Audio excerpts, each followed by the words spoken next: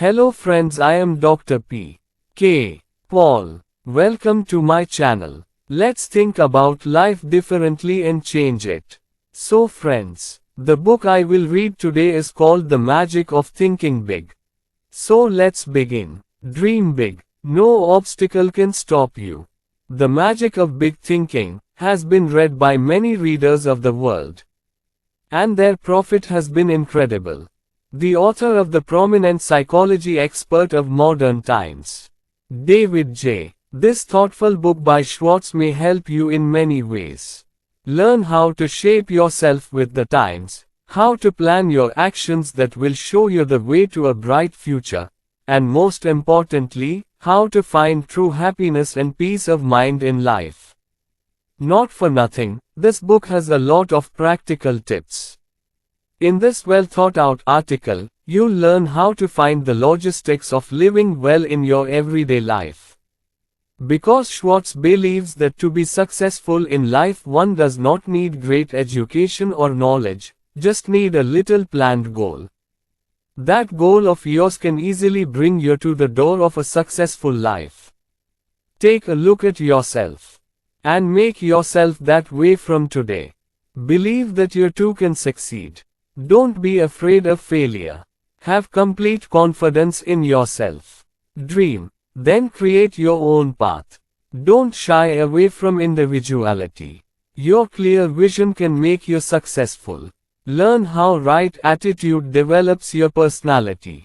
Victory lies within your failures. Your goals will set you on a path forward. Put yourself above everyone else. Dr. David J. Schwartz, Professor of History at Georgia State University, Atlanta and Head of Creative Educational Services Inc. His Creative Educational Services works for leadership development worldwide. Introduction. Why such a big book? Why so much talk about the magic of ambition? 12,000 books will be printed this year. One more. Why? I want to tell you a couple of things about this. A few years ago I went to a very influential sales meeting. The vice president in charge of the marketing department of that company was very excited and wanted to convey something. With him on stage was one of the company's top representatives, a very ordinary-looking gentleman who earned just under $60,000 that year. Other representatives had an average income of $12,000. The executive exclaimed, "Take a good look at Harry. What does he have that none of you have? Harry earns 5 times more than everyone else, so is he smarter than everyone else.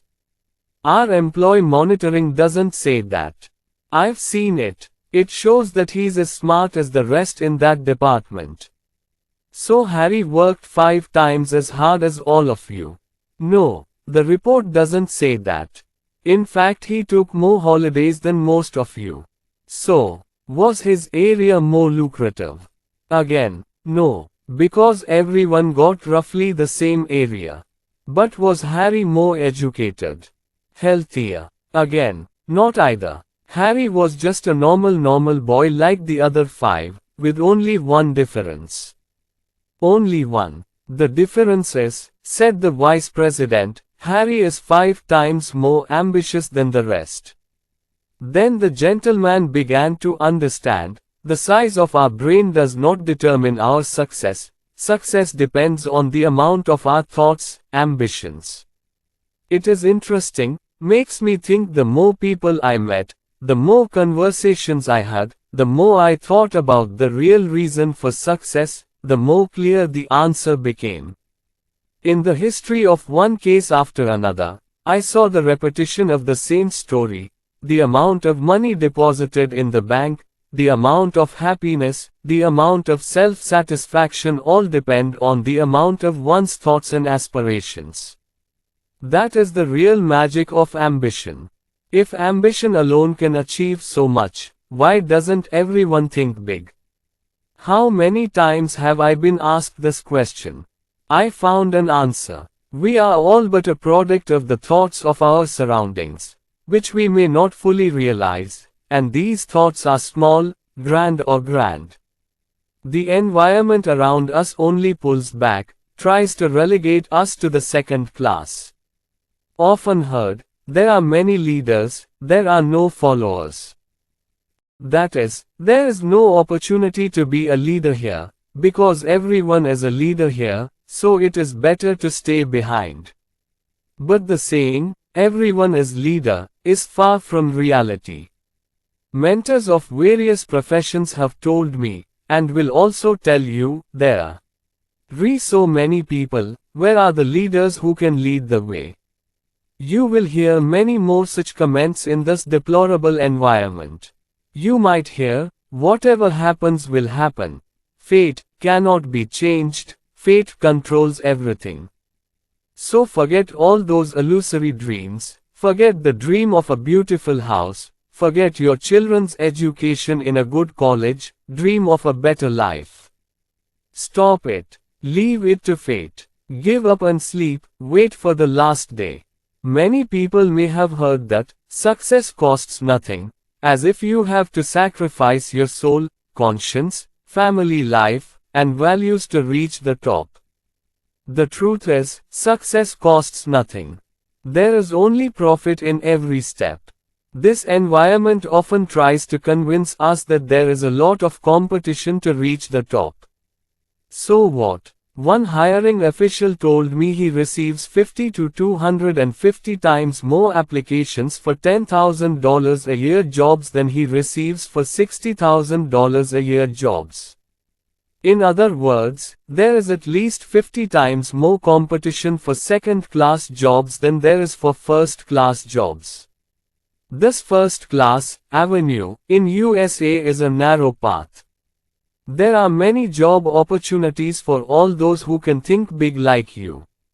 The essence and content of the magic of ambition can be found in the thoughts of the world's greatest minds. As Prophet David said, "As a man thinketh, so shall he become." As Emerson said, "Great men know that thought rules the world." As Milton wrote in Paradise Lost, "The mind is real, the mind can turn heaven into hell or hell into heaven." As Shakespeare said, "There is no such thing as good or bad, thoughts make things good or bad." But where is the evidence? How to understand what these great learned personalities said is accurate? Good question, but the evidence is available. The lives of a few selected people around us are the proof. They have successfully made their lives meaningful and happy. The magic of ambition proved correct. The simple methods we have mentioned are the proven way. These are not just human imaginations. These are life situations. Proven methods of coping. They are applicable to everyone and are as effective as magic. The very fact that you are reading these pages indicates that you are interested in greater success. Eager to fulfill his aspirations. Interested in getting a good lifestyle.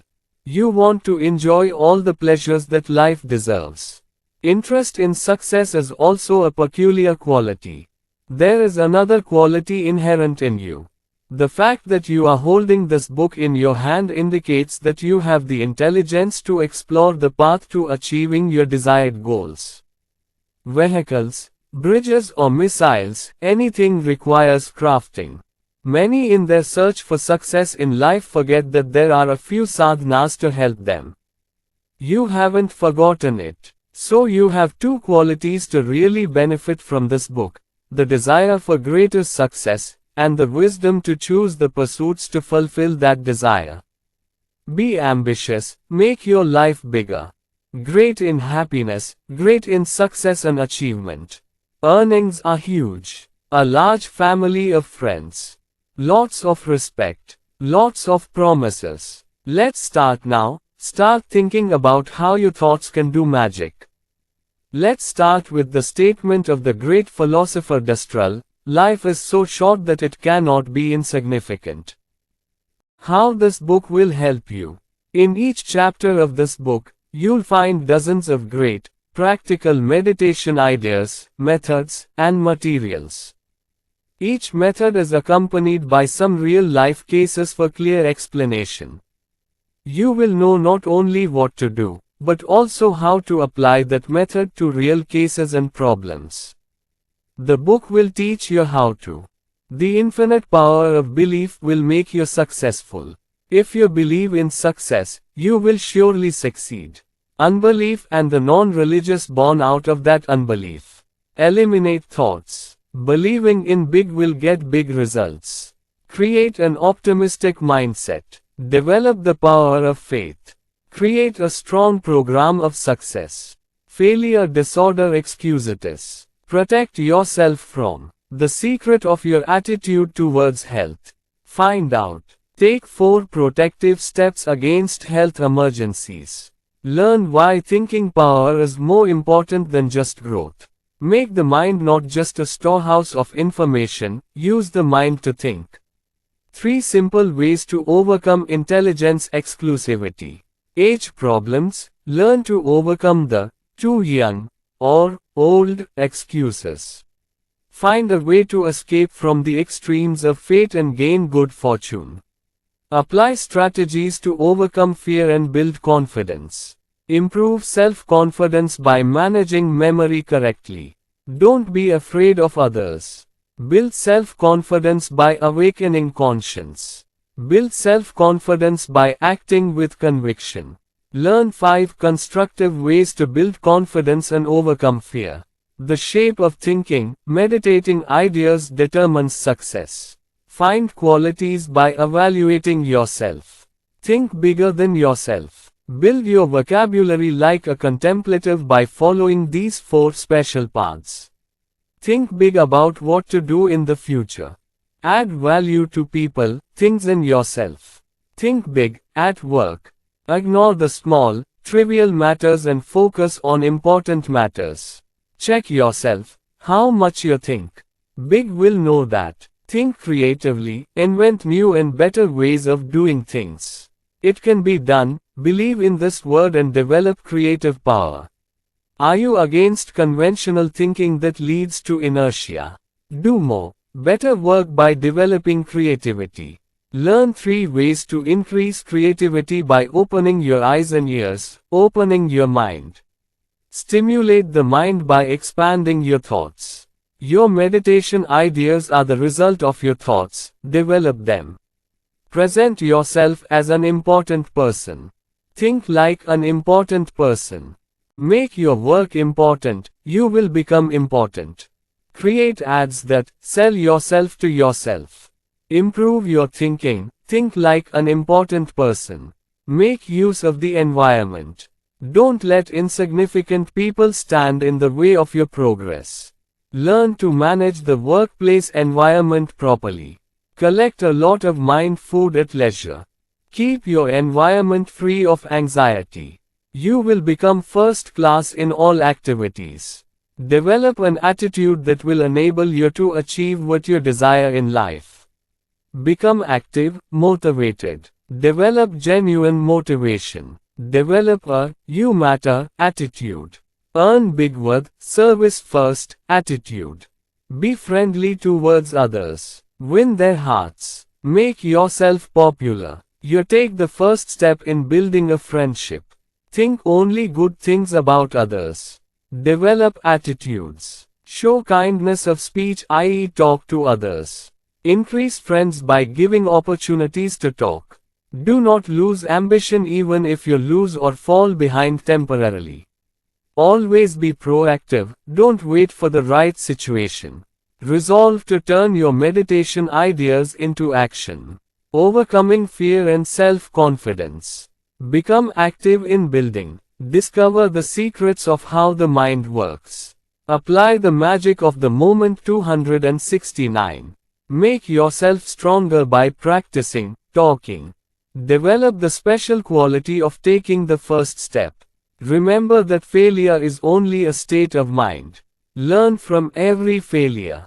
Do constructive self-criticism. Persistence and constant innovation will reap benefits. See the bright side of every situation, don't be discouraged. About where you want to go in life. Set clear goals. To set your 10-year goals. 300 will avail this plan. Beware of the 5 weapons of success. Develop workforce diversity with specific goals. Set goals that will help you in your work and make you live longer. Reach your goals by following the improvement guide in 30 days. Invest yourself for future profits. Learn the 4 principles of leadership. Try to think like the people you want to influence. Keep a sense of humanity at work. Think forward, believe in improvement, move forward. Check if you are really progressive. Cultivate great thinking power. Apply the magic of ambition in life's most important situations. Believe me, you will surely succeed. The word success can be given various, beautiful, constructive interpretations. Success, i.e., personal prosperity, a beautiful home, vacations, travel, new things, financial security, best opportunities for children. Success means winning hearts, leading, being admired at work and in social life. Success means freedom, freedom from worries, anxieties, fears, disappointments and failures. Success means self-esteem, constant and genuine happiness in life, the ability to do more for those who depend on you. Success means winning. The goal of life is success, achievement. Every person wants success. Everyone wants the best in life. No one wants a simple lifestyle, no one wants to crawl. No one wants to be a second-class person, he is not at all happy to be forced into that class. There are some practical ways to succeed in the Bible, saying that even mountains can be moved by faith. Believe in your heart, you can move mountains. Many do not trust this strange ability. You may have heard people say, move a mountain. The idea that a mountain can be moved is foolish. This is completely impossible. But those who think like this have confused the 2 words of faith and illusion. And really, it is not a mountain that can be moved just by thinking. Executive suite is not available if desired. Just imagining a 5-bedroom, 3-bathroom house or a fat mind job doesn't do the trick. You can't become a leader if you want to. But if you have faith, you can move mountains. If you believe in, I will succeed, you will definitely succeed. Belief is an amazing power. It is not a magic or miracle thing. Belief works like this: I am sure I can. This belief increases morale, efficiency and strength in work. I can start to believe, then what can be done next comes to mind. How many hundreds of youth of the country join the work every day? They all hope to reach the top of success one day. But most of these young people don't have the faith to reach the top. So they don't reach the top. Because they think that climbing the ladder is the way to go. Impossible, so they don't find the ladder to reach the top. They no longer behave like normal people. But few of these youngsters have the conviction that they will surely succeed. Their attitude to work is, must reach the top. With this confidence they really reach the top. They believe in success, believe that success is not impossible. So they strictly observe the behavior of the subordinates. A successful person learns how to deal with problems, make decisions. They deeply study the attitudes of successful people. He who believes in his heart, I will succeed, starts looking for the way to succeed. A lady I know decided 2 years ago to start a mobile home sales agency. But many advised him against this decision. He did not listen to them and started the work. The woman had less than $3,000 in savings, and was advised that the minimum investment amount would be much higher. He was told, there is so much competition now. Also, stay away from running a business. Do you have any experience selling mobile homes? Asked his mentor. Yet the woman had faith in herself. The ability to succeed lay within her. He admits that he does not have enough capital. The business field is competitive and he lacks experience. But, he said, the evidence I've been able to gather shows that the demand for mobile homes will continue to grow. And I understand the competition well. I know I can sell them better than anyone in town. Good job. There will be some mistakes while doing it, but I will reach the top very soon. And that's what happened. She didn't have much trouble raising money for the investment. Seeing Shu's conviction that this business would be a success, 2 investors came forward to help this woman make the impossible possible. She found a trailer manufacturer who helped him with limited equipment without cash. Last year the woman sold $1 million worth of trailers. Belief, conviction helps find ways to act, helps you know how to do things. And seeing your confidence in yourself, others will also have confidence in you. This lack of confidence is seen in most of the people, but few, i.e. the residents of Sudeshpuri in USA, do not lack it. A friend of mine who works for a highway department in a Midwestern state told me about my mountain climbing experience a few weeks ago. Last month, my friend began, our department put out notices to several engineering companies that we were going to build the Atatar Bridge in a highway construction program, and so several companies were to be awarded the job. The bridge would cost $5 million. That the engineering firm will receive a 4% commission or $200,000 on the design. Of the 21 engineering organizations I spoke to, the 4 largest organizations immediately agreed to submit proposals. The remaining 17 companies were relatively small, with 3 to 7 engineers in each organization. 16 of them were overwhelmed by the size of the project.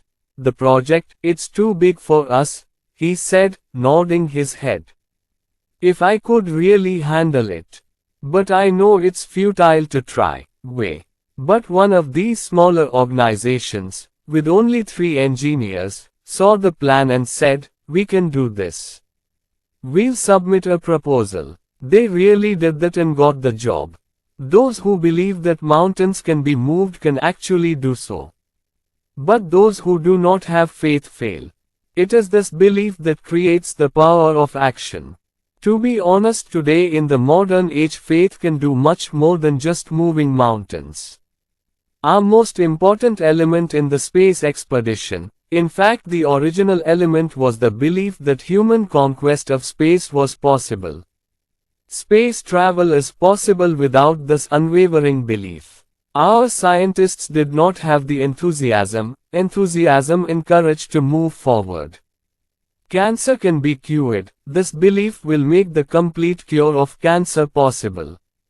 A few years ago, through the English Channel, there was talk of building a tunnel that would connect England with the rest of the continent.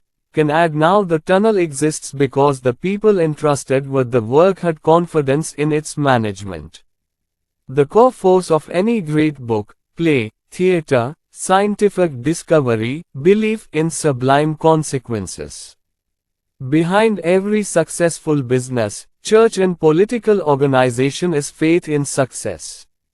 One of the most important factors behind the success of successful people is their belief in success and victory. Believe that you will succeed. You are bound to succeed. Over the years I have spoken with many people who have failed in business and other livelihoods. I have heard various reasons and excuses for failure. Talking to all these failed people, I noticed an important thing. Very commonly these unsuccessful people commented, I wasn't really surprised by the failure either, because I honestly didn't expect it to succeed, or because I had doubts before I started. Trying but not succeeding. Attitude brings failure. Disbelief is a sign of despair. When disbelief or doubt arises in the mind seeks various reasons to support that disbelief. The root cause of most failures is doubt, disbelief, the subconscious desire to fail, the desire not to succeed.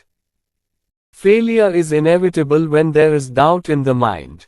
Hope to win, surely you will succeed. Recently, a young storyteller was discussing with me his writing ambitions. A famous writer was discussed in the context of the speech. "Oh," she said, "what a great writer, I'll never be as successful as he is." I was disappointed by this because I knew this second author. He is not a man of extraordinary intelligence or imagination, nothing extraordinary about him, but he has an extraordinary confidence. He believes that he is one of the greatest writers, so he works with the best quality. It is good to show due respect to the guide. Learn from him, but don't make him a god. Trust me, you can do better than that. Have faith, you can go further. People who think they are second class act like second class. See, faith is like a thermostat that controls the things we do in life. Look at the man who is living a very ordinary life. He believes that he has no value, so he gets very little from life. He believes that he cannot do anything special in life, so he is a failure. He feels that he is not important, so everything he does becomes worthless. Over time, self-confidence, my speech, behavior and actions are also reflected in that person. If he doesn't adjust his thermostat properly, he will gradually become smaller, more unsuccessful to himself. And since the rest of the world sees us the way we think we are, we will have no value in the eyes of others. Now, let us study a progressive man. Its belief is important personality, so everyone gives importance to it. It thinks that it is possible to fulfill great and difficult tasks, therefore it succeeds. What it does, its behavior towards people, its character traits and thoughts, attitude all say, this is a professional, this is a distinguished person. Man is the result of his own thinking. Have great faith. Turn up your thermostat. Have complete confidence in your heart that you will succeed. Achieve success based on this confidence. Trust in the big, yourself. Grow up. Many years ago, after a lecture to a group of businessmen in Detroit, a gentleman approached me and introduced himself. "It's great to hear what you have to say. Can you give me some time? I want to discuss a personal experience with you," he said. A few minutes later we are sitting in a coffee shop, waiting for food. The gentleman began to speak of himself. "What you said this afternoon about making the mind work with the mind instead of against it is a direct proof of my personal experience. I have not told anyone the story of how I managed to reach the top of success from the most ordinary class. Today I want to tell you." "Sure. I'd like to hear that too," I say. "Just 5 years ago, I was working like everyone else. Working in the tool and die business. Living a very simple life. But it wasn't enough. Our house was too small and we didn't have enough money to buy the things we wanted. My wife, God bless him, he never complained about this, but I understood that he was not happy. He left everything in the hands of fate. T3. Inte. But now everything's changed," my friend said. "Now we have a nice house on 2 acres and a cabin a few miles away. We don't have to worry about getting the kids into a good college. My wife is new. He doesn't feel guilty about buying clothes. We're going to Europe for a month next summer. I'm enjoying life to the fullest." "How did this happen?" I asked. "All of this is possible," he continued, using the words you are using tonight, the power of faith. 5 years ago I found a job in a company in Detroit. We lived in Cleveland then. Thinking about this new job in hopes of increasing income. I came here on a Sunday afternoon, even though the interview was on Monday. I sat in the hotel room after dinner. Who knows why I was so angry with myself? I asked myself, why am I such a middle-class failure? Trying to get a little job, maybe it will improve a little. I still don't know why I did it then. I wrote down the names of 5 people I knew on the hotel paper, whose earning power and work responsibilities were many times higher than mine. 2 of them were my former neighbors and had moved to a better subdivision. Under the other 2 I worked and the third one was my sister-in-law. Then, again, I don't know why I did it. I asked myself, besides a good job, what qualities do they have in them that I don't have? Compared with myself in intelligence, I found that they were not particularly intelligent in any way. To be honest, what is education? Neither in honesty nor in personal habits were they superior to me. At last I considered another of the much discussed qualities of success. Intuition. I was reluctant to admit it to myself, but it was true. My record in this regard was very poor compared to that of my friends. It was 3 o'clock in the morning, yet I could think clearly. Discovered my weakness for the first time. Discovered that I never gave myself the opportunity to express myself in such a way. Always looking for a solution. I looked a little deeper into myself and found that the reason why I did not take the spontaneous action was that I had never valued myself. I spent the rest of that night thinking about how my lack of faith had taken over my entire being, how my own mind was against me. I realized that instead of thinking about how to succeed, I was thinking about why I failed. I was deceiving myself. I saw myself. This attitude of deprivation was affecting everything I did. Then I suddenly felt that if I didn't believe in myself, no one would believe in me. I decided at that moment, no more second class. I will not deprive myself from now on. I still had that confidence the next morning. I put that confidence to the test in job interviews. While preparing for the interview, I thought to myself that I could ask for $750 or $1,000 more than my current salary. But now, feeling important, I raised my price to $3,500. And I really got it. After a night of introspection, I discovered that I was worth too much, so I sold myself for more. In just 2 years I established myself as a successful businessman. Everyone knew I was good at business. Then came the recession. Since I was one of the most skilled traders in the industry, my price increased manifold. The company was restructured and I was given a substantial share in the shares in addition to the revenue increase. Trust yourself and you will get good results. Your mind is a busy workshop of thinking where countless thoughts are generated every day. The 2 foremen in charge of production in this factory are Mr. Winners and M. Failures. Mr. Winners emanate constructive, optimistic thinking. Responsible for doing, he is an expert in finding out why you can do the job, why you are qualified for the job, why you will do the job. Another foreman, Mr. He is adept at creating failure, creating pessimistic, non-religious thoughts of why you can't, why you are weak and incapable. Characteristic of the "why will you fail" mindset. Mr. Winner and Mr. Failure is both very compelling.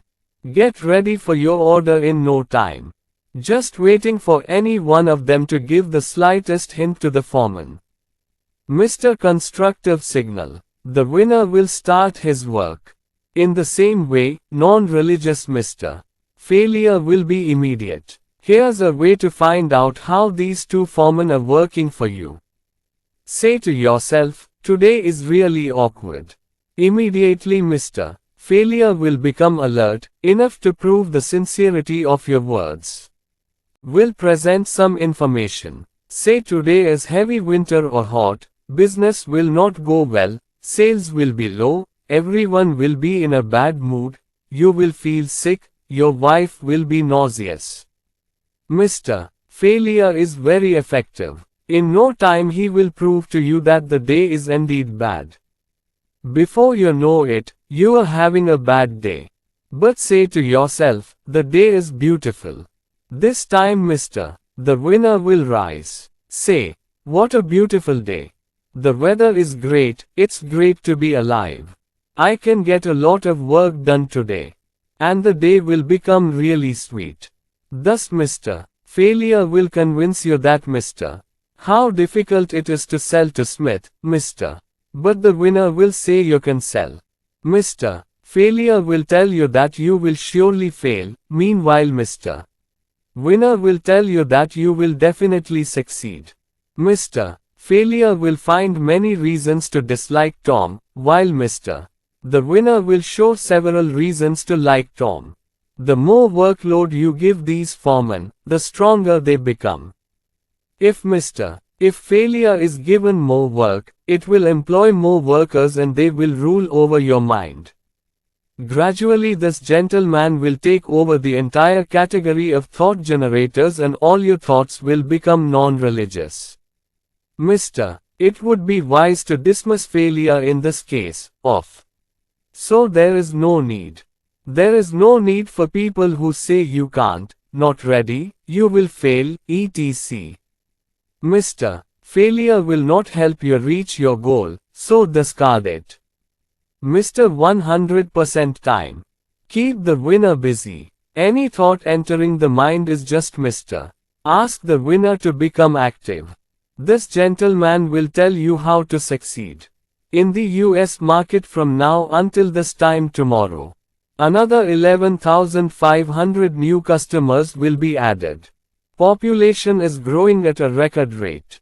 An estimated 350 million growth in the next 10 years will equal the combined population of our current 5 largest cities, New York, Chicago, Los Angeles, Detroit, and Philadelphia.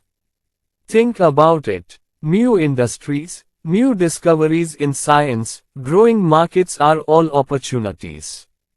This is good news. It's nice to be alive at this time. In all fields, senior positions are in high demand. Want people who can influence others, manage work, have leadership skills. And those who can fill these top spots are all adults or nearly adults. You are one of them. Financial progress does not necessarily mean personal success. America has always been on the road to financial progress. On the face of it, countless people, most people, are struggling but not succeeding. Despite the incredible opportunities that have come in the past 2 decades, most people stuck in a very ordinary upper middle class lifestyle.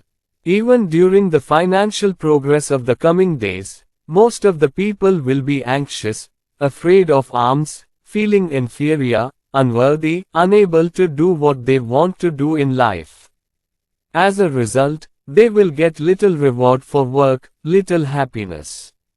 Smart people who can turn opportunities into rewards, I'm sure you're one of them, or you'd be sitting on your hands and giving up on luck. Not reading this book will learn how to think like a successful person. Move forward. Never before has the door to success been so open. Pledge to become one of those who have succeeded in achieving the desired lifestyle. This will be your first step towards success. It is impossible to avoid this path. Step 1. Believe in yourself, believe that you will succeed. How to develop the power of faith. Gaining strength of faith, 3 ways to strengthen. 1. Think about success, don't entertain the thought of failure. At work, at home, think about success instead of failure. In difficult situations think, I will win, not, I might lose. When you compete with someone, think, I'm one of the best, not, I'm not that good. Root the idea of, I will succeed, in your thinking mindset. Thinking about success makes your mind successful. Helps prepare plans. The thought of failure works in the same way. Thinking about failure makes the mind think about other things about failure. 2. Regularly remind yourself that you are much better than you think you are. Successful people are not superhuman. Success does not require genius. Success is not a miracle. Luck has nothing to do with success. A successful person is also an ordinary person, but he has confidence in himself and his work. Never, yes, never, ever, belittle yourself. 3. Have high hopes. The greater the volume of your belief, the greater the volume of your success. If you set small goals, the results will be insignificant. Set big goals, get big success. Moreover, remember that big imaginations and ideas, big planning, small ideas, are much easier than small plans, not difficult. Board of General Electric Company in a leadership session. Chairman Mr. Ralph J. Cordiner said, "Whoever wants to lead himself and his company, we want him to have a strong conviction of personal development. No one can dictate self-improvement or development. People fall back, or move forward, depending on their own application. This work requires a lot of time, effort and self-sacrifice. No one else can do it for you." Mr. Cordiner's advice is sound and practical. Apply it in life. Those who reach the top in business management, sales, engineering, religious activities, writing, acting, and more all work relentlessly and consciously to plan for confidence and growth. In any training program, including this book, there are 3 things to do. It should contain the agenda, i.e. what to do. Secondly, the method of doing the work, i.e. how to do it, and thirdly, I want clear results, i.e. the benefits. The content of your success personal training program, i.e. what to do, will be based on the attitudes and actions of successful people. How do they manage themselves? How to overcome obstacles? How do they become respected by others? Why are they non-ordinary? How do they think? The how-to of your development and growth plan is a few practical instructions on how to work. This is explained in each chapter. This guide can be really useful. Try it out. The most important thing in training is results. In short, if you consciously use the programs given here, you will surely succeed in what may seem impossible to you at the moment. Breaking it down reveals that your personal training program will reward you in many ways: respect from family, appreciation from friends and acquaintances, feeling like a workaholic. The reward for doing so is self-esteem, increased income, and a better lifestyle. You have to train yourself. No one will be standing on top to dictate what to do, how to do it. This book is your guide, but you know yourself best. So only you can order yourself this training. Only you can properly analyze your progress. Only you can correct if there is a slight error deviation somewhere. In short, only you can train yourself to achieve greater success. You have a laboratory complete with equipment, where you can study to work. These laboratories are spread everywhere. There are many people in it. Here you will find examples of all possible human activities. Think of yourself as a scientist in your own laboratory, and see how much there is to learn. Moreover, here you are not obliged to buy anything. No rent to pay. No fee required. Use this lab as much as you like for free. Since you are the director of your laboratory, study and apply like other scientists. Although there are many people around us, many people do not understand what is the reason for different behavior and use of people. Is it not surprising? Most people don't have the ability to observe. This is one of the books. The main purpose is that it will help develop your observation skills, help you understand human behavior. You may ask yourself, why is John so successful while Tom lives a very ordinary life? Some people have many friends while others have few friends. Why? Why is it that when one person says something, it is accepted with a smile, and when another person says the same thing, it is completely ignored? After training, you can gain valuable knowledge with this very simple method of observation. Here are 2 specific ways to make yourself a trained observer. Choose 2 very successful and completely unsuccessful people you know to study. While reading this book, you will notice how your successful friends are following the path of success beautifully. Study these 2 types of people who follow completely opposite paths, and the correct understanding of following the truth given in this book will arise. Whenever you talk to someone new, you get a chance to see how the development process works. It is your responsibility to practice the activities that lead to success. The more you practice, the more naturally you will be able to move forward in the desired direction. Our friends or others build various things as hobbies. They often say, growing plants is exciting. How they become alive by getting food and water.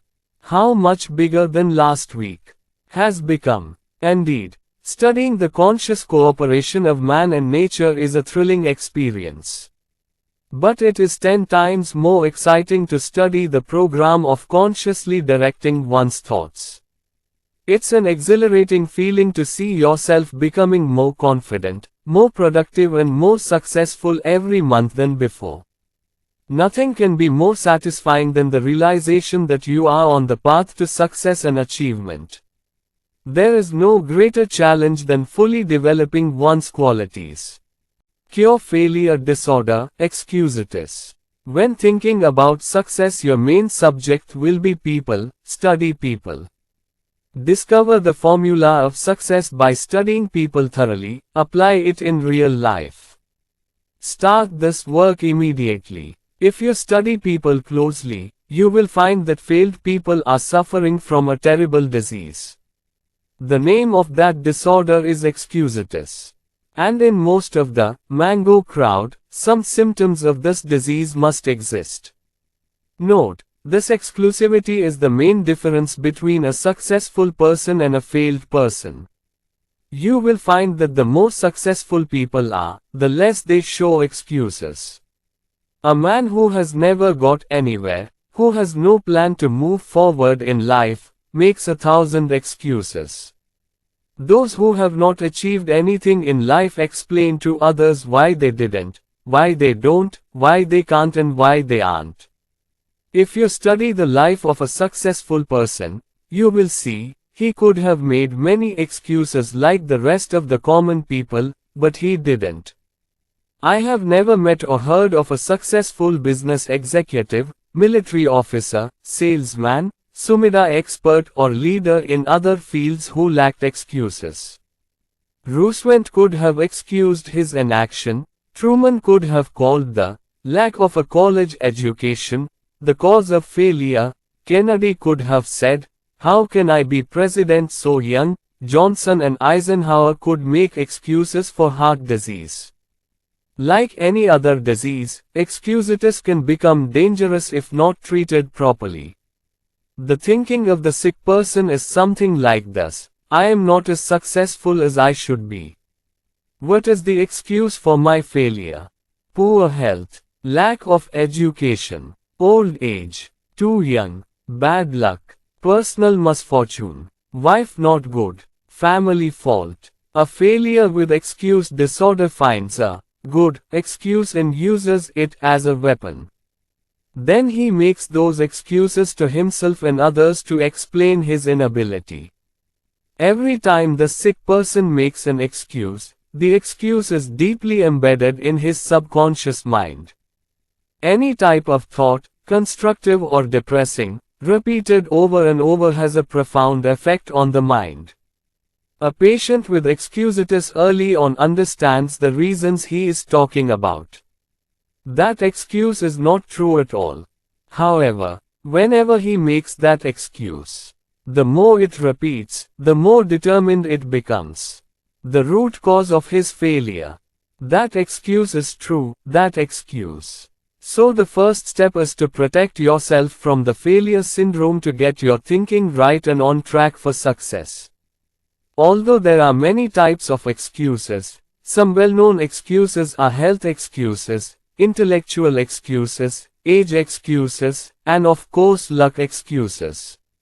Now let's see how to protect yourself from these well-known diseases. 4 well-known exceptions. What should I do? My health is not going well at all.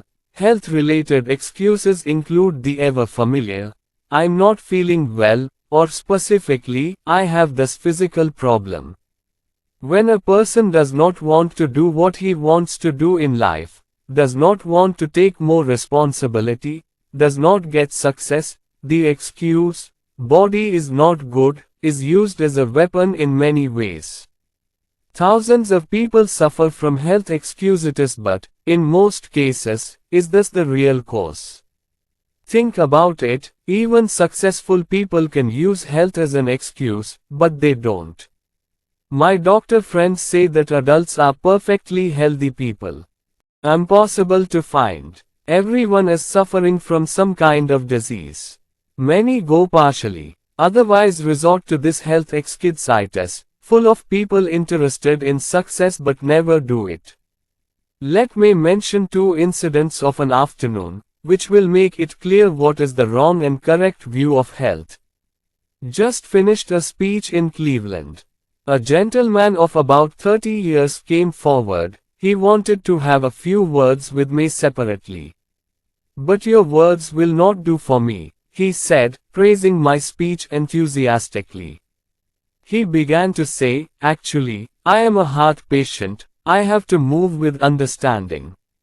He said that despite seeing 4 doctors, none of them could find the problem. So he asked for my advice. I replied, look, I don't know anything about the heart, but as a layman I can offer 3 suggestions that I would have done myself. First, see the best cardiologist in town and accept his decision as final. You have shown 4 doctors, none of them. No abnormality was found in your heart. Now accept the diagnosis of the 5th doctor. Maybe your heart is completely healthy. But you will get really sick soon. The second suggestion is doctor. Read Shigula's famous book, How to Live 365 Days a Year. Doctor, in this book, Shishula said that 3 of the 4 women in the hospital are mentally ill. Just think, 3 out of 4 people would feel completely healthy if only they could control their emotions, doctor. Read Shishula's book and learn how to channel emotions. Third, do not die before death. A lawyer friend of mine who suffered from tuberculosis many years ago gave me some good advice, which I relayed to this hapless gentleman. My lawyer friend knew that he had to live a controlled life, but that never got in the way of his law practice, good family life and enjoying life. That friend of mine, now 78, says his life philosophy is, I will live till I die. I will not confuse life and death. As long as I am in this world, I want to live. Why live half dead? Don't spend even a minute in fear of death. It means that 1 minute he is dead, that moment he is not alive. Then I was in a hurry to catch a plane. I had to leave for Detroit. My second sweetest experience on a plane was this. After the plane took off, I was startled by a ticking sound. I looked at the gentleman next to me. The sound was probably coming from that direction. Smiling happily, the gentleman said, don't be afraid, it's not a bomb, it's the sound of my heart. I was surprised to hear, so he explained the matter. 21 days before he had an operation, a plastic barrier was placed on his chest.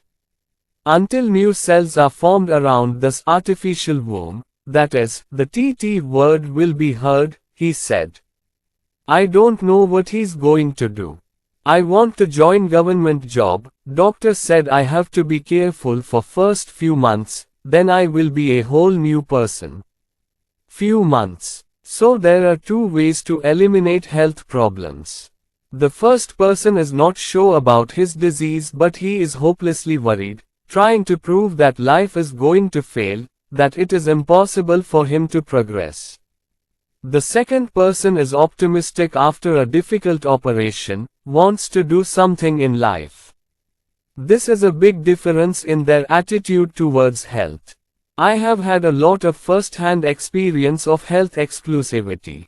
I am a diabetic. After being diagnosed with this disease, that is, about 5,000 hypodermic ago, I was warned, although diabetes is a physical problem, a pessimistic attitude towards this disease can cause great harm. The more you think about it, the more you are in danger. Naturally, after being diagnosed with the disease, I came in contact with several diabetic patients. Let me give two examples. Although a patient has diabetes, yet he is almost half dead. He covers himself almost all the time due to fear of change of weather. Fearing infection, he flees from there at the slightest sign of cold. He does not work for fear of overwork.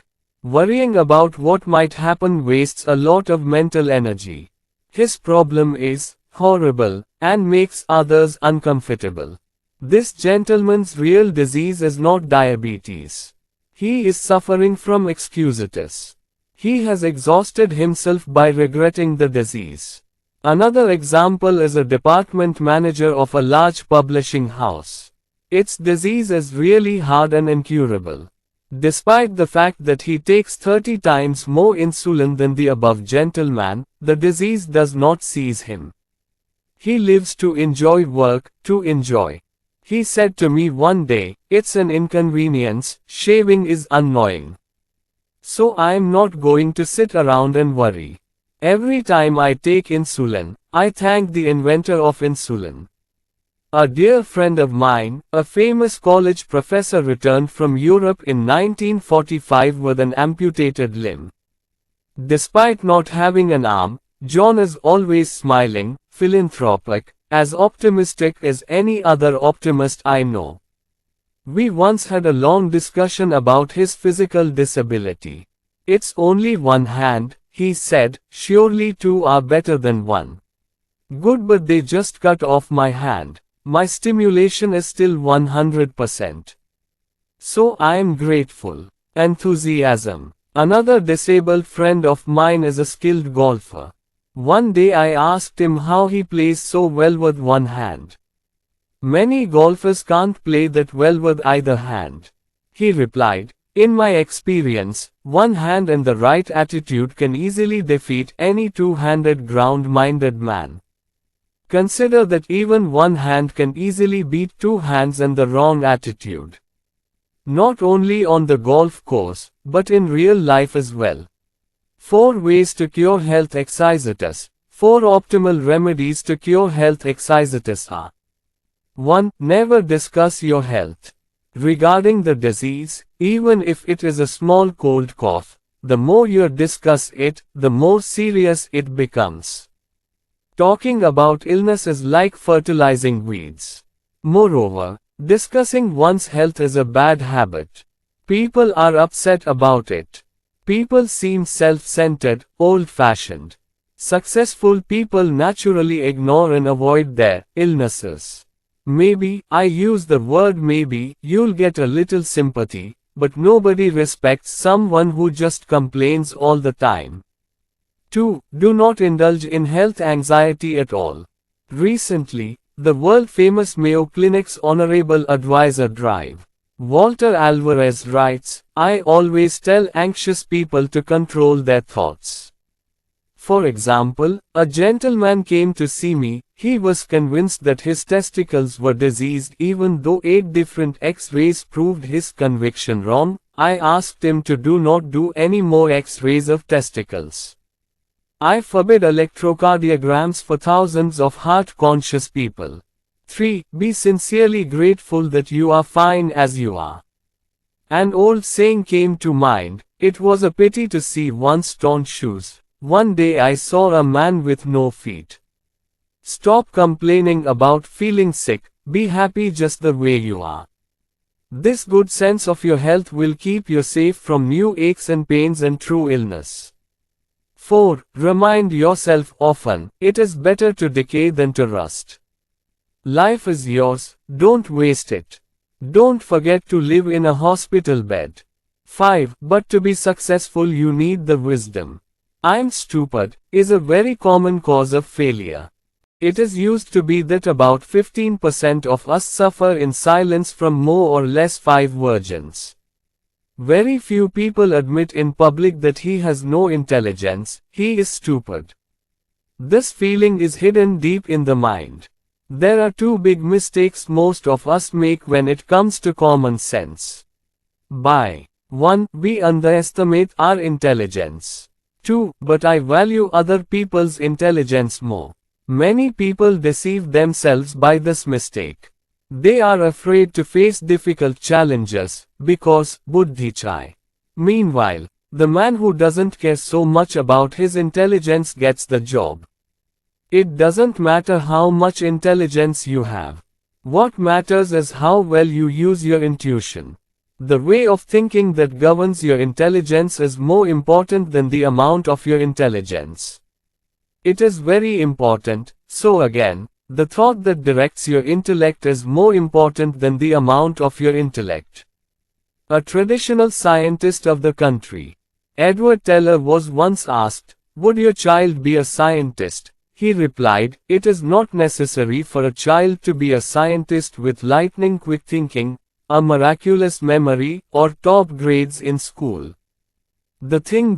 What matters is whether the child has an interest in science." So, what is very important in a subject like science is interest, taste. A person with an IQ of 100 will earn more than a person with an IQ of 120, gain more respect, be more successful in life, if he has the right, optimistic attitude and cooperative mindset. Work, whether it is a daily activity or a special task or project, diligently completing the task is much more productive than lazy intelligence. Lazy intelligence is great but not effective. Survival is 95% of power. Last year I met a college friend, we met after almost 10 years. Chuck was a brilliant student, earning a bachelor's degree with honors. When we met earlier he said he wanted to start his own business in western Nebraska. So I asked the wheel, what is the business doing in the end? In business, but not for myself, he admitted. 5 years, even a year ago, I probably wouldn't have talked to anyone about it, but now I'm ready to talk. Looking back, thinking back to my college days, I understand the idea that business is bound to fail. Is there sustainability? The saddest thing is that several of my friends in high school, who probably had no idea about business, didn't even go to college, are well established in their own businesses today. And look at me, still working. Counting cargo on ships. Why small businesses can't succeed? If I hadn't made such a rough calculation about it, maybe my condition would have improved a lot by now. The thoughts governing Chuck's intelligence played a more important role than the amount of intelligence he possessed. Why are some very intelligent people not successful in life? I have known this gentleman for several years. He is very talented, highly intelligent, he graduated with honors. This incredibly intelligent person is a complete failure in real life. He doesn't do very ordinary jobs because he is afraid to take big responsibilities. He never married, several marriages ended in divorce. His number of friends is insignificant, he does not like many people. He has never invested in any real estate in his life because it can lead to loss. The gentleman, instead of finding the path to success, he uses his extraordinary intelligence to find evidence of failure. Disha directs his intellect to be non-religious but thinking, so his involvement is insignificant, he cannot create anything. He will be very successful if he can change his attitude. He has the sense to succeed, but the thinking power is not correct. Another gentleman I know joined the military after receiving a Ph.D. degree from the prestigious New York University. Do you know what he did in the military service for 3 years? He could not be an officer. He was not a personnel expert. He only drove trucks for 3 years. Why? Because of his arrogance towards his fellow soldiers. I am better than them. His attitude towards military methods and procedures, they are stupid. His attitude towards discipline, for the rest of them, not for me, everything, even his behavior towards himself. I am an immaterial, still haven't found a way to escape from here. No one respected him, his intellectual wealth remained dormant. Its non-religious attitude made it a failure. Remember, how intelligent you are is more important than how you use that intelligence. University Ph.D. Even degrees cannot break this basic rule of success. Several years ago I became close friends with Phil F. He was an employee of a large advertising agency. Phil belonged to that organization. He was in his own work. Was Phil super smart? Not at all. Even the research method was not well known to him. Knew nothing about statistics. He didn't even go to college, though all his subordinates were graduates. Phil never tried to pretend to be knowledgeable about the practicalities of research. So, how could he earn $30,000 a year when none of his subordinates could earn $110,000 a year? Reason: Phil was a human engineer. A 100% optimist, Phil was full of encouragement when someone was down. Everyone was encouraged to see him. Phil Manchintra knew what made a man tick, so liked everyone. Not intelligence, Phil's method of imparting intelligence made him more valuable to the company than people with 3 times his IQ. If 100 people are admitted to college, only 50 of them can graduate. Interesting, ask the director of admissions of a large university to find out why. It is not for lack of intelligence, he said. We wouldn't admit them if they weren't intelligent and capable enough. Money doesn't play a role here either. Anyone can afford college these days. The real reason is attitude. You'd be surprised to hear how many young people drop out because they don't like professors, don't like their required subjects, dislike classmate. Because of this non-religious pessimistic thinking, many lower-ranking employees never make it to the senior manager's seat.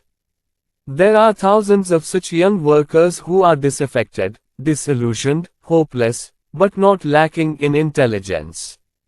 One employee told me, very few young people are rejected for stupidity, almost always the real reason for rejection is attitude.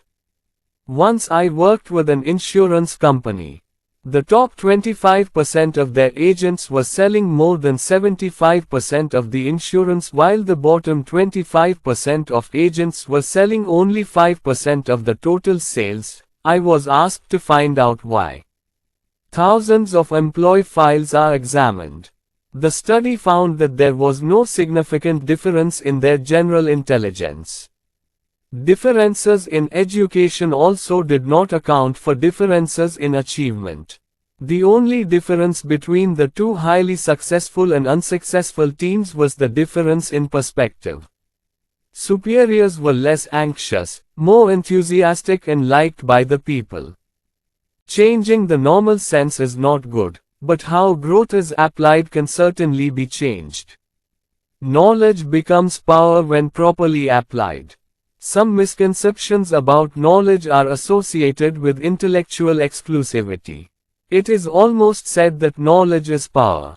But that is not entirely true. If the power of knowledge can be applied in constructive work. Einstein was once asked how many feet are in a mile. Einstein replied, I can't say. Information that can be found in 2 minutes in any reference book needs to be memorized. What? Einstein taught this one strange thing.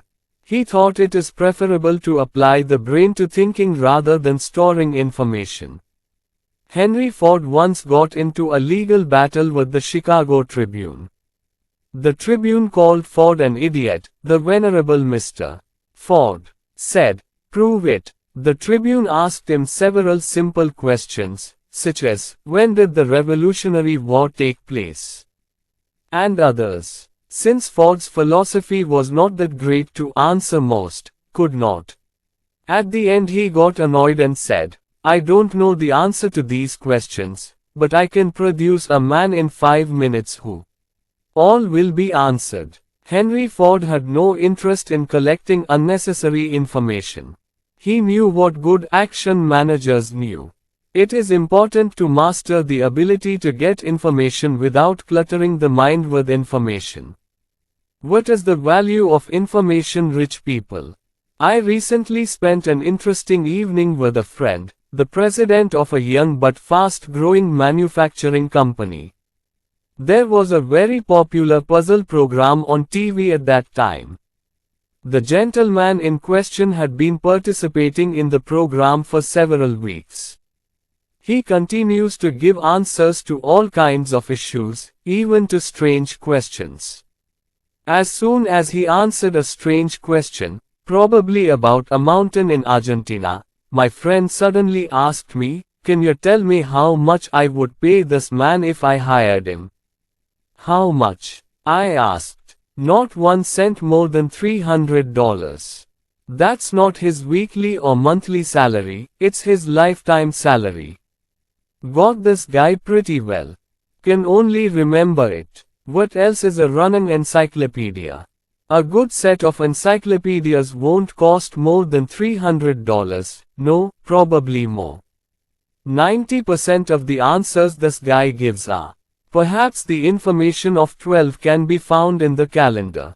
In my work I want people, says the friend, who can solve problems, who can think new things, who can dream and turn those dreams into reality, who has the ability to think new things, make sense, give people information. Nothing is gained. 3 ways to cure excusitis of intelligence. 3 simple ways to cure excusitis of intelligence are: 1. Never think that you are less intelligent while others are more intelligent. Don't fool yourself. Look at your qualities. Think about what and where you are better than others. Remember that it is more important than the amount of your intelligence to use it correctly. Use your brain instead of worrying about your IQ. 2. Every day, repeatedly remind yourself, my attitude and attitude are more important than my intellect. Be optimistic at home and at work. Think about why you can, not why you can't. Develop an "I'm winning" attitude. Use your intelligence in creative and constructive ways. Find a way to win. It's futile to use intelligence to prove that you are going to lose. 3. Remember that the ability to think is much more important than the ability to remember information. Generate and develop new ideas. Use your mind to discover new and better ways. Put on Ask yourself, what am I thinking about making history? Applying. Or is it a waste of intelligence to collect history made by others? Doing. It's no use. I'm old, I'm young. Age excusitis is the fallacy of never being right. I'm old, and I'm still young. You may have heard these reasons for failure in the mouths of thousands of unsuccessful, ordinary people. I'm old, I'm so young, what can I do now? I can't do what I want to do, because I'm old. True. Maybe only a few people think their age is appropriate for work. It's unfortunate. Countless people miss the golden opportunity of their life by giving this age excuse. They think their age is wrong, so they don't even try. I am old is a well-known excuse. Slowly this disease is spreading around. I saw a story on TV. A high-ranking employee lost his job due to the company's consolidation. He can't get a job because he is old. Mr. Executive several after months of searching for a job, he imagined committing suicide and finally said to himself, I'm fine. Why does everything end when you turn 40? The reason plays, novels, magazines, and articles about the subject are so popular is not because it is true, but because many anxious people find this excuse attractive. How to deal with age excusitis. Age-related excusitis can be cured. A few years ago I was running a sales training program when I discovered a drug that not only cures disease, but protects you from it, so you never get it. A gentleman named Cecil was present at that sales training.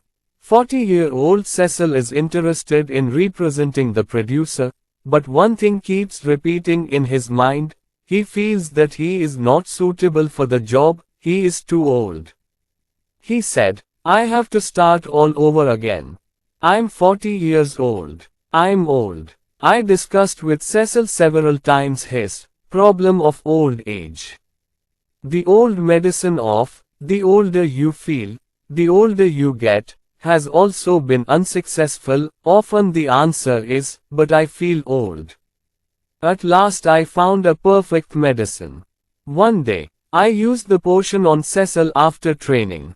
I asked, Cecil, when did human reproductive powers develop? After thinking for a few seconds, he replied, about 20 years old.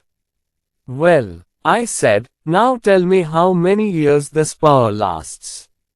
Cecil replied, if he is healthy and strong, loves his work, I think he can be fully capable until the age of 70. Well, I say, he's still very active after 70, but let's take your word for it that a man's productive lifespan is from 20 to 70. That's a life expectancy of 50 years, Cecil, I said again, you're 40, so how many years have your productive capacity been active today? 20, he answered. How many years left? 30, comes the reply. That means you're not even halfway there, Cecil, only using 40% of your production capacity. Looking at Cecil, I realized that this time he also understood, the exclusivity of his age was cured. Cecil realized that day that he still had a chance. He changed his thinking from, I am old, to, I am still young. He realized by now that age is not the important thing, it is our attitude towards age that makes age a blessing or a curse. Ridding yourself of age excuses will open up avenues of opportunity that may have seemed closed to you before. A relative of mine worked for many years in sales, business management, bank work, various jobs and could not figure out what he wanted. Finally Siddhar arrives who actually wants to become a minister. But when the thought came to him, he felt old. At that time he was 45 years old, father of 3 children but not much money. Fortunately he mustered up all courage and convinced himself, be it 45 or whatever, I will be a minister. By faith alone, this gentleman enrolled in a 5-year ministerial training program at Cochin.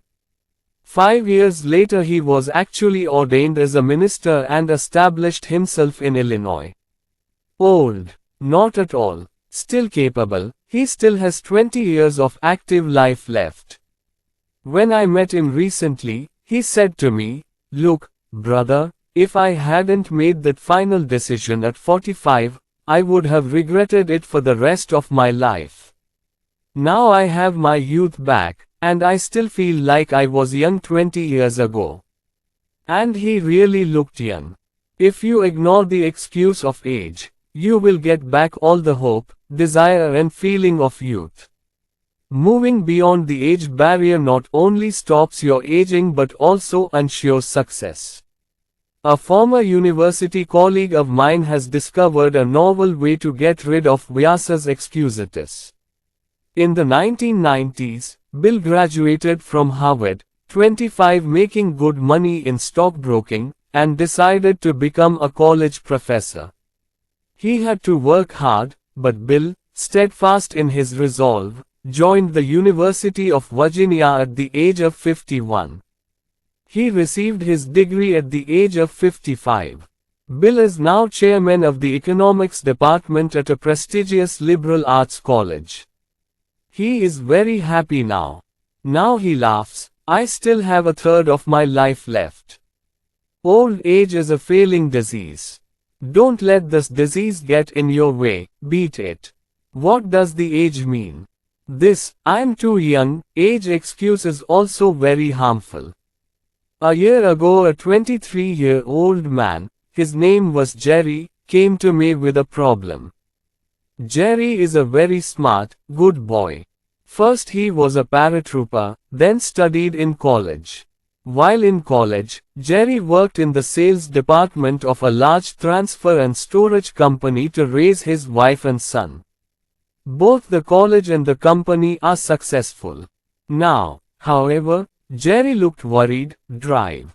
Swartz, he said, I'm in danger. My company wants to make me sales manager. The problem is that I have to be the supervisor of 8 salesmen. Will, congratulations, that's great news, I said. Quote. Actually, he said, those who are being asked to supervise are all 7 to 21 years older than me. Tell me what should be done. Or what can I do? Jerry, I replied, the general manager of your company must have thought you're fit for the job, or he wouldn't have given you the job. Remember 3 things, and you'll be fine. First of all, don't be concerned about age. What to do on the farm in the old days. The day when a boy could prove that he was capable of acting like an adult, he was no longer considered a boy. This also applies to you. You will prove your worth as a sales manager. You've grown up. Secondly, be aware of the abuse of this new feeling. Don't forget to give the salesmen the respect they deserve. Their opinions will prevail. They should never think they are working under a tyrant. They will think of you as their team leader. If you work here, you will help them. They will not turn against you. The third thing is, learn to accept the fact that people older than you will work under you. In any case, the team leaders supervise may be older. So learn to practice supervising seniors. These experiences will come in handy when you get bigger opportunities in the future. Will take. Another thing to remember, Jerry, age will never be a hindrance to your progress if you don't let it. Jerry has improved a lot. The business of transportation is very dear to him. He plans to build his own company in the next few years. If you think like that in the youth community, youth really becomes an obligation. You may hear that certain professions like security and insurance require sufficient maturity. Being bald or hairless is not a qualification to win over an investor, it's just bullshit. What really matters is how well you understand your own work. If you are fully aware of your responsibilities, if people recognize and understand you, then you will definitely be able to perform the job duties properly. Age has no correlation with performance. Of course, if you think dirty hair is the only qualification to be established in life, then that's a different matter. Many young people feel that their young age is a major barrier to success. However, it is true that there may be individuals in the organization who are self-employed. Feeling suspicious and threatened about safety. He may block your presence by citing age or other reasons. But key company officials don't think so. They will check your eligibility and assign the responsibility accordingly. Prove your efficiency and constructive attitude. Your young age will be advantageous to you. Briefly, the treatment options for age-related excuses are: 1. Be optimistic about your current age. Think, I'm still young, don't think, I'm old. Seek new horizons, move forward with youthful enthusiasm. 2. Calculate the lifespan of your productive capacity. Remember, 80% of a 30-year-old person's productive capacity is still unused. And the 50-year-old now has 40%, the best 40%, of his power left. Our lifespan is much longer than many people think. 3. Make the most of the coming days by doing what you want to do in life. If you get discouraged, if it seems like it's too late, maybe it really is too late. Get rid of the thought, I should have done it earlier. This is a sign of failure. Instead, tell yourself, I started from here. The best time of my life will soon be upon me. This is how successful people think. But my case is different. Misfortune is my constant companion. Recently a traffic engineer was discussing highway safety. He was saying that more than 40,000 people die in so-called road accidents. The main topic of his talk was vehicle accidents. What we call accidents are real. Is a human or machine failure or both?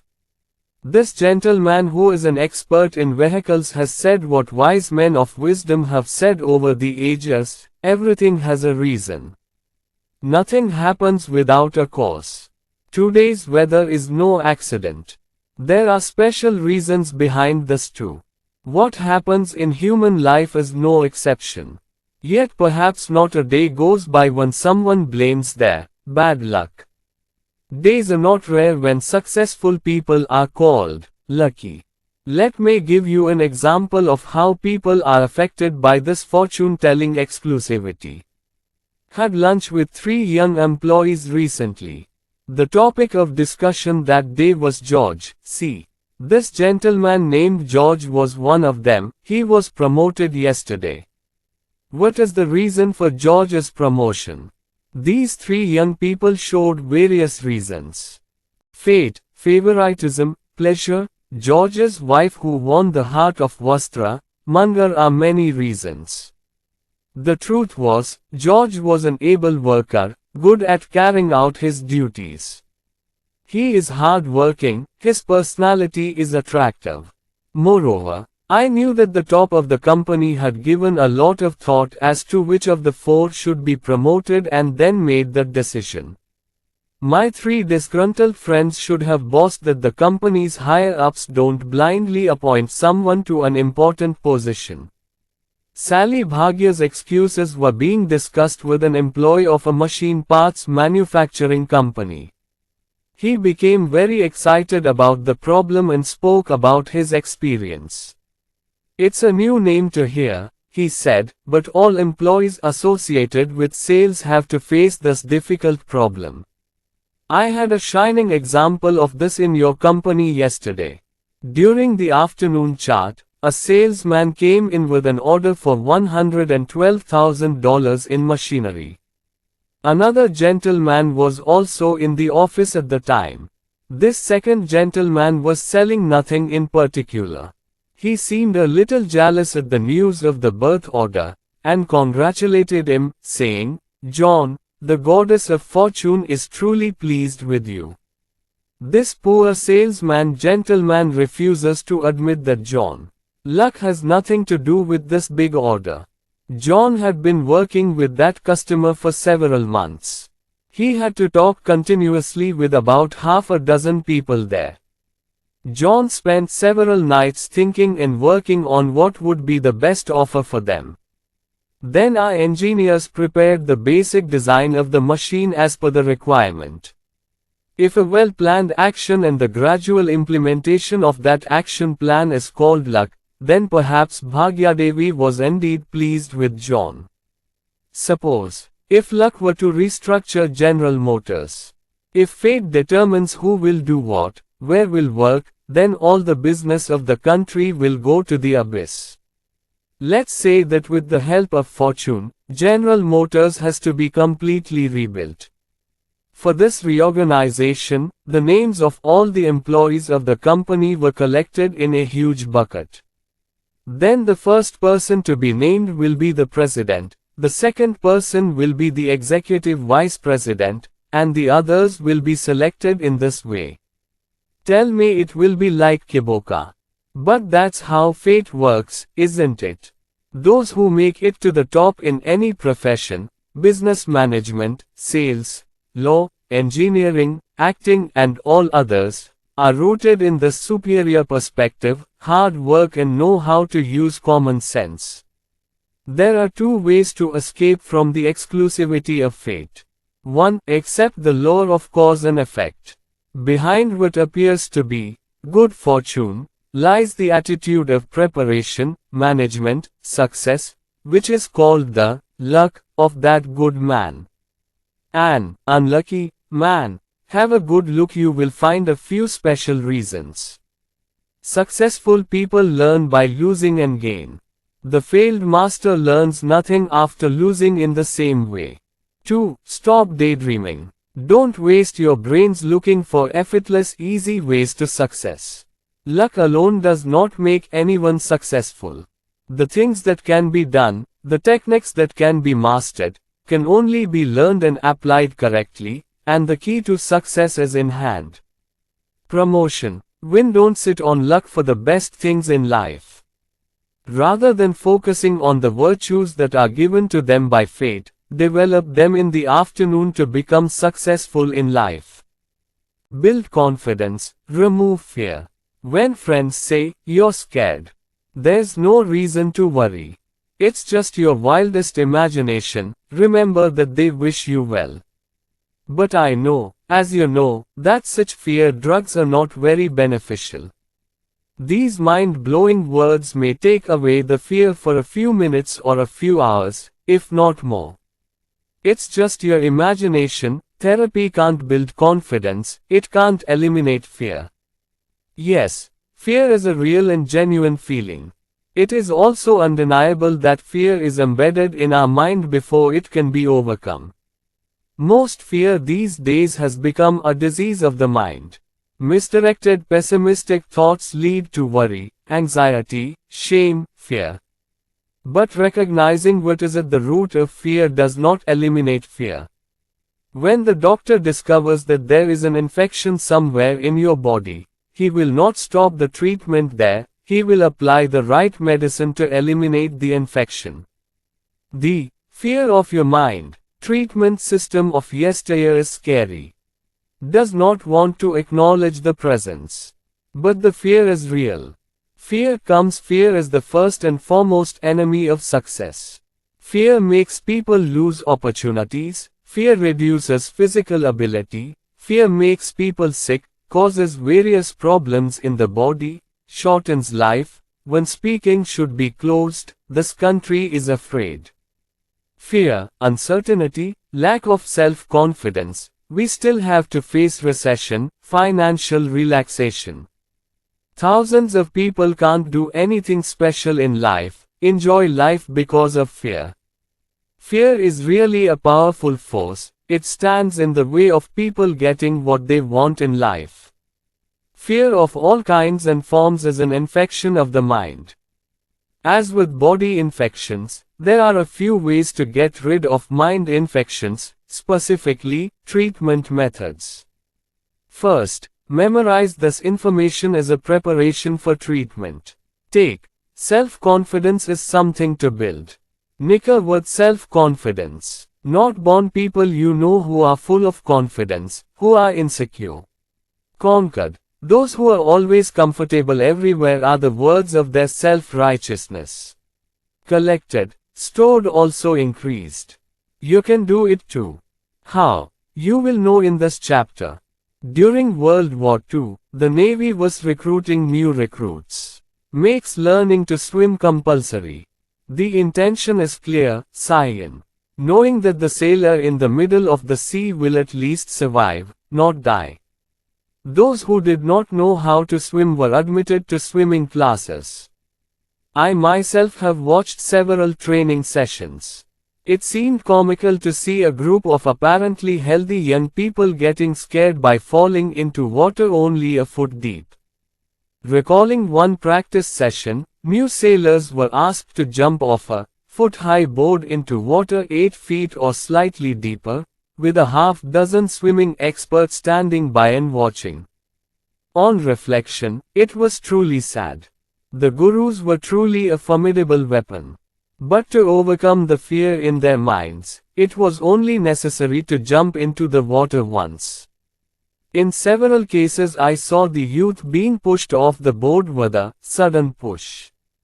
Conclusion: conquering fear. This incident, well known to naval personnel, proves one thing: work can overcome fear. But uncertainty, delay increases fear. Write down the rules of success right away. Proactivity, action overcomes fear. Action really removes fear. Several months ago, a concerned executive approached me. He plays an important role as a buyer for a large retail marketing company. The gentleman said worriedly, "The job will probably be out of the hands of the artist. It seems that there is not much time left." "Why?" I asked. "So it seems. Compared to last year in my department this year, sales declined by 7%. Meanwhile, whole store sales are down 6%, so it's sad. Recently, I have been warned several times by the merchandise manager that I have made some wrong decisions and have not been able to contribute to the development of the company. Never felt like this before," he said, seeing clearly that control had slipped. My other fellow buyers knew I was losing. A few days ago one of the top sellers told me to give him some of my work. It seems like I'm drowning and a group of spectators are standing by and watching me sink. The gentleman talked more about his fears and finally I stopped him and said, "What are you doing about it? What are you going to do to deal with it?" "Actually," he replied, "I have nothing to do. I hope everything will be fine." Hearing this, I said, "Do you really think that everything will be fine if you do that?"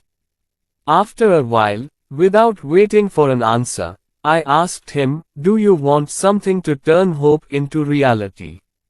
"Sure. Tell me," he said. "There are two options that suit your case. First, start trying to increase sales this afternoon. Admit there's a reason behind your declining B. Find it. Maybe up. In order to increase the sales again, the previous product should be sold with a discount and then the new product should be placed. You can display the products in a new way. Maybe you need to make your sellers more incentivized. I can't say exactly what will increase your sales, but there is a way.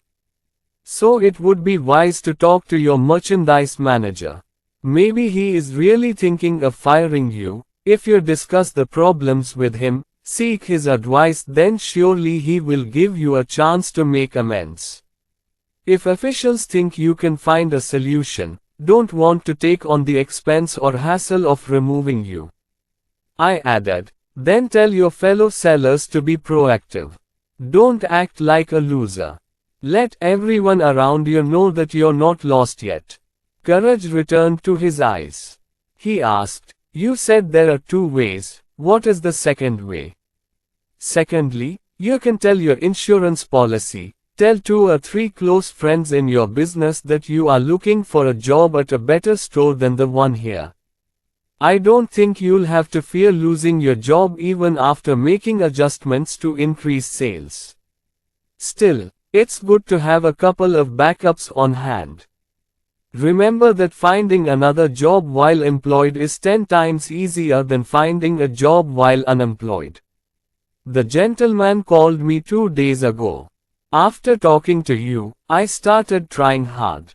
Made several changes, but the main and real change was in my sell people. Earlier I used to call sell-straighter meetings once a week. Now I call one person every morning to discuss. Everyone has become enthusiastic. It seems seeing me, they also got inspiration, as if they were waiting for me to wake up. Everything is going well now. My sales last week were not only higher than last year, but also higher than the average sales for the entire store. Oh yes, One more thing, he said, there is another piece of good news. I found 2 jobs after talking to you. But things are going well here, so I let them go. When faced with a difficult problem, there is no way out of it until one becomes active. Hope is the beginning of everything, but if you act with hope, you will be victorious. Use this method of activation. After that, whenever you feel fear, small fear, big fear, whatever, keep yourself steady. Then find the answer to this question: what can I do to eliminate fear? Dispel fear completely. Then do the appropriate thing. Below is a list of fears and some proactive solutions. Different types of fear. 1. Feeling embarrassed and ashamed of one's appearance. Work. Improve your appearance, cut your hair, polish your shoes, wear cleanly ironed clothes. In short, make yourself shine smart. It does not require a new dress. 2. Fear of missing out on an important customer. Try to serve more, work harder. If for some reason the customer loses trust in you, fix it. 3. Fear of failing the exam. Study without worry. Take advantage of the time. 4. Fear of things beyond your control. Focus on something else, gardening. Play with children. Go see a movie. 5. Fear of being physically harmed by something beyond your control, such as a cyclone, losing control of a plane. Try to remove the fear of others, pray. 6. Fear of what others will think and say. Be sure that your own work is correct. Then the work must be done. Criticism is heard in any important work. 7. Fear of investing or building a house. Analyze all the issues. Determine with firm certainty. Don't back down once diagnosed. 8. Fear of people. Judge correctly. Remember, others are human just like you. Do these 2 things to overcome fear and regain confidence. 1. Completely isolate fear. Separate. Find out why you are afraid. 2. Now get active. There are solutions to all kinds of fears in some form of work. And remember, ambivalence makes fear bigger and scarier. So act fast, take firm decisions. Most of the time, lack of confidence is rooted in inability to manage memory. Your brain is like a bank. Every day, thousands of thoughts accumulate in the bank of the mind. These thoughts grow and become your memories. When thinking or facing a problem, you ask your mind bank, what do I know about this? Instantly your mind bank responds, revealing bits and pieces of memories you've stored of earlier situations. So memory is the main supplier of raw material logistics for the new thoughts that arise from you. This bank teller in your mind is very trustworthy. Never cheat whenever you order, Mr. Cashier. I'd like to pull some of the information I gathered last time to prove myself inferior to everyone else. He'll immediately say, sir, remember trying to do that twice before and failing. Imagine your master called you a gobbet in class 6, imagine, your peers were criticizing you, imagine. In this way the cashier will continue to give examples, presenting various ideas to prove that you are really wrong. However, if you request the bank of your mind, Khajan Chimshai, I am in great danger. A difficult decision must be made. Can you offer some thoughts that might reassure my mind? Again your cashier will say, sure sir. But this time will present some thoughts that you have collected to prove yourself successful. What a great job you did. Think, Mr. Smith had a kip on you. Think your dearest friends about you. What do you do? This very responsible teller, sir, will give you the thoughts you want to think. Because the whole bank is yours. Said Mama. Your Shasmriti bank will build confidence for effective management. Building this confidence can do 2 things in particular. 1. Only channel optimistic and positive thoughts into your bank. It is undeniable that in life one has to face many uncomfortable, embarrassing and disappointing situations. But successful and unsuccessful people adopt completely different ways to deal with this situation. Unsuccessful words get stuck in your mind, boring things get stuck in your memory over and over again. They don't want to think about anything else, even before going to bed at night. These disturbing thoughts are roaming around in their mind. Meanwhile, confident, successful people don't give it a second thought. A successful man collects only good thoughts in his mental bank. How would the car run if you put some junk in the car's engine every morning before going to work? Very soon the engine will break down, stop working. In the same way that your mother's accumulation of non-religious depressing and unpleasant thoughts plagues the mind, depressing thoughts unduly demand the motor of your mind, causing feelings of anxiety, despair, inferiority. While the others move on. Go. These thoughts keep you on the way. Try this. In moments when you are alone, your only companion in your thoughts, such as while driving or eating alone, recall good, happy memories. Store thoughts in the mind bank. It will increase confidence, besides the body will also work well. Make a good plan. Just before going to bed, think carefully. Thank God for what you have. Think how much you have. Your spouse, children, friends, health. Think of the good things you did today. Think about your small accomplishments. Enjoy the joy of being alive. Think about the reasons for this joy. 2. Choose good constructive thoughts from mind bank. Several years ago I was closely associated with a psychological organization in Chicago. They were looking for solutions to various problems. But most of the cases were marriage and mind match issues. One afternoon there was a discussion with the head of the organization about his profession and his approach to helping people with adjustment problems. He said something, just doing one thing solves all their problems, we don't need any help. Whoa, I asked curiously. A very simple task. Destructive thinking is the monster of the mind. Eradicate them before they happen. Most of the people I want to help, he said, have built a museum of terror and fear deep inside their minds. For example, many marriage problems are associated with the honeymoon monster. That is, the honeymoon did not happen to one or both partners, but instead of erasing those unpleasant memories from their minds, they discuss or think about them 1,000 times.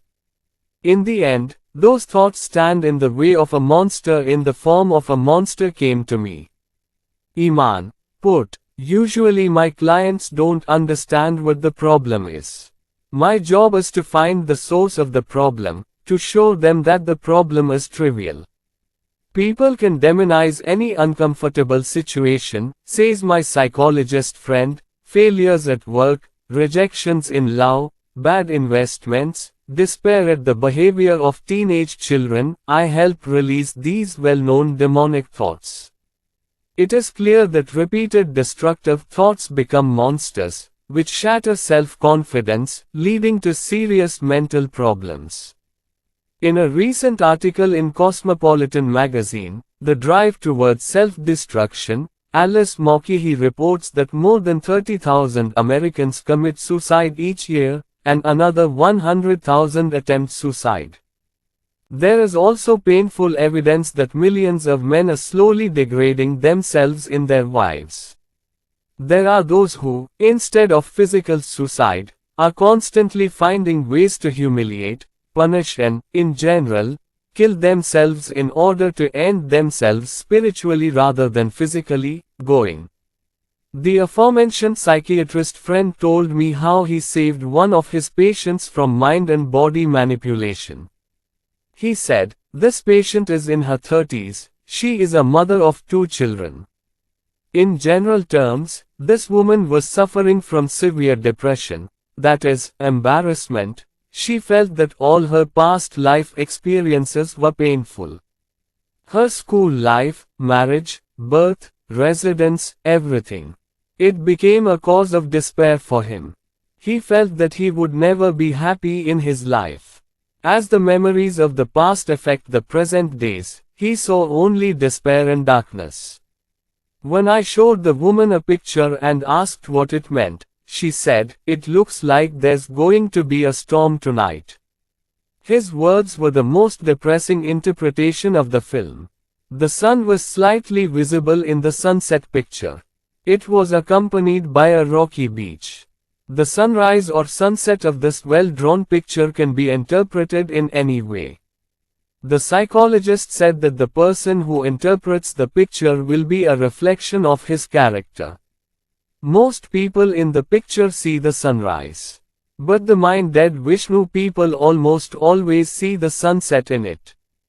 Although I am a psychologist, it is not possible for me to completely erase people's accumulated memories. But with the help of the patient, I can relive the past. I can explain it a little differently. I followed this simple approach in the case of that woman also. I'm okay from the past life, helping to cherish happy memories instead of depressing ones. After 6 months, her condition improved. Since then I have given him a special beard. Find 3 reasons for happiness and write them down every day. We discuss that list every Thursday in our interviews. This treatment continued for 3 months.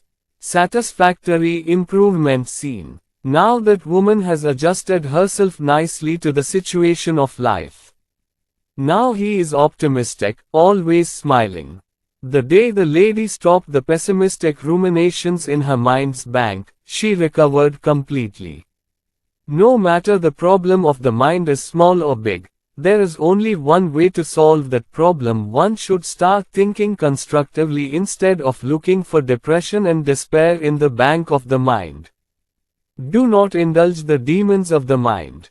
Never bring up painful thoughts from the mind bank. If any memory comes to your mind, forget the bad and only remember the happy moments.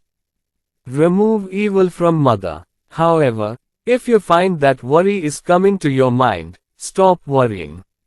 Let me say another very important, encouraging thing.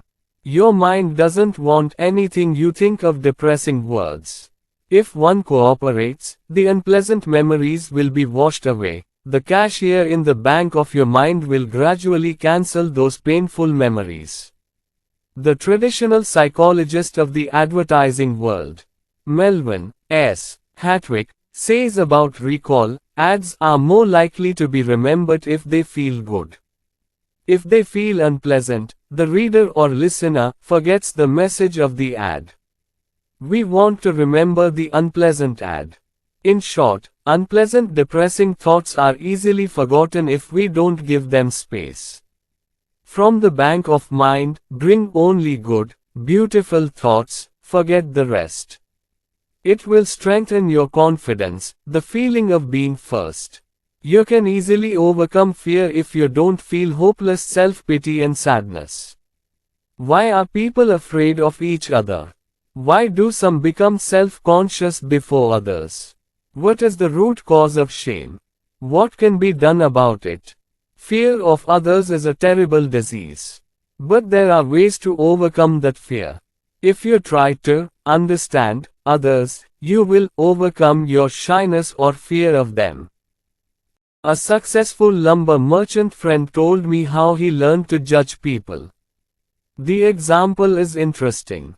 Before I joined the military during World War II, I was very scared. You wouldn't believe it, I was a very shy and quiet person. It seemed like everyone else was smarter than me. I was always worried about my lack of physical and mental abilities, would have been. I don't deserve success. Fortunately, this sense of dread was removed by the sudden entry into the army. In 1942 and 1943, when the army was being rapidly recruited, I was working in the medical department of their recruiting center, helping to examine the soldiers every day. Every time I saw new soldiers, I was. It would have been a while, my man. Seeing those new soldiers standing naked in a row, they all looked the same. But yes, some were fat, some were thin, some were tall, some were crooked, but all were quite alone. A few days ago they might have been hard workers. Some were peasants, salesmen, aimless unemployed or employed. Just a few days ago, everyone felt the same when they came to this admission center. That's when I discovered a basic thing. I understood that there are differences between people, but in spite of this, there are many similarities between people.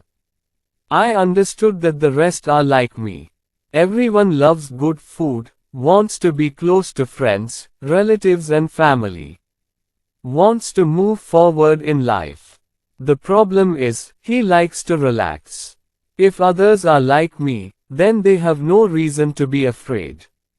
Right. The gentleman next door is a man like me. What is he afraid of? There are two ways to understand people correctly. 1. Evaluate others appropriately. Or of 2. In behavior towards others. Remember, first, others are important. Specifically, others matter, every human being matters. But never forget, you matter too. So when you meet someone, remember, we are both important, we are sitting in this discussion for the benefit of both. A few months ago, an official of a business called me to tell me that he had recently hired someone whom I had sent him to look for a job. You know what I like best? Said my friend. Which one? I asked. I was impressed by the way he presented himself. Most applicants get nervous when they get here.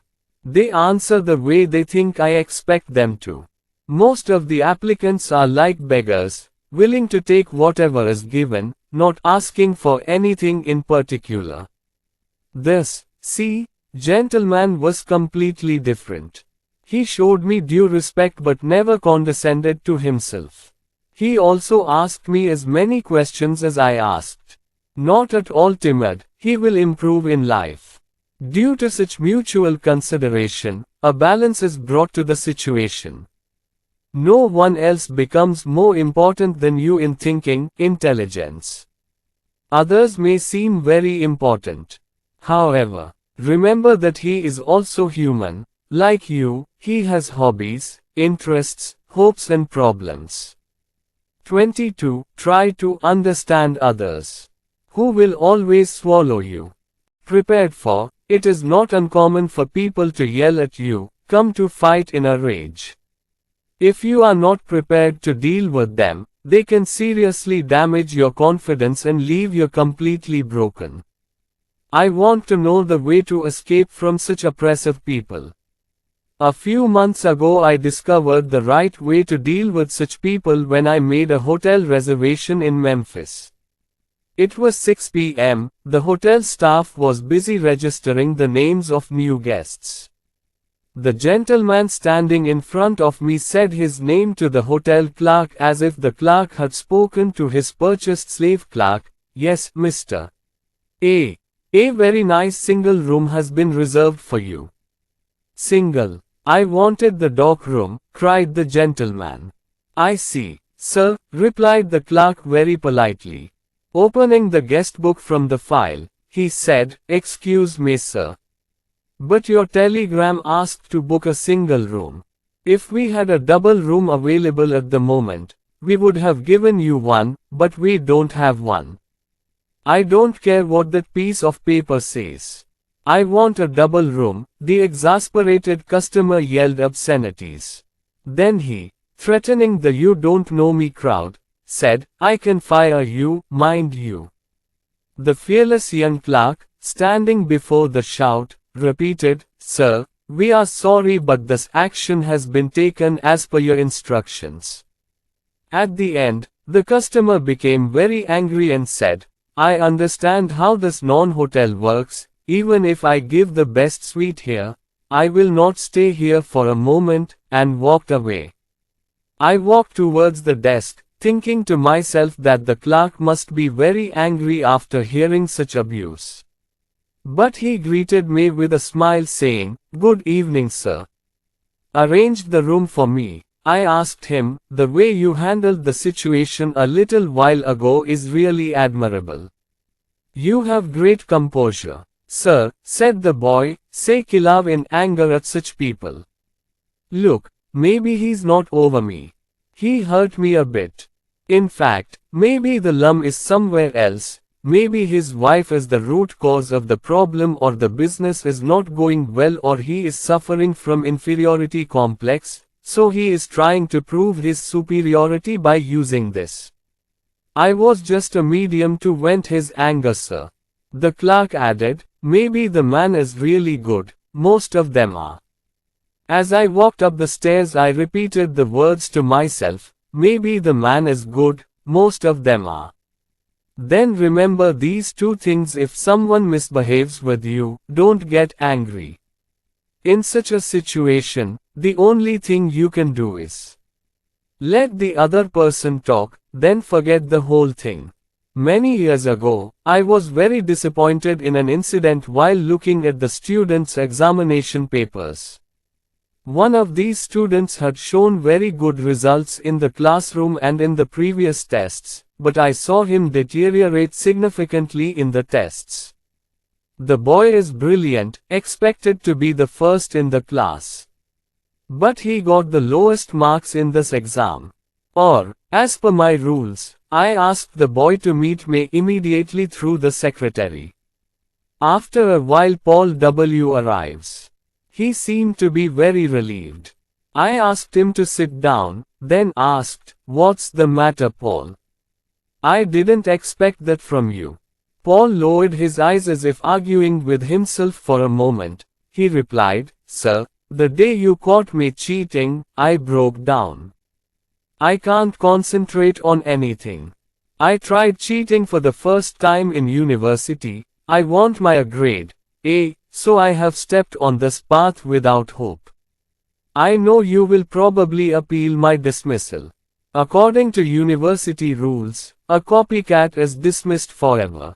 Paul now began to talk about his family's bad reputation, about the ruin of his life. At last I said, "Wait, let me be clear, I did not copy you. Before you entered the room and uttered these words, I did not. I didn't know this was the case. But I was really disappointed to hear the words. I also said, well Paul, what do you want to learn from this university?" Calming down a little, Paul said after a moment of silence, "Sir, I want to live well, but it seems I can't." "We all have different learning paths," I said. "I hope you learned from this experience what success really means. When you were faking, your conscience cursed you. Your self-deprecation crushed your confidence. It crushed you." Paul, the right or wrong path is usually determined on the basis of morality or religion. Remember, I am not giving you knowledge. I am not trying to tell you what's right and what's wrong.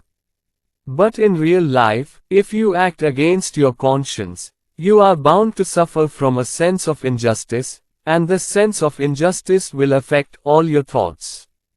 As your mind keeps asking, "I won't get caught, will I?" So you may simply not be able to think. "Paul," I added, "you went the wrong way for the best outcome. There are many situations in life when we want to prove ourselves to be the best, acting against our conscience. Like sometimes you trick a customer into selling something.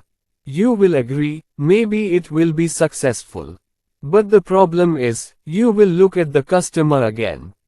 Can't thinking to yourself that I've caught him cheating. You can't focus on the job, reducing the negative impact on your presentation the fourth time or so won't make the sale. That is, one wrong step of yours, stinging your conscience will block your income path in the future." I told Paul with great dismay how to be professional in illicit, romantic affairs. Businessmen also lose direction due to fear. He always thinks, my wife is John. Can't you? In this, he is self-absorbed everywhere in the workplace and family life. Losers. He cannot function properly. I reminded Paul that the main reason many criminals get caught is their guilt and self-awareness. The guilt they leave, blue, makes them suspicious. We all want to walk on the right path, think well and do righteous deeds. Contradicting this tendency makes us aware of the sting of conscience. We lose our sense of self through guilt. Don't do things that keep you thinking, I am going to get caught. Does everyone know? No matter how good the result is, if the best result destroys your confidence. I am glad Paul understood. He realized the value of walking in the right direction. Ask him to sit for the exam again. But will I be barred? In response to the question, I said, I am well aware of the BICA rules for counterfeiting. But the thing is, those are living things. Most of the professors will have to leave this university if all of them who ever faked are to be fired. And if even those who have ever thought of faking for a moment in their lives were expelled, the whole college might be empty. So forget the whole thing, but you have a job to do. Sure, said Paul happily. I grabbed my personal copy of the book, 50 Years with the Golden Rule, from my bookshelf and gave it to Paul. Read the book, Paul, read it and give it back. J.C. Penney tells how he became one of the richest people in America by following the rules. If you follow the right path, the conscience is satisfied, the mind is clear. As a result, confidence builds.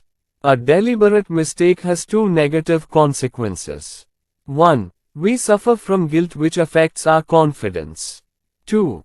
Gradually others also know about it, they also lose faith in us. Choose the right path, strengthen your confidence. This is the key to success. This basic principle of psychology is read less than 25 times. Read, memorize, act confident, think like confident. The great psychologist Dr. George W. Crane in his famous book Applied Psychology, Chicago, Hopkins Syndicate Inc., 1950, said, remember, feelings follow actions. By the action you do you can control the next, i.e. the feeling, so very familiar. Sad events, must be aware of the causes of problems and wrongs in marriage. Daily related feelings will also be accurate. Every day you and your partner spend time with each other, kiss, express love to each other with words of appreciation, various small sweet things like that. If you do business, you don't have to worry about love. If you don't have loyalty to each other, it's impossible to express it. Moving on the right path.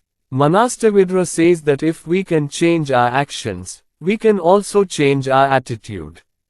For example, if you want to smile when you want to stand straight, not leaning, morale increases and self-confidence increases.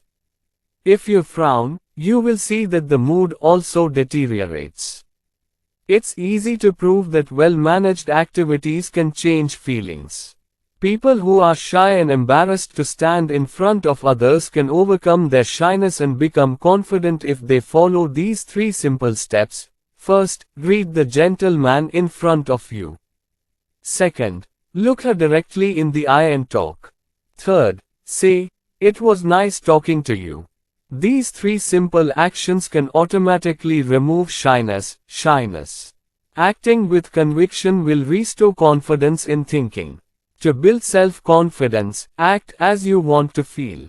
Below are 5 tips for building self-confidence. Read them carefully. Then make a conscious effort to follow them and build confidence. 1. Sit in the front row. Notice what meetings, churches, classes and others. Are the back rows filled first at the conference? Everyone wants to sit in the back so as not to attract attention. Lack of confidence is the main reason for not attracting attention. Sitting in front increases confidence.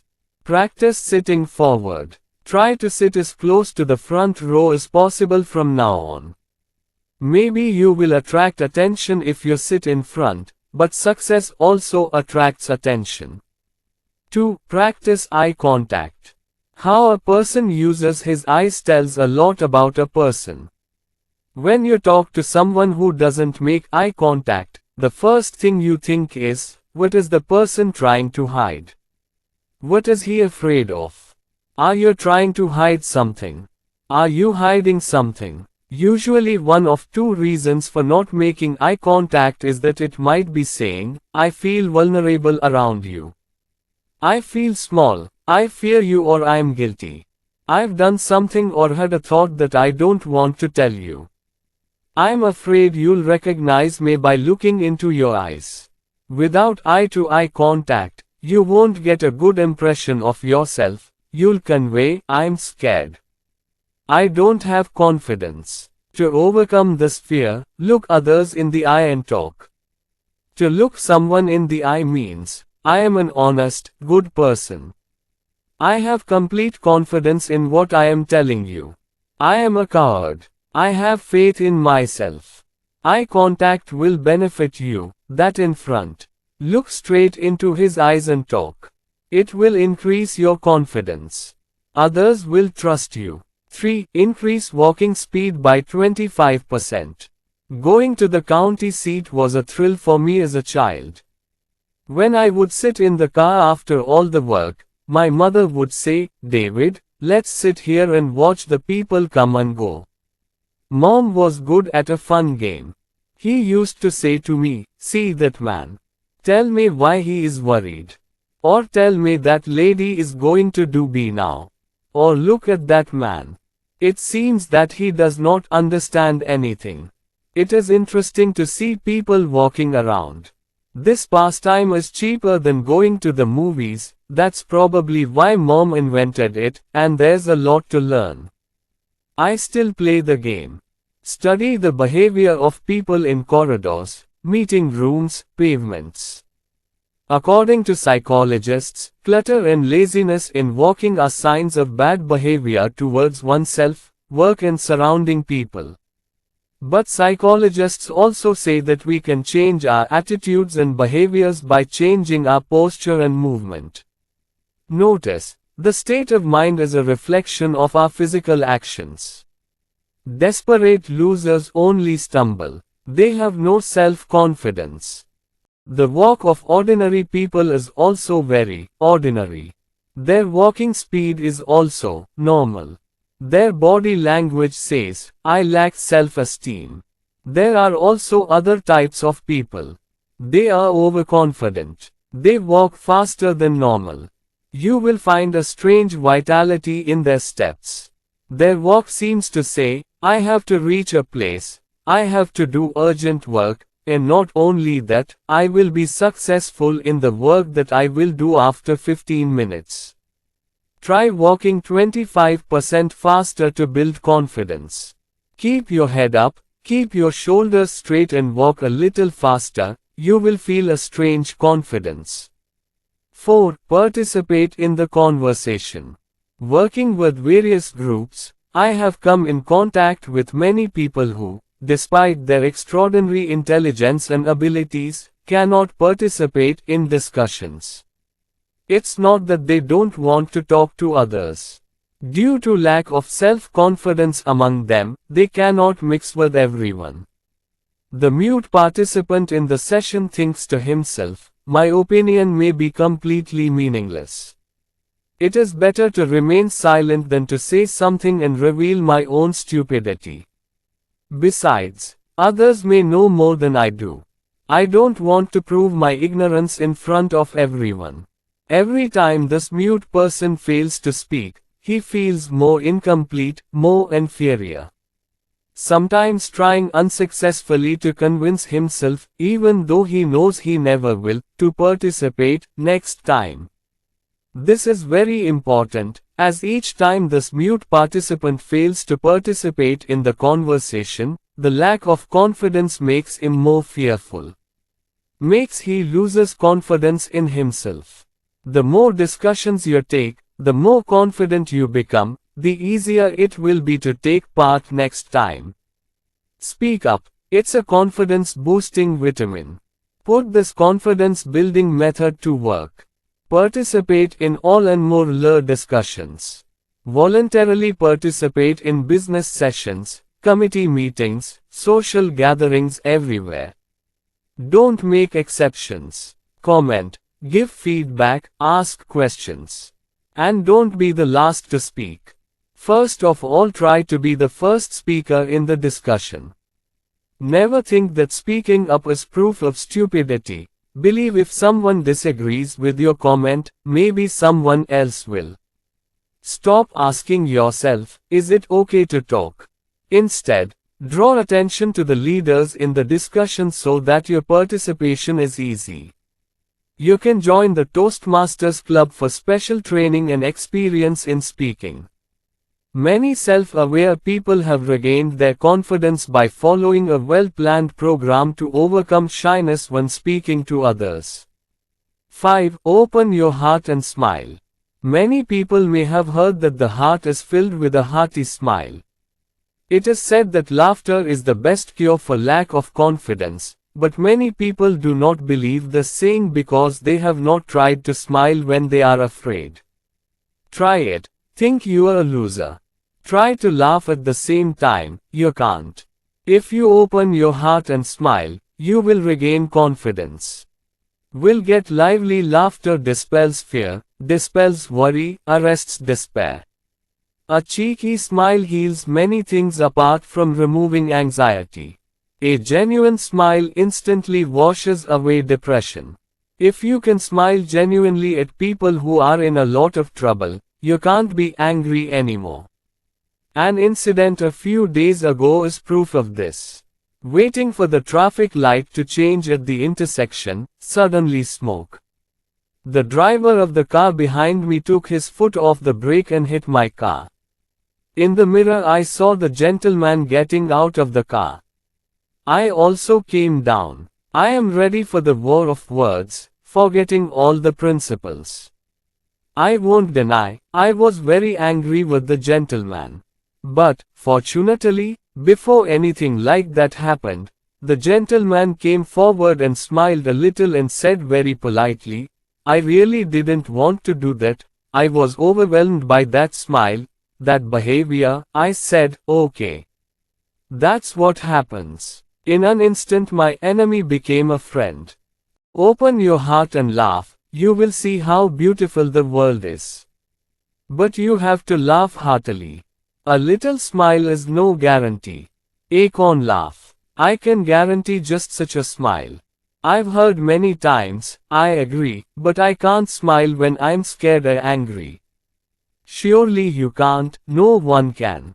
So you have to convince yourself, I will laugh. Then smile. Discover, develop the power of laughter. Put these 5 approaches to work. 1. Fear of work is removed. Fear eliminate, do constructive work. Doing nothing, increases fear, lowers confidence and morale. Inactivity. 2. Stick to collecting only constructive positive thoughts in the mind bank. Don't allow pessimistic, demeaning thoughts to become monsters of the mind. Don't allow yourself to dwell on unpleasant events or situations. 3. Learn to recognize people properly. Remember, people have more similarities than differences. Think right about others, don't worry. He is also a man. Try to understand others. Many people may shout, but it doesn't hurt much. 4. Listen to conscience. It will not arouse toxic feelings of guilt. Doing the right thing is a major part of success. 5. I have confidence, a lot of confidence, should be a reflection of your saying. Follow these small instructions in daily life. A. Sit in the front row. B. Talk with eye contact. C. Increase walking speed by 25%. D. Participate in discussions or conversations. A. Smile heartily. How to think big. Recently, I was talking with an employment specialist of a large labor industry organization in the country. He visits college campuses for 4 months every year to recruit fresh graduates for his company's junior staff training program. In his speech, it seemed that he was a little disappointed in the use of those who had to talk to him on the job. Most days we interview 8 to 12 graduating class kids, many of whom are quite interested in working with us. One thing I want to be sure of during the test and interview is the candidate's motivation and dedication.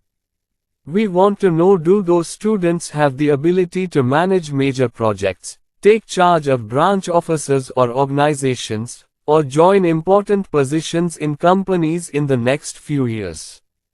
I've been disappointed by the personal intentions of most of the students I've talked to. You'd be surprised, he said, adding, several 22-year-old candidates are only interested in our retirement plan. The second question I hear most often is, where do I need to travel? Most of the candidates these days, it does not understand the difference between success and safety. Employing such candidates is a risk for the company, isn't it? I don't understand why these young people are so conservative, so narrow-minded about the future. Opportunities are constantly increasing. This country is advancing in science and labor industry. Our population is growing rapidly. Now is the time for Americans to become energetic. With so many people confining themselves to trivial thoughts, the competition for good and productive livelihoods is greatly diminished. Success cannot be measured by inches or pounds, college degrees or family traditions. The measure of a person's thoughts determines his success. Now let's see how to increase the size of thinking, imagination. Have you ever asked yourself, where is my greatest weakness? Perhaps the greatest weakness of man is self-deception. This inferiority manifests itself in many ways.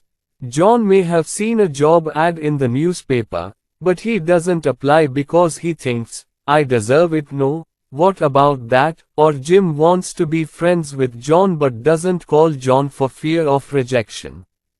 Tom knows Mr. Although Richards may be a good customer for his products, Tom does not contact him. He thinks Mr. Richards so much. Big man, will you meet him again? Pete is filling out a job application. A question, how much salary do you expect to start? Pete writes a paltry sum in response, because he feels he doesn't deserve as much as he wants. For thousands of years, philosophers and scholars have advised, know thyself. But it seems that most people have understood the meaning of these information in this way, just know your own weakness, disability.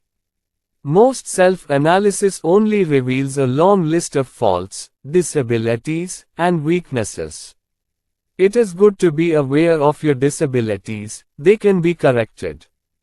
But if you only think about weakness, you will not be able to move forward. You will make yourself worthless. Let me tell you a way to properly evaluate yourself. I've seen them applied in training sessions for executives and salespeople. Very effective indeed. 1. Find out your 5 special qualities. Enlist the help of a few friends who can evaluate you, your spouse, your superiors, professors. Choose some sensible people who will tell you the truth, qualities that often counter education, experience, technical skills, looks, well-established family life, attitude and behavior, personality, ability to initiate something new. 2. Then, next to each quality, name 3 people who have been very successful but may not have the same quality as you. After that you will see that you are better than many successful people in at least one thing. It has a clear conclusion. You are much bigger than you think you are. Now become such a big person in real life. Think yourself as big as you really are. Never, forget, deceive yourself. A man who uses steady, or more difficult synonyms instead of blind or prannoy bonita to mean sneaky, may have a large vocabulary, but is his thinking capacity also abundant? Maybe not. People who use incomprehensible words and language, which ordinary people may have difficulty understanding, are probably just talking big and trying to overwhelm others. Their thinking ability may be very limited. It does not matter how many words a person uses to check their vocabulary. The most important aspect of the collection of words is the extent to which the words, and sentences that he uses have influenced his thinking and the thinking of others. No one key thing, we don't care about words or phrases. Our thoughts are expressed in the form of pictures and images. Words are only the medium of expression of thought. As we speak, the amazing machine called the mind automatically shapes words and sentences into pictures in the imagination. Each word, phrase creates a different image in the mind. If someone tells you, Jim bought a new split-level house, imagine the imaginary scenario. How big thinking, Sam! What emerges is quite different from the hypothetical scenario of saying, Jim bought a new ranch. Names used for different things, words used to describe different products make the mental picture more clear. See, when you speak or write, you are projecting certain images into the minds of others, and the image that is created will determine your and others' reactions. Consider, addressing a group, it's sad to say we've failed. What did the rest see? By using that word, failed, everyone saw failure, felt the despair and sadness associated with failure. But if you said, maybe it's better to do it the other way, everyone would be encouraged, ready to try again. Suppose you said, there's a problem. Others will develop an imaginary picture of an insurmountably difficult problem. But if you say, we have a challenge in front of us, it will inspire everyone to overcome challenges.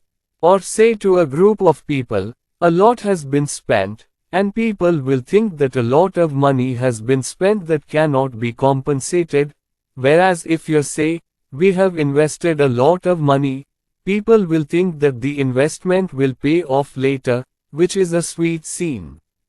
The bottom line is, contemplative personalities who paint optimistic, progressive, constructive pictures in the minds of themselves and others, big thoughts. To do this, words and sentences must be used so that the imagination is illuminated with the light of great constructive hope. Reading the examples on the left below brings to mind pessimistic, non-religious, pessimistic thoughts. On the right is a hopeful, clear, bright description of the same situation. Read them and think, what kind of picture comes to my mind? Phrases that evoke frivolous, non-religious thoughts. 1. No use, we lost. 1. We haven't lost yet. Let's try again. Let's do it again. 2. I tried this business, failed, no more. 2. I failed at my own fault, try again. 3. Tried and seen, all these products do not sell, no one wants them. 3. Can't sell the products yet. Good products, I know, need to find a new way to sell them. 4. Market conditions are dire. In purchasing power, consider that 75% are sold. You should move away now. 4. 25% of the market remains. Might work, I'm trying. 5. Their order was so small, drop it. Words that create big hopeful pictures. 5. Their order was small. Let's plan the sale according to their needs. Big thinking is drinking. Phrases that evoke frivolous, non-religious thoughts. 6. It will take 5 years for your company to be well established. A lot of waiting, except me. 6. 5 years is nothing. It will take 30 years to be at the top. 7. Everything is in favor of rivals. How can I survive such a competition? 7. Rivalry is strong, but no one has all the advantages. Let's find a way to defeat them together. 8. No one will buy that product. 8. Even if no one buys that product, it can be sold by making some changes. 9. Shares can be bought when the market goes down. 9. Let's invest now. Invest in financial stability, not recession. 10. I am old, young, this job is not suitable for me. 10. Age is less, so I am getting benefits. 11. It will not work, I can prove it. Reflection, dark, gloomy image, despair, sadness, failure. Words that create big, hopeful pictures. 11. It will work, I can prove it. Reflection, bright, hope, success, victory, joy.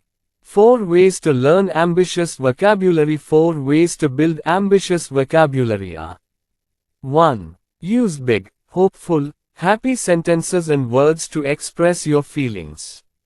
If someone asks, "How are you?" and you reply with, "I'm so tired, head, ugh, I don't feel good if it's Saturday," only making yourself sicker. Practice saying these words, although the language is simple, but there is a lot of power in it. Whenever someone asks, "What's up?" or "How are you?" answer, "Very well, and you?" or say, "I'm fine," or "I'm fine." Whenever you get a chance, say that you are fine, you will feel good, and everyone will know you as a happy person. 2. Use bright, cheerful, pleasant words and phrases to describe others. Regularly use good, big hope words for your friends, acquaintances. Whenever you talk to someone in the third person, use a complimentary phrase for that third person, such as, "The gentleman is a very good man, I hear he is very successful." Consciously and carefully refrain yourself from using words that demean others. Because sometimes that third person will surely know about your comments, then he can also look down on you. 3. Constructive, affirmative language to encourage others. Eat up, praise people even if you get a little chance. Everyone you know wants to hear compliments. Say something special but kind to your spouse every day. Notice your colleagues, appreciate them. Emotional appreciation can be a catalyst for success. Apply it properly. Use again and again. Compliment others on their looks, work, achievements, their families. Use constructive words to describe the plan. When someone says, "Great news. We are getting a good opportunity," but then they are listening very cheerfully. But if they hear, "We have to do the work whether we like it or not," then the mind becomes disheartened. There is no enthusiasm in the work, so everyone does the work in the same way. All were encouraged by the promise of victory. Win everyone's support by promising victory. Build palaces, don't dig graves. Think not only of what is, but also of what can be done. A thoughtful learned man practices seeing not only what is visible, but also what can be done. I give 4 examples to illustrate the point. Why is real estate so expensive? A very successful businessman who specializes in rural real estate told me that profits can be made where there is nothing or little. 1. My friend said, "Most of the countryside here is miserable, not attractive at all. The reason for my success is me. I am not selling the land as it is. I draw up the entire sales plan based on a hypothetical picture of how the land could turn out. If I say, the land is XX acres XX miles away, the buyer might not be interested, he won't want to buy that land. But what to do with that same land? If it can be explained correctly, the potential buyer will surely become interested." Opening a small briefcase and showing me a file, the friend said to me, "This place was recently listed to us. This land is 43 miles from the city. The house is in a dilapidated condition, it has not been farmed for 5 years. Now look what I have done. I have visited the place several times. The surrounding farms, I saw how far the place is from the present highway and the planned highway. I asked myself, what are the characteristics of the area? Found 3 possibilities. They are, showed me the plan. Each plan was clearly typed and quite comprehensively explained. One plan suggested turning the entire Elata into stables with equestrian facilities. Reasons were given as to why it would be a great stable. The city is growing, everyone is interested in sports and outdoor activities. There is a lot of money for leisure activities, the roads are good. According to the plan, several horses can be kept in the farm, which will be the profit from horse riding. Easily conceivable. The layout of the horse riding and stables was so clear and remappable that I could see in my mind about 24 people riding around it on horseback. Similarly, in the second plan, the enterprising salesman made a clear plan to set up a plantation and poultry farm in the plantation and agriculture. When talking to potential buyers, I don't have to go to great lengths to explain how attractive this land is. I can easily convince the customer that the area can be an attractive source of income. Besides selling more farms and ranches faster, I have another advantage in selling real estate. The land can be sold at a higher price than the competition. Because not only the price of the land but also the customers will want to pay for my imagination. So when I sell my land to and ask for help, and my commission will increase with every sale. The point is this, try to see not only what is valuable, but also what is seemingly invisible, what is possible. Imaginative thinking adds value to all. A meditative person can also imagine pictures of the future. His thoughts are not limited to the present. 2. How much is the customer worth? I may be a little old-fashioned, said a department store executive at a session of merchandise managers. But I think the best way to win over a customer is to be friendly. Once in our store I saw a salesperson arguing with a customer. He got angry and left and never came back. Later, the salesperson was telling his coworker, "I'm not willing to waste my time on a $1.98 customer, rummaging through the entire store to get what he wants. That kind of customer is worth nothing." I walked away like that, said the executive, but I couldn't put it out of my mind. It's important, I thought. When our salespeople are putting customers in the $1.98 national category, it can be ignored. No, I immediately decided to change it. I called our research director to find out, on average, how much a customer has bought from us in the past year. I was surprised by the number of our research director. A sample customer purchases $362 worth of items from our store, according to the account. Immediately I called a meeting of all the supervisors and explained to them the value of a customer. When I explained to them that the value of a customer is not based on a one-time purchase, but on how many things they buy throughout the year, our sales increased. Quote, "This retail thing applies to any business. Real shame is found in second, third time, i.e. repeated sales. Oftentimes, the first few sales go nowhere. Check not only what customers are buying today, but also their purchasing power.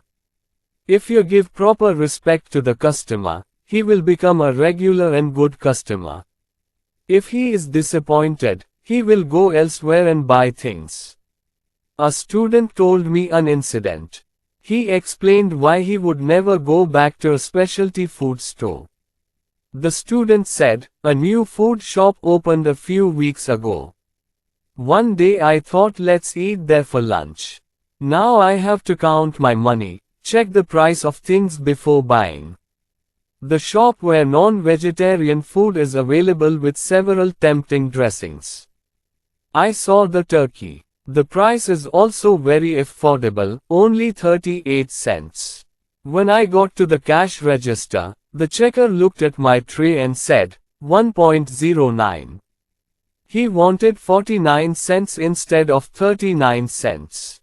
So I showed him the card that said 39 cents. At this he angrily said, "What do I have to do with what's written there? Look at today's price list. It's written wrong. You have to pay 49 cents. I explained to him that the price of the turkey was 39 cents, so I bought it. If it had been 49 cents, I would have bought something else. He said, "You'll have to pay 49 cents, won't go." It is the result of small thinking. The employee saw 10 cents, not realizing the potential for $250. 3. The story of the blind shepherd. It's surprising how often people don't see the profit potential. A few years ago, a young Gowala wanted to be our customer. Told him that we have milk supply system and we are satisfied with their work. But I asked the boy to meet the woman next door. To this he said, "I have spoken, they take only 1 quart of milk in 2 days, taking so little milk will not do me any good." Maybe. I said, "But have you noticed while talking to our neighbors that their demand for milk will increase within a month? Their families will grow soon, so the demand will also increase." The boy looked stunned for a few moments, then said, "I am really blind." Now in those 2 days, the family buys 7 quarts of milk from another visionary cowherd. Their first child, a boy, now has 2 more brothers and a sister. Heard another one is coming soon. Tell me how blind we can be. Go beyond what you can see and see as much as possible. A teacher who thinks Jimmy is a rude boy will never be able to help him become a good boy. But the teacher who gets past Jimmy's current appearance and sees how much potential he has will reap the rewards. Driving through skid rows, many will see disheveled, dejected faces of drunks. But a few devoted people may find among them other people who can be made new good citizens. Because the eyes of those devoted people can find such people, they can restore drunken, hopeless people. 4. How to evaluate yourself. A few weeks ago, after a training session, a young man came to see me, wanting to talk separately. I knew him. The childhood of this 26-year-old youth was spent in misery. Even after becoming an adult, he had to suffer for a few years. I also knew that he was working hard to build a strong future. We quickly solved some of his technical problems while drinking coffee. And then the discussion went on, what should be done in the future by those who have little property. There was a strong comment hidden in his simple answer. "Look, I only have 1200 or less in the bank. The job I do as a rate clerk doesn't pay much, doesn't have much responsibility. My car is 4 years old and my wife and I live on the 3rd floor of a shabby apartment. But, Professor," he said, "what I don't have is by no means. I claim that there will be no obstacles in my way forward." The word was scarred in my mind. I asked him to tell everything. He said, "Nowadays I have learned one thing by observing and watching people very closely. Those who have nothing special only see their present form. They only see the dark present, they cannot see the future. One of the best examples of this is my neighbor. He constantly complains about low-paying jobs, home plumbing and other expenses, other people's fortunes, piles of doctor's bills. Always reminding himself of his own poverty, he thinks he'll be broke all his life. Such an attitude as if the rest his life will be spent in prison in that dilapidated apartment." My friend was speaking her mind. After a moment of silence, He started again at night, looking at myself. I feel very disappointed, the old house, little salary, spending the day eating hamburgers in the cheap house. When I stand in front of the mirror, I see a disappointed, unsuccessful person. I will be honest all my life, disappointed, unsuccessful. So, in the next few years, I've decided to look at the business I want to be. I don't want to be a rate clerk, I want to be an executive. Not a run-down apartment, I want a new, nice house outside the city. I imagine myself like that. I don't feel insignificant anymore, I feel big and successful, and I have proof of that. This is a unique way to increase your value, isn't it? This young man is earning fast and big. Because he has learned the motto of success, what is not so important. What you want and plan to get is the most valuable, the most important. As we value ourselves, so does the world. Not only what is there, but what can be done, what is possible. Tell me the way to develop that strange ability. Listen. I call this the price increase exercise. 1. Learn to adapt to the price of everything. Village real estate. Consider the example. Ask yourself, think of ideas to increase the value of this home or business. Any vacant lot, home or business, is valued according to its utility. 2. Learn to value people. As you move up the ladder of success, your tasks will also focus on personal development. Ask, what can I do to increase the value of subordinates? What can I do to increase their performance? To bring out the best qualities in any person, one must first find those qualities. 3. Learn to increase your value. Interview yourself every day. Ask the question, what can be done today to increase your performance, value?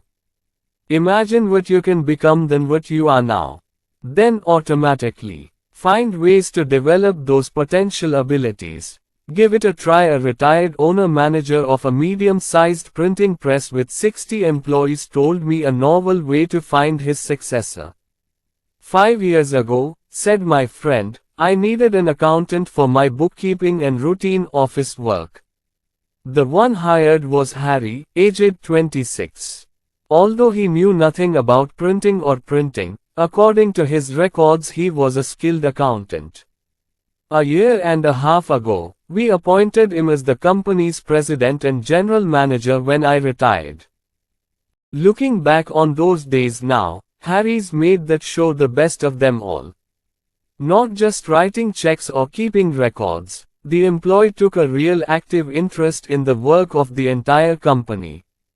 Whenever there was an opportunity to help out, he was quick to step up. The year Harry first joined us, we had a number of employees leave the company. Harry brought me a proposal for a fringe refund program that promised low turnover costs. And it really paid off. Harry also did a few other things, which benefited not only his department but the entire company. After a detailed study of our production department course, he explained to me how a new machine for $30,000 could be profitable. Once our sales suffered. So, going to our sales manager, Harry said, even though I don't understand the business side of things, maybe I can help. And it was true and successful. Some of his great ideas boosted our sales. One time a new employee joined the work. Harry was very particular about his comfort and convenience. He was really enthusiastic about everything. So when I retire, the decision is naturally made to designate Harry as heir. But, don't get me wrong, my friend added, Harry never wanted to outdo me. He wasn't just trying to screw up, and he was energetic in the right sense. He never hurt anyone, never bossed around. He was real, helped others. Harry took part in the company's work as if everything affected him. We can learn a lot from Harry's example. I'm doing my job, so that's enough. Attitude is a sign of inferiority, an expression of non-religious mentality.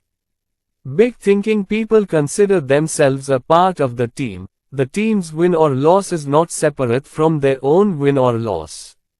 They help as much as possible even when there is no possibility of direct and immediate reward or reward. A person who hears a problem outside his department and comments, "Don't bother with that, it's none of my business," is not qualified to lead. Practice it. Practice thinking big. Remember that the interests of the company and yours are the same. In large companies, only a few may have a selfless, genuine interest in the company's work. But it is also undeniable that only a handful of people become great and thoughtful personalities. And these handful of people are given the most responsible, high-paying positions. But many have the potential of this power. But petty, insignificant, unimportant negative thoughts block their way to success. Let's see a simple example. 1. What is required for good speech? Everyone wants the power to become good at public speaking. But this hope is fulfilled. No, most people can't stand up and present their ideas well in front of large crowds.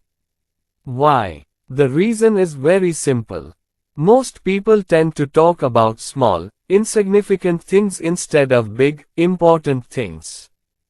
Before a speech, most people instruct themselves to stand up straight, no slouching or flailing, don't let the audience see my butt, remember, no grammar mistakes. The tie should be straight, speak clearly and loudly, but the gravedigger should not shout, "What more?" What happens when the speaker starts talking? As his list of don'ts is long, he will be scared inside. While talking, it will become noisy. You will think in your mind, "This is it, didn't I make a mistake?" That means he will fail completely. The reason for his failure is that he has focused on the relatively unnecessary, trifling aspects of good speech, neglecting the real quality of a good speaker, namely, knowledge of the subject of his speech and a strong desire to convey it. Whether the speaker is standing straight or not, whether he messed up the grammar is not the criterion to check all the good speakers. He is a good speaker who has been able to understand his words well to the audience. Many of our famous speakers. There are various minor mistakes, and the tone of someone's voice is not good. Some of America's most well-established popular speakers do not accept the old rules of, "Don't do it, don't do it." But all successful speakers have one characteristic. All of them have some special point of view which they have a strong desire to present in front of the public. So never let trifles hinder the success of your speech. 2. What is the cause of the conflict? Have you ever asked yourself why the fuss happens? About 77%. In cases where quarrels arise over trivial matters, John has returned home, he is tired and bored. Dinner did not please him, he complains. John's day wasn't that good either, so he defended himself. Where can I get chicken meat on such a low income? Listen. Or, if only I had a new stove like everyone else, I could cook well. This hurts John's self-esteem, and he angrily says, "John, it's not about the income, you don't know how to run a family well." Well, the fight started. When the fight finally ended, both of them hurled accusations at each other. In-laws, sex, money, pre-marital and post-marital commitments and many more. Both neighbors, worried, as they leave the battlefield. No conclusion can be reached in this, only the weapons of both sides increase. For the next war, small quarrels start from small things, thoughts, so don't indulge in quarrels, turn off. Let me tell you an effective way. Before complaining or accusing others or attacking the opposition in self-defense, ask yourself, is it necessary? In most cases the matter is optional and needs to be wrangled. No, ask yourself, he smokes cigarettes, messes up the house, forgets to put on toothpaste, comes home late. Is it worth fighting about? He's wasted money, relegated people I don't like to his house, so what? Whenever the mind wanders, ask yourself, is this important? This question will keep your house calm. It is also fruitful in office environment. Ask this question even when another car passes your house. It can be fruitful in any situation in life. 3. John got the smallest office. So lost. Speaking of several years ago, petty thinking about office work put an end to a promising and lucrative career for a young executive in the advertising world. 4 young executives of the same rank in a new office is transferred. They were given 4 offices, 3 rooms of the same size, with the same furniture. The 4th room was relatively small and unadorned. J.M.K. is given the 4th house. It hurts his self-esteem. He feels that he has been discriminated against. Thoughts of years of depression, regret, bitterness, jealousy poisoned his mind. J.1 begins to feel incomplete. Instead of cooperating and trying to harm his friends, the situation becomes increasingly sad. After 3 months, J.M. reached such a point that the management fired him, forced to do small thoughts about trivial matters. J.M.K. was delayed. As a result of this entrenched perception that he was being discriminated against, J.M. ignored the big fact that the company was getting bigger and hence the office space was becoming scarce. J.M. Considering all this, the executive who arranged the rooms might not have known which room would be given to whom, which was the smallest. J.M. But no one else in the office evaluated his power by looking at the size of his office. Little things like getting your name at the end of the departmental route seat list, or getting the 4th carbon copy of an office memo, can be frustrating. But these little things can't stop you from moving forward. Think big. 4. Stuttering can also be ignored. As a sales executive once explained to me, stuttering can't be a hindrance if you have the kind of work ethic you need.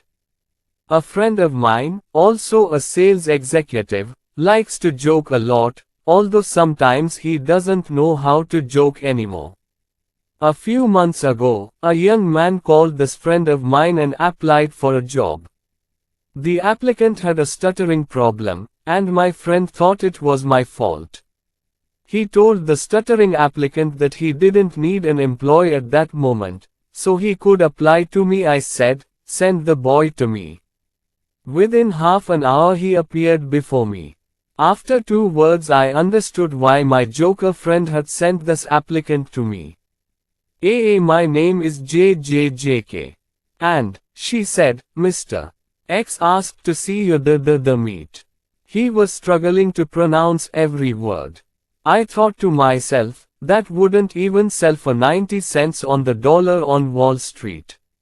I was angry with my friend but amused to see the boy. I thought I would ask a few polite questions and then tell him why it would not be possible to employ him.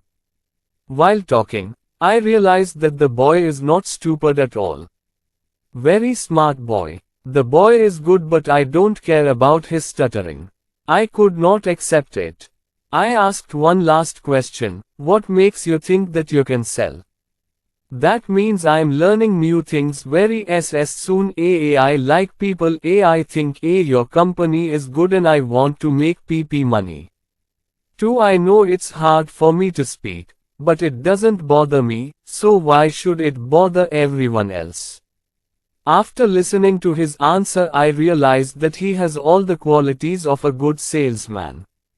I immediately decided to give him a chance.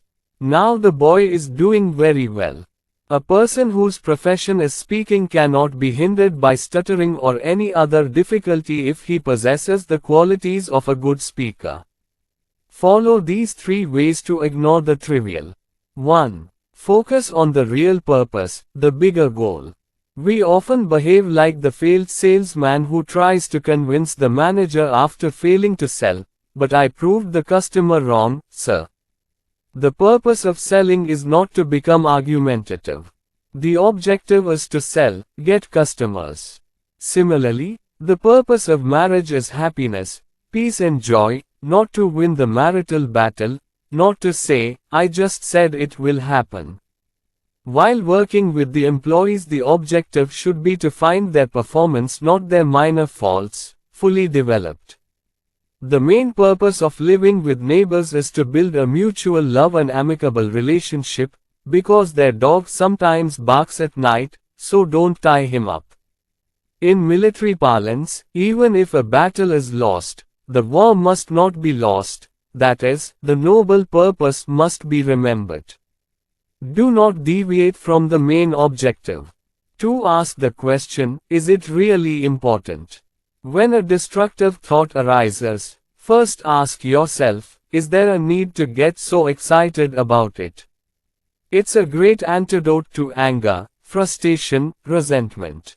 If in a crisis, we ask ourselves, is there a need for this? Then maybe 90% of the time there won't be any brawls. 3. Don't fall into the trap of negativity. When giving speeches, solving problems, advising employees, think about the things that can make a difference, what is important. Don't waste time on trivial matters. Focus on important things. Check the shape of your thinking. Below, to the left are some common scenarios. The middle and right-hand rows compare the reactions of mean-spirited people and noble-minded people to those situations. Self-examination. Try it, then judge which path you can follow. Small thoughts or larger, grander thoughts. To the target. Asterisk 2 opposite reactions to the same situation. Now you decide. Do. Situation. Attitudes of small, insignificant people.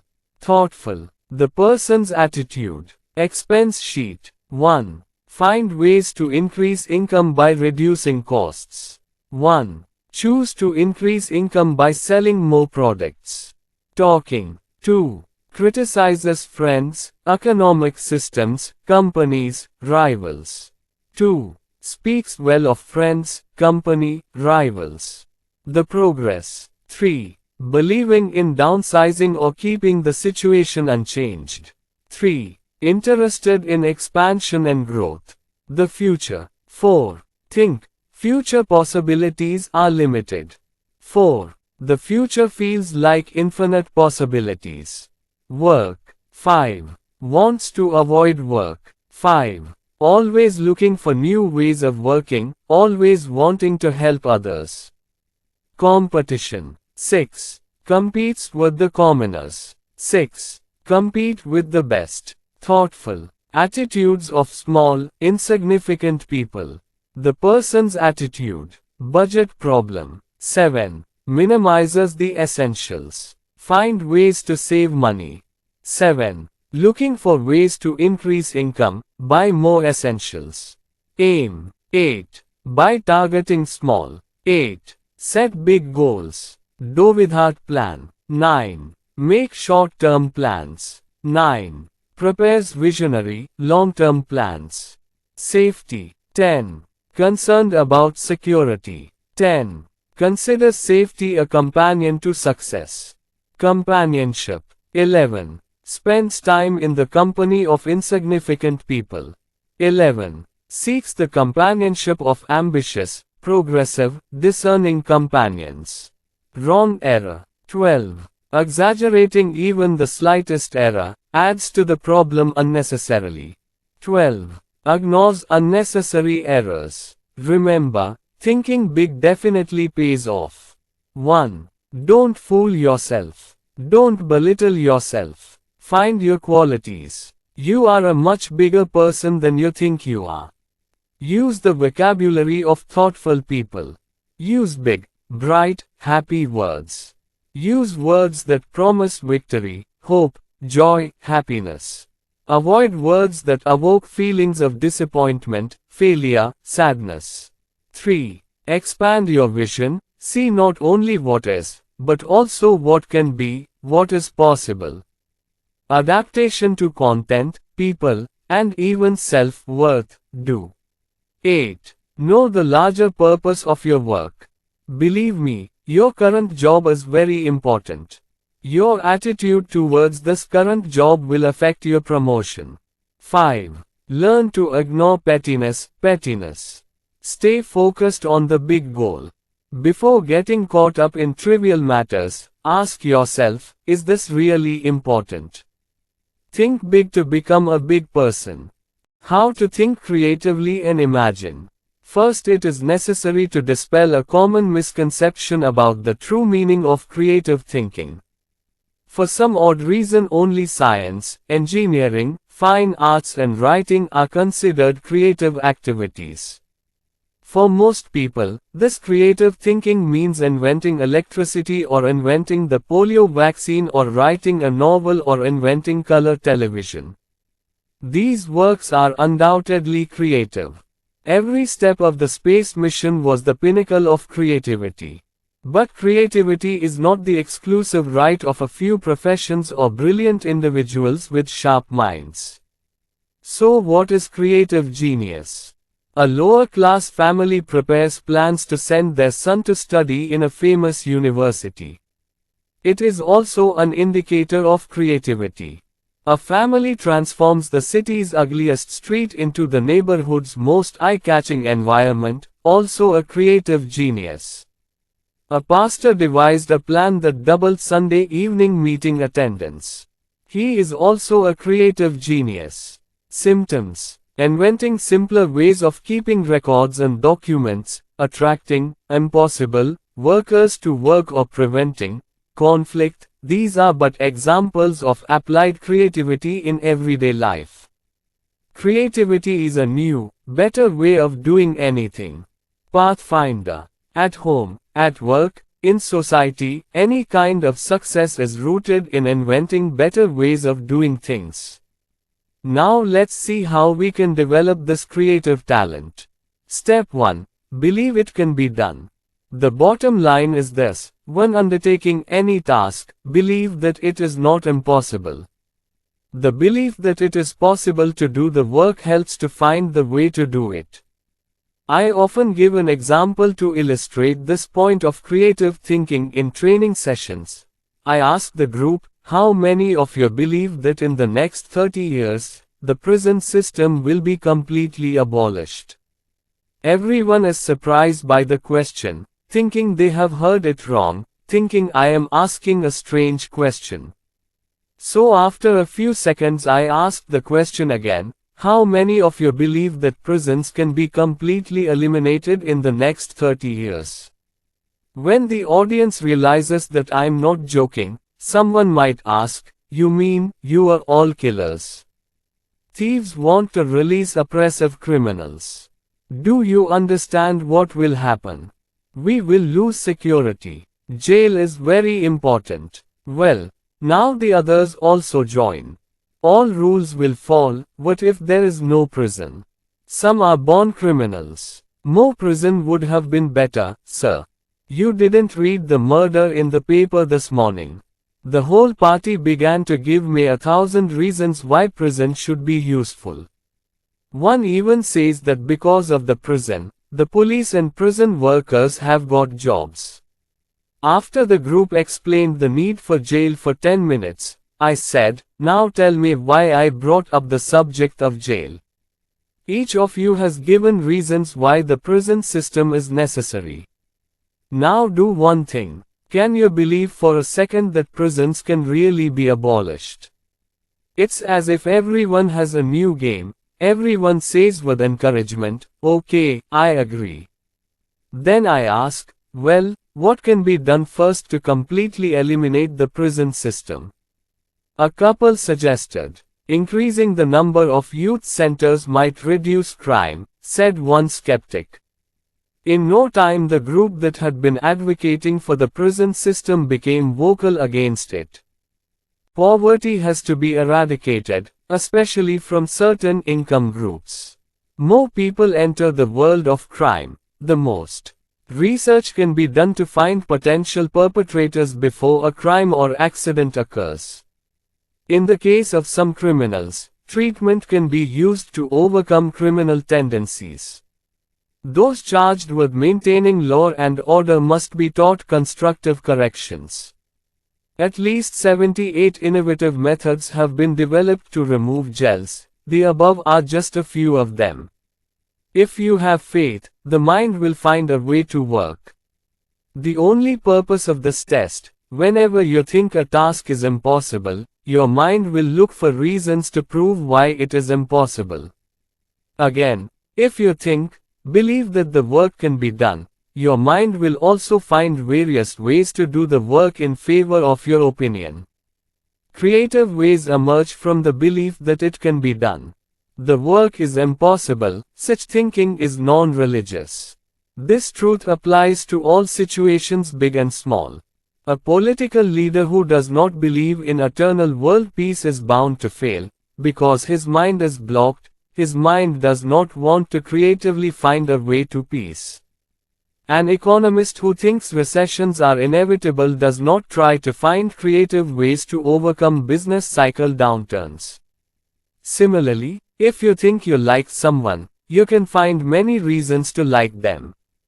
If you believe that you have the solution to your personal problem, then you must find a way to solve it. If you have such confidence, then you can definitely buy that new big house. Creativity springs from belief. Disbelief hinders creativity. Believe me, you too will learn to think constructively. If you give the mind a chance, the mind will find new ways. About 2 years ago, a young gentleman asked me to look for a more promising job. This gentleman, working as a clerk in the credit department of a mail-order company, felt unable to advance at work. We discussed his past records, what he was interested in doing. After gathering some information about him, I said, "It's great that you are looking for a better, more responsible job to advance in life, but the kind of job you are looking for requires a college degree these days. You've completed 3 semesters. Why don't you finish your studies in 2 years?" "I know," she said, "a college degree is very important. But now it is impossible to study again." "Why not?" I asked. "Because," he said, "I am now 24 years old. We are expecting our second child in the next 9 months. Go now, the day passed in trouble. So it is impossible to complete the studies." Income shoulder. This young man convinced himself that it was impossible for him to complete college. I told him, "If you think it's impossible to complete, you never will. However, if you believe it's possible, you can definitely complete it. Problem solving, find a way. Now tell me what you can do. Be determined to complete the study. Go ahead. Always keep that in mind. Then think about how to complete the study while raising a family. See me in a few weeks with your final decision. Go." 2 weeks later, my friend came to visit. "I thought about your words well," he said, "thought I'd finished the reading. I haven't thought about the details, but I'm sure I'll find a solution." Indeed, he found the solution. He was able to secure a scholarship from a trade association, which covered his tuition, books and incidentals. By changing the working hours, he could attend the classes. Seeing his enthusiasm and passion for a better life, his wife fully supported him. Both found new ways to manage money and time creatively. After getting her degree last month, joined a large organization as a management trainee. If there is a will, there is a way. Believe it can be done. This is the essence of creative thinking. There are two ways in which creative genius emerges with faith. 1. Remove the word impossible from your mind and your speech. The word impossible symbolizes failure. Just thinking that it is impossible will find many arguments and reasons in your mind to prove the truth of this idea. 2. Think of a task that you have been wanting to do for a long time but have never been able to do. Now make a list of why the task can be done. Many of us push our hopes out of our minds. Instead of thinking about why we can do it, we just waste time looking for reasons why we can't. I recently read in the newspaper that most states have an overcount of counties. This essay stated that many of the county boundaries were determined years before the invention of the automobile, when horse-drawn carriages were the main mode of transportation. Now there is fast traffic, good roads, so 3 or 4 counties can be taken together. As a result, similar services can be reduced, giving the taxpayer more benefits at a lower cost. The writer is encouraged by this novel idea of his own. Randomly collected responses from about 30 people. Conclusion: Karuri did not find this a very attractive proposition, although it offered more effective local governance at a lower cost. This is an example of conventional thinking. Those who follow the old traditional way of thinking have lost the power of innovation with the excuse, "It has been this way for the last 100 years. It has some merit. What is the need to change?" Left there, ordinary people always stand in the way of progress. According to many, it is wrong to drive a car on the path that Goddess Prakriti has made for us to walk or ride horses. According to many, airplanes are pointless. Humans have no right of entry into protected areas for birds. According to many birders, humans have no right of entry into space. A senior missile expert gave an excellent answer to this kind of thinking. "Wherever people go," said Dr. Von Braun, "that's where he deserves to be, that's where he belongs." In 1900 a sales executive invented a scientific method of sales management. The method is widely propagated and even compiled into textbooks. The trick is this: there is a best way to sell any product. Find that best method, and never go the other way. Fortunately, a new leadership came in time to save the organization from bankruptcy. The complete opposite is one of the largest business organizations in the country. Crawford H. Greenwald, president of DuPont Dynamos, said, "There are 1,000 different ways to get a job done right, and the more people assigned to the job, the more ways they are discovered." Indeed, there are more than one way to do any job well. There is no single best way to decorate a house, garden or sell products, raise children or cook a delicious steak. The more creative people do things, the better methods will be discovered. Nothing results in frozen ground. If old thoughts are frozen in the mind, new thoughts cannot arise. Do this experiment: tell people one of the following ideas and see how they react. 1. Post and cable system is completely controlled by the government, thus department should be handed over to private sector. 2. Presidential elections should be held every 2 or 6 years instead of every 4 years. 3. Retail shops should be open from 1 p.m. to 8 p.m. instead of 9 a.m. to 5:30 p.m. 4. Retirement age should be 70 years. It does not matter whether these meditative concepts are actually logical or practical. What matters is the response to such a proposal. If someone just laughs off the suggestion without giving it a second thought, probably 95% are in this group, then they are old-fashioned. A slave but one of the courtesans might say, "That's interesting, tell me a little more," meaning that their minds have become creative. The first and foremost enemy of the person who is interested in a creative, personal success program is the old way of thinking. Old ways of thinking do not allow the mind to move forward, create obstacles to progress and development, and become obstacles to the development of your creative talents. There are 3 ways to defeat this enemy. 1. Be open to new meditation ideas. Accept and welcome new ideas. Don't indulge the naysayers of, won't work, impossible, stupid nonsense. A very successful friend of mine works in a senior position in an insurance company. He told me, I've never thought of myself as a business person. I don't think I'm a smart person. But I think I'm the best sponge in the insurance industry. Wherever there are good ideas, I collect them.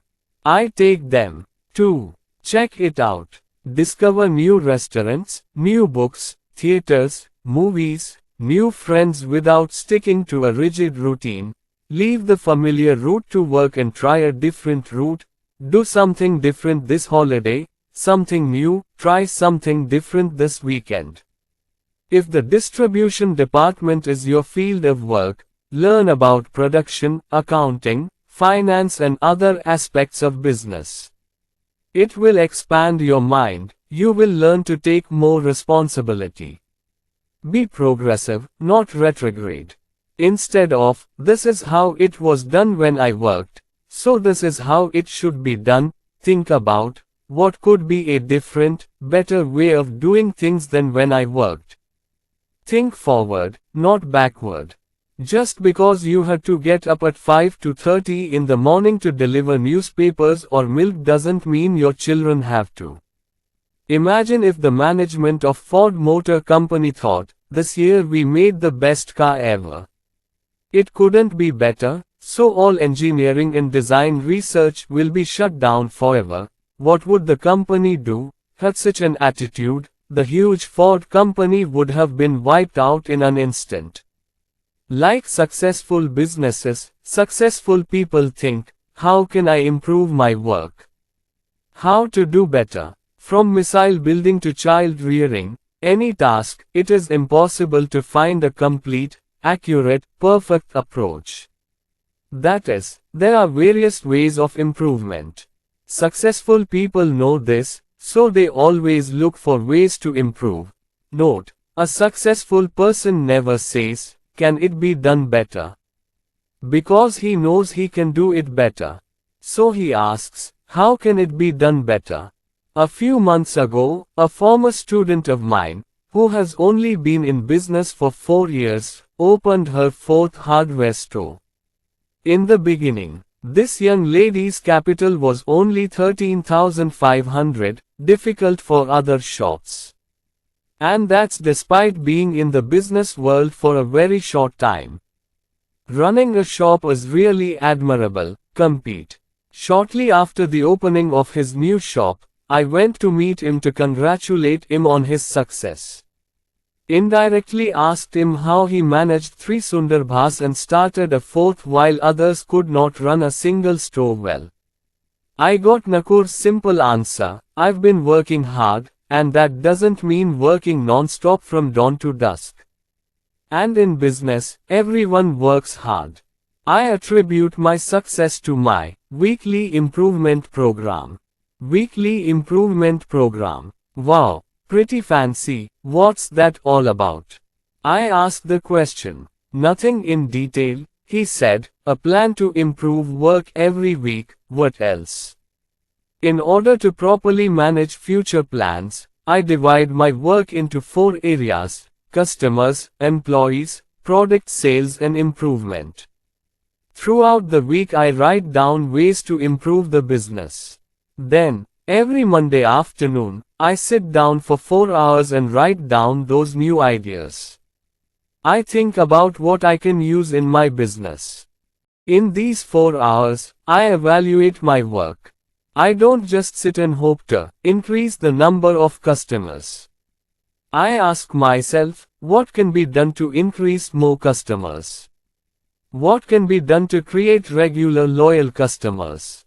He gave some examples of the new approaches that he followed in his first 3 stores which were successful, such as store merchandise and display, sales suggestion method, i.e., if 3 customers come into the store, at least 2 of them may not have planned to buy the products when they entered the store but on the advice of the salesperson. Buying things for make art, that means loan schemes for customers who can't buy things, announcing competitions to increase sales in depressed markets. I ask myself, what can I do to make my products more attractive? And then a new idea arose. 4 weeks ago, I thought, let's do something to attract children to the store. I thought, if the young people can be attracted, their parents are bound to come. I got a new idea. I started keeping small card toys for 4 to 8-year-old children. The toys don't need much space, but the most important thing is that the number of customers for the toys has increased gone. Believe me, she said, this is my weekly development plan. How truly fruitful. I always ask myself cautiously, can I improve at work? I got the answer. Every Monday. Rarely has there been a case where the profit share has not increased. Himself in this plan also learned another important thing about successful product sales that all new business owners should learn. What is that? I asked. It's not so much the amount of knowledge one has when starting a job. It's more how much one learns and applies it while on the job. Those who constantly set higher standards for themselves and others, who constantly seek new ways to increase efficiency, who get more for less, who learn to get more with less work, are successful. Is people who think I can do better than this hold the key to success. General Electronic uses the slogan, improvement is ours. Best product. Make improvement your best product. Can do better. This philosophy works like magic. Whenever you ask yourself, how can I improve? Your creative energy will wake up, find better ways. Make a daily practice of developing a can-do attitude. Give yourself 10 minutes each day before starting work to think, how can I improve my work? Question. Ask, what can I do to motivate employees? What specifically can be offered to the customer? How to improve your efficiency? It's a simple exercise, but can be very effective. Try it. You will find the infinite creativity of success. My wife and I had a conversation with a couple. Whenever we met, our discussion would come back to the subject of working wives. Mrs. C worked for several years before marriage and enjoyed working life very much. But now, she said, my children are in school, I have to take care of the house, cook. I don't have time at all. In a terrible car accident on a Sunday evening. The couple's family was hurt. Although Mrs. His children were not seriously injured, but Mr. Suffered a severe back injury that left him permanently disabled. Mrs. Who was forced to attend work. I met him several months after the accident, and was amazed to see that he was handling all the responsibilities at home and outside very nicely. True, he said, even 2 months ago it was unimaginable for me to manage housework and outdoor work. After that accident, I had to make a firm decision, put in the time. Believe me, my work efficiency has increased 100%. Discovered several tasks. Even if you don't do it. Then I found that the children can help. I found many ways to save time. Less time to go to the store, spend less time on the phone. We can learn from this experience. Performance is entirely a matter of mind. How hardworking we are depends on what we think is powerful. When you believe in yourself that you are capable of doing more, your mind will become creative, learning new ways of working. How much? A young bank executive once spoke of his personal experience on performance. An executive of our bank resigned from CAO at a very short notice. Then the state of our department was deplorable. The gentleman who left the work was too important to be left incomplete, or even postponed for a few days. The day after that gentleman left, our divisional vice president called me. He explained to me that someone has to temporarily take over the responsibility of the person who has left the job until a replacement is found. He has already spoken to the other two members of our team about this. He said, they didn't do it directly, though. They both said they had a lot of work left of their own.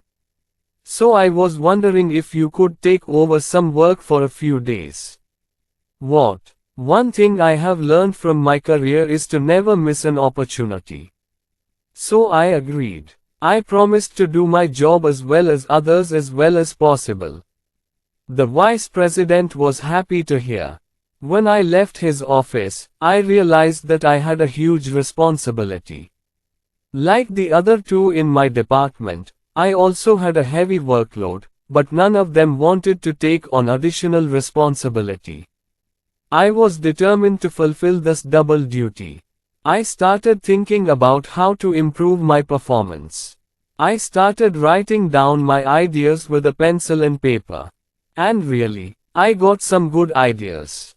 Like talking to the secretary, setting a special time for routine calls, choosing a separate time to make my own calls, cutting the conference time from 15 minutes to 10 minutes. Just once a day. Decided to give dictation. My secretary eagerly took over some of my small but time-consuming tasks. I've been on that job for almost 2 years now. I'm amazed at how much time and energy was wasted before. Within a week I was dictating twice as many letters, taking 50% more phone calls and having twice as many meetings, without any stress at work. A few more weeks passed. One day the vice president called me. He praised me for doing everything properly. Then he said that he had looked for candidates in and out of the office for the vacant position. No one was found. Finally he admitted that he was a bank executive. Talked to the committee, 2 posts with their approval. He wants to give me full responsibility together, which will surely increase our remuneration to a great extent.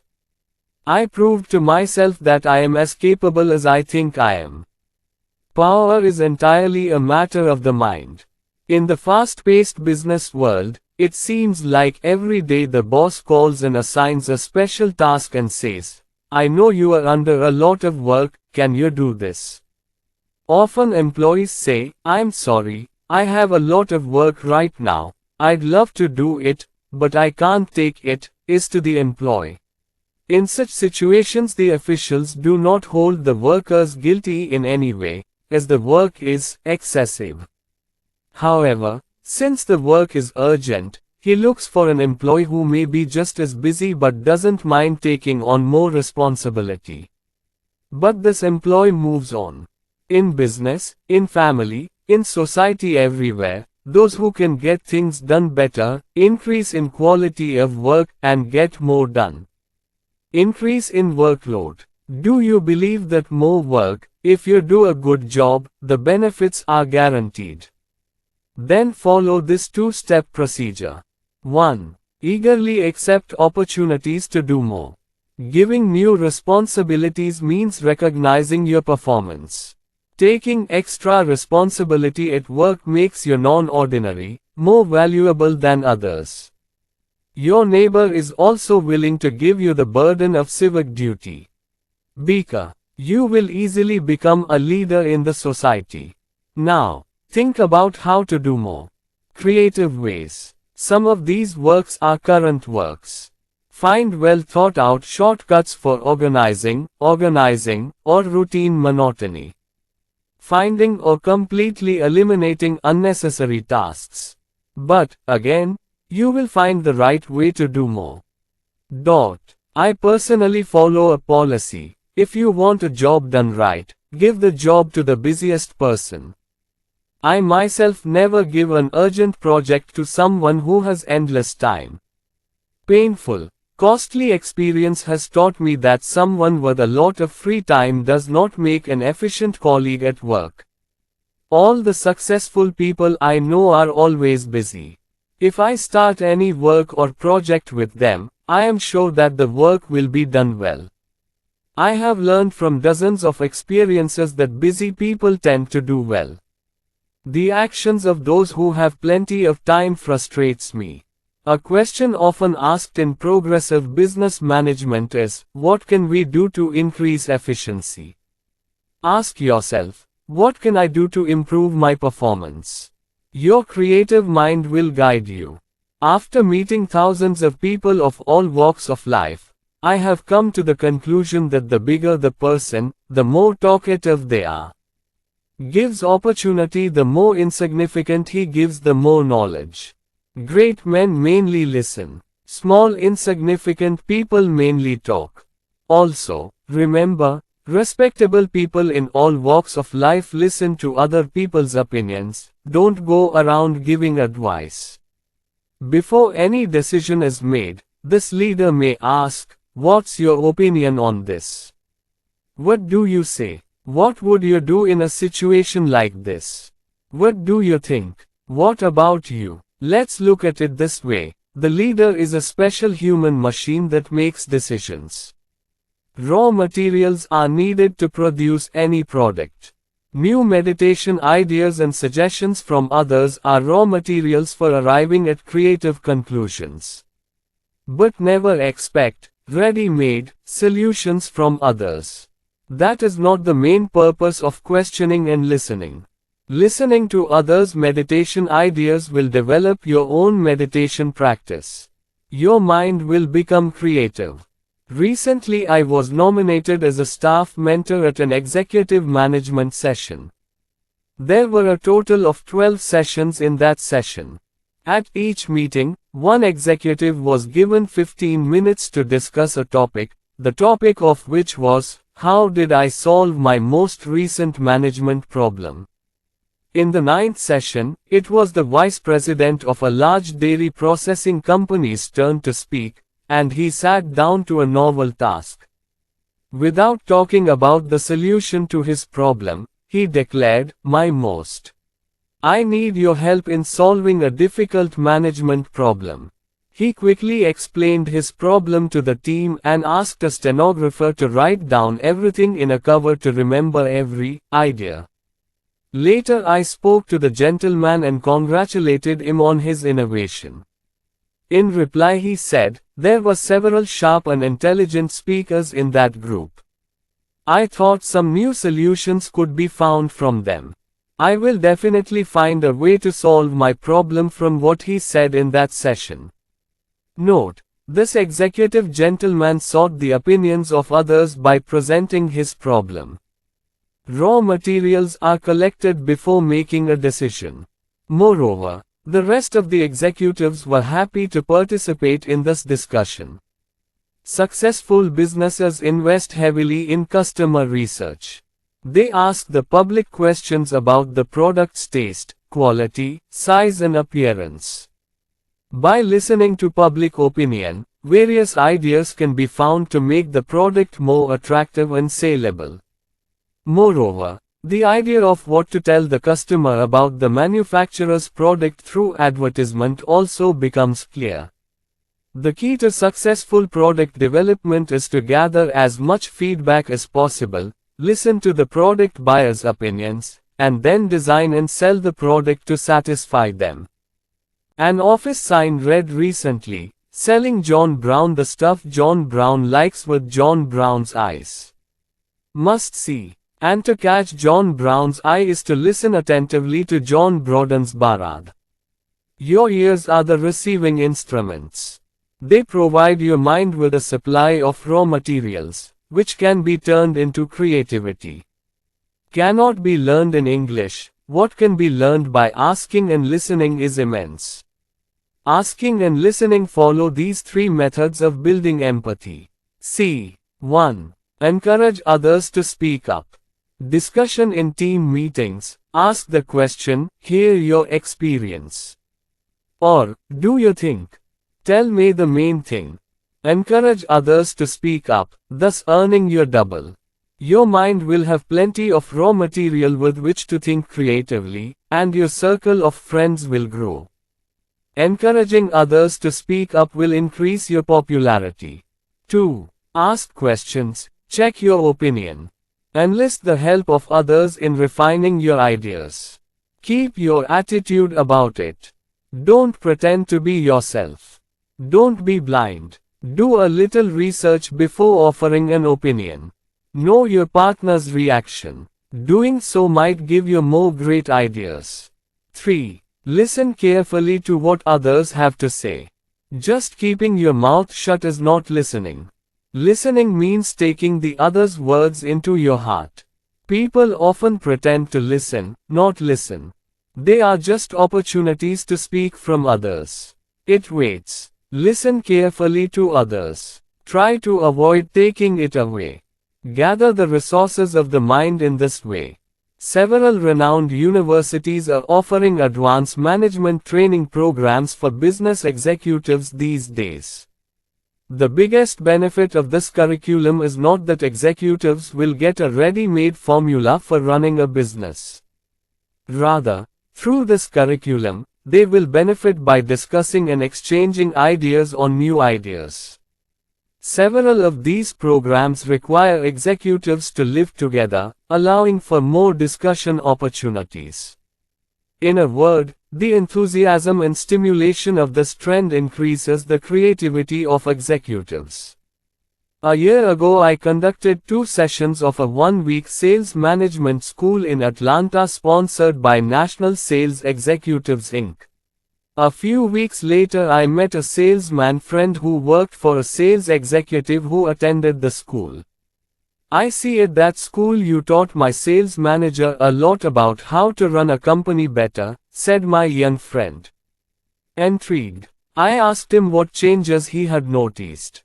Several things he said: revisions in compensation plans, sales twice a month instead of once, meetings, new business cards, new pens, changes and revisions to sales pitches. None of these were specifically communicated or taught in the training program.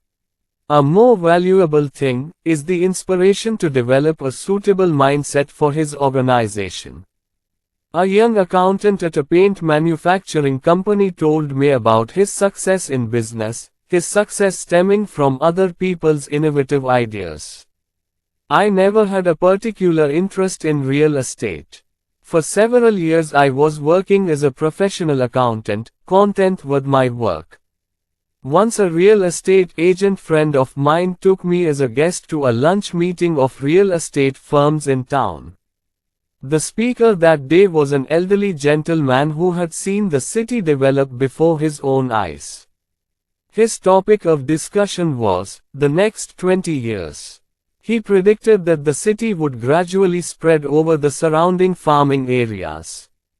He also predicted that, in his words, gentleman's land, i.e. 2 to 5 acres of land, will be in high demand, i.e. areas where tradesmen or professionals will have all the amenities they need to fulfill their hobbies, such as pools, horse riding, and gardening. I was also encouraged by the words of that gentleman. I wanted what he was saying. After that, for some time I asked my friends what it would be like to own 5 acres of land. I got the answer from everyone: that would be a great thing. I think about it, how it's profitable. I started to think that it can be done. One day, while going to work, suddenly the band played on his head. How about buying a large area and dividing it into smaller estates? There is certainly more profit to be made in smaller areas than in larger areas. Found a 50-acre tract of land 22 miles from town for $8,500. Bought the land, mortgaged it to the owner for 1/3 of the price. Then I planted some pine trees where there was just bare ground. Because a real estate expert I know said, People want trees these days, lots of trees. I wanted to let my potential customers know that in the next few years their area will be a beautiful landscaped land surrounded by beautiful pines. Then let a surveyor divide the 50-acre land into 10 5-acre plots. Now I am ready to sell. I collected the addresses of several young executives in the city and started my sales campaign by writing directly to them. I explained to them how for the price of a small piece of land in the city, i.e. only $8,000, they could own a large land. Leisure and relaxation. I also painted a fictional picture of life in their minds. In just 2 weeks, I sold all the land. The total income was $10,400, including the land price, the land survey and legal costs are all inclusive. That is a profit of $19,600. Neva recognizes the ideas of a few intelligent people. Was the reason for my good fortune. Had I not accepted the hospitality of that group completely different from my professional interests, I would not have known about it. This is a profitable and successful plan. There are many ways to feed the mind. Let's say 2 ways, you can make them a part of your lifestyle. First, meet regularly with at least one professional organization related to your profession. With others who are interested in success, speak up, exchange ideas. I've often heard people say, I got a great idea in a meeting this afternoon, or, I thought yesterday in a meeting. Remember, a mind that is only self-reliant. It cannot be nourished, it becomes weak, it cannot think creatively, it cannot think forward. The inspiration of others can nourish the mind. Second, keep in touch with at least one group outside your profession. If you socialize with people of different professions, your thoughts will expand. You will learn to know the wider world.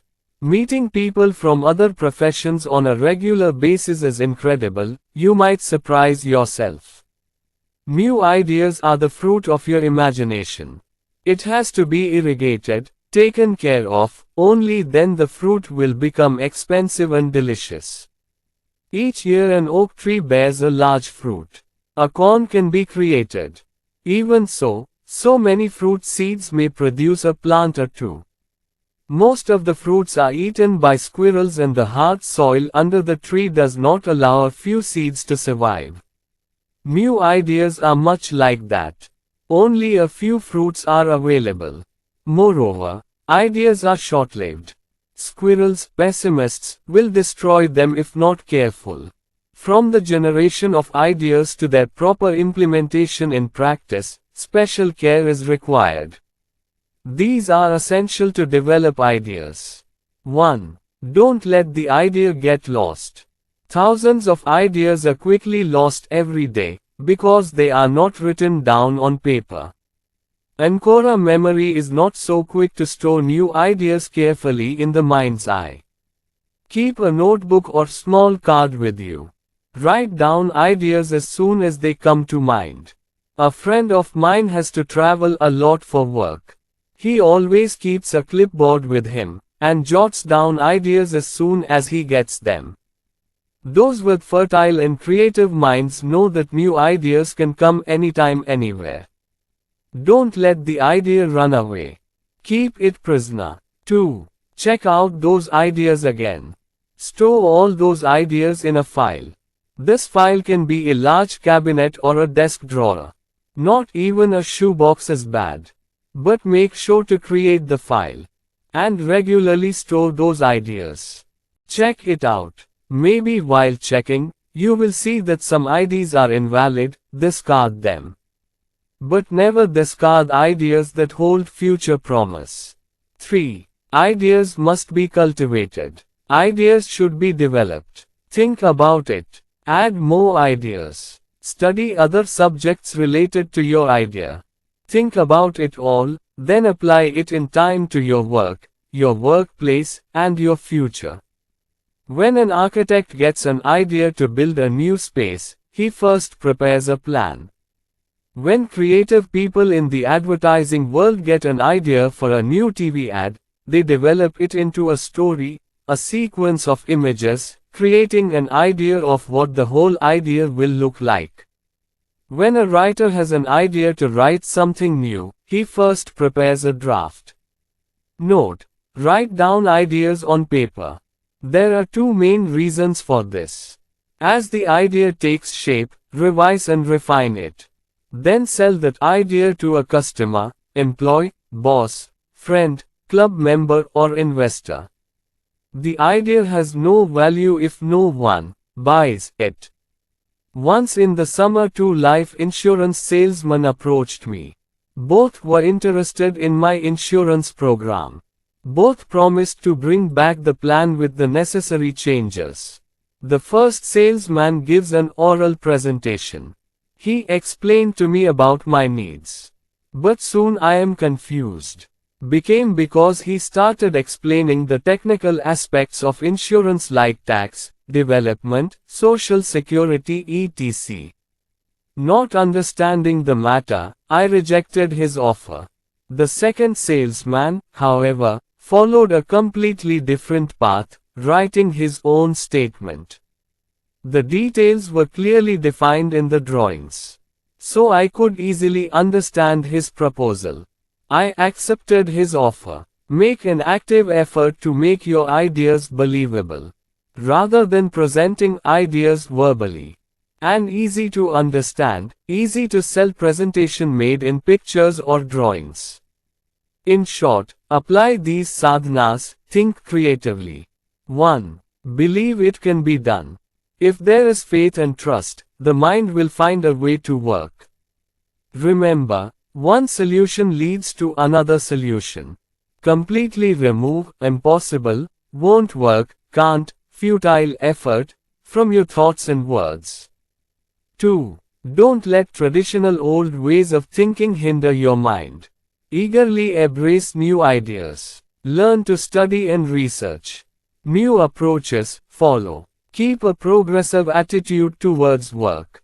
3. Every day, ask yourself, how can I improve? There are many ways to improve. When asking yourself, how can I improve? Then the mind will tell you the way to improve, try it. 4. Ask yourself, how can I get more done? Ask yourself questions, or improve your efficiency, and you'll find smart shortcuts. The way to success in business is to think better of yourself, increase the quality of work, and do more, increase the amount of work. 5. Practice asking questions, listening. Ask questions, other people's words. Listen carefully, find the logistics of your decision making. Remember, big people listen, small people only talk and don't listen.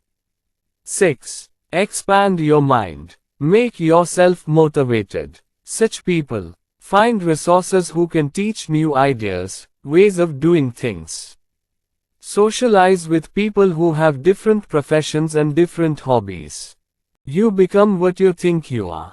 The matter is obvious. Human behavior is like an incomprehensible puzzle. Have you ever wondered if a store clerk might greet a customer, asking, "How may I help you?" while another may be completely ignored? Or maybe a gentleman opened the door respectfully while seeing another, "Why?" Or an employee may be eagerly obeying the orders of another person. Or one person. Why is it that we listen attentively and ignore some completely? Look around you. You might see someone saying, "What's up?" or "What's up?" being used while giving enough importance to another person, saying respectfully, "Namaskar sir, Ajahn sir." Notice, you will see some people when you see them you get confidence, respect and devotion, and some people don't feel that way. On closer inspection, you'll notice that the most successful people are treated with the most respect. What is the explanation? The answer in one word: thinking. It is from thought that others see our attitude towards ourselves. With the same use, The use we feel we deserve is what we get in the real world. Attitudes create differences in behavior. He is as qualified as he is. He who suffers from inferiority remains trivial, insignificant. Because processes and reactions originate from states of mind. If someone feels inferior, he will behave similarly. Any attempt to evade or hide it can't cover the original thought. He thinks he is important. He cannot become important, does not matter. On the other hand, the one who thinks himself privileged is actually accomplished in yoga. To become important is to realize one's own importance. Tahaj Baki will also give importance to you. The logic goes something like this. As you think, so will work. As you act, others will treat you. Just like any other phase of your personal success program, gaining devotion is a very simple process. Before you can earn the respect of others, you must believe that you are worthy of that respect. Check that others will respect you as much as you respect others. Do you fear the people of Skid Row? Not at all. Why? Because they don't know how to respect themselves. Lack of self-respect makes them contemptible. Self-esteem is reflected in all actions. Now let's discuss some ways to increase self-esteem and gain respect from others. Make your appearance important. Making yourself feel important will pay off. Rule. Remember, looks speak. Your appearance should create a good impression about you. Make up your mind before stepping out of the house into the outside world. Wear the right clothes. A sloppy look won't do. Perhaps the most authentic typographic ad in the world, this ad was sponsored by the American Institute of Men's and Boys' Wear. This slogan should be hung in every office, restroom, bedroom, school in America. In an advertisement, the police say, "A little boy's clothes can tell which boy is naughty."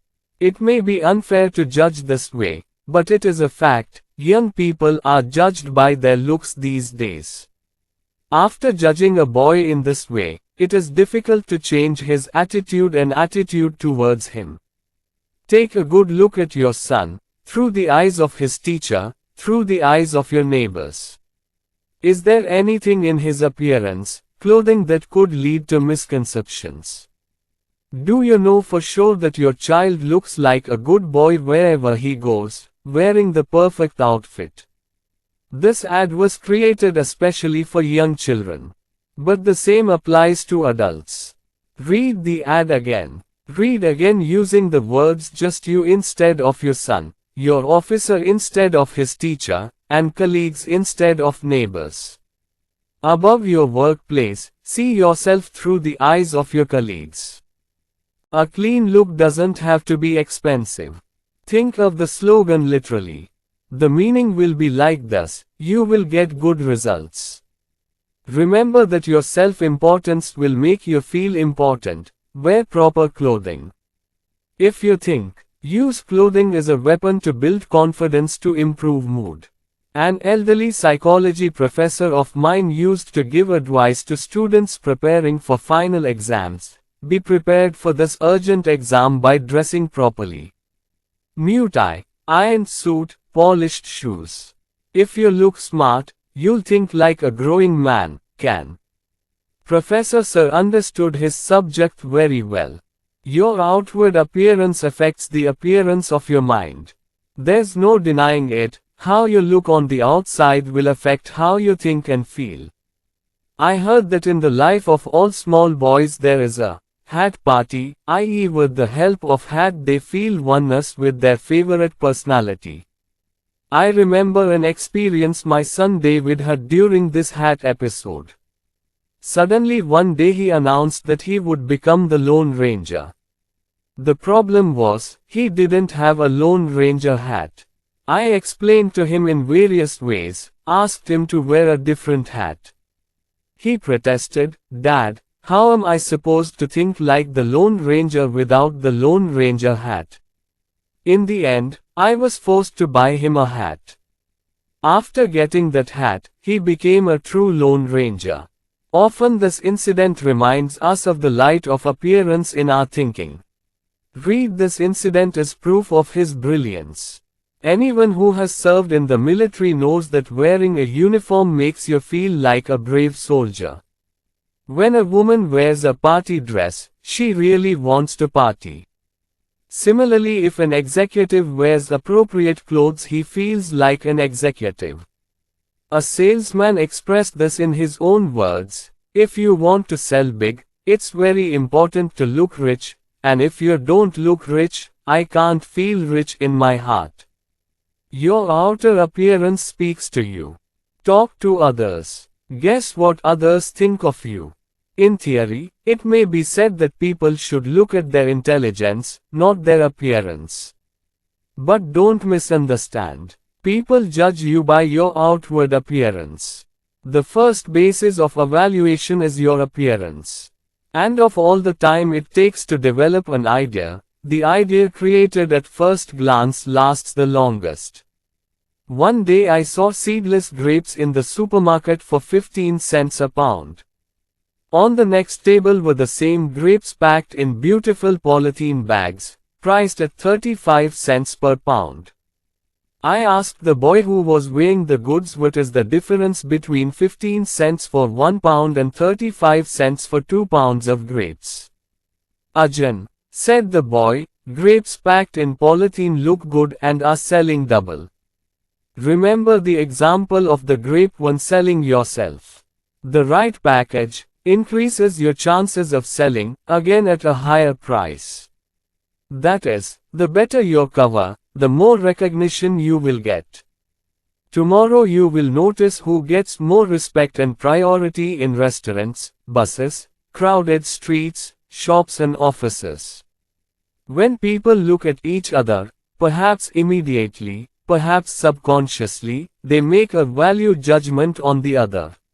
That's why when we see someone we say, "Ki hey Mac," and take someone else, use it like that. When I saw it, I respectfully said, "Arjun, sir."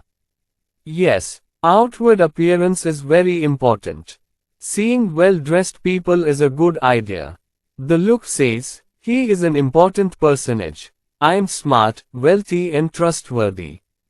This gentleman is learned, respected. He knows how to give himself the respect he deserves, and I respect him." Seeing a person with an untidy appearance gives a bad impression. The person is a failure. This careless, incompetent, unimportant, very ordinary person, it is pointless to bother him, nobody cares about him.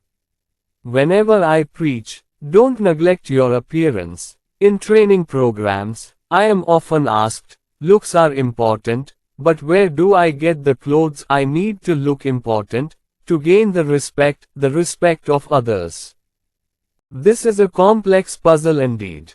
I've thought about this a lot, but the answer is simple. Buy a few clothes at twice the price, memorize the words. Now put it to work. Whatever you wear, hat, coat, shoes, socks, suit, follow this rule. Quality is more important than quantity when it comes to appearance. Adhering to this intention will not only increase your self-respect, but others will also respect you. You will profit by buying half the amount of goods at twice the price. Reason 1. Your clothes will last twice as long, because they are twice as good and will retain their best quality for as long. 2. The style of clothes bought lasts longer. This is always the case. 53. You can get advice on this. A salesperson selling a $200 suit will be more interested in choosing the right outfit for you than a salesperson selling a $100 suit. Remember, your appearance speaks not only to you, but also to others. Dress in a way that says, "This gentleman has self-respect. He is an important person." It has to be treated properly. Do justice not only to others, to yourself. Become good looking. As you think yourself, so you will become. If your appearance makes you feel insignificant, then maybe you are really insignificant. If you feel small, you probably really are. Make yourself look good, you will feel really good, act like it. Make your work important. The story of the three masons is often told. Very good story, so let's remember it again. When asked, "What are you doing?" the first mason replied, "Making a brick." The second person said, "Earning $9.30 an hour." A third said, "I am founding the best church in the world." What happened to those masons later in life is not told in the story. What do you think? It is possible that the first two kings were masons all their lives. They had no foresight. They did not respect their work enough. There was nothing in them that could make their lives successful. But the mason who called himself the builder of a great church probably became a foreman or contractor or architect in later life. Why was he able to advance? Because his thinking made him successful. The third Masonic thought found ways of self-development in his work. Attitudes toward caches show individuality and greater responsibility. Get a clear idea of potential capabilities. A friend of mine, who runs a recruitment agency, recently said, "Before sending any applicant to our client, we check how the applicant feels about the current job. If the applicant says that even though his current job isn't something he's passionate about, his work is important, then we feel good about him." Why? The reason is simple. If the applicant feels that his current job is important, he is likely to want to do his next job well. We have observed a strong relationship between respect for people's work and receiving credit. Just like your appearance, your attitude towards work will form a clear impression on your superiors, colleagues and subordinates who come in contact with you. A few months ago I spent several hours with a friend of mine. Bhuni is the personnel director of a machine manufacturing company. As we were discussing building people, he explained his personnel monitoring system. He explained what he had learned from that system. "We have about 800 workers in departments other than production," he began. "In our worker monitoring system, every month I know if a worker is green. We want to know how we can help them in their work. We think it's a good practice because everyone working with us is important, otherwise why would we pay them month to month? One thing we are careful about is that the worker is never asked a direct question. And we give them the opportunity to talk about whatever they want. We want their honest opinion. After each interview, we assess the workers' views and attitudes towards a particular work topic on a form, fill in. One thing I learned," he said, "is that workers can be divided into two groups according to their attitude to work. Group A and Group A. Team B employees mostly talk about safety. They ask about the company's retirement plan, sick leave policy, additional vacation, what are we doing to improve the insurance program and whether we have to work more in March this year like last year. They also talk a lot about the unsatisfactory aspects of their work, the things they dislike about colleagues. This is Group B workers, except production. 80% of the total workers in other departments belong to this group, considering it an essential part of their job. The teamer employee, however, sees his work differently.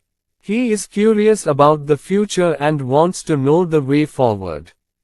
He expects nothing more from us than the opportunity to work. People in team A understand the bigger picture. They offer suggestions to improve the business. This is what they think is constructive, while the workers of Team B think this is just brainwashing, and they want to get rid of it. I now have a clear understanding of the importance of checking employee attitudes and their relationship to job success. An employee's direct supervisor makes all kinds of recommendations for promotions and special benefits. Almost always I see group or employees being recommended for positions. And it was definitely found that Group B caused the most problems. The biggest challenge in my work, he said, is the team bringing its employees to Group A. But the task is not so easy, because until the worker understands the importance of his work and wants to improve, it is impossible to help him. There is clear evidence that whatever you think of yourself as, your thinking will lead you in the right direction, you will become. If you feel weak, incapable, if you think you are going to fail, feel like you're second class, then you've become very ordinary. So believe that, I matter. Succeed in me. All qualities are there. My work is important. I am the best employee of the first class. If you think like this, you will surely succeed. The only way to reach your desired goal in life is to be optimistic about yourself. Others will judge your performance based on your performance. And your thoughts control your actions. You become what you think you are. Imagine yourself in the role of a supervisor for a few moments, asking yourself what kind of people you want a raise or promotion. Is the secretary engrossed in the pages or the secretary who puts forward small tasks to facilitate the work of the executive? 2. The employee who says, if they don't like what I'm doing, I'll get another job, or the employee who listens to criticism and makes constructive changes, striving to improve the job. 3. The salesman who tells the customer, I'm just following orders. We've been sent to find out if you want anything, or the salesman who asks, Mr. Brown, what can I do for you? 4. The foreman who tells the employee, I don't like this job at all. My superiors just sit back and give orders. I can't understand them better. Or the supervisor who says, every job has its pros and cons. But remember one thing, the superiors are our well-wishers. Not surprisingly, many remain at the same level throughout their lives. Their thinking does not allow them to progress. An executive in the advertising world once told me how his company provides continuous training to new, inexperienced guys. We think as a company policy, he said, the best initial training for young guys, fresh graduates, is to put them to work delivering mail. We are the children who studied in college for 4 years. Want to put our main objective as that our boys get an opportunity to learn and know about the various activities of the agency by doing this kind of work. After getting to know each other well, we give him the responsibility of the postal service, not because of the new job. Sometimes it happens that a young man, despite being taught the purpose of teaching by a postman, finds the postman's work trivial and inadequate to his education. Then we understand that the wrong boys have been employed. For if he can deliver the postman, if they don't understand, they have no future in our agency if they don't consider this bill to be the first step toward taking on urgent responsibilities in the future. Remember, what the worker will do when he reaches that particular level. Before seeking answers to the question, executives ask the employee, how is he fulfilling his current responsibilities? Looking for his answer. Presenting some simple arguments. Read it at least 5 times. One who realizes the importance of his work. He gets inspiration from his mind to do his work better. And the best work, I mean beautiful work. More promotion, more money, more respect, more happiness. We all may have noticed that babies outgrow their mothers very quickly. Mimics behaviors, attitudes, habits, fears and preferences.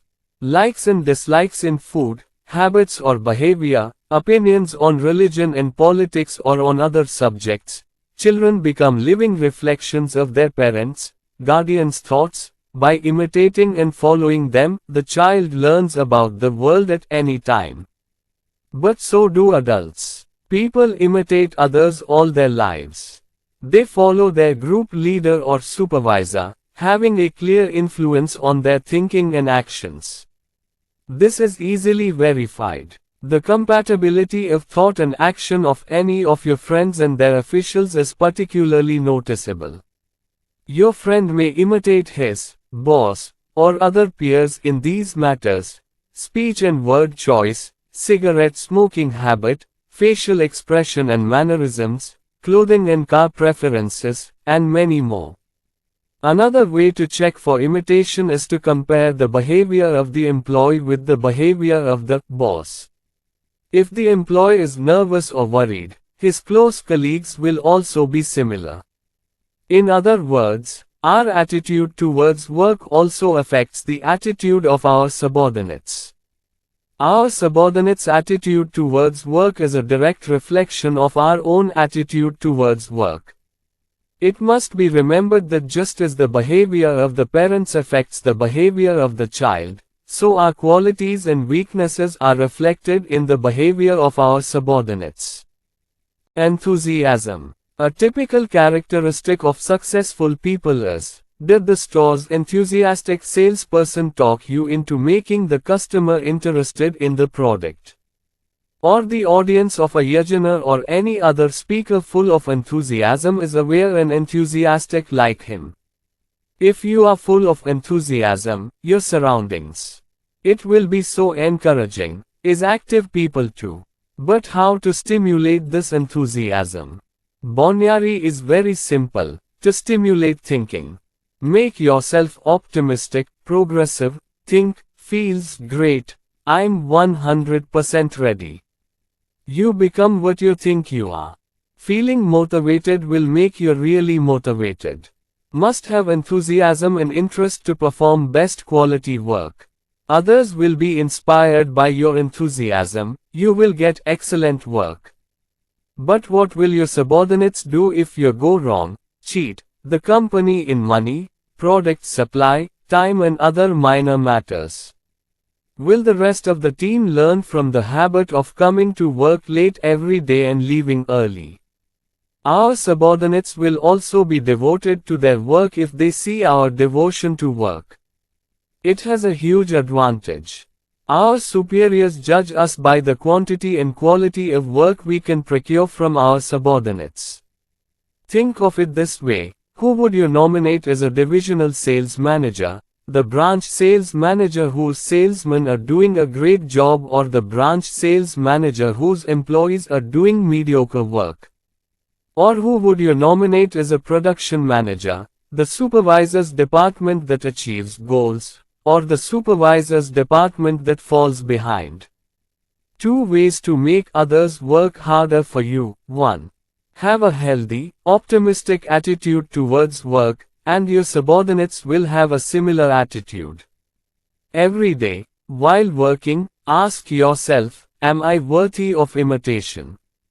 Will I be happy if my subordinates follow my way of doing things? Encourage yourself several times a day. Several months ago, a car salesman told me about his new car. It is a novel method.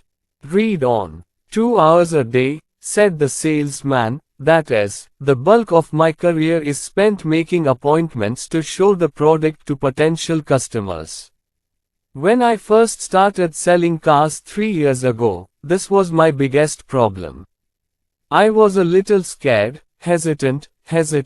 I knew my tone sounded hesitant * even on the phone. So the listeners at the other end would easily hang up the phone saying, "No," to my face.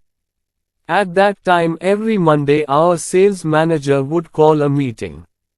I was motivated, I liked it, and not only that, I could organize more demonstrations on Mondays than on other days. The problem was that this motivation on Mondays died on Tuesdays and then on the rest of the days.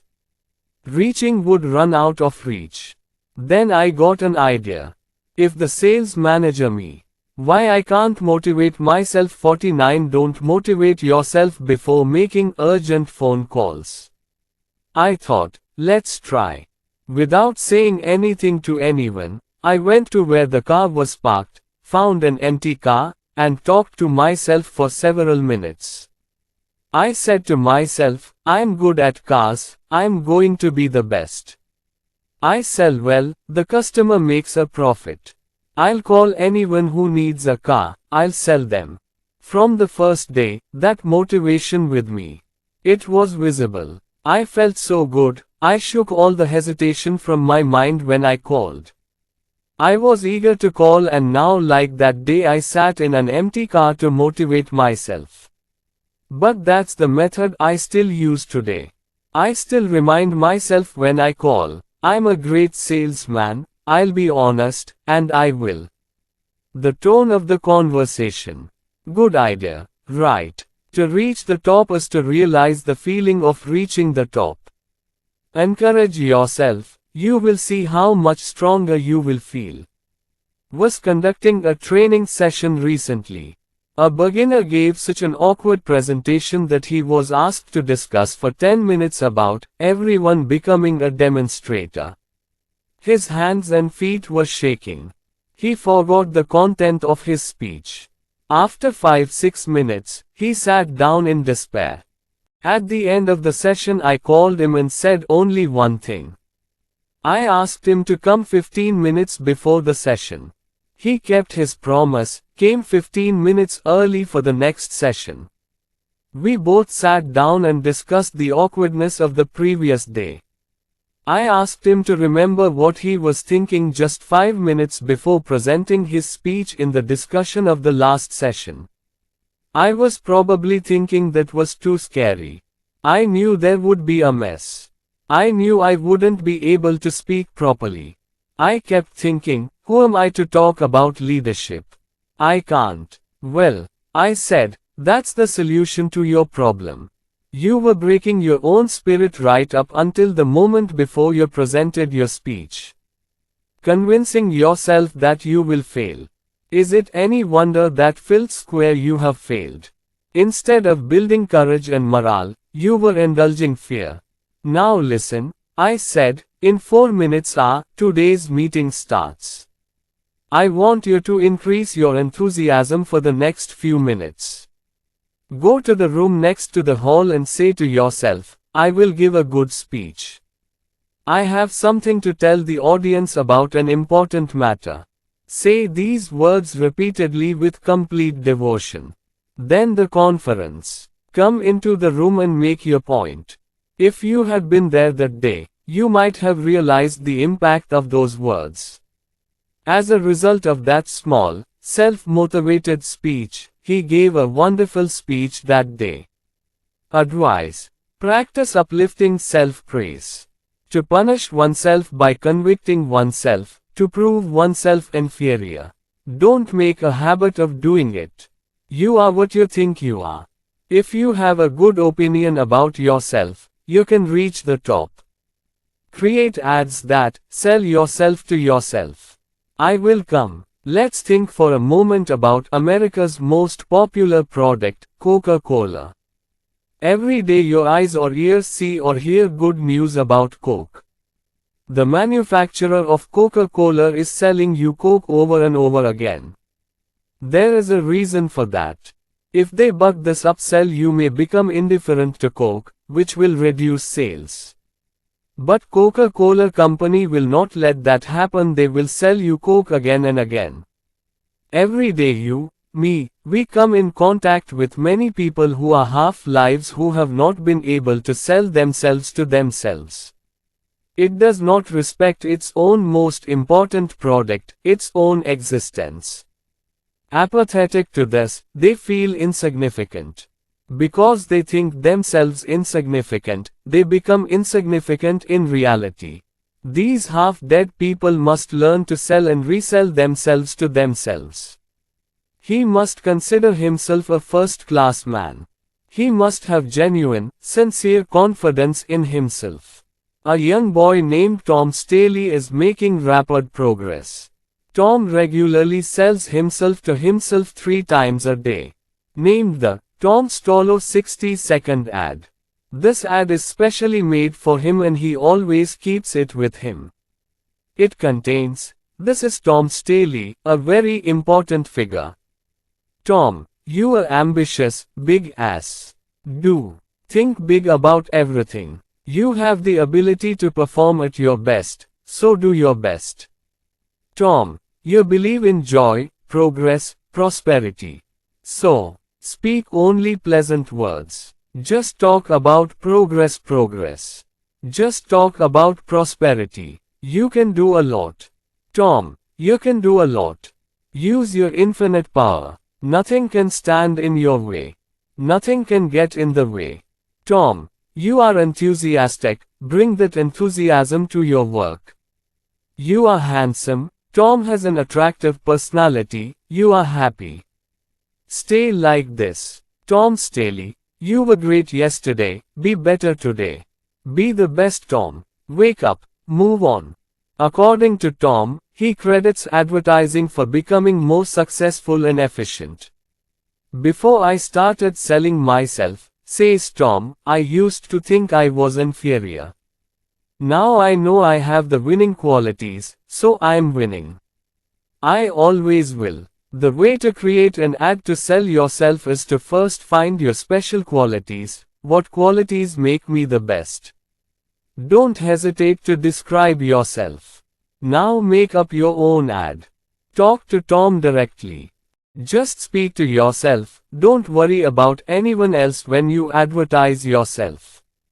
On the third day, read the advertisement aloud to yourself at least once a day. It is best to do this while standing in front of a mirror.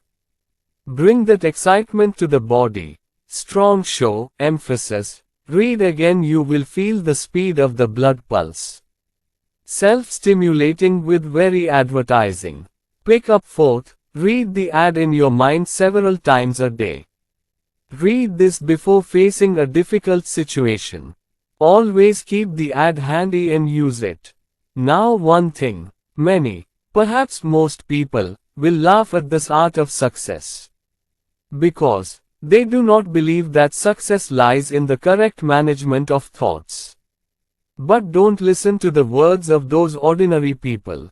You are not ordinary. If you have the slightest doubt about self-marketing advertising, ask the opinion of a successful person.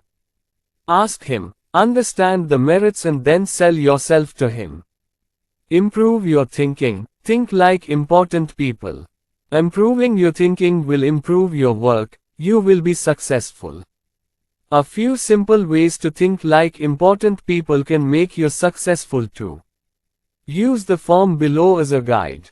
Situation. If worried, ask yourself, did any important personality bother about this? Does the successful person I know think about this? What will he actually do with such an idea of an important personality? When new growth comes to mind. My face. Does my face seem the most respectable of all? 4. Applying my language. What are you talking about in the language of successful people? My subject. Will any important people read it? The conversation. What will successful people talk about? If angry. Will important people be angry because I am angry? 8. My smile. Will any important personality laugh like this? 1. My work. How would an important person describe their work? Ask this question in your mind. Do important people act like this? Become a bigger, more successful person with these questions. In short, remember. Make yourself important, it will help you think like an important person. Your face speaks to you. So look, may improve your mood, increase your self-confidence. Your appearance speaks to the rest. So let your face say, this gentleman is an important figure, trustworthy, he is intelligent, prudent and 2. Make your work important. If you think like this, you will get the morale to do better. If you start your own work, your subordinates will also realize the importance of their work. 3. Encourage yourself several times a day. Prepare yourself and add to sell your kit. Inform yourself whenever you get a chance. You are the best, pure human being. 4. In any situation in life, ask yourself, is this how important people think? Then act accordingly. Learn to deal with the environment. Become a first-class person. The mind is a strange machine. If the mind thinks in the right way, it can give you unprecedented success. But if the same mind works in a different way, it will lead to nothing but failure. The mind is the most subtle sensory instrument of all creation. Now let's see, what is the reason for the mind to think the way it thinks? Thousands of people have become health conscious today. In our country, everyone is counting calories. We spend millions of dollars on vitamins, minerals and other supplements. We all know why. From nutritional research, we know that the body is directly affected by food intake. Our diet determines our body's performance, immunity, body size, and even how long we live. What the body is fed, the body becomes. As the mind is fed, so does the mind become. Of course, mind food is not available in packets or to buy in stores. Your environment, all the myriad things that influence your conscious and subconscious thoughts, is your mind's food. As the mind gets food, our habits, practices, attitudes and personalities are developed. Each of us inherited certain abilities to develop. But how and to what extent we have developed this ability depends on the food of the mind. Just as the body is a reflection of our diet, it is also a reflection of the influence of the environment. Have you ever wondered what kind of people you would have liked if you were born in the US and grew up somewhere else? Would the costume become yours? What kind of food is the same? How would you like leisure entertainment? What was your religion? Of course, these questions are impossible to answer. However, if you were born in a different period, your personality would probably be completely different. Because you are influenced by other environment. And everyone knows, environment makes people. Remember, environment shapes us, influences our thinking.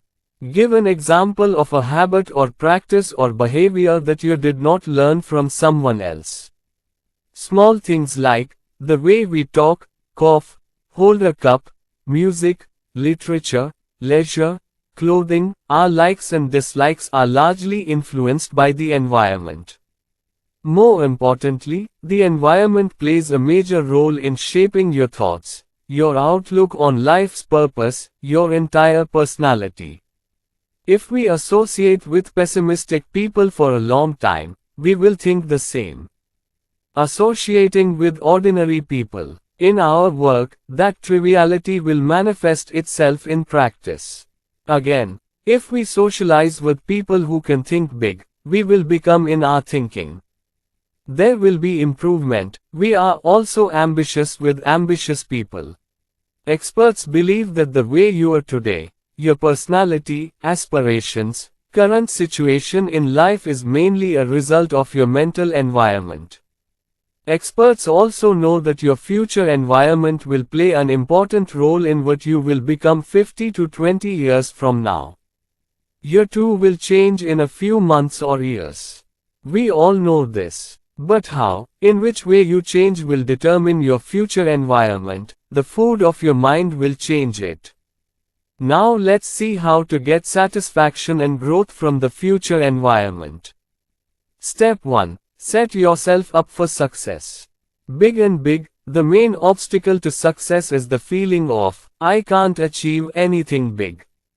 At the root of such a view are many thoughts that are stuck in the mind, which make us insignificant ordinary people.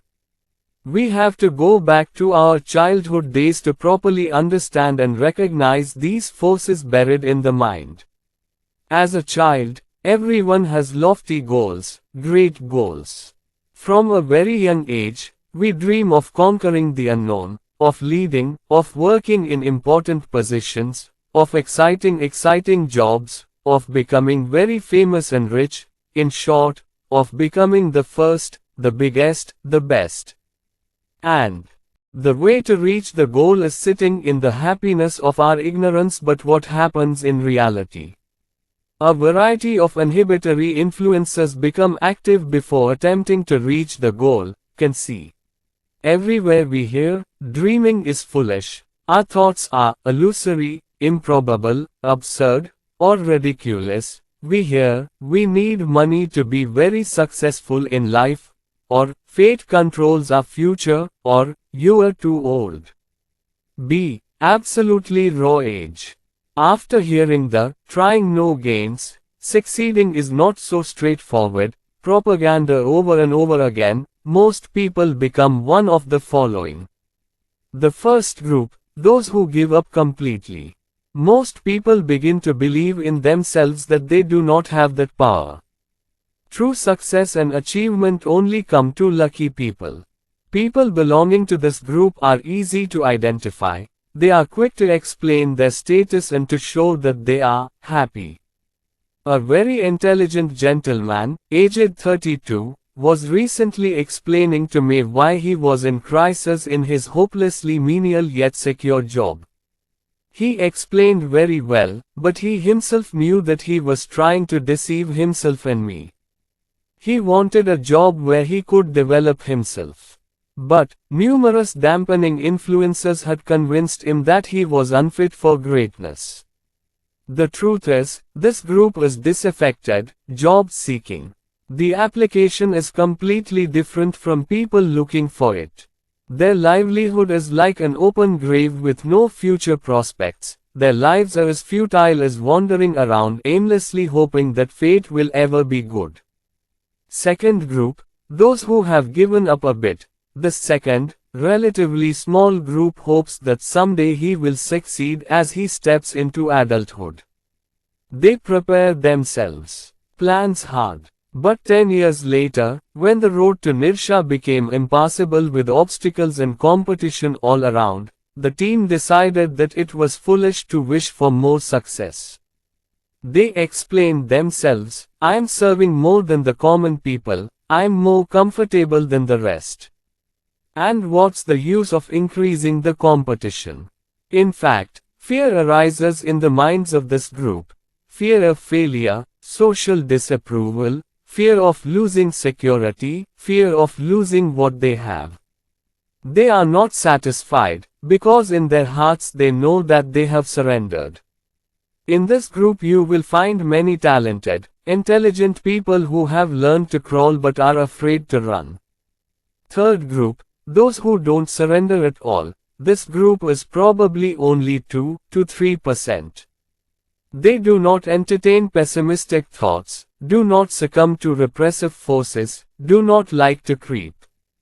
They succeed. They live for success. Since they get the most achievements, they are the happiest. Individuals in this group have an annual income of more than $15,000. They are the best salesmen, executives, leaders in their respective fields.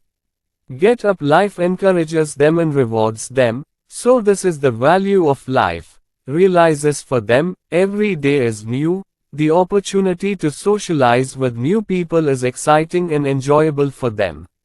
To be honest, we all belong to this third group. Everyone in the team becomes more successful than before every year by working, getting results, getting benefits, want that. To enter and remain in this group we must confront the repressive forces of our environment. People from the first and second groups may unintentionally block your way forward. 1. Give an example. Imagine sitting down in front of your friends and muttering, I'm going to be the vice president of this company one day. What will happen to it?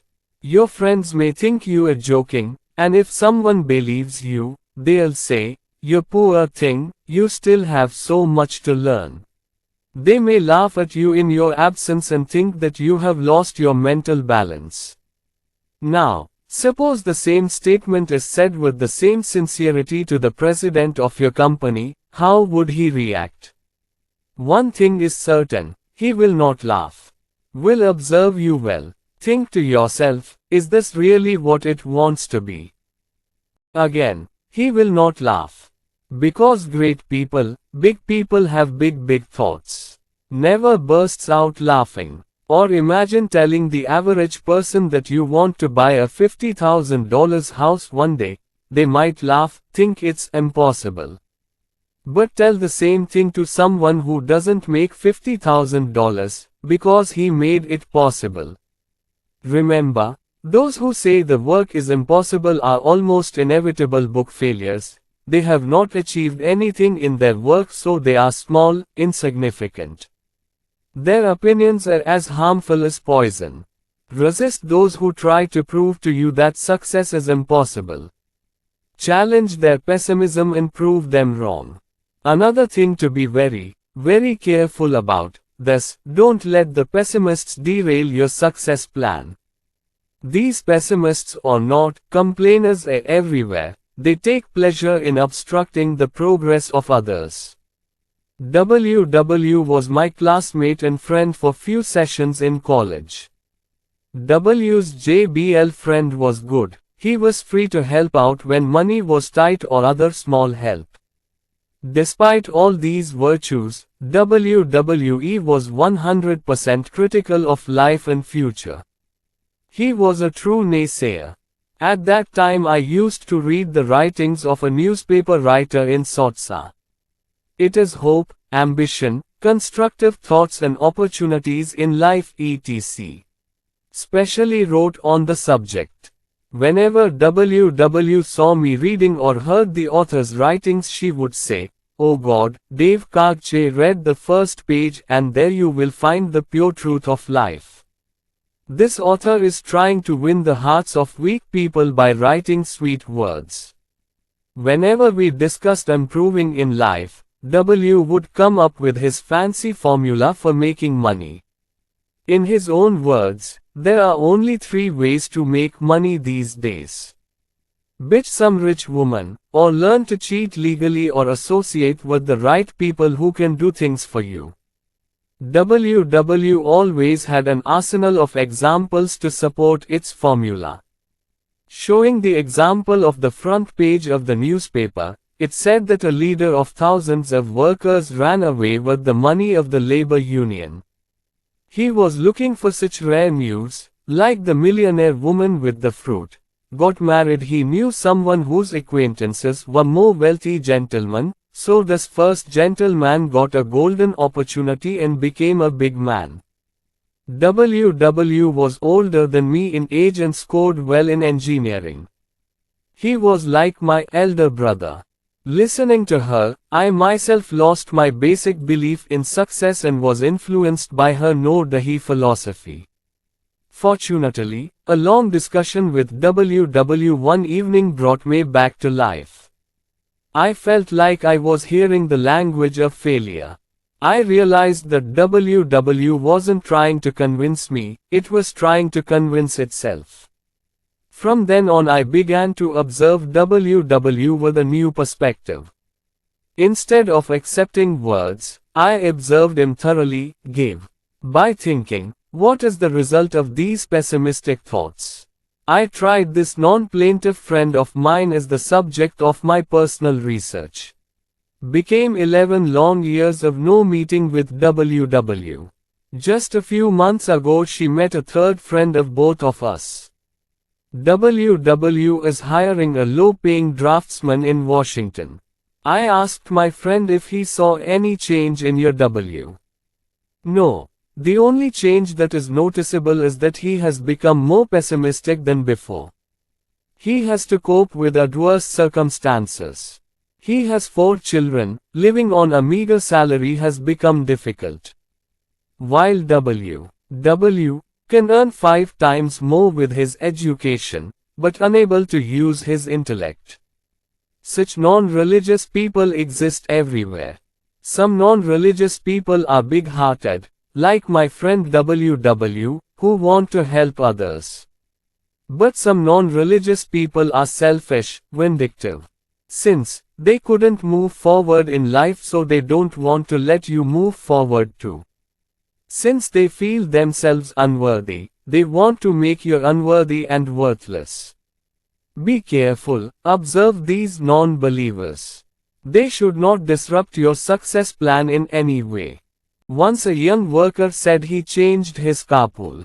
He said, during our office commute, one of our colleagues used to criticize only 4 companies all the time.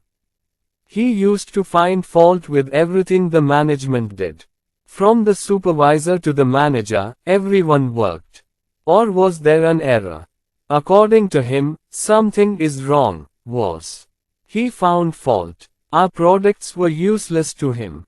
All Polidi walked into the office every morning with an overwhelming anxiety. And the line, on the way home at night, he had 45 minutes of enlightenment.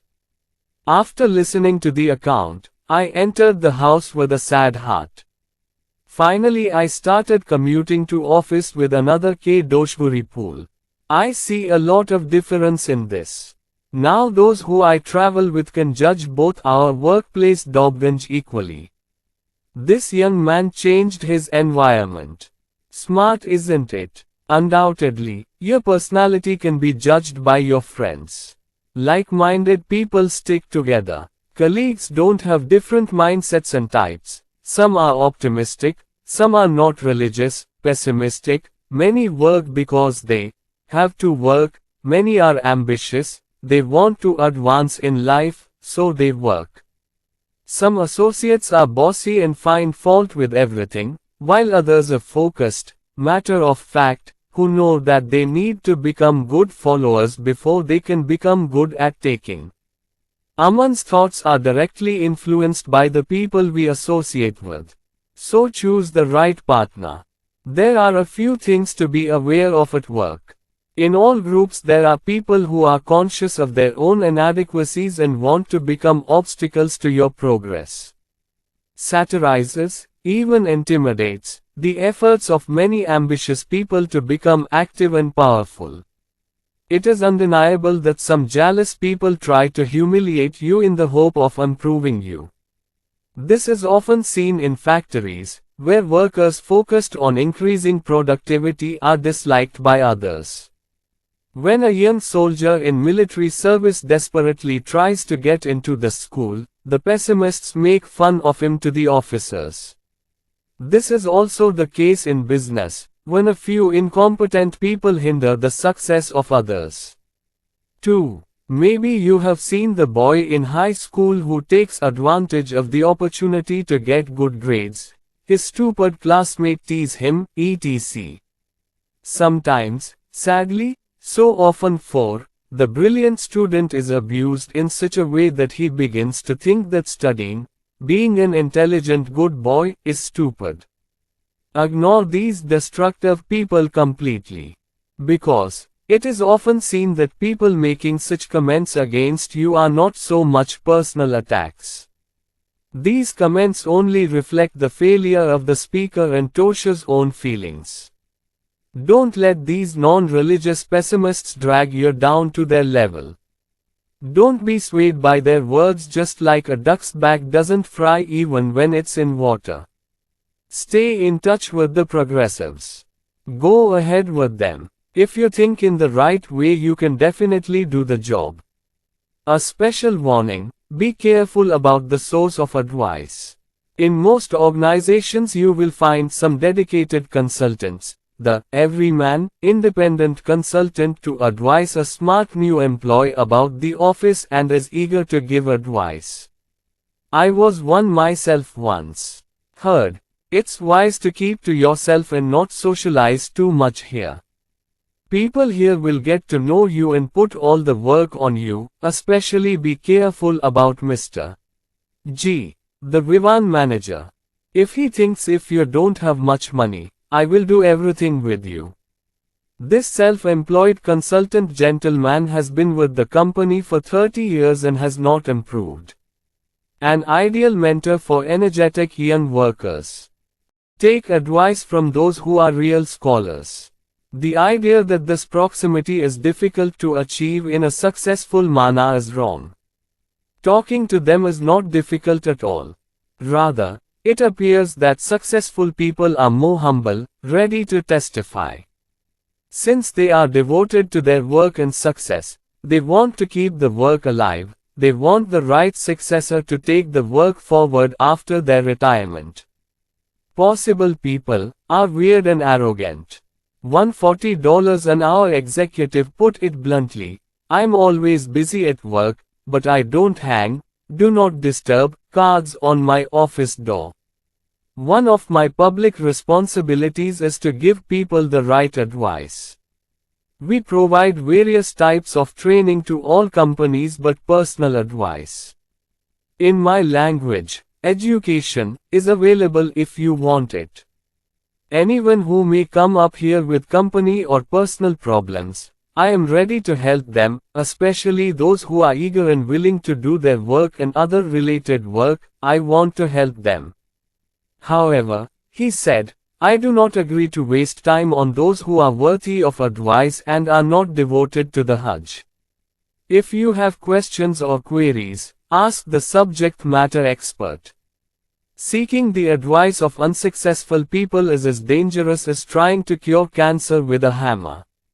Many executives these days make sure to talk to the applicant's spouse before hiring someone for an important position. A sales executive explained it to me. "I want to make sure that the prospective salesman has the full support of his family, that he is willing to cooperate, even when his family members are unhappy with his travel schedule, irregular work hours, and other related difficulties in the field. Will give full support." Executives these days understand that what happens on weekends and between 6 p.m. and 9 a.m. has a direct impact on the executive's 9 a.m. to 6 p.m. work. A worker whose family life is happy, disciplined, is inevitably more successful than a worker whose family life is not so happy. Let us observe the traditional way of spending leisure time of two colleagues, John and Milton. This is what feeds John's mind at the end of the week, usually an evening spent with a few like-minded friends. Another evening may be spent going out, watching a movie, doing social work or at a friend's house. Saturday mornings are Boy Scout activities. Busy with doing household chores on Saturday afternoon. He is busy with a job. For example, these days he is in the backyard. His family members do special work. One Sunday they went trekking, another rabia. On Sundays there are people and wishes. Went to the museum. Sometimes they go to the neighboring villages. Something happens in the second direction, often what he. Sunday afternoon is spent relaxing. John reads books, sums up news shows. John spends his weekends busying himself with well-planned, non-enjoyable activities. So he gets plenty of food. Milton's mind is not as coherent as John's. There are no end-of-week calculations. Usually on a Friday night, Milton is tired but asks his wife the customary question, "What can we do tonight?" And that's where their plans end. Milton and his wife invite a lot of people, very few are invited. Milton wakes up at 3 a.m. on Saturday, the rest of the day is spent doing housework. The Milton family goes to the movies or watches TV. Sunday morning they go to Bill and Mary's house. The Miltons have regular visits to Mary's house. Milton's entire weekend is spent in boredom. On Sunday, the mood of the whole family became bad. There may not be so many fights, but everyone seems to be fighting. Milton's weekends are dull, dreary, juicy. Deprived of joyful moments. What kind of effect does John and Milton have on the two families? Noticeable effects may be seen in a week or two. However, it has a huge impact in a few months or years. Under the influence of John's environment, he feels refreshed, his energy increases, he thinks anew. His condition is similar to that of a well-fed player. He remains unsatisfied with the pattern of Milton's environment, undisturbed by his power of thought. Sherminton's situation is similar to what happens when a player is fed only sweets or beer. Today John and Milton are on the same level, but in the days to come the gap between them will widen, John will advance. On the face of it, many would say, John's works are better than Milton's. But those of us who know can give the real explanation, that is, the difference in the food of the mind. Farmers know that more fertilizer increases production. Similarly, to get more benefits, it is necessary to provide proper food for thought. My wife, myself and 5 other couples were the guests of a department store executive and his wife one fine evening last month. We left shortly after the rest of the guests left. A question lingered in my mind all evening. I asked a well-known host. The evening was very nice, but I didn't understand one thing. I expected to meet most of the retail executives here. I see your guests are working in various fields. Someone is a writer. Some are doctors, some are engineers. The accountant teacher smiled and replied, "It's true, I often criticize people in retail. But Helen and I both find it exciting to socialize with people in the business world. I think we are frogs in the well if we only socialize with our familiar world. Let's go. Besides," he said, "my business is with people. Every day people come to our store from different professions, different fields. And the more I know about them, about their philosophies, hobbies, thoughts, the more suitable products I can present to them, the more they will buy those geniuses." Quote, "Here are some ways to make your social environment first class. 1. Socialize with new groups. Confining one's social environment to a small group makes it dull, boring, monotonous. Another important factor is knowing people for success. Trying to get to know people by confining yourself to a small dress is like learning arithmetic by reading a small book. Make new friends, join new organizations, expand your social circle. Moreover, like any other thing, the variety of people brings new flavor to life, gives life a wider direction, provides the juice of the mind.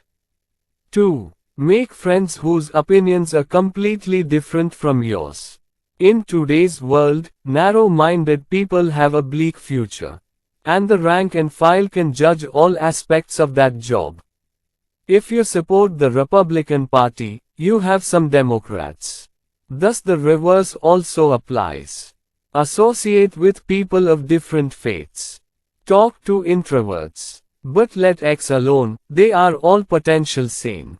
Choose friends who rise above petty, unnecessary things. Near those who are more interested in the size of your house or what appliances you have or don't have than your thoughts and words, care about trivial matters.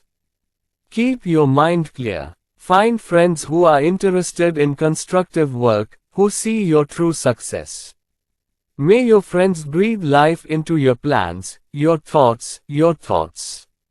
If you don't make insignificant people your closest friends, you will start to think more and more insignificant yourself, person is.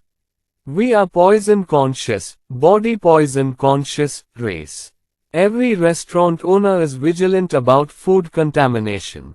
8. Their customers will run away if there is a food contamination incident.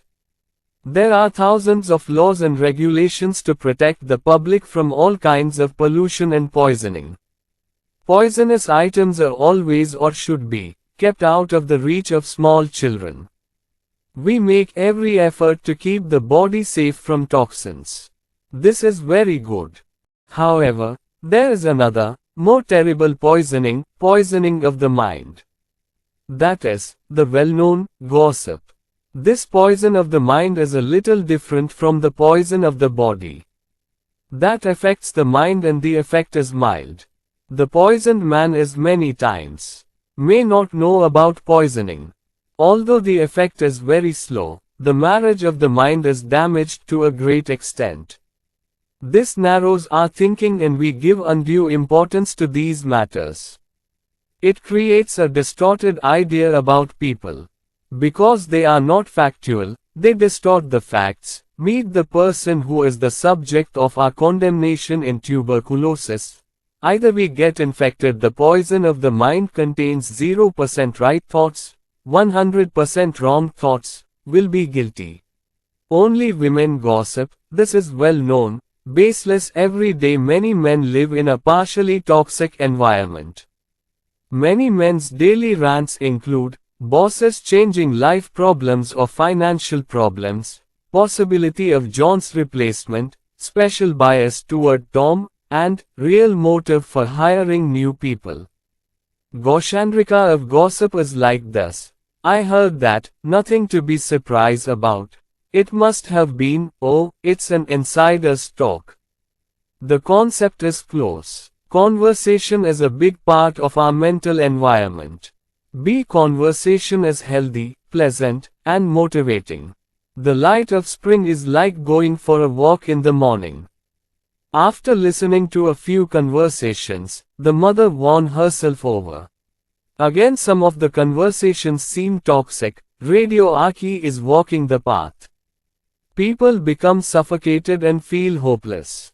Gossip means slandering, criticizing others, and as if infected with mind poison, he enjoys this gossip at first, He takes a strange pleasure in giving or criticizing, but does not realize that in the eyes of successful people he is becoming increasingly unlovable and untrustworthy. A discussion about Benjamin Franklin with friends. On that day, a gentleman with such a poisonous attitude came. The berserk gentleman, who learned of our discussion, made salacious, certainly scandalous, remarks on Rosalind's private life. It is true that Franklin was a remarkable figure, and if there had been such a magazine of scandal in the present 18th century he would undoubtedly have been in the headlines. But we weren't discussing Benjamin Docklin's personal life then. Moreover, I thought that everyone present was not being criticized. Discuss others. But it should not reach the body of gossip. Another thing to make clear, not all discussions are gossip. Arguments, discussions about work, talking about currents, are all important. Constructive discussions can serve great purposes. With this test you can check your inner gossip tendencies. Do I gossip about others? 2. Do I always speak well of others? Do I love to hear scandalous stories? Do I verify others based on facts only? Am I encouraging others to spread rumors? 6. Do I start with, don't tell anyone but? 7. Can you protect the privacy of private secrets?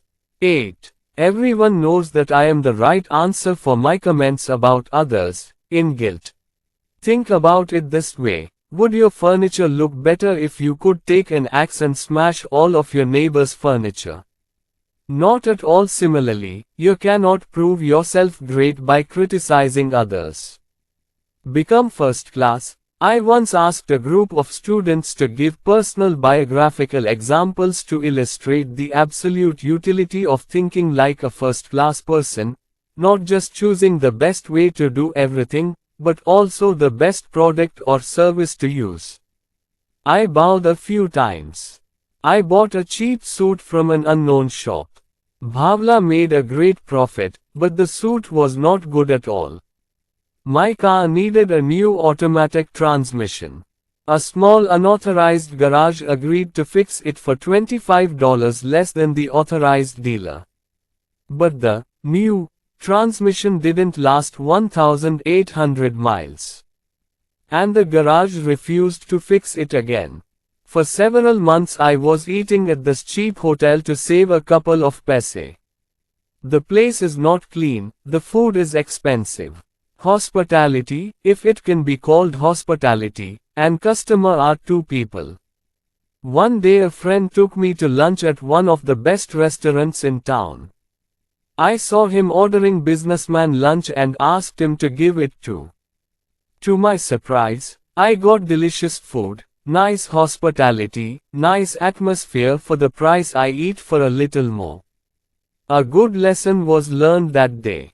Many people said many things. One even said that he fell for the Bureau of Internal Affairs to get a cheap accountant. Another went to see a cheap doctor, only to realize that the doctor had not diagnosed his exact disease. Many others gave various examples of cheap 3 conditions in home repair, hotels and other goods services. However, I often have to use the first class is beyond my means excuse. The simplest simple answer, everything but first class is out of your reach. In fact, first class things do save.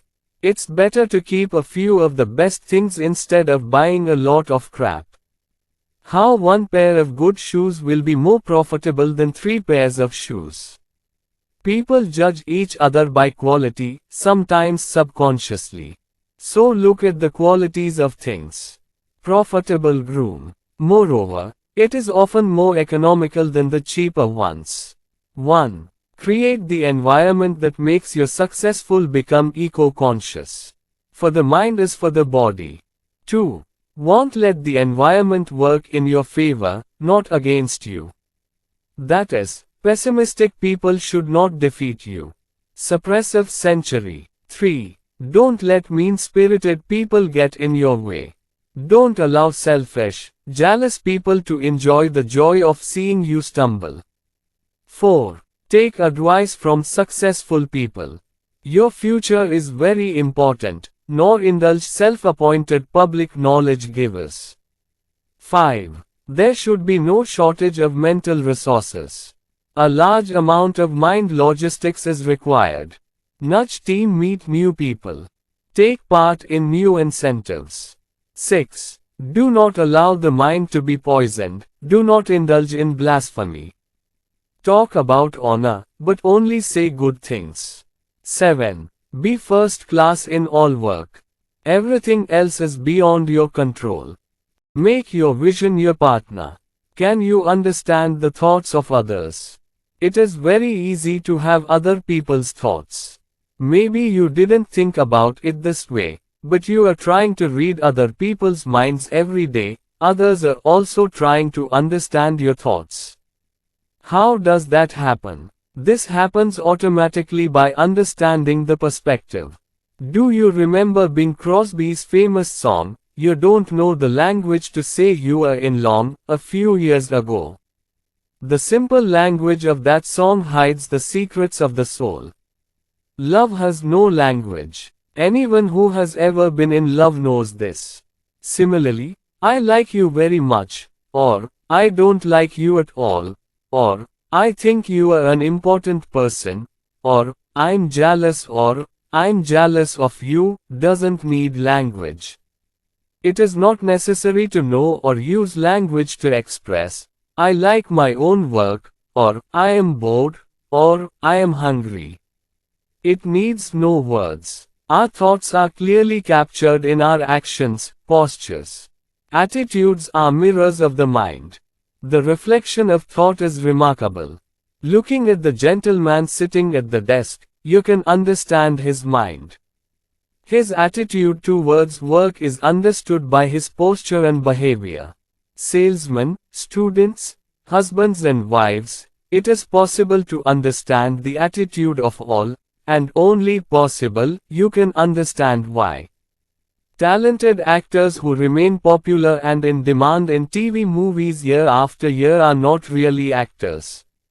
They don't act, rather they forget their existence and start thinking about acting. They have to do it, there is no other way. Otherwise, they would have become believable characters on the silver screen. Can't, their popularity will decrease. The honey of the pot. Posture is not only visible, but also heard.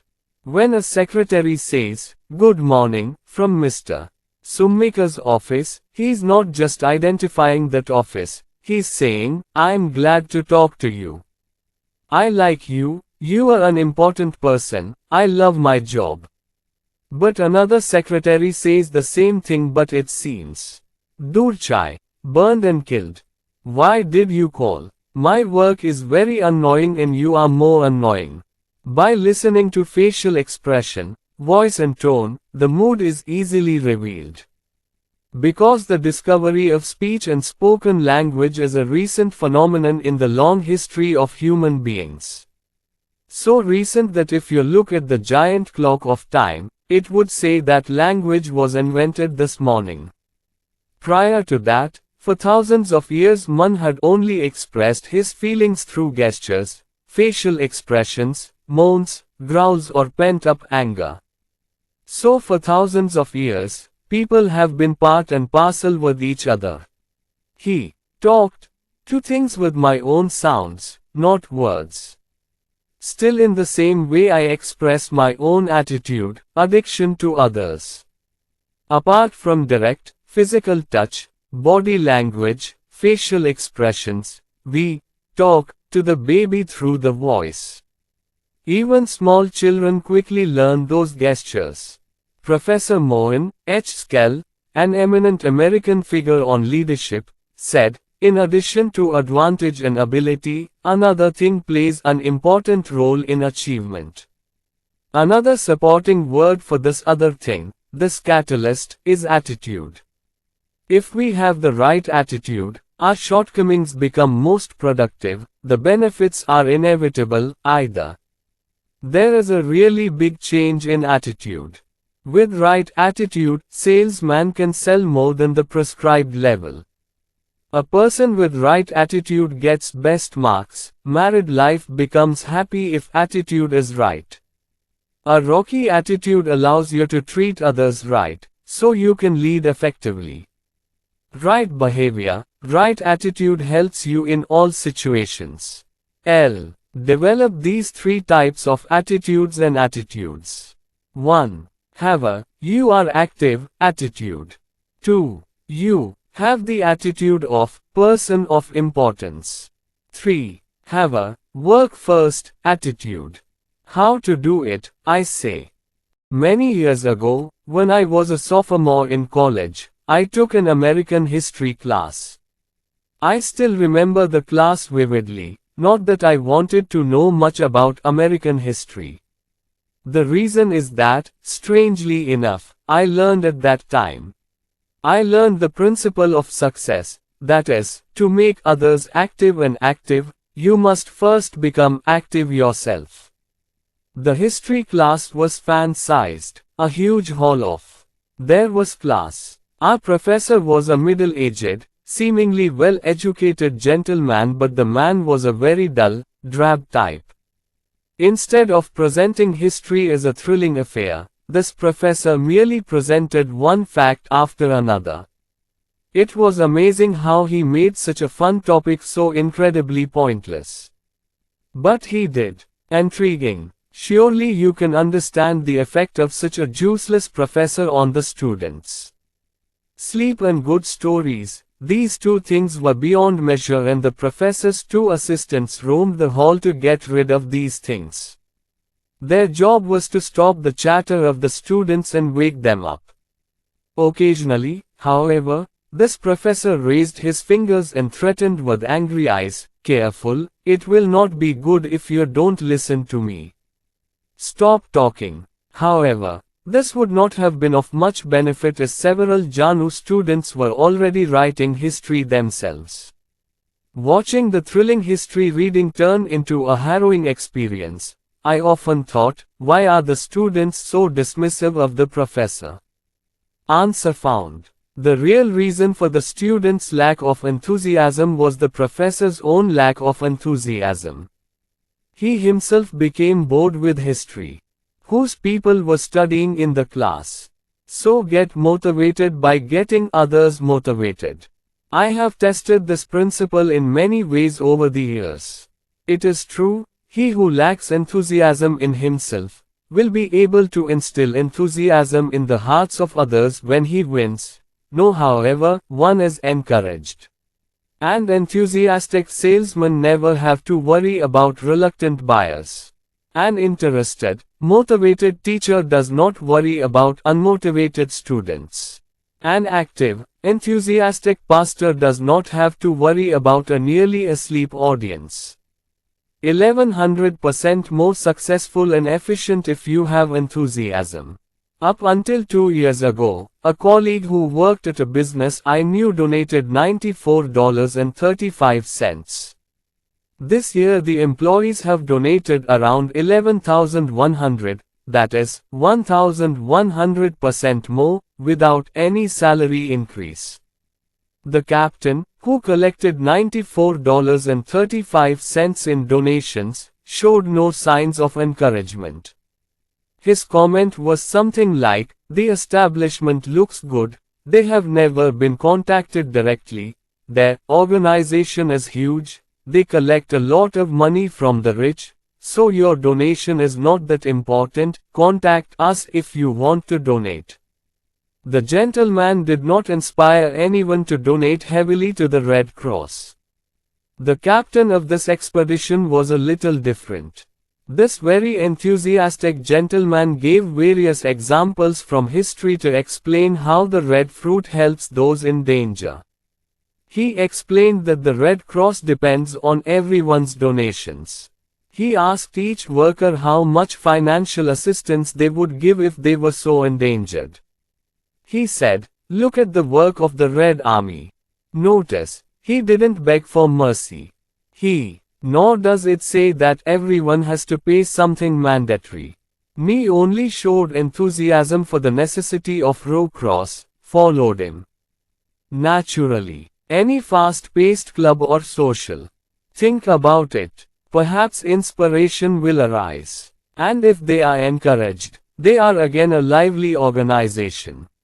The more enthusiasm you express, the more benefits you will get. Enthusiasm means, great. Why? Say, 3 ways to increase enthusiasm. 1. Study deeply. Take a test. Choose activities that you have almost no interest in, such as 31 sports, music or sports in particular. Now ask yourself, how aware am I of these things? Probably 1 in 100 people will say, I don't know anything special. Needless to say, for years I had no interest in modern painting. To me they were just a bunch of squiggly lines. I asked a friend who is a connoisseur and admirer of modern art to explain the paintings. Now I learned to understand by looking at drawings. Got curious about that. Thus I found an important way to become motivated. Study the subject to get motivated in a subject you have no interest in. Perhaps you are not interested in bees at all. Study these bees, their needs, their relationships with other bees, breeding and winter shelter. You can collect all kinds of information about bees. You will find yourself interested in bees. I sometimes use the greenhouse analogy when teaching students to develop interest in deep study methods. Knowingly, most commonly ask team members, are any of you interested in building and selling greenhouses? No one agreed to this proposal till Vaj. Then I talk about the greenhouse. I begin to explain to the group that with the increase in life and the change in lifestyle, people have become unduly interested. Nowadays the kid wants to build an orange grove. I tell them if the ideal is where a few thousand people own a private swimming pool, a few 100,000 people can easily build a greenhouse that costs less than a swimming pool. I convince them that if they can sell even one out of $5,600 greenhouses, they can build a $600 million business building greenhouses and a $50 million industry supplying related plants and seeds. The only problem with this example is that the group that showed no interest in the greenhouse after 10 minutes became so excited that it became difficult to discuss the next topic in the curriculum. Try deep meditation techniques to inspire enthusiasm about others. Find out as much information about him as you can, what he does, his family, background, thoughts, aspirations, your enthusiasm grows. Deep consideration and study. You will see, of course, if you find a match in your mind with him, you will find an interesting personality in him. But is also about new environment, new place, will get. Incentives apply. Several years ago some friends of mine decided to relocate to a small town in Detroit, Florida. After selling their goods, closing their businesses and saying goodbye to their friends, they left. I'll see them back in Detroit in 2 weeks. This return to work had nothing to do with it. Rather, in their words, it wasn't fun being young. Besides, all the friends and family are in Detroit. I'm back. After talking with them, I found out why they didn't settle in the small town of Florida. During the time they were there, they only saw the outside, the history, the future plans, the law. Even when they went to Florida, they were still in Detroit. I've talked to dozens of executives, engineers, and salesmen whose careers have been disrupted by disagreements over company relocations. I've heard comments like, "I can't imagine living in Chicago, or San Francisco, or at least New York or Miami." A way to familiarize yourself with the new place and find out about the new environment, the new society. Collect as much information as possible. Interact with the people there. Consider yourself a part of that community from day one. In this way you will become aware and interested in your river environment. Today thousands of Americans are investing in corporate securities. However, there are many people who have no interest in the stock market. Because, this second group of people is particular about the security market activities, the exciting business world of America out there. Don't know anything, study Lata deeply to become interested in people, places, things. Looking deeper will boost your enthusiasm. After that the sim will now be reluctant to do any work. Try this principle. If you look deeply, you will surely become enthusiastic. All these things require interest, enthusiasm. All your actions and words reveal courage or the lack of it.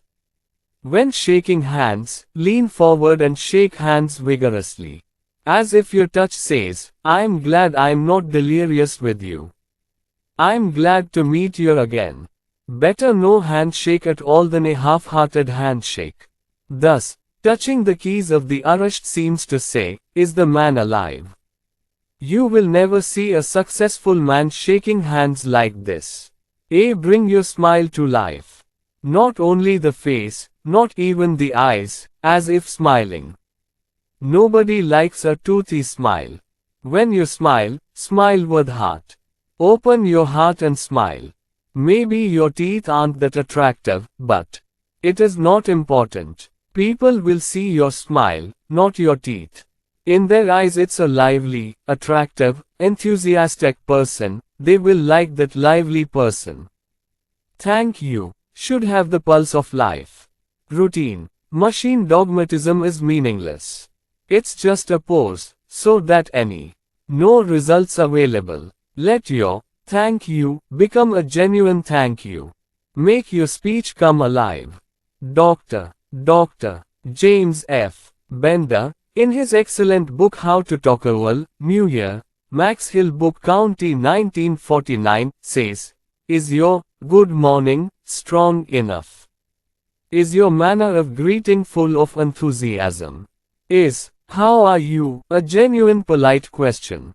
When be yourself. You can bring genuine, authentic feelings to words. You will see that you have attracted everyone's attention." Balaj is really inspired. Those who have complete confidence in their own words, those who wholeheartedly believe in their own words, are believed by all. May your words resonate with life. Make your words come alive. When you are giving a speech, when you are talking to a potential customer, or when you are talking to your child, you want your words to have soul. A sermon preached with encouragement is etched in the mind, for months or even years. But the monotonous, lifeless sermon was soon erased from the mother. And, if you speak encouragingly, you'll almost be contagious. Try it now. Emphasize encouragement. Feels good today. Now tell me if you really feel better, cheer yourself up. Wake up, let all your actions, all your words clearly say, I am alive. Let others feel, the man is truly mind-blowing, this man is influential. 3. Tell the good news. You, me, we all get such a situation. Someone somewhere might have come up and said, great news. Immediately the messenger had 100% of everyone's attention. Good news not only attracts attention, everyone is happy to hear the paper. Everyone was encouraged to hear the good news. It even improves digestion once. But there are more bearers of bad news than bearers of good news. Don't get me wrong, no one has been able to get money or special achievements to make Ratan Budhu by hearing bad or sad news. Tell your family the good news. Tell them today's news. Tell everyone the funny thing that happened today. It's pointless to say sad, bad news. This increases the anxiety of the people in the house, they become afraid. Show new hope to your family every day.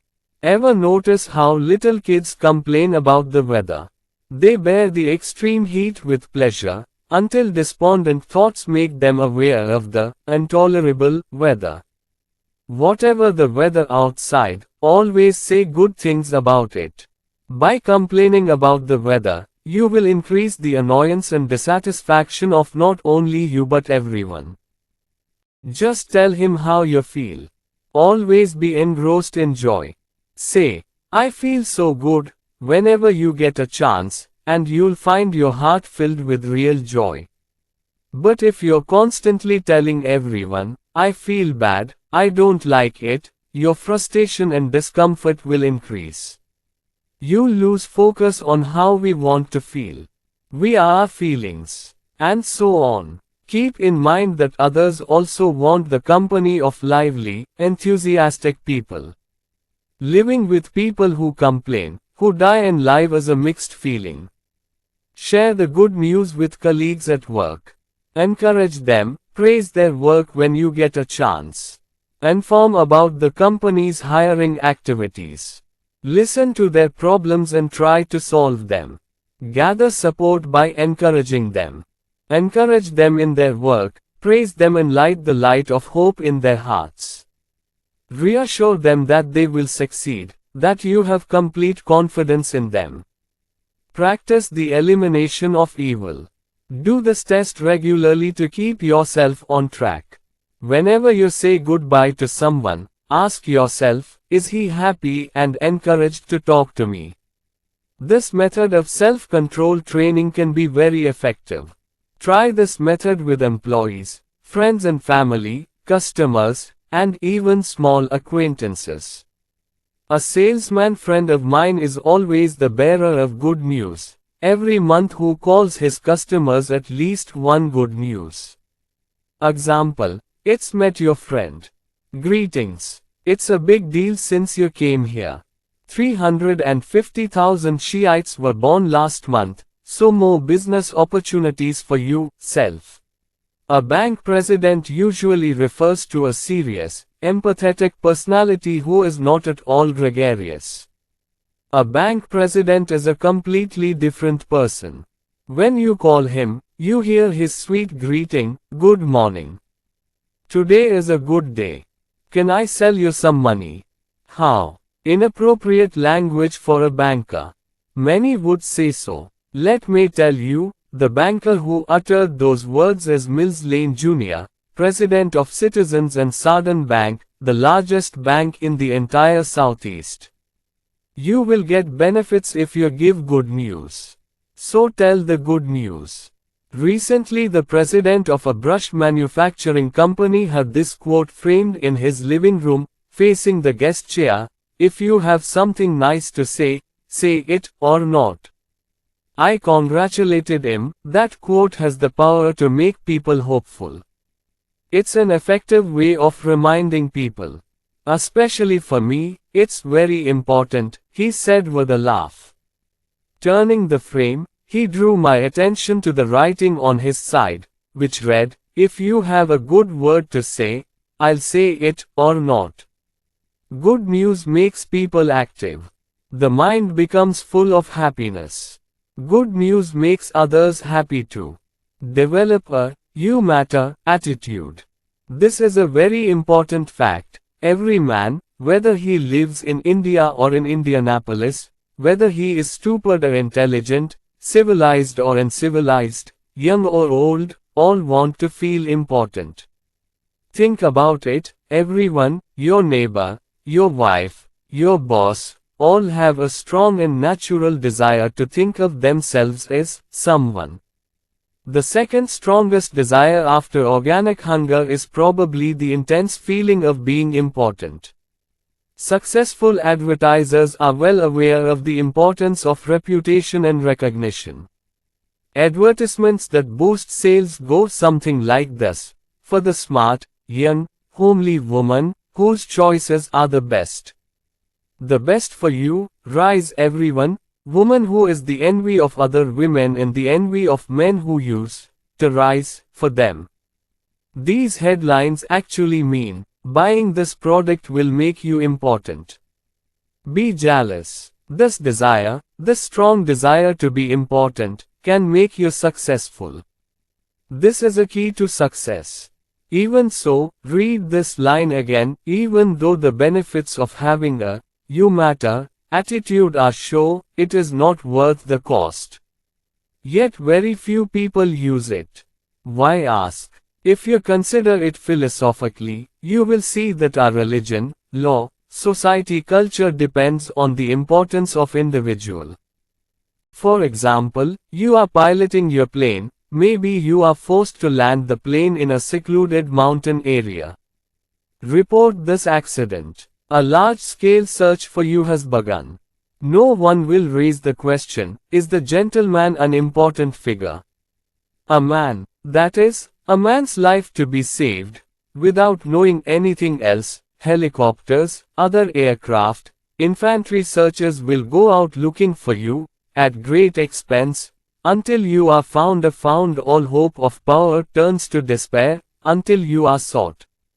When a small child gets lost in the woods or falls into a well or suffers some other accident, no one thinks how powerful the child's family is. Every child is a precious resource. So due efforts are made to save that child. A value of perhaps 10 million in all living organisms. Humans are a rare phenomenon in biology. It has a special significance in God's created world. Now let's come to the real world. But the special significance is often forgotten when people leave philosophical discussions and talk about everyday life. Tomorrow you will notice how many people will have the attitude of, "You are worthless, you are worthless, you are worthless, you are insignificant to me." And that's why the "you're worthless" attitude is everywhere.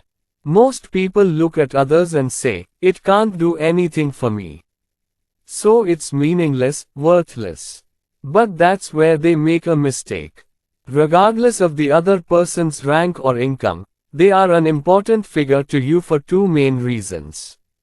First, if you care about a person, they will work harder for you. Years ago, when I lived in Detroit, I took a specific bus to work every morning. The driver was a grumpy old man.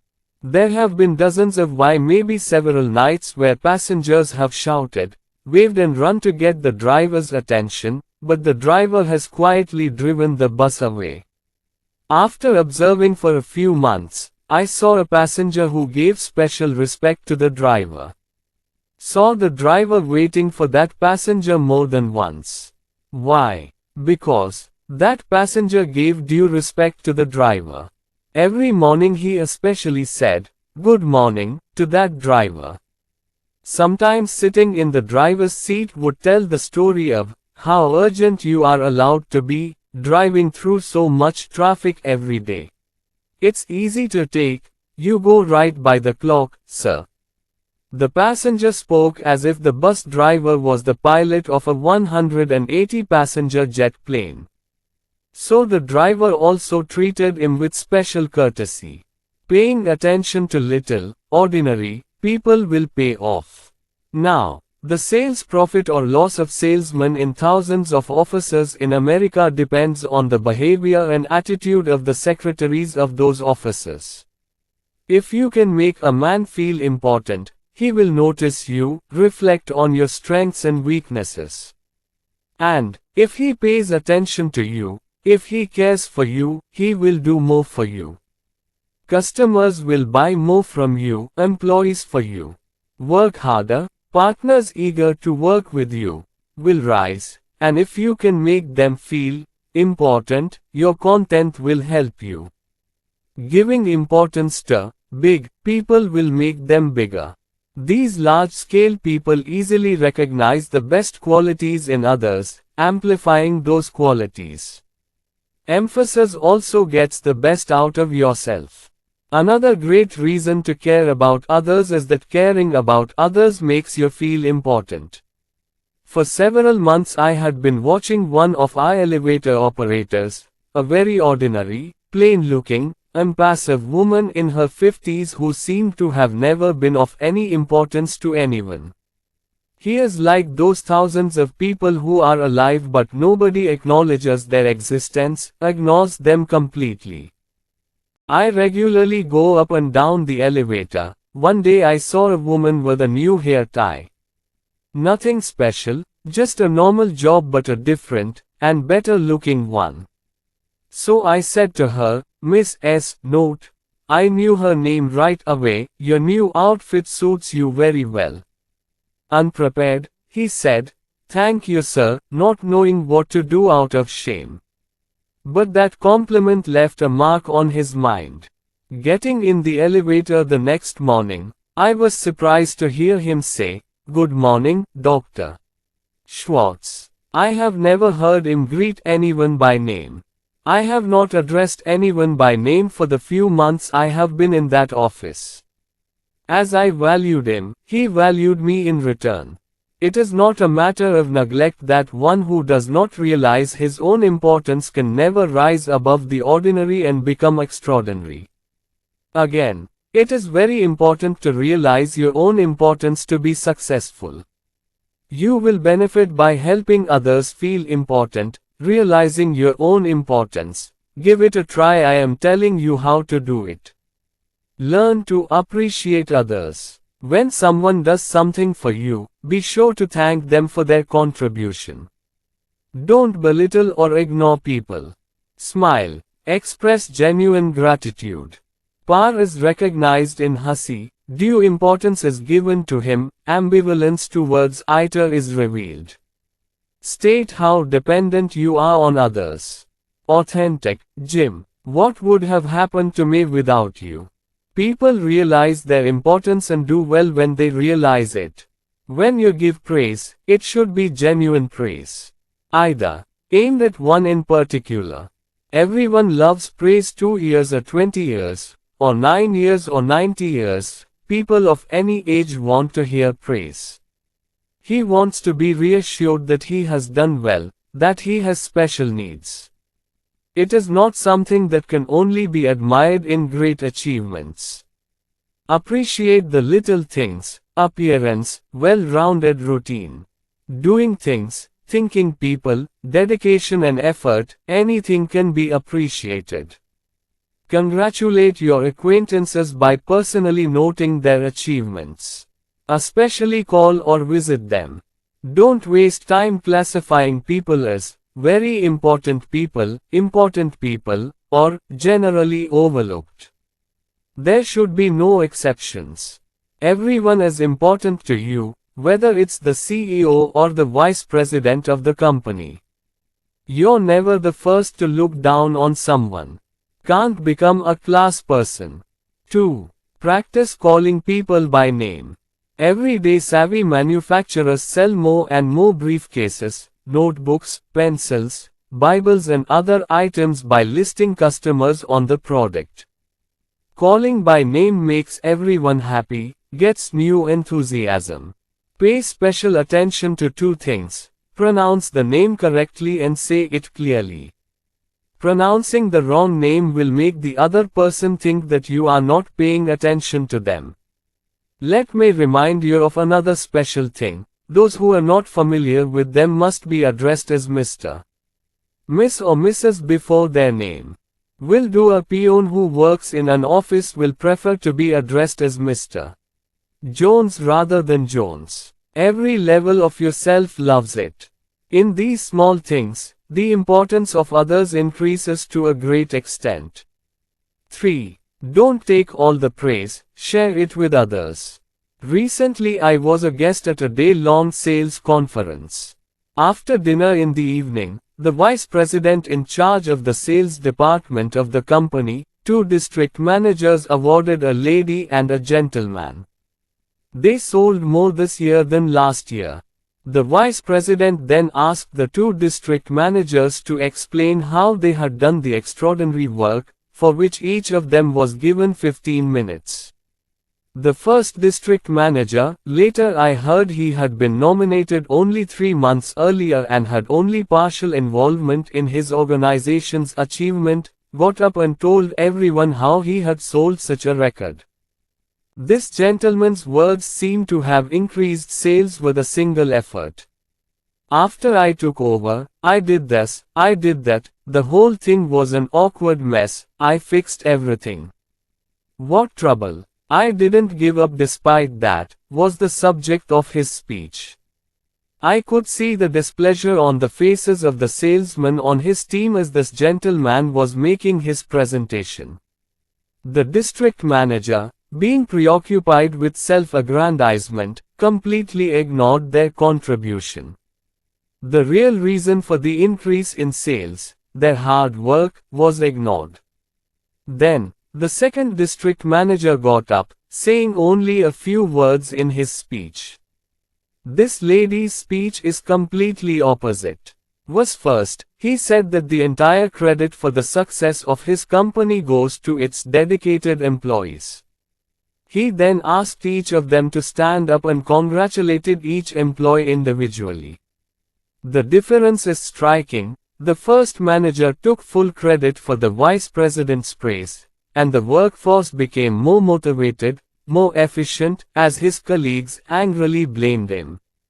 The second realized that appreciation investing is just as profitable as investing money. He knew if he gave his colleagues full credit they would be tougher the next year, will work hard. Remember, there is power in praise. Invest it in the right place. If your superiors appreciate it, praise subordinates, it will make them do better. Sharing praise will let subordinates know that you are giving them the importance they deserve. Try a daily practice, you will get the benefits. Ask yourself daily, what can I do today to make my wife and family happy? It may sound simplistic, but very rewarding. One evening in a sales training session I was discussing creating the right environment at home for success. To make a point, I asked the salesmen, all of them married, when do you give your wife special gifts other than festivals, wedding anniversaries, her birthday? I was also shocked to hear the answer. Only 1 in 2 dozen had bought his wife a special gift in the past month. Many said, 3 or 4 years ago, and more than a third said, I think. Not reading. Think about it. Even after that, many expect special treatment from the wife, intimate use.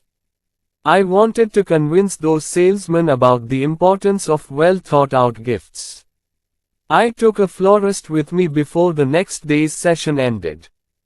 Talk to him and say, I will give you a small example of a change in the environment of the home. You will all be surprised by the incredible response. I request you to buy each of you from this florist a very beautiful red rose for 50 cents. If any of you have 50, if you don't have a cent or don't think your wife deserves a 50-cent rose, everyone laughed a lot. I'm buying the flower myself. Go home and give it to your wife today. Give me feedback tomorrow. Of course, you can't tell whose imagination this idea is. Everyone understood. There was not a single exception. The next day each said just 50 cents put a smile on each of their wives' faces. Do something special for the family every once in a while. It doesn't have to be a huge expense. But do something that touches the heart. Something that will prioritize your family the most. Get family on your team. Give them due importance. In this busy age, many do not have time for family. But it can be done if it goes according to plan.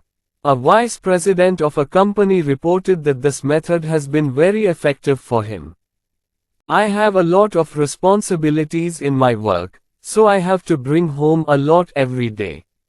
But my family is the most important thing for me, so there is no question of neglecting my family. That's why I work so hard. I have made a schedule so that family and work have enough time and can be given importance. Every evening from 8 to 30 p.m. Playing with them, reading stories, answering questions. They are happy after spending hours with them. It's hard to feel 100% fresh by 8 to 30, and I work for 2 hours when they go to bed. After work at 10 to 30 at night, we discuss with my wife for an hour about our child, her various suggestions, our future plans. This one time without any interruption is very sweet. Sunday is also just for the family. The whole day is spent in their meditation. I have seen the attention given to my family in this Chakka program. I also get new inspiration. Want to make money. So have a work first attitude. Making money and accumulating wealth is a very natural human trait, even desirable. Money is what can give your family the lifestyle they deserve. Wealth can help the unfortunate. Money is the way to enjoy life to the fullest. Russell, the famous author of Acres of Diamonds, was accused of conjuring up the public. He replied, "Your Bible by means of money. Whose money is the church built on? Whose money sends your missionaries everywhere? Whose money pays your advisors?" Someone who says poverty is happiness probably suffers from guilt or has a sense of inadequacy in life. They're a lot like the kid who doesn't get an A, cheats, or makes the football team, so he convinces himself that he never wanted to get an A or play football. So money is definitely a desired object. Surprisingly, Anak's attitude towards money is very old-fashioned. People everywhere prefer money. There is meaning in all these people. Why? Reason. Those who give money here become so conscious of money that they forget that the money tree is not the fruit of the seed. And the work is the seed. And that's why so much attitude of service first becomes the cause of wealth growth. If work is given importance and priority, money will surely come. Driving through Cincinnati one summer evening, I entered a very ordinary but very busy service station to fill up the petrol. 4 minutes later I realized why the service station was so popular. After filling my car with oil, checking the roof, wiping the windshield, the attendant came to my car and said, "Excuse me, it's very dusty today. The inside of your windshield. Let me clear it up, sir." 3. He did such a perfect job that you will get the inside of my car's windshield cleaned quickly and beautifully at 1,000 service stations. This little but special treat made my night driving so much easier. 8 times a month I couldn't easily forget that station. I went to the station every time for the next 3 times.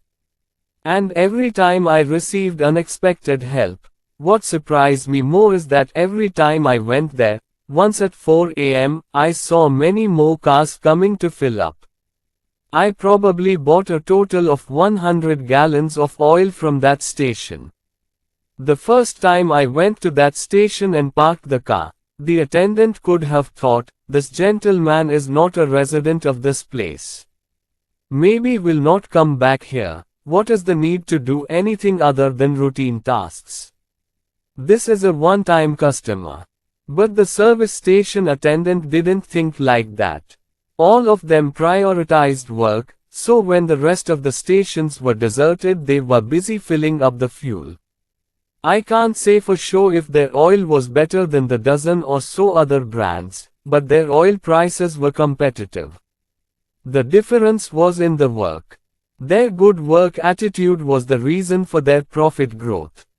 The first time the attendant there cleaned the inside of my car's windshield, he buried a money tree. Prioritize work, money is bound to follow you. Not all situations benefit from a work-dominated attitude. Early in my working life I once had a car with another young man, here I name him FH. FH was like many people you know, totally. It had a thought in its mind that it needed a lot of money. However, he does not agree to bother about how to enlarge it. Instead of working during the company's working hours, FH spent hours each week dealing with his own personal budget problems. His favorite topic of discussion was, I am the least. Salary is paid, why? Listen to me. FH had the familiar attitude of, it's such a big company, making millions. So many people are getting paid big money, they should be getting more. FH was completely ignored a few times during salary increments for me too. Finally one day he decided, enough is enough, now he will apply for a salary increase himself. For this noble purpose he went to meet the superiors. After about 30 minutes an angry FH returned. It was clear from the shape of her fingernails that there would be no change in next month's salary. As soon as we met FH burst into anger, how strange. Do you know what, old man, means when I talk about a raise? You're so rude, asking me why you think you should get a raise. Many reasons, FH said. I said everyone else got a raise, but I didn't. I said that my uncle's expenses have increased, but there is income, and I said, I do not say no to anything that I am asked to do. You can imagine, I need money, but without increasing my salary, they are increasing the salary of people who need much less than me. And, what used? FH kept saying, I am begging for mercy. Only when we see your record and know what you should be getting, we'll give you a raise. Shish, I'd do a better job if I had more money. No fool would do that without pay. FH that class of people don't want to know anything about the way to earn money. He realized his mistake when he heard his last sentence. If the company increases the base, you cannot increase your salary by promising better work, but if you show good work, then the salary will increase. If you don't sow the seed, the money tree will not grow. And that seed is work and service. Don't go hey. Prioritize work, money will follow. You don't have to follow the meaning. Think about which film producer in the world of cinema is more profitable as the soon-to-be big man. A second-rate storyteller muster a bad script and develop a story. Actors choose set placement, even when recording sound, the meaning prevails. This producer thinks moviegoers are stupid and will watch whatever they see. However, this producer who is interested in becoming a big man quickly cannot become a big man quickly. No one wants to buy a second-class product at a first-class price. The producer who profits the most from the movie Sally prefers entertainment. Instead of tricking the audience, he pulls. Guna brings opportunities for enjoying unexpected pleasures. Result: everyone is happy watching the movie. It is discussed everywhere. So, If you prioritize service or work, money will come to you. A waiter who is eager to provide the best service doesn't have to worry about tips, he gets them by himself. But his partner doesn't even want to see the ink in the coffee cup. What's the need for coffee again? They won't give tips, he never gets a tip. A secretary who writes an unexpectedly beautiful letter for her boss is bound to get a pay rise in the future. But the secretary who thinks to himself, what will happen with a little stain?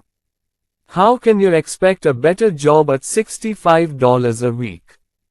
He will be stuck with the $65 salary that week. A salesman who devotes full attention to an account. He has no fear of losing that account by working. A simple yet powerful rule of thumb for developing a work-first attitude is, give people unexpected good service, knowledge. Giving a little extra service means sowing the seeds of money. Equals working long hours, bringing the department out of danger means sowing the seeds of money.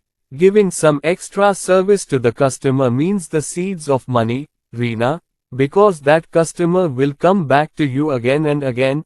Cultivating new intelligence, ideas to increase efficiency means sowing the seeds of meaning. And money will grow from the seed of money. Sow seeds of service, cultivate money.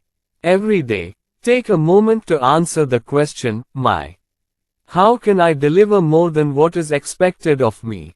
Then apply that answer. Prioritize service, money will follow you. To summarize the words again, such an attitude. It will take you further on the path of success. Develop which? 1. Develop an I'm active attitude. The more enthusiasm you show, the better results you will get. 3 ways to activate yourself. A. Think more deeply. Any matter if you feel like it, learn more about it. Usha. Get your motivation back, discouraging. B. In all your actions. Smile, shake hands, talk, walk, breathe new life into everything. Use lively, active. C. Give good news. No one has become very successful in life by spreading bad news. 2. Develop a you matter attitude. If others matter, they will work harder for you. Remember to A. Give praise at every opportunity. Give importance to others. B. Call everyone by name. 3. Cultivate a work first attitude and the money will follow. Make a rule, do more than what others expect. Have the right attitude towards people. A key principle of success. Remember the words, success is possible only with the help of others. The only barrier between your current state and what you want to become in the future is the support of others. Think of it this way, an executive gives work orders to his employees. Expects them to listen, depends on them. However, if they do not work, the president of the company does not fire the employees, the executive is fired. Salesmen depend on the public to sell products. If they don't buy, the salesman is a failure. Similarly, the dean, director of a college depends on the professor to follow the curriculum, the political leader depends on the crowd for votes, the author depends on the readership. A chain store magnate became a magnate because employees accepted his leadership, customers accepted his sales program. At one time in history, people used force to gain prestige over others and kept everyone under control by force or fear of it. Was done in those days the leader had to be a follower or his head. But remember, people these days will either willingly equal you, or not support you at all. Now the question is, okay, I'm dependent on others for the desired success, but to get their support, what do I need to do to get my leadership to accept that? In one word the answer is, cultivate the right attitude towards people. If you have the right attitude towards others, they will like and support you. This chapter explains that way. This happens thousands of times every day. A session of a group of 24 societies is underway. Objectives: promotion, employment, club membership, recognition, appointing someone as the new president of the company, appointing a new supervisor, new sales manager. A name proposal was presented to the group. The chairman asked, "What is your opinion on this?" Opinions are expressed. A good, complimentary word is heard of many names. Great man. Everybody admires him. Technically good man. Mr. F. The man is good, a simple good man. I think he can work well with our team. Again, there are adverse reactions, indifferent comments in the name of many. In my opinion, it should be well informed. It's not good to treat others just by hearing it. I've heard that he's very good at studies, technical, no questions asked about his qualifications. But it's hard to say he'll be accepted easily by others. No one respects him that much. This is a very important remark. In 90 cases out of 10, the first thing mentioned is like or dislike. And in most cases, popularity is given more priority than technical skill. But the above is also applicable while nominating professors in universities. Speaking from my personal experience in the education world, I have been present during the selection of several new teachers. Whenever a new name proposal was presented, the main consideration for team members was, can you get along with everyone? What will the students like? Will you cooperate with the others? Is it unfair? Adversary to the education system? No, if that person is not liked by everyone, then he will not be able to teach the students very well. Pay particular attention to this. One cannot be pulled up, one has to be pushed from below. In today's busy world, nobody has the time or patience to push someone upstairs, and it's quite a hassle. The one with the best record is chosen. People who think we are good people are the ones who push us to higher levels. The more friendships you make, the more likely you are to move up. And if you become everyone's favorite, it will be easy to push you. Successful people follow a plan to make others like them. And you, those who reach the top, do not particularly discuss these methods of making others like them. You'd be surprised to know that many great people follow clear, well-defined, even written methods of getting others to like them. Consider the case of President Lyndon Johnson. Long before he became president, Johnson developed a 10-point formula for developing his uncanny power of persuasion. Anyone who observed the president could see that he applied the rules to everything he did. Referring directly to the rules. 1. Learn to remember names. If you are unable to do this, you will understand that you do not have enough motivation in your work. 2. Don't have any doubts about your personality, be yourself. Don't hesitate to submit. 3. Stay calm, so that you remain steadfast in any problem. 4. Don't get bogged down in self-conceit. Don't try to prove yourself to everyone. 5. Become an interesting, engaging personality that others around you can learn from. 6. Find the annoying aspects of your personality, find and correct the ones you're not aware of. 7. Correct any errors now or in the past. Remove complaints or sorrow from the mind. 8. Practice liking others until real learning is done. 9. Never forget to congratulate someone on their success or express their grief or disappointment. 10. Raise the morale of others, awaken the spiritual power, they will love you with all their heart. President Johnson's 10 simple yet extremely powerful people's rules made him a popular candidate, making it easier for him to gain congressional support. Read the rules again. Note that there is no debt issue. Why should I come to him and ask for forgiveness? There is no attitude. All I know is the rest are idiots, no idea. Great figures in industry, fine arts, science and politics may not be great men, but they are all sincere. Their characteristic is that they are loved by all. But don't try to buy friendship, it's not for sale. It is a beautiful thing to give a gift, if the gift is expressed with pure goodwill, a sincere desire to give, and an affectionate love for the one to whom it is given. Without genuine goodwill, the gift becomes a bribe. A few days before last Christmas, I visited the office of the president of a medium-sized truck company. On my way to work, I saw that a local tire recap company had sent the president a gift of drinks through a distributor. My friend was furious and asked to take the gift back. After the delivery guy left, my friend explained to me, "Wrong. Don't understand, I love giving and receiving gifts." Then he mentioned several gifts received from various business friends on the occasion of Christmas.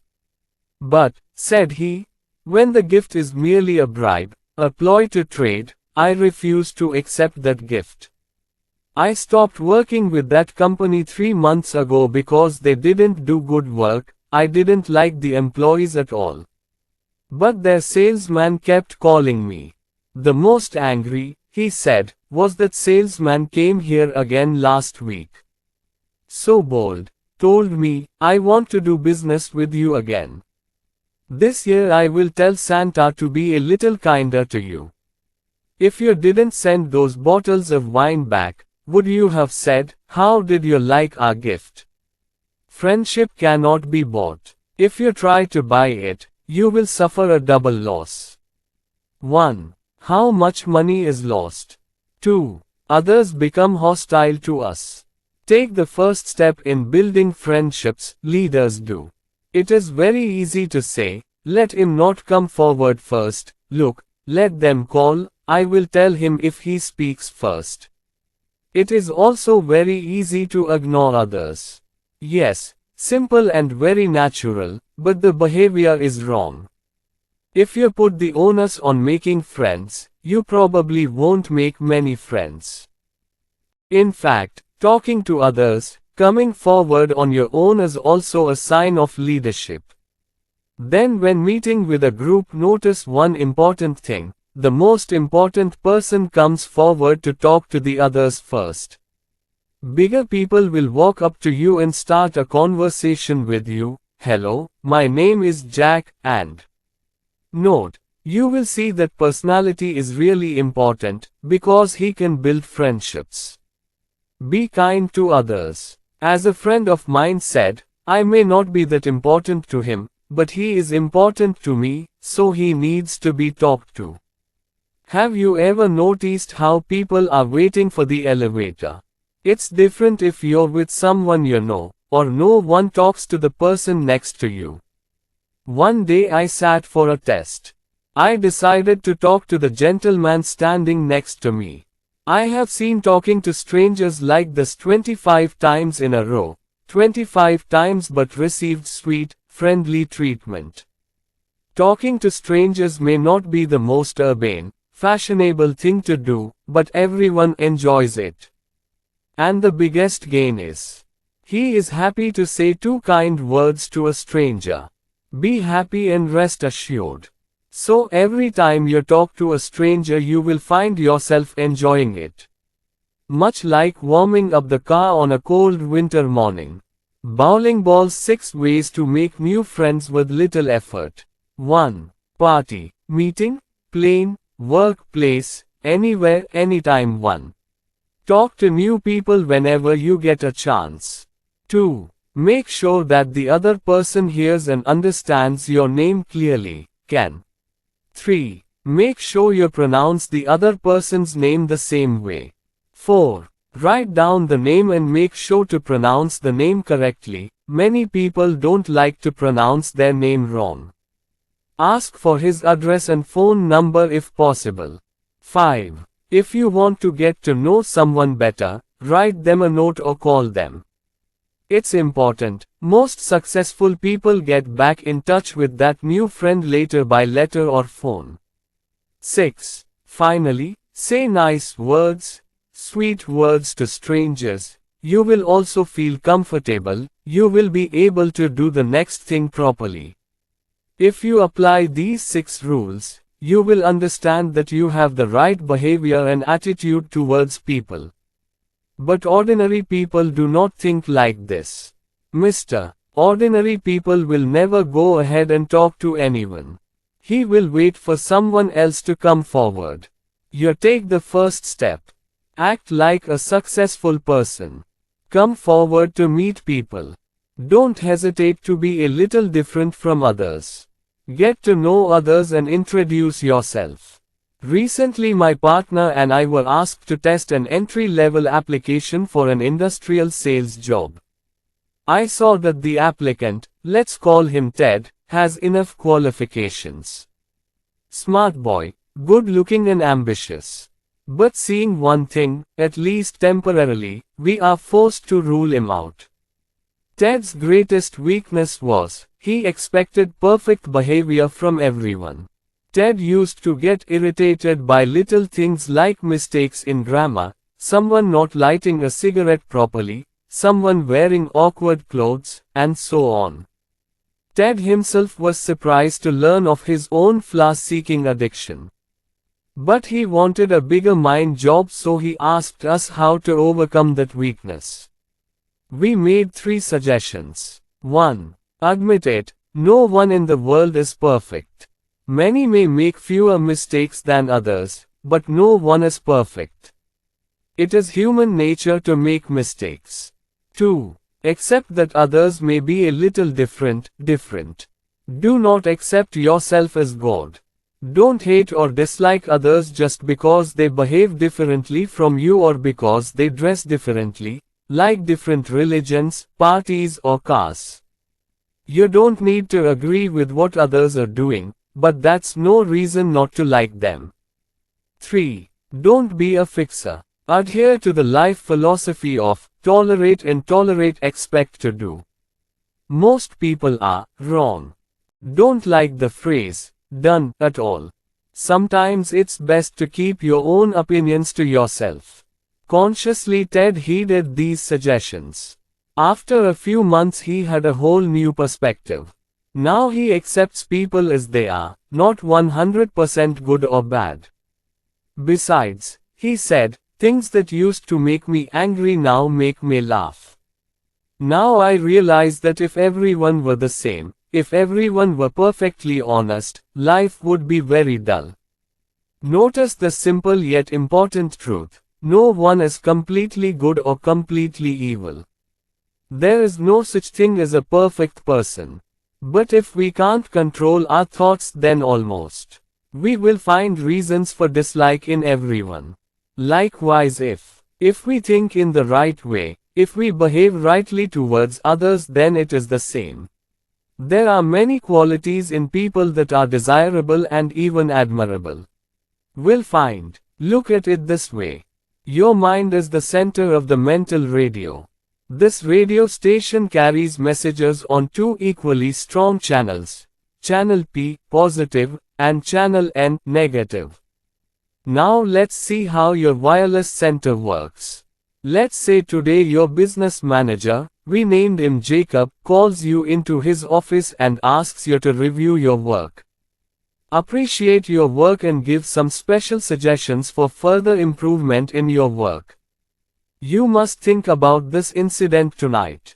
If you watch Channel No, you might hear the announcer say, "Watch out. Jacob will finish you. He's a monster, don't listen to his advice." Go ahead. Remember what Joe said about Jacob. Right. You're too, Joe. He wants to grind on the phone. Next time he calls, it is better if you go and ask him directly what the criticisms mean.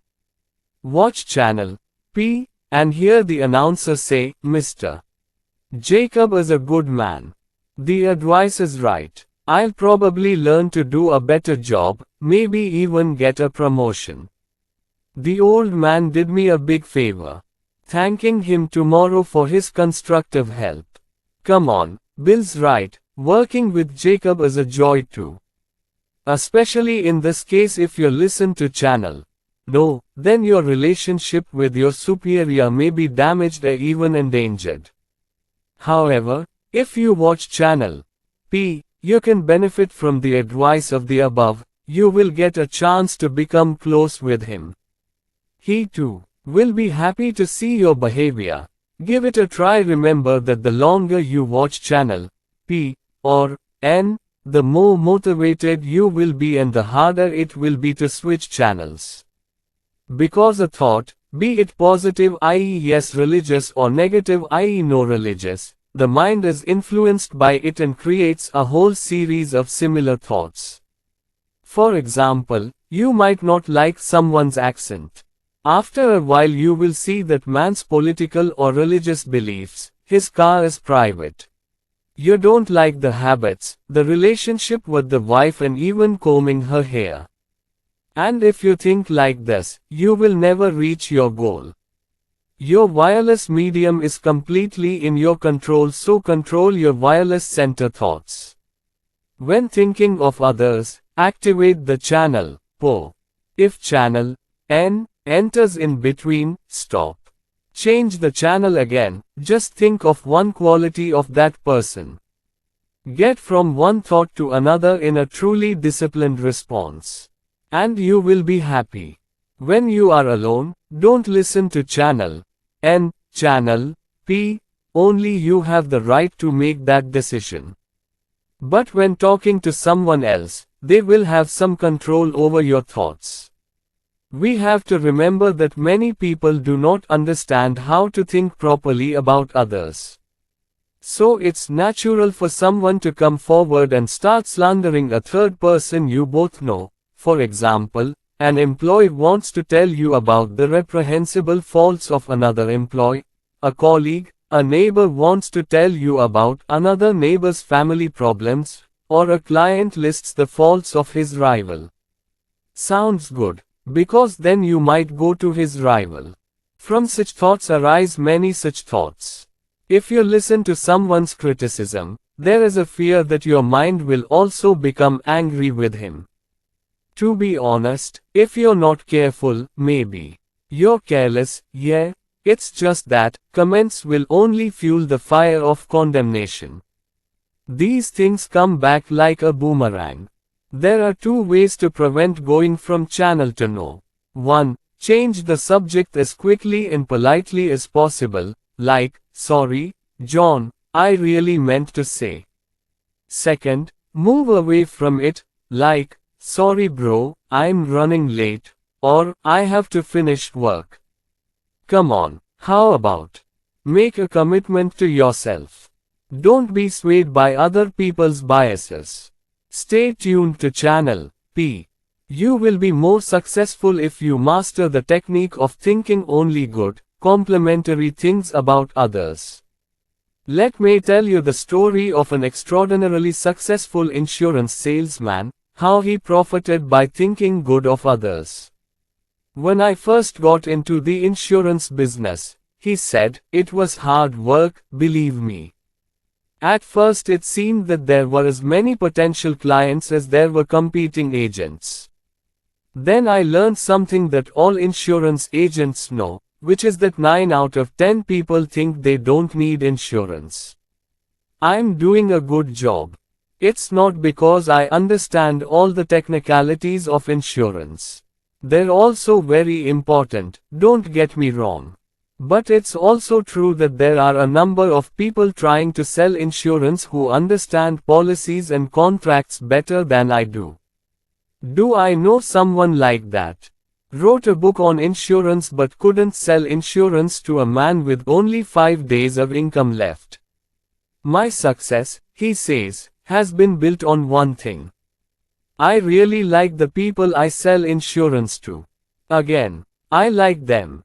Some of my colleagues falsely claim they like the clients. These sleazy people, why would even a dog take it? If you pretend, your mannerisms, your eyes, your face will all sound false. When gathering information about a potential client, I do the same work as any other agent. I find out the client's age, where they work, how much they earn, how many children they have, etc. Also, I collect something that most salesmen ignore, which is to find enough reasons to like the prospect. Maybe I find that reason in his work, maybe something in his previous record. But definitely find some reasons to like him. Do it. Then whenever I think about that prospect, I look for reasons to like him. Before I utter a word about insurance, I think about liking the prospect. This little method really pays off.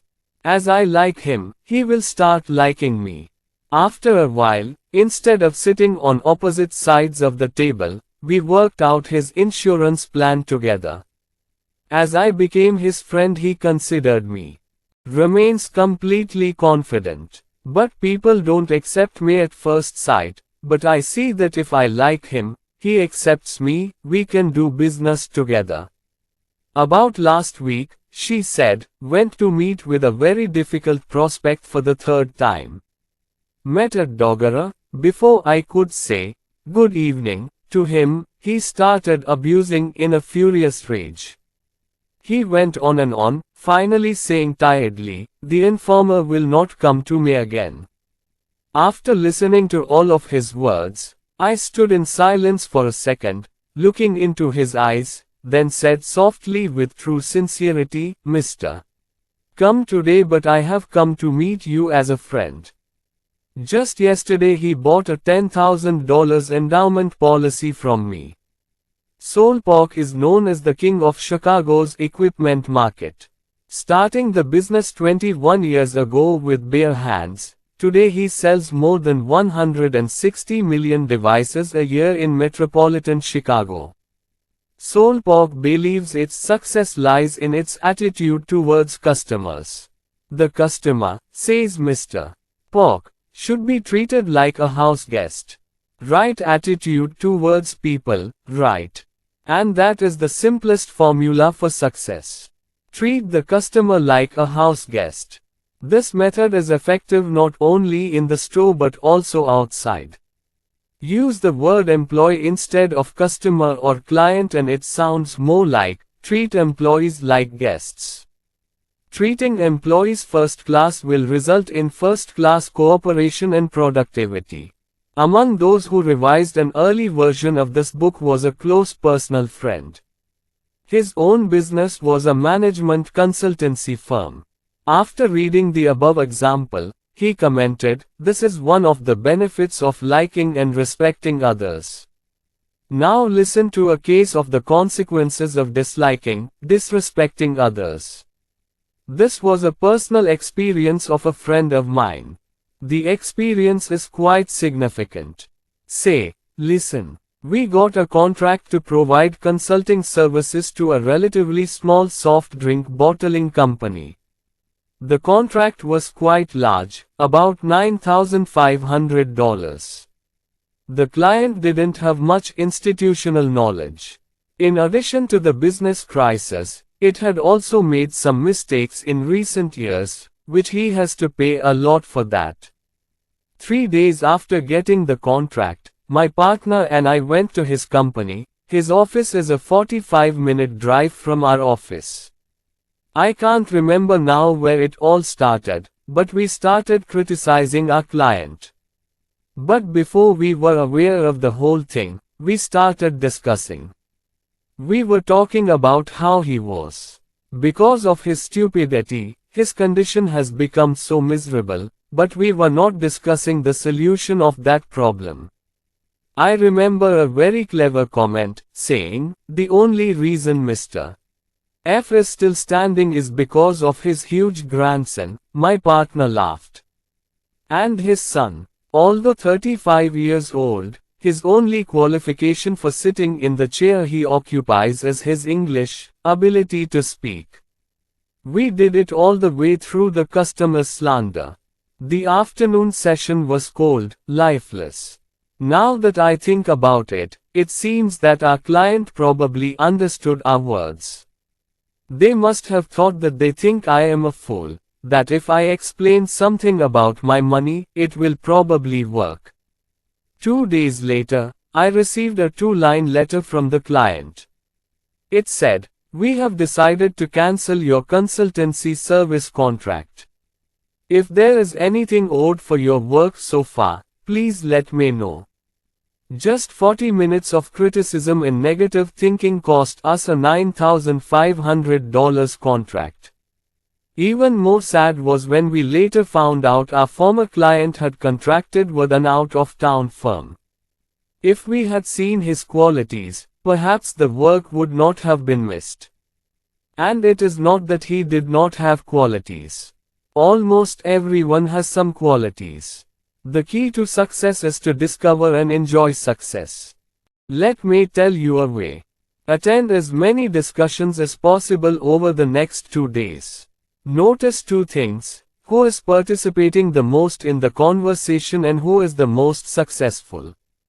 I have noticed from my own hundreds of experiences, the one who talks the most and the one who succeeds the most are never the same person. Almost without exception, I have noticed that the more successful he is, the more liberal he is in conversation, that is, he encourages others to talk about him, his opinions, achievements, family and work problems. Generosity in speech leads to success in 2 important ways. Possible. 1. Generosity in speech widens friendship. 2. Generosity in speech helps to get to know people better. Remember, the general public is more interested in talking about themselves than the world. He will be happy if you give him that chance. Kindness in conversation is the easiest, simplest and surest way to build friendships. The second benefit of politeness in conversation is that it helps people get to know each other better, which is very important. As I said in Chapter 1, people are studied in success laboratories. The more we learn to understand people, their thoughts, weaknesses and strengths, why they do what they do, the better we can influence them as we wish. Let me give an example. A large advertising company in New York, the other 5. One thing that companies specialize in is why the public will buy their advertised product. However, this organization is also working on another issue. They ask their copywriters to stand in the middle of the crowd, at the counter, for 1 week every year to get people's opinions on their product. By listening to the public's opinion, copywriters can write better content, encouraged to create effective ads. Many progressive businesses conduct so-called terminal interviews for employees to leave their jobs. The purpose of this interview is not to convince the employee not to quit, but to find out why they want to quit. As a result, the company can improve its relationship with its employees. Listening has many uses. This listening can also benefit salesmen. People often think that a good salesman means one who can talk well, talk fast. But sales managers are happier to have a good audience than a good speaker, an audience that can ask questions and get the desired answers. Don't talk too much. Listen, make friends, learn. Being kind to others can be the most soothing in any relationship. You will not get 1/10 of the joy that you get from doing small things for others, in any commercial work. Right attitude towards others removes depression, anxiety. A major cause of anxiety is wrong attitude towards others. So talk good about others, think good, see how beautiful the whole world will become. Even if the work is not according to your mind, if your attitude towards others is right, that will be the real victory of your mentality. How does it feel when others ignore you and promote you? Or how would you feel if you did not get an important position in the club you are a member of? Remember, how you feel when you lose determines how long it will take you to win. Benjamin Fearless, one of the greatest personalities of this century, taught us to have the right attitude towards others even when the situation is not to our liking. Mr. Fearless rose from humble beginnings to become chief executive of the United States Steel Corporation, he said, quoted in Life magazine, October 15, 1956. The situation depends on how you look at it. Like I never disliked any of my teachers. I was disciplined like other students, but I always felt it was necessary to discipline because I did something wrong. Also, I never disliked the boss at work either. Always tried to please the boss, worked for him as far as possible beyond his expectations, never less. I've been disappointed too, like I expected a promotion but someone else got promoted. But I never felt like a victim of office trickery, never felt like the boss was doing me any favor or injustice. Instead of getting upset or leaving the job in anger, I reasoned. I thought about it. I saw that the other person really deserved the promotion. What can I do for that? I never got down on myself after losing again or wasted time in self-deprecation by abusing myself. When things don't go his way, think of Benjamin Fearless. Do two things. 1. Ask yourself what you can do to make yourself better next time. 2. Don't waste time and effort by getting discouraged by other people's words. Don't belittle yourself. Try to win next time. In short, apply these principles. 1. Make it easy to push you. Be loved by others. Become the personality everyone likes. In addition to their support, you will get the fuel for the program to succeed. 2. Take the first step in building friendships. Reach out to new people whenever you get the chance. Pronounce other people's names correctly, say your own name clearly. Write individual letters to those you want to get to know better. 3. Learn to recognize human differences and the limits of ability. No one is perfect, so don't expect it to be. Remember, others have every right to be different. And don't try to correct others. 4. Watch channel P. Focus on good thoughts of others. Learn to respect him for his qualities. Do not dislike or condemn him, and do not let the prejudices of others influence your perception of the third person. Having a healthy attitude towards others will also benefit you. 5. Be generous in your speech. Become like a successful person. Encourage others to speak up. Give the other person a chance to give feedback, comments, and accomplishments. 6. Always behave in a friendly manner, it will make others happy. You too will enjoy it. 7. If for some reason you fall behind, don't blame others. Remember that your thoughts after losing determine how long it will take you to win. Practice activism. In each case, leading figures agree on one thing: a severe shortage of suitably qualified people to fill the top positions. In other words, there is a lot of empty space upstairs. An executive once said, there are a lot of people who are almost perfect, but there is often one element of success that is missing from them. That element is the ability to act, to reap benefits. Any big job, whether it's a business or a high-level sales force, the military, or government, requires active, efficient people. To fill the top position, the principal executive wants answers to these questions. Can he do the job? Able to follow tasks correctly?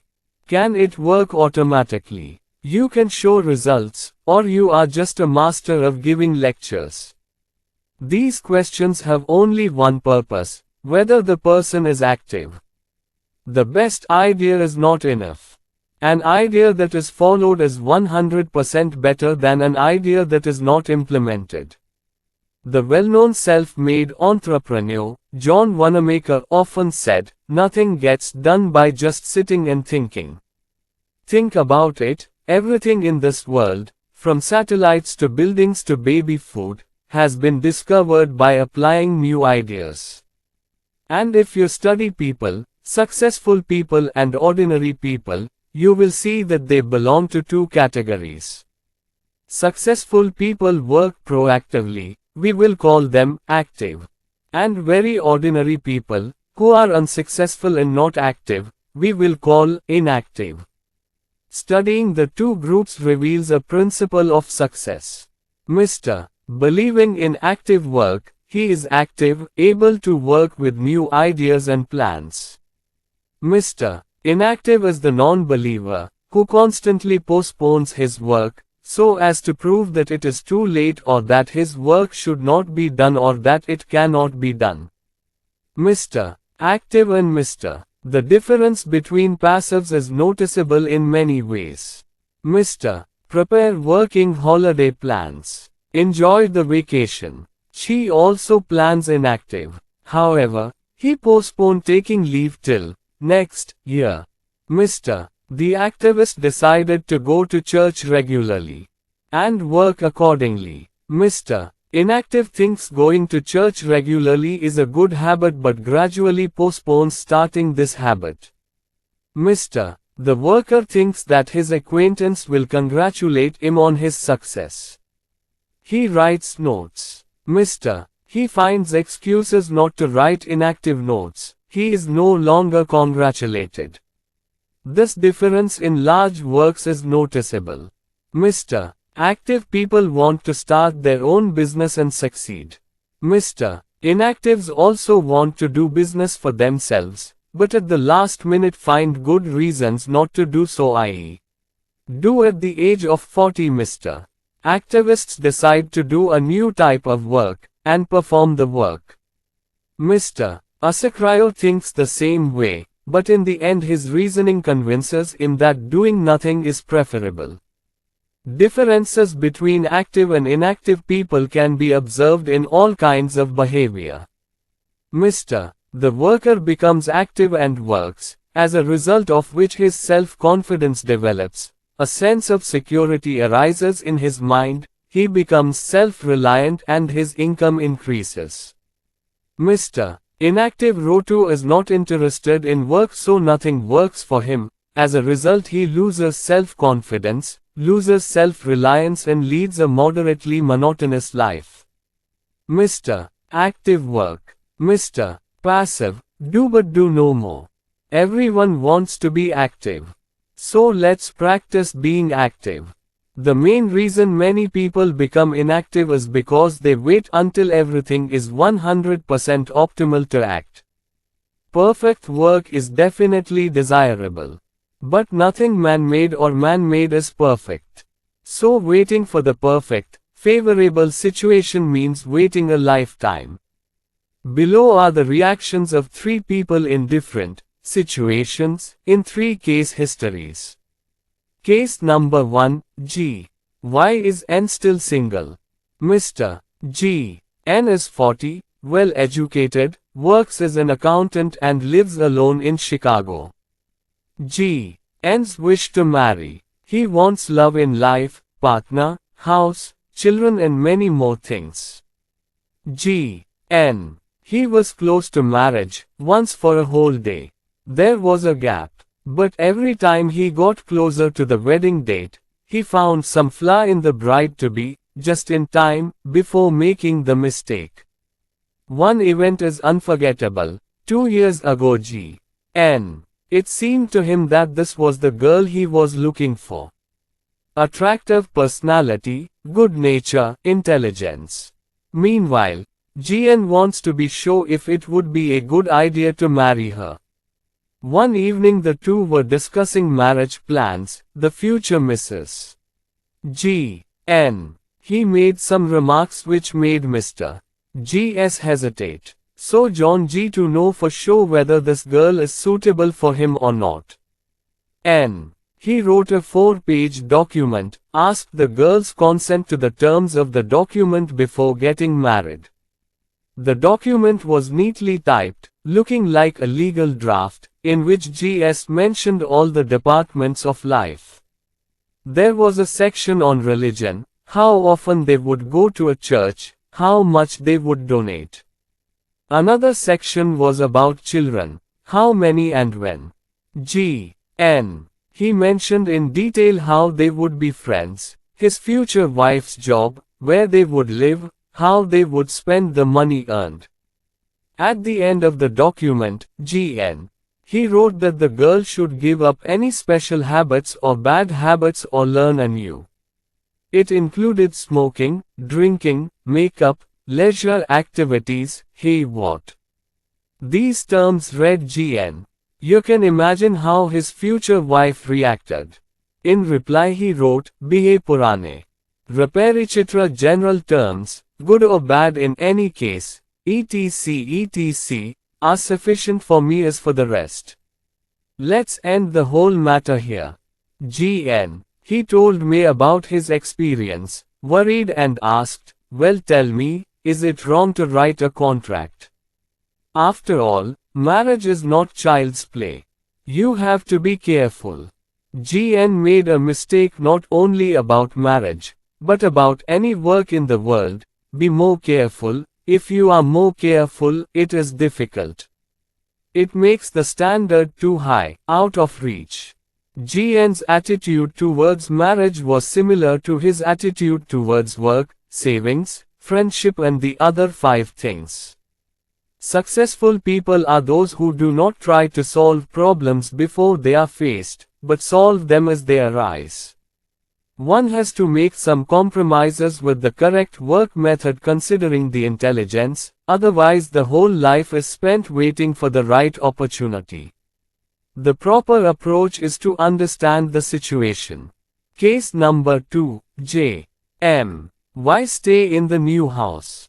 At the time of making any major decision, the mind is in a quandary, to do what not to do, to be active or inactive. A young but profitable decision to act. J.M.'s situation is similar to the other 5 youths. Bishordha J.M. has a wife and children, but his income is limited. Mr. and Mrs. J.M. lived in a small apartment. Both wanted a new house with more space, a clean environment, a place for small children to play. They wanted to increase the value of their home. But the problem was to accumulate cash. Once J.M. sit down, writing the rent check, he suddenly got very angry with himself. He showed that if he saved the amount of money he was paying in rent every month, he could have owned a new house. J.M. called his wife. Said, how about we buy a house next week? What happened to you? Just kidding, asked the wife. You don't know that's impossible for us. Where's the cash going to come from? Listen. Meanwhile, J.M. is adamant. Maybe a few thousand couples like us who want to buy a, never in a lifetime, new home go through them. Half of the couples were lucky enough to get a new house. Some obstacles get their hopes unfulfilled. But we will buy a new house. I don't know how we can raise the cash, but we will definitely buy a house. The following week the couple actually found a home. Both love the house. No frills, nice house, asking 11,200 cash. Now the problem is where to find $1,200. J.M. knew that if he were to borrow in the known way, he would be in debt and therefore unable to mortgage at the sale price. If there is a will, there is a way. Suddenly a thought came to J.M.'s head. How about contacting a builder to get a private loan of $1,200? So he did. At first, the builder did not show much enthusiasm in the matter, J.M. But Nachor Banda. Finally he agreed. Bicha gave K.M. an advance of $1,200. He promised to pay $100 monthly with interest. Now J.M. has to arrange this additional $100 per month.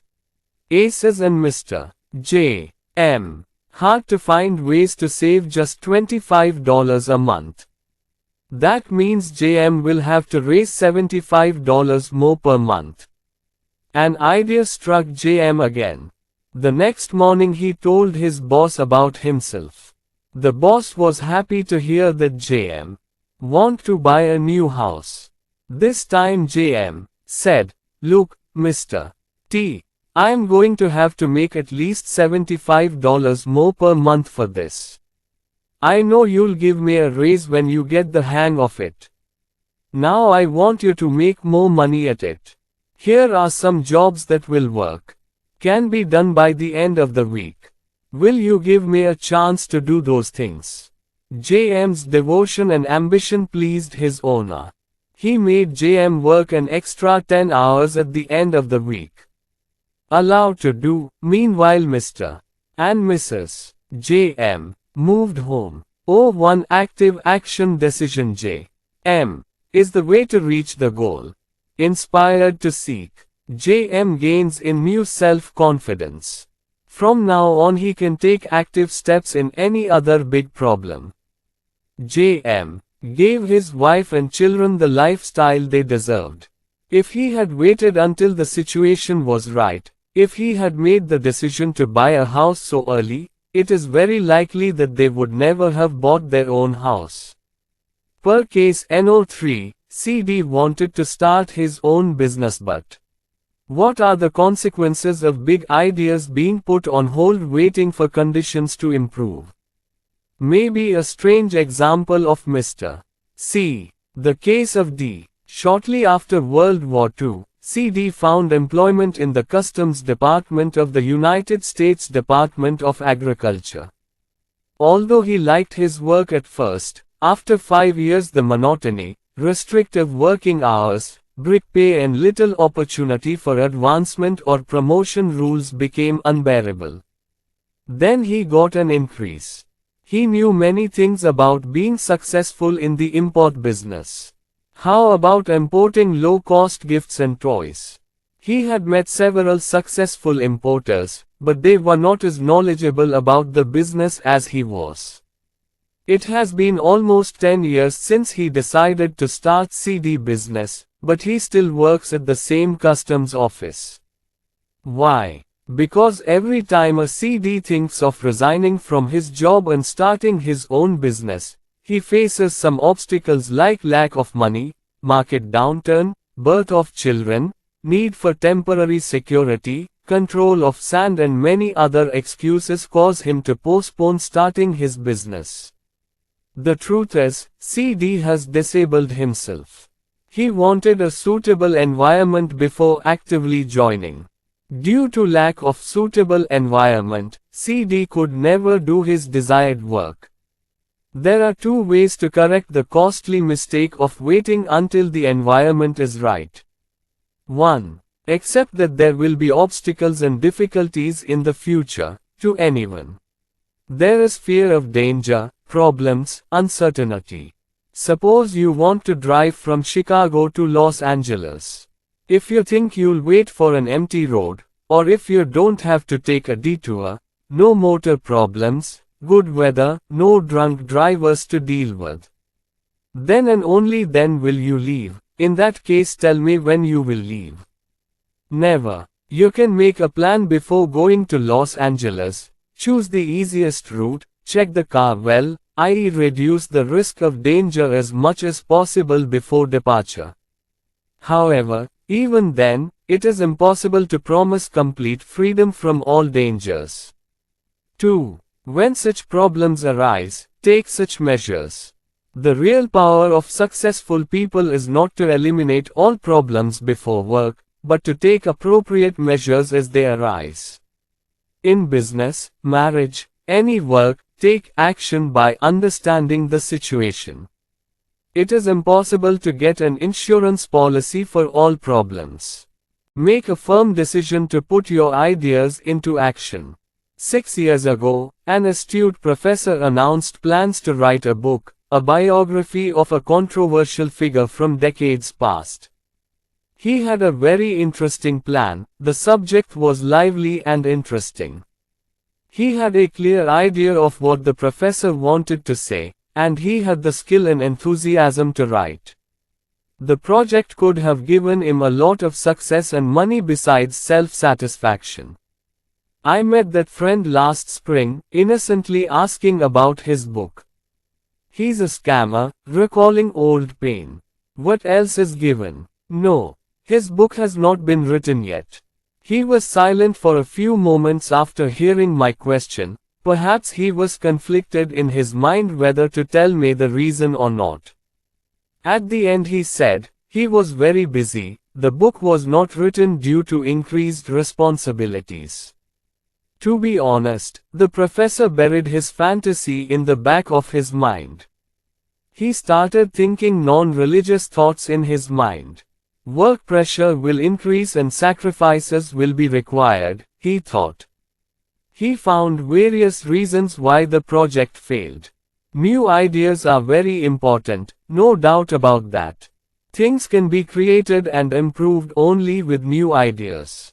A mind that cannot think cannot succeed in life. But another thing is also true. These ideas alone are not enough. The value of new ideas to create more business opportunities or simplify work processes depends on their application in the workplace.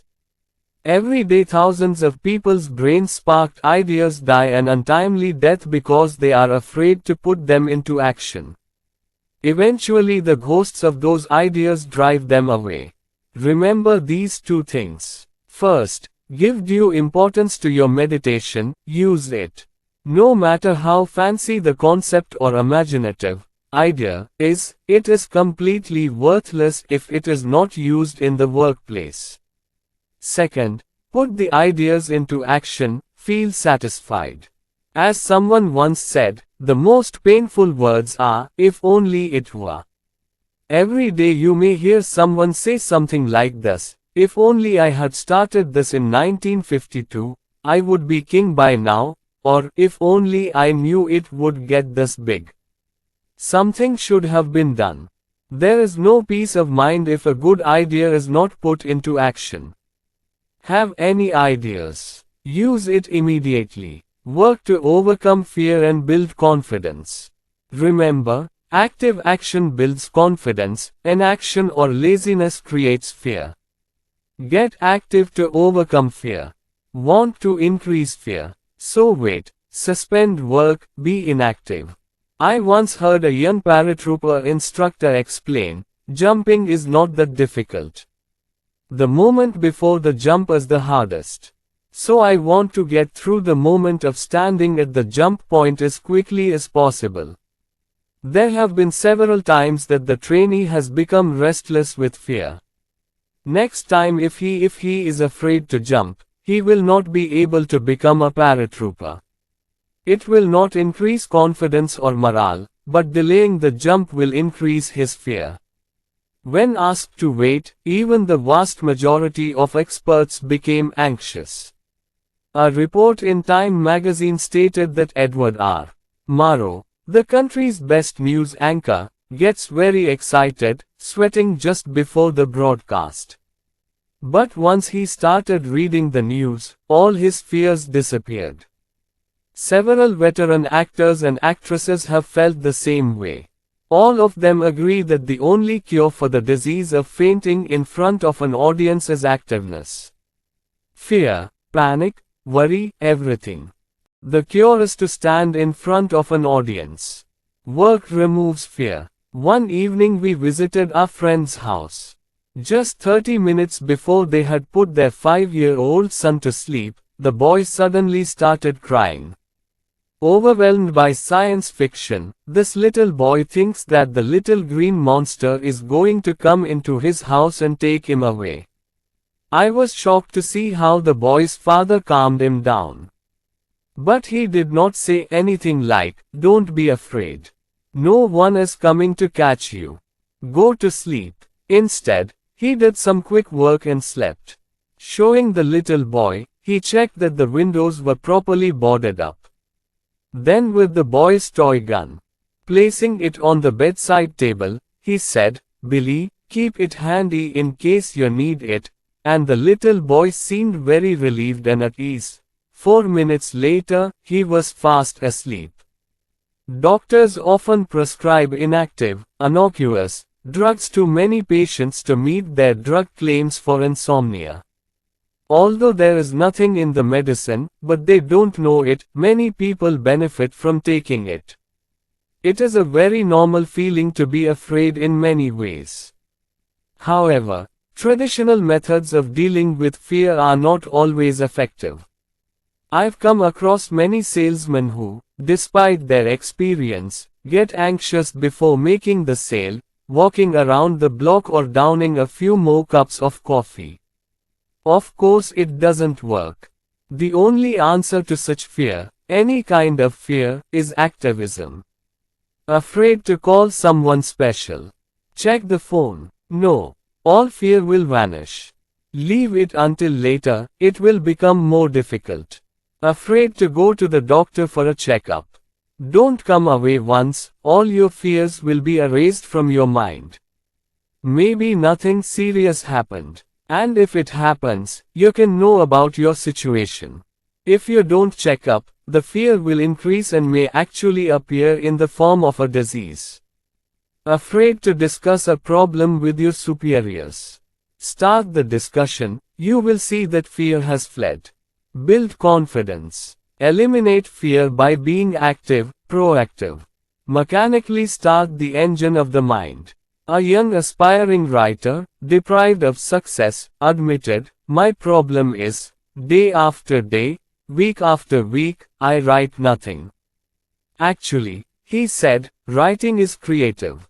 I want motivation. I want something that moves the mind. The truth is, writing is creative work. But another creative person, also a writer, shared the secret to success in writing a large volume of text. I use the force of mind method, he said. I have to work with my deadline in mind. Then I don't sit around waiting for inspiration. My method is, sit down at my desk, pick up a pencil and start writing. I write whatever I am happy to write. When the fingers are cut, that started writing in my subconscious. Sometimes, of course, new ideas come to you without even trying to write, he said, and those are bonuses. Most of the good ideas come to you when you sit down to write like that machine. Activism comes when you start working. This is the law of nature. Nothing starts by itself. We use dozens of devices every day, and even they don't start on their own. Although your home is automatically heated, it requires you to actively select the desired temperature. Gear changes automatically only if your car has the correct lever set. The same principle applies to the activation of the mind. The mind has to be put into gear, only then will it start moving. A young sales manager at a door-to-door marketing agency told me how he taught his sales staff to start the day, mechanically, but simply. Doing door-to-door sales is hard work, as anyone who's done it knows, he said. He knows he won't be treated very politely all day. So he spends the whole morning in a daze.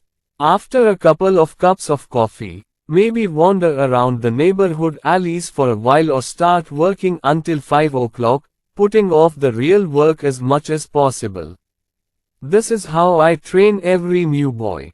I tell them, we have to start. Don't waste time thinking. Postpone work. No, stop the car like a drug. Shake the house with the sample case. Smile and say, good morning, and present your presentation like a machine. No need to be too conscious of it. Start working like this. You will see that by the second or third house, your mind has become alert, working on your presentation. A humorist said the hardest thing in life is leaving a warm bed and stepping onto a cold floor. It's true. The longer you lie down, the harder it is to get out of bed. Even in this trivial task, if you get up like a machine, leave the bed, put your feet on the floor and stand straight, you will see that all fears have disappeared. It's true. Working people don't wait for inspiration, they inspire you. Try these two things. 1. Work mechanically to perform simple yet sometimes boring tasks outside the home. Ignore the uncomfortable aspects of work. Start the work without indulging any feelings. Washing dishes is probably the most boring job for girls. My mother is no exception. But he has quickly mastered this task by finding a mechanical way of concentrating on the task he likes. While leaving the table, the mother left with several dishes in her hand, so she started the work before thinking, and finished the work in a few minutes. It's a lot better than having to pile up all those dirty dishes and be in a bad mood to wash them, right? Try it today. Do something you don't feel like doing right away without letting your mind dwell on it. It is a very productive way of working. 2. Then generate new ideas, make plans, find solutions to problems with the help of those mechanical methods. Start doing those jobs that require intelligence, prudence, instead of acting on impulse. Inspire yourself. I can guarantee that a particular method can help you a lot. I need pen and paper for this. A simple 5-cent pencil is the best material for mental communication. If I were asked to choose between a sophisticated, semi-fashionable, thickly carpeted soundproof office and paper and pencil, I'd go for the latter every time. With paper and pencil in hand, the mind can be used to find solutions to problems. When a thought is written down on paper, the mind is automatically focused on that thought. The mind is made in such a way that what it thinks appears on paper. Writing on paper means writing on the pages of the mind. Experiments have shown that thoughts are remembered accurately longer when they are written down on paper. Once you master the paper-pencil method for concentration, you'll have no trouble concentrating even in noisy rooms or distractions.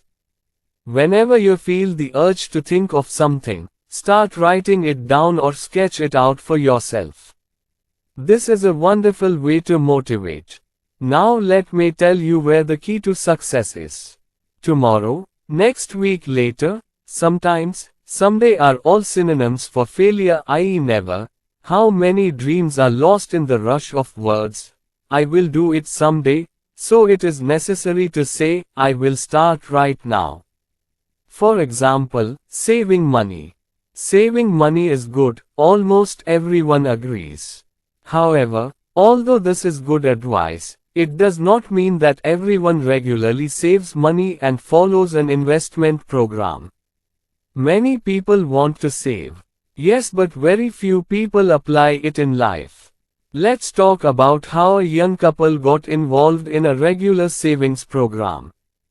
Bill came home with $1,000 at the end of the month, but that $1,000 was his and his wife's monthly expenses. Both wanted to save, but could not do anything for various reasons.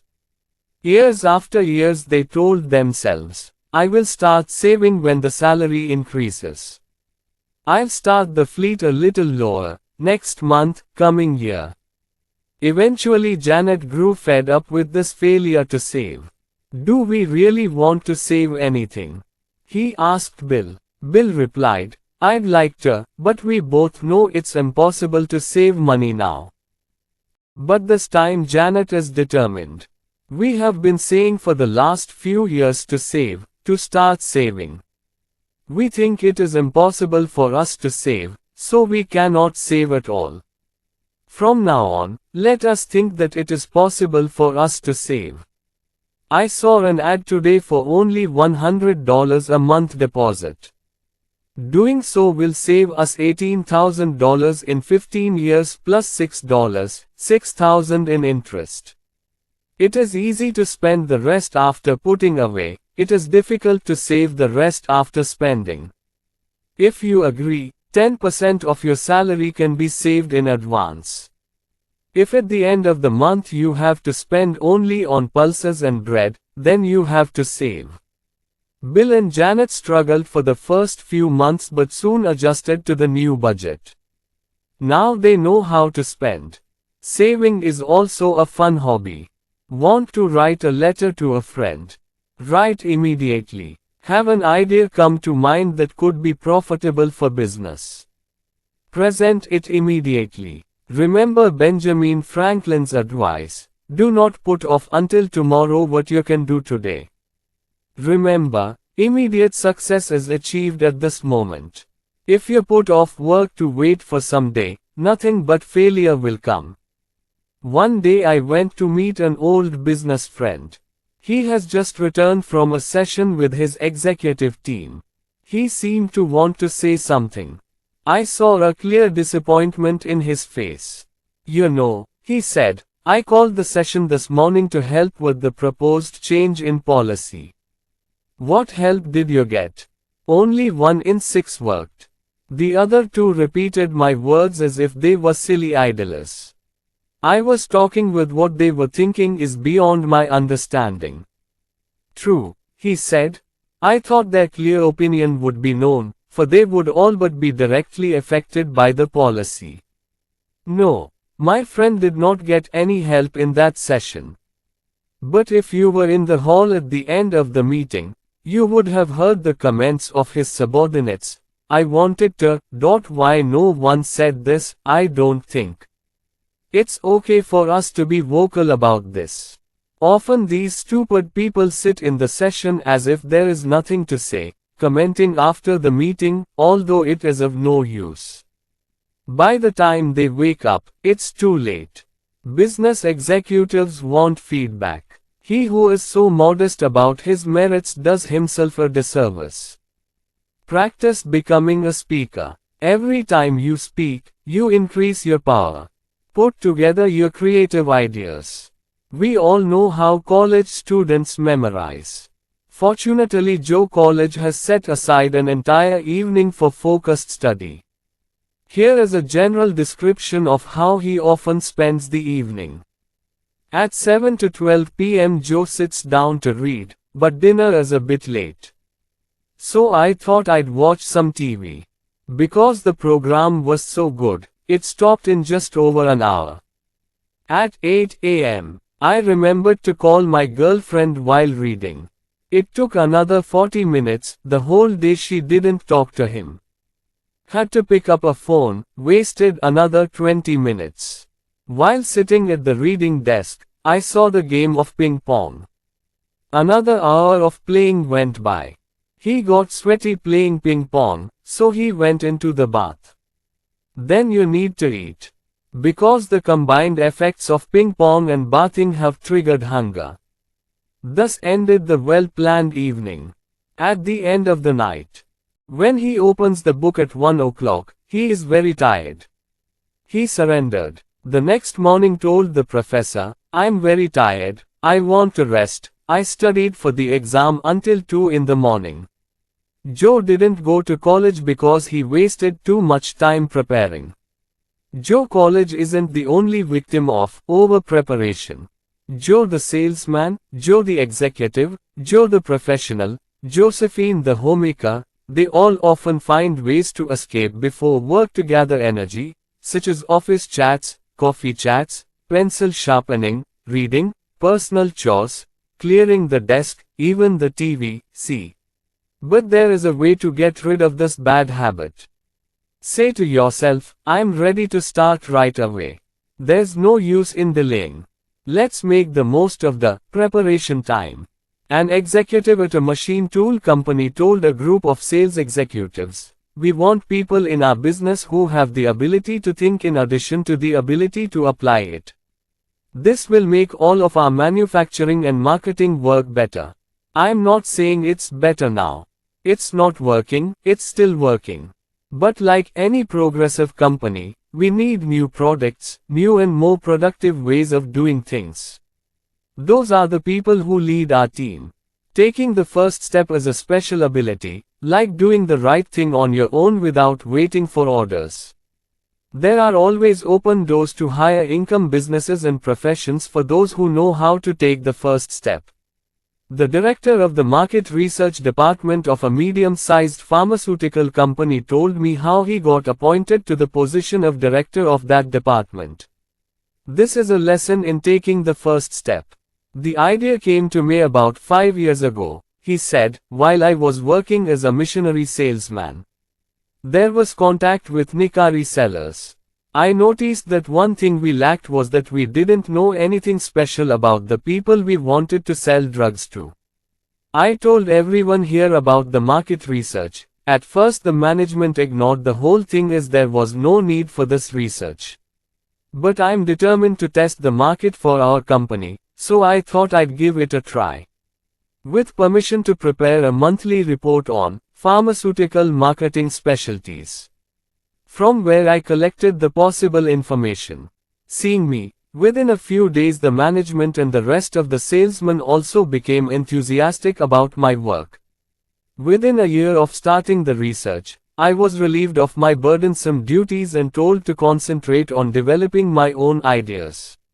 The rest was a natural consequence, he said. Now I have 2 assistants, a secretary, and almost 3 times what I was paid 5 years ago. 2 special methods of showing readiness to take the first step are: 1. Declare jihad. If there is something that you feel is extremely important to do, start it yourself. A new subdivision was being built near my house. Suddenly the work stopped midway. But a few families had already ignored all the suddenness and started living there. Seeing them, several noble families of the area also sold their houses, despite the loss, and came to this new village. And as it happens, they too became reckless with their reckless neighbors, but the only exception was Harry. Harry, however, declared jihad for the beautiful environment. Harry first called a few friends, telling them that the subdivision had great potential, but that if the area wasn't improved, it would become a second-class neighborhood. Everyone supported Harry's enthusiasm. Soon vacant plots were cleared, gardens were created, clubs were organized, and a large-scale tree planting project began. A playground has been created for small children. Swimming pool is for residents. Desperate, don't care, families also gave a lot of encouragement and support. The entire subdivision was created anew. Now it looks great while traveling through that neighborhood. That neighborhood is proof of how much benefit one gets when one declares jihad with a good intention. Do you ever feel like your business needs a new division or product, or should you expand? Then get down to the religious war. Is it better if the church has a new building? Get started. Does your child need better school equipment? Come on, get down to work. One more thing is certain. Although only one person declares such jihad, if the plan is good, you will see many people standing by you. Get active, declare jihad. 2. Come forward to volunteer. All of us have faced situations where we have not stepped forward to act despite wanting to. Why? Because of fear, apprehension. It is not fear of not being able to complete the task. The reason for fear is what our partners will do. People will laugh at us, think we are overzealous, will seem too eager for a raise or a promotion. These various fears many become inactive. The desire to belong to something, to be recognized by the group is very natural. But ask yourself, which group should I go to? Those who are philanthropic, who laugh at others outside? Or those who are active, who are improving in life? The right path must not be told. A volunteer who shows interest is completely different, given special attention. Most importantly, he gives himself the opportunity to express his special abilities and aspirations by volunteering. So come forward for special tasks, become a volunteer. Are those leading the way in business, the military, or your community active or inactive? 9 out of 10 of them are active people, enthusiastic about work. He who stands by, does not come forward, idle, inactive, cannot become a guide. But he who is active, loves work, is followed by everyone. Everyone has confidence in the work that is active. The others naturally accepted him. They accept that the guide is well versed in his work. I don't know anyone who ever praises a man who doesn't bother, doesn't work, or waits to be told. You know what? Practice activism. Practice these key points. 1. Become active. Become a man of action. Be active, not passive. 2. Don't wait for the situation to be right. The situation will never be perfect. Be prepared for future disruptions and problems. Understand the situation and take appropriate action. 3. Remember, new ideas alone are not enough for success. Only when they are put into practice will the benefits come. 4. Get active to overcome fear and regain confidence. Do what you are afraid to do. The fear will disappear. Give it a try. 5. Start the engine of the mind mechanically. Don't wait for ideas. Get down to work. You will be inspired. 6. Now. Act now. Synonyms of tomorrow, next week or later never. So become a man of now. 7. Get to work right now. Don't waste time in preparation. Instead, start working. 8. Don't miss the opportunity. Take advantage of the opportunity immediately. Come forward as a volunteer. Show everyone you have the ability and desire to work. Start working immediately. How to turn defeat into victory. Philanthropists and others working on Skid Row have noted the diversity of age, religion, education, and background among those in need across the United States. Some of them are surprisingly young, and many are old. Some are college graduates, some have no formal education. Some are married or chirkuma. But one thing stands out among the residents of Skid Row. They're all losers, all lost to circumstance. Everyone is eager to tell you the Waterloo of his personal life, the story of his defeat. It includes various experiences, such as, my wife has left me, I have lost everything, I have no shelter, today I am outcast for some work, so I have taken refuge here. From Skid Row this time if the general middle class Mr. And look at the world of Mrs. American, the difference in their lifestyles is clearly visible. However, again we see Mr. The middle class sounds like a resident of Skid Row, showing his reasons for living a very ordinary middle class life. Mr. Here too, the middle class is defeated. The wounds of the situation that lost him have not yet healed. Now he. Be very careful. He steps cautiously, hesitant to enjoy the euphoria of victory, unhappy with himself. Defeated, he accepts his middle-class lifestyle as a irony of fate. He too has succumbed to defeat but has done so relatively cleanly, with social acceptance. Even if you look closely at the rare world of success, you will see people of various backgrounds, corporate executives, ministers, government officials, leading officials in all fields, but in the pages of their life history, you will find poverty, family separation, fragmented farming land, slums. Those who hold leading positions in various branches of society today also have to face dire situations. A comparison will show that age, intelligence, background, nationality, whatever Skid Row, Mr. Middle class and Mr. Successful peers, there is only one exception. One thing they all differ from each other is their reaction to the harsh conditions of defeat. Mr. Skid Row fell after being hit and was unable to pull himself up.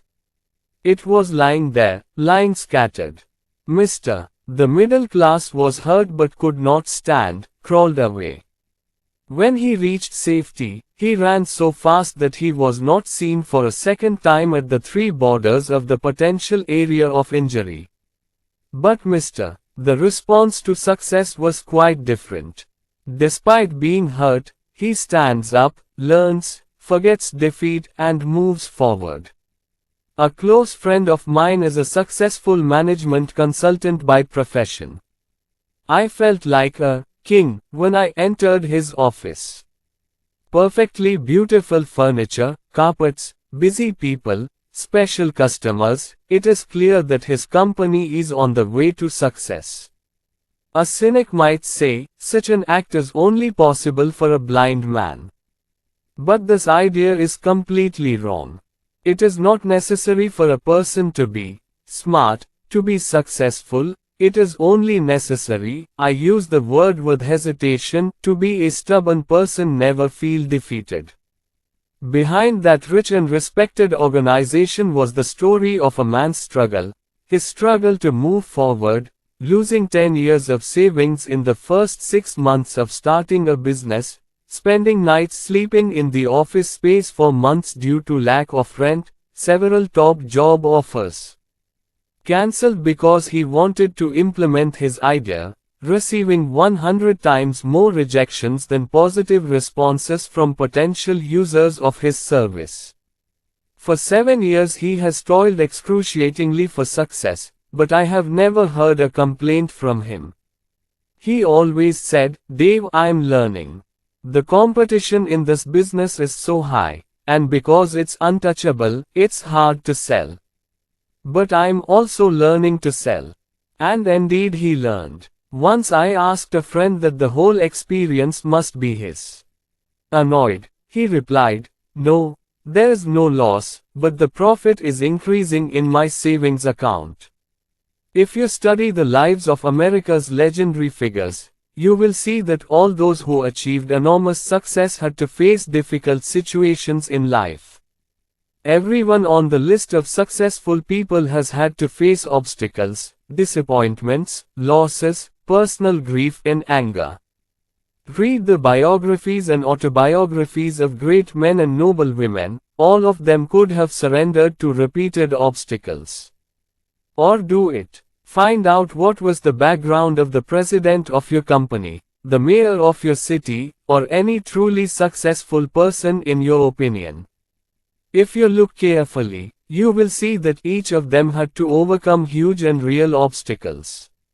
It is impossible to achieve high level of success without opposition, hardship and defeat. But by weaponizing these hurts and defeats, you can move forward. I'm telling you how. I recently came across some commercial airline statistics. One fatality occurs every 10 billion miles flown.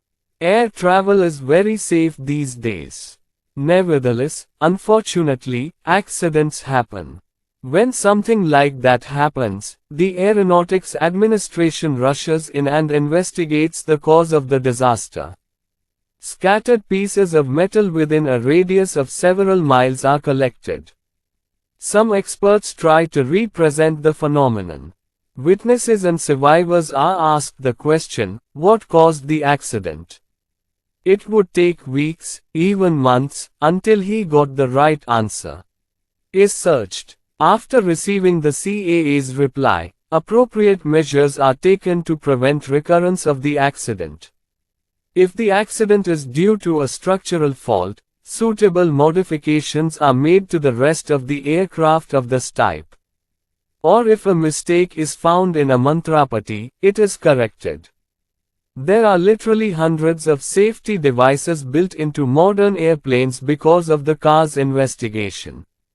CAA conducts studies on errors to make air travel safe and secure.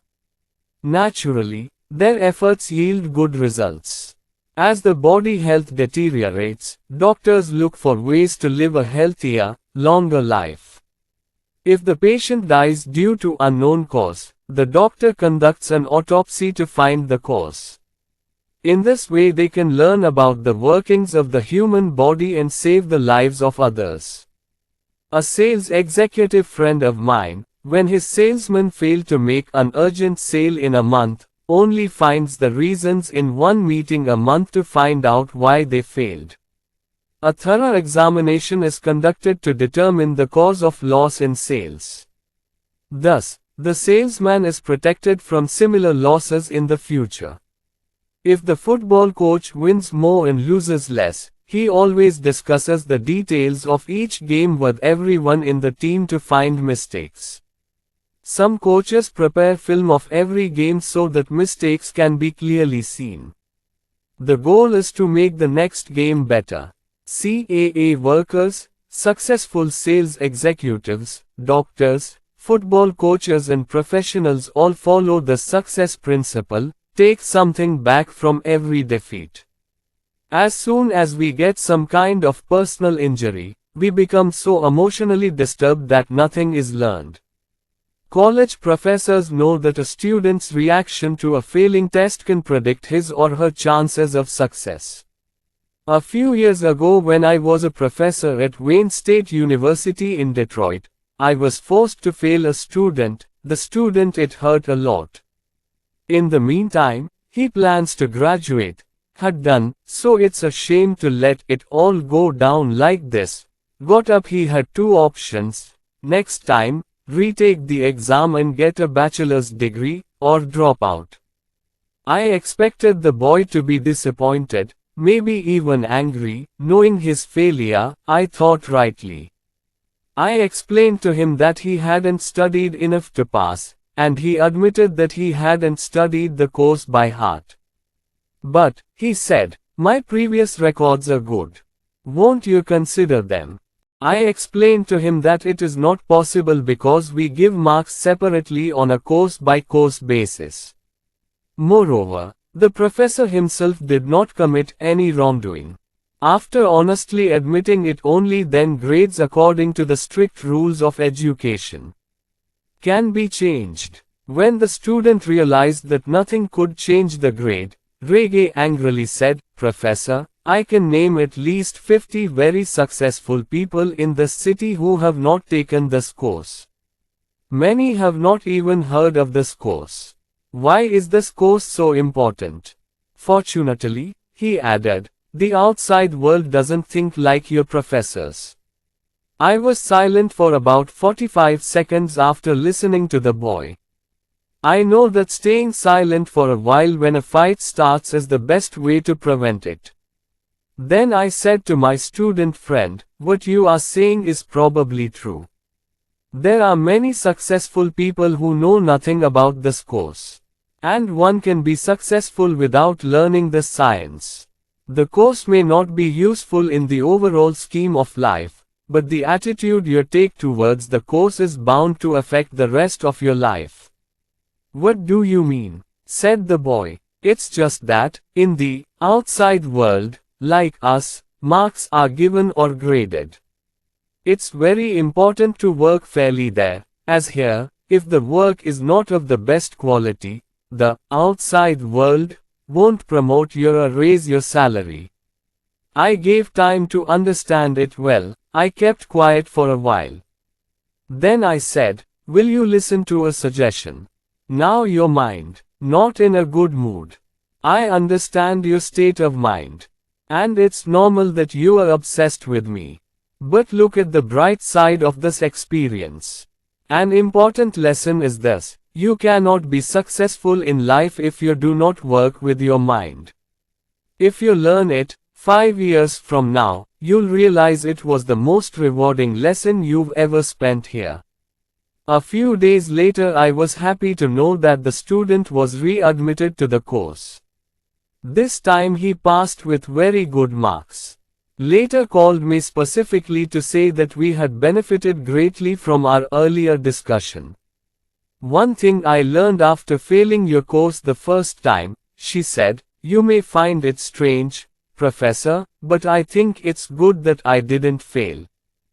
Defeat can be turned into victory. Apply what you learn in your life, you will laugh at past mistakes." Movie lovers have never known the great actor Mr. Can't forget Lionel Barrymore. In 1936 he broke his hip bone which never healed. Many thought Mr. Barrymore's future is bleak. But Mr. Barrymore didn't think so. This injury helped him reach more heights in acting. Over the next year, he played dozens of successful roles in a wheelchair despite constant and excruciating pain. On March 15, 1945, Mr. W. Colvin Williams was walking behind a tank in France. A mine exploded, causing the tank to fly, and Mr. Williams went blind forever. However, Mr. Williams' ambition to become a minister and advisor could not remain unfulfilled. While passing college with honors, Williams said that blindness will be an asset in my life. Since I cannot judge people by their appearance, I will give them a second chance. Blindness will free me from the unfair crime of judging people by their appearance. I want to be the kind of person everyone is safe to come to. By feeling, it can express itself. This is a strange example of turning a bitter, brutal defeat into a victory, isn't it? Defeat is just a state of mind, nothing else. A friend of mine is an established and successful investor in the stock market. He always takes investment decisions based on his past experience. Once told me, when I first started investing 15 years ago, I got hit a few times. Like most non-professionals, I wanted to get big fast. So I got hit fast. But I didn't go broke. I knew the fundamentals of economics. I also knew investing in well-chosen stocks over a long period of time will definitely pay off. So early on I thought these bad investments were worth my education, he said with a laugh. On the other hand, I have known people who became adamantly anti-stock after a couple of ill-advised investments. Instead of analyzing the mistakes and getting to work, they develop a misconception that investing in common stocks is like gambling, where everyone loses in the end. Decide to salvage something from each defeat. From then on, if there is any mistake or noise at work or at home, cool your head and find the reason. Doing so will not repeat the same mistakes. If you can learn, there is benefit in losing. We humans are very different creatures. We are quick to take credit for the win, and want to tell the world as soon as we win. We all want others to look at us and comment, "That guy who's going, he's got credit." But when we lose, we put the blame on others. The salesman blames the customer if the product is not sold. Executives tend to blame employees and other executives when things go wrong at work. A husband blames his wife for the problem of family quarrels. It is true that in today's complicated world, others may kill us. But it is also undeniable that we can't handle ourselves many times, we throw ourselves away. We lose because of personal incompetence or mistakes. Prepare yourself for success like this. Remind yourself that you strive to be as perfect as it is humanly possible to be. Be realistic. Close yourself in a glass tube and analyze yourself as an impartial third party. Find out if you have any errors that have never been noticed before. Such a mistake. Correct it if found. Most people become so accustomed to their character that they do not find ways to improve. Rhys Stevens, the legendary star of the Metropolitan Opera, told Reader's Digest, in July 1955, that she received the best advice during the saddest moments of her life. Early in her career, Miss Stevens was disappointed not to receive an award at the Metropolitan Opera's auditions of the year. She said, "I was hoping to hear my voice better than the other girls, hoping that everyone would say that the decision was unfair, that it was because I was not close to the authorities." But Miss Stevens' teacher did not comfort her that way. Instead, he told Miss Stevens, "Have the honest courage to admit the truth." Whenever I suffered from depression, Miss Stevens said, those words came to mind over and over again. Those words woke me up that night. It became impossible for me to sleep without admitting my mistake. Lying in the dark, I was thinking, why did I lose? How can I win next time? I admitted to myself that my voice should be better. I need to master the language. I need to learn more things. Miss Stevens told how she had succeeded on the stage by correcting mistakes, how her circle of friends had widened, she had become a more attractive figure. Self-analysis is a constructive task. You are successful in this.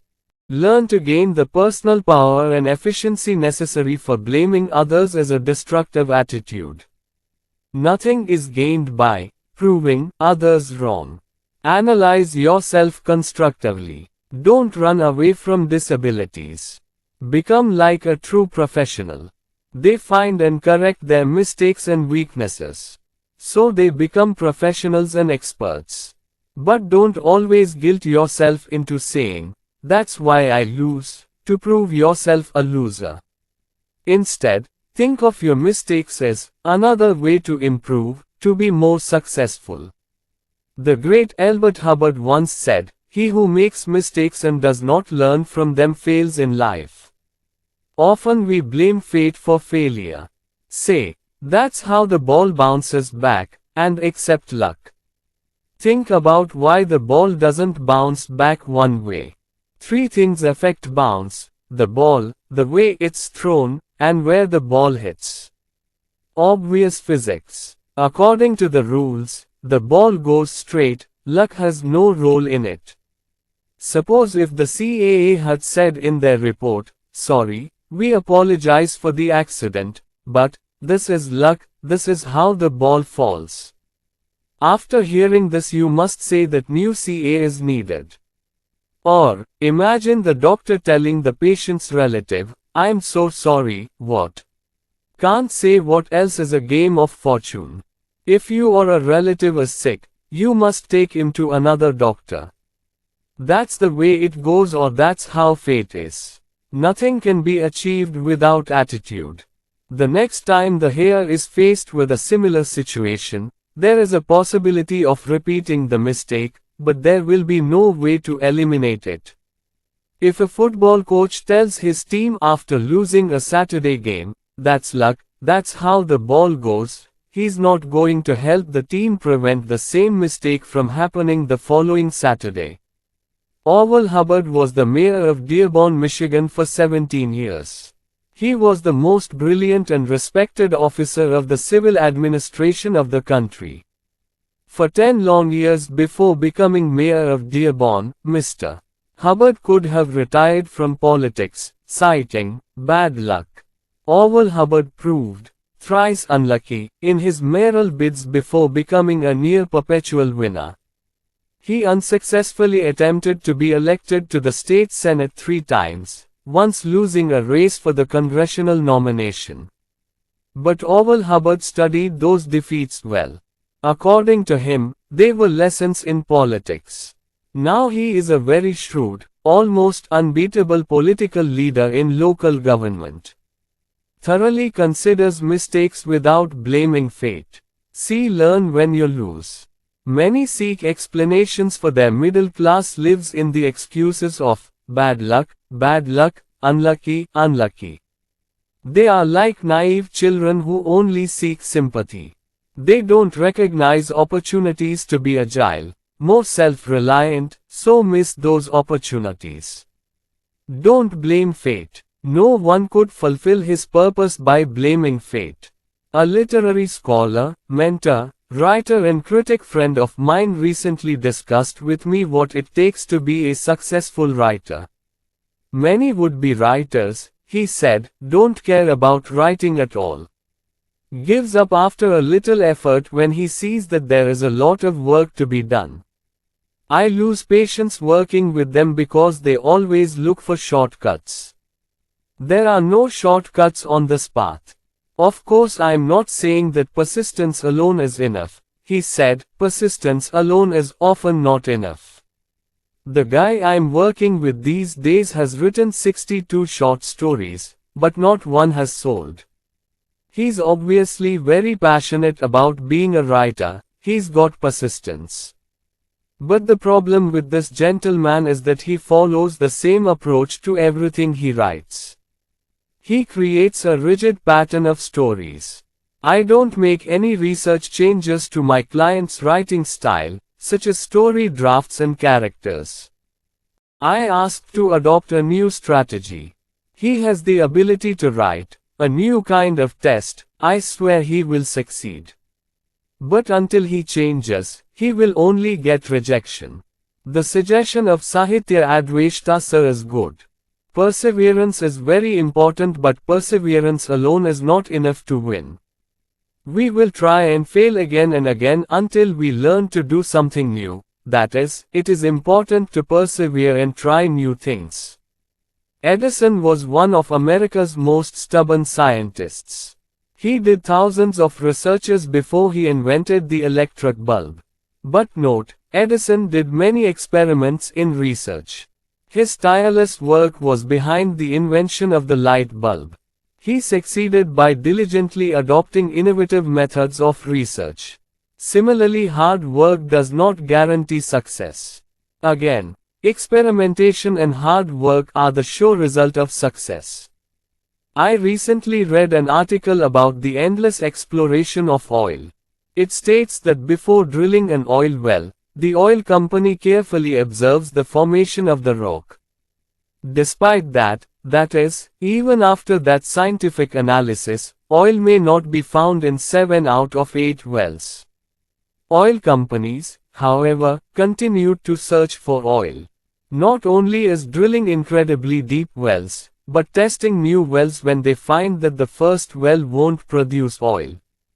Many ambitious people have an admirable amount of perseverance and ambition, but fail because they do not try new things. Set your goals. Don't back down from there. But don't stick to the same place and try something new. Those who persevere, who do not give up easily, have a remarkable capacity for success. 2 tips for developing the ability to experiment and try again and again are sure to pay off with new effort and persistence. 1. Tell yourself, there must be a way. All thoughts have a magnetic effect. If you tell yourself that, I'm a loser, there's no way around this problem, pessimistic thoughts are immediately indulged. All these thoughts convince you that you are a loser. So believe, there must be some way to solve this problem, and you'll see creative ideas emerge for solutions. The saying, if there is a will, there is a way, is important, trust it. Unless one and, if possible, both parties are confident that happiness and peace will be restored when problems arise in the marriage, the counselor will not be successful in preventing divorce. Psychologists and social workers say that until the alcoholic believes that he can completely give up his addiction to alcohol, until then, he cannot be freed from that addiction. Thousands of new businesses will be started this year. After 5 years, only a few of these will survive. Many of those who fail will say, great competition, no choice but to escape. The real problem is, when most people face obstacles, they only think about defeat, so they lose.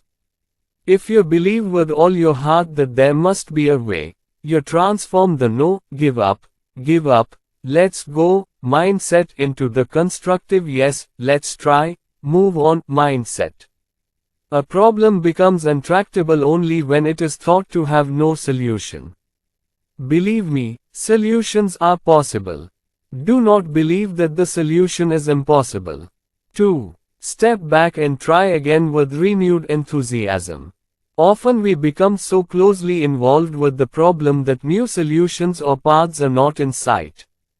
Recently, an engineer friend was invited a few weeks ago to build a completely new aluminum building, something that had never been built or designed before.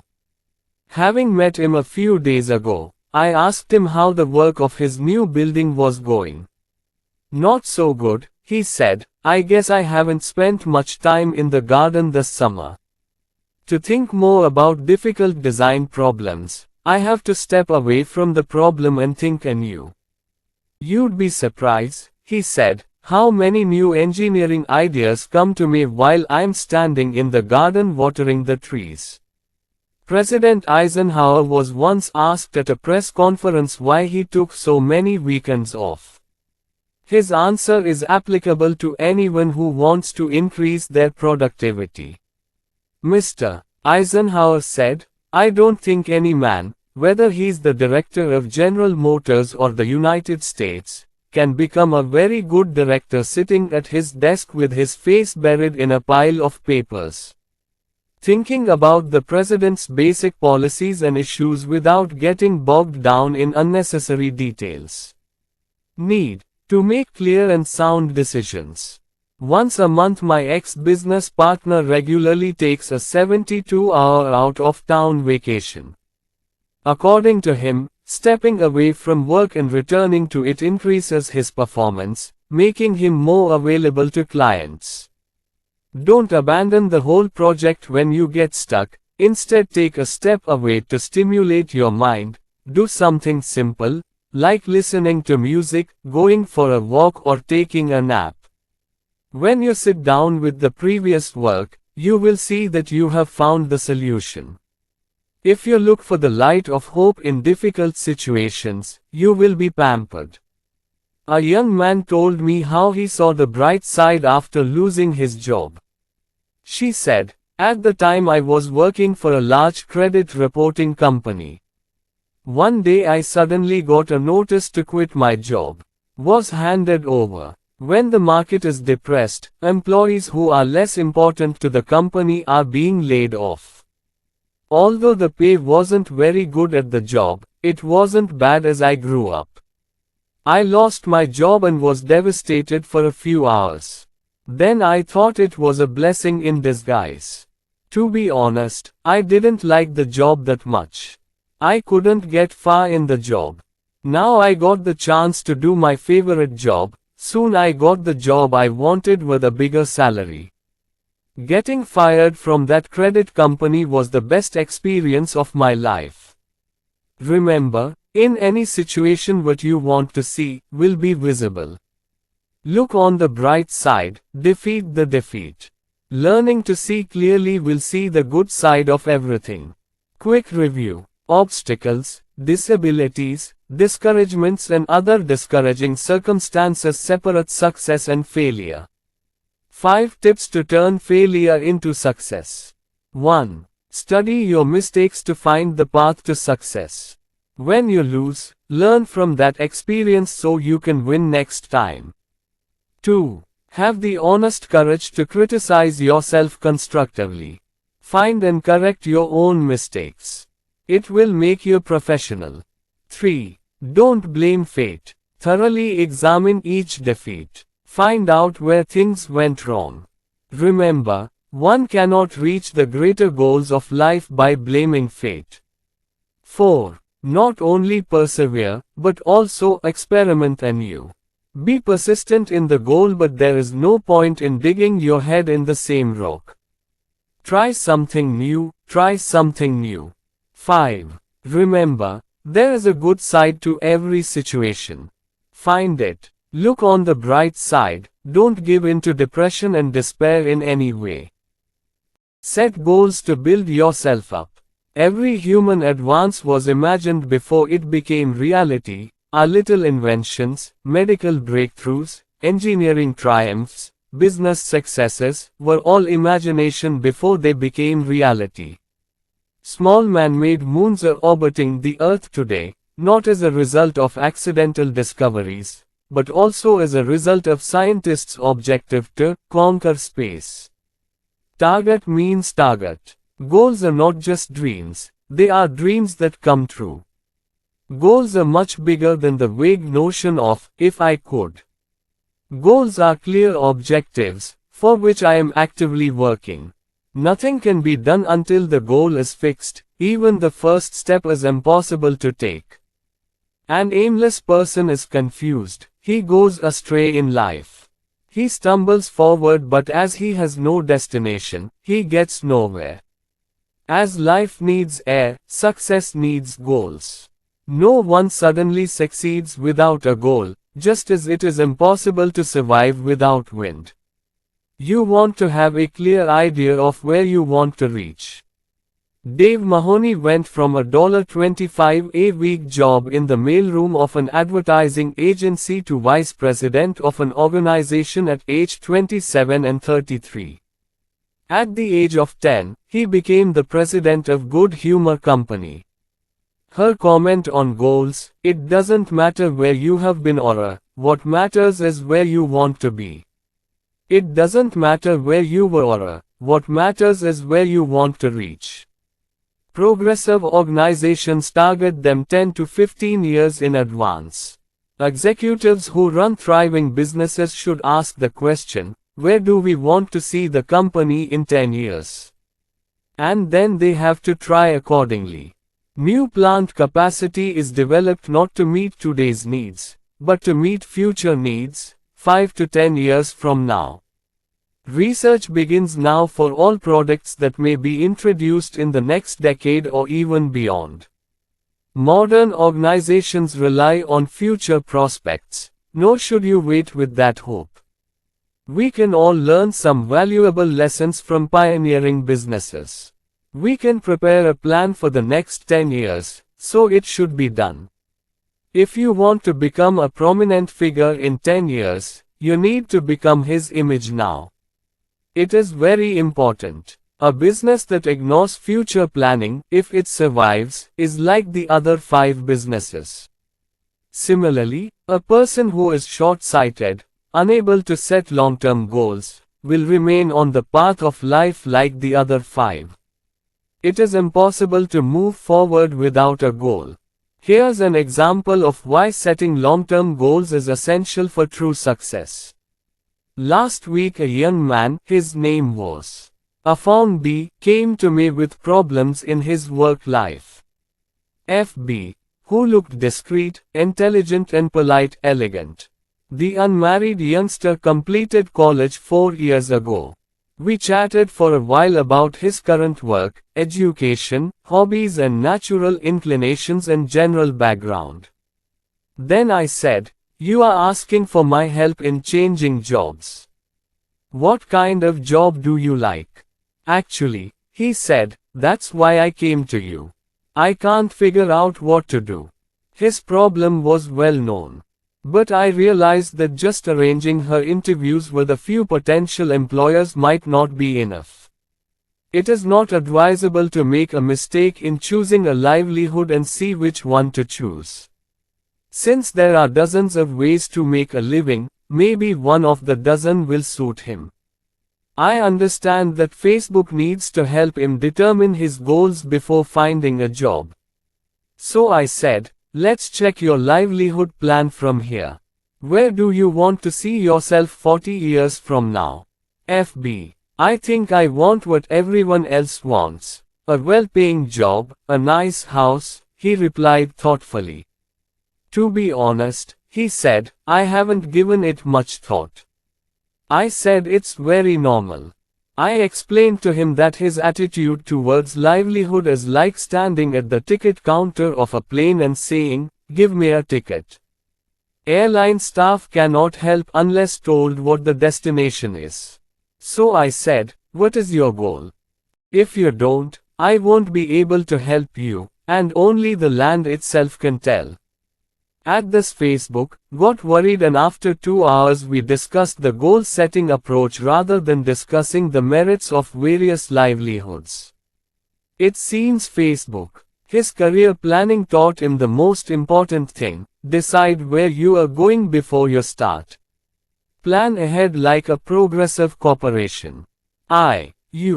We ourselves are a business organization. Your skills, talents and abilities are your product.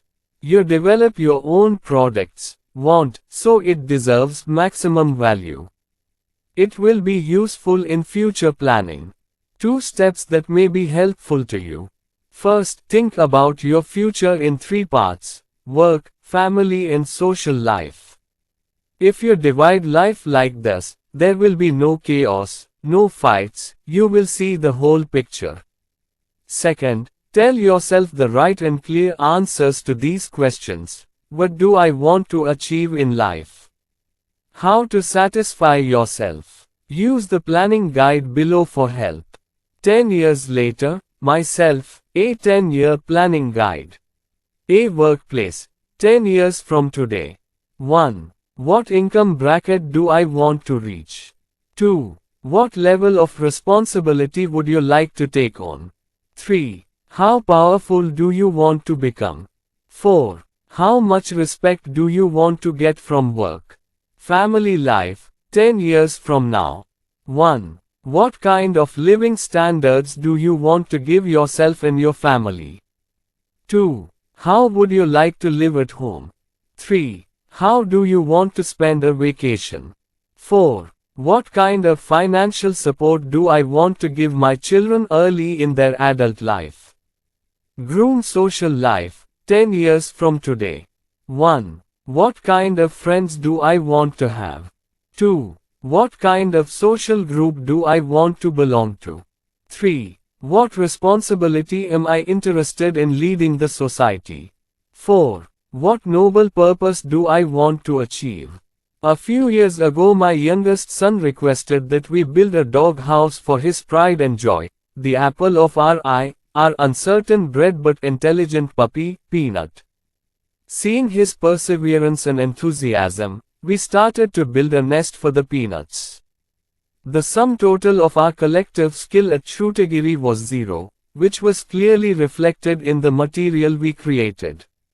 A few days later a dear friend came to visit and saw our creation and said, "Hey, what's that on the tree? Dog house or not?" I answered in the affirmative. After showing me some mistakes, he said, "Why didn't you make a plan? Does anyone build a doghouse without a plan these days?" Another thing, when Akashkusum sits down to imagine the future, don't even hesitate to think. Nowadays people are checked by the scope of their dreams. People never get more than they strive for. So dream big future. Here's a verbatim quote from a former student's life plan of mine. Read, see. Was the future plan of his family life clear?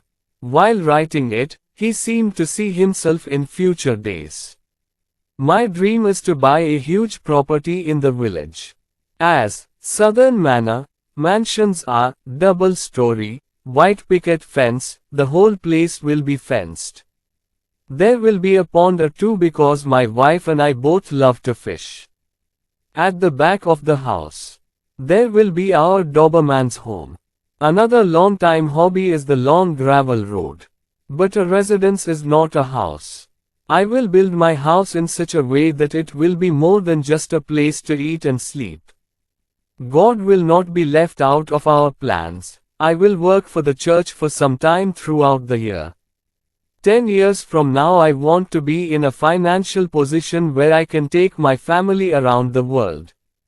I want to do it before the kids grow up and scatter around the world due to marriage or other reasons. If we can't all travel all at once, make 4 or 5 separate plans to visit one place at a time. Of course, I have to rely on my work plan to make the family plan a reality. I have to work hard to get these things. This plan was prepared 5 years ago. At that time the apprentice had 2 small stores. Now he owns 5 stores. Moreover, they have already bought 17 acres of land to build a house in the village. He is moving in the right direction to achieve his goal. The 3 areas of your life are closely related to each other. Each is dependent on the other. But the department that can affect other departments the most is your work. Thousands of years ago in the prehistoric age, the most skilled hunter among the cavemen, the most respected by the rest of the cavemen, had the happiest family life.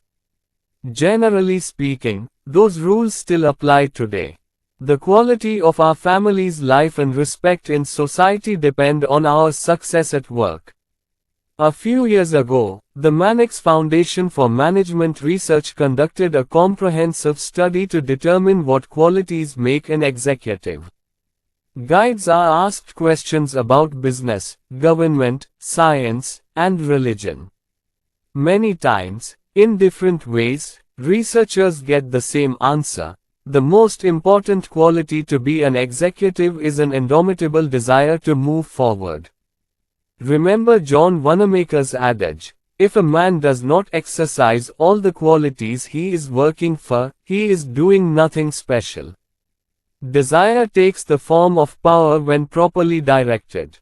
To follow desire, incapacity, not doing what one has a strong desire to do, makes life trivial. Once I had an opportunity to discuss with a promising writer in a college magazine. This boy had talent. He had the true qualities of journalism. A few days before the boy graduated, I asked him, Dan, have you considered what you will do next, journalism or not? Looking at me, Dan replied, No, I love writing reports. I used to enjoy writing the college paper. But there are more and more people getting into journalism now, and I am not willing to starve. I have not heard from Van for 5 years. One evening I suddenly met him in New Orleans. Dan was working as an assistant personnel director for an electronics company. I knew immediately into myself. Not at all satisfied, the money, however, pays very well. The company is very good, there is job security, but the mind is not sustainable, you know. Now it seems to finish reading with a publisher or newspaper. It would be nice to work. I saw boredom, discouragement in Dan's words. It was as if he was finding fault.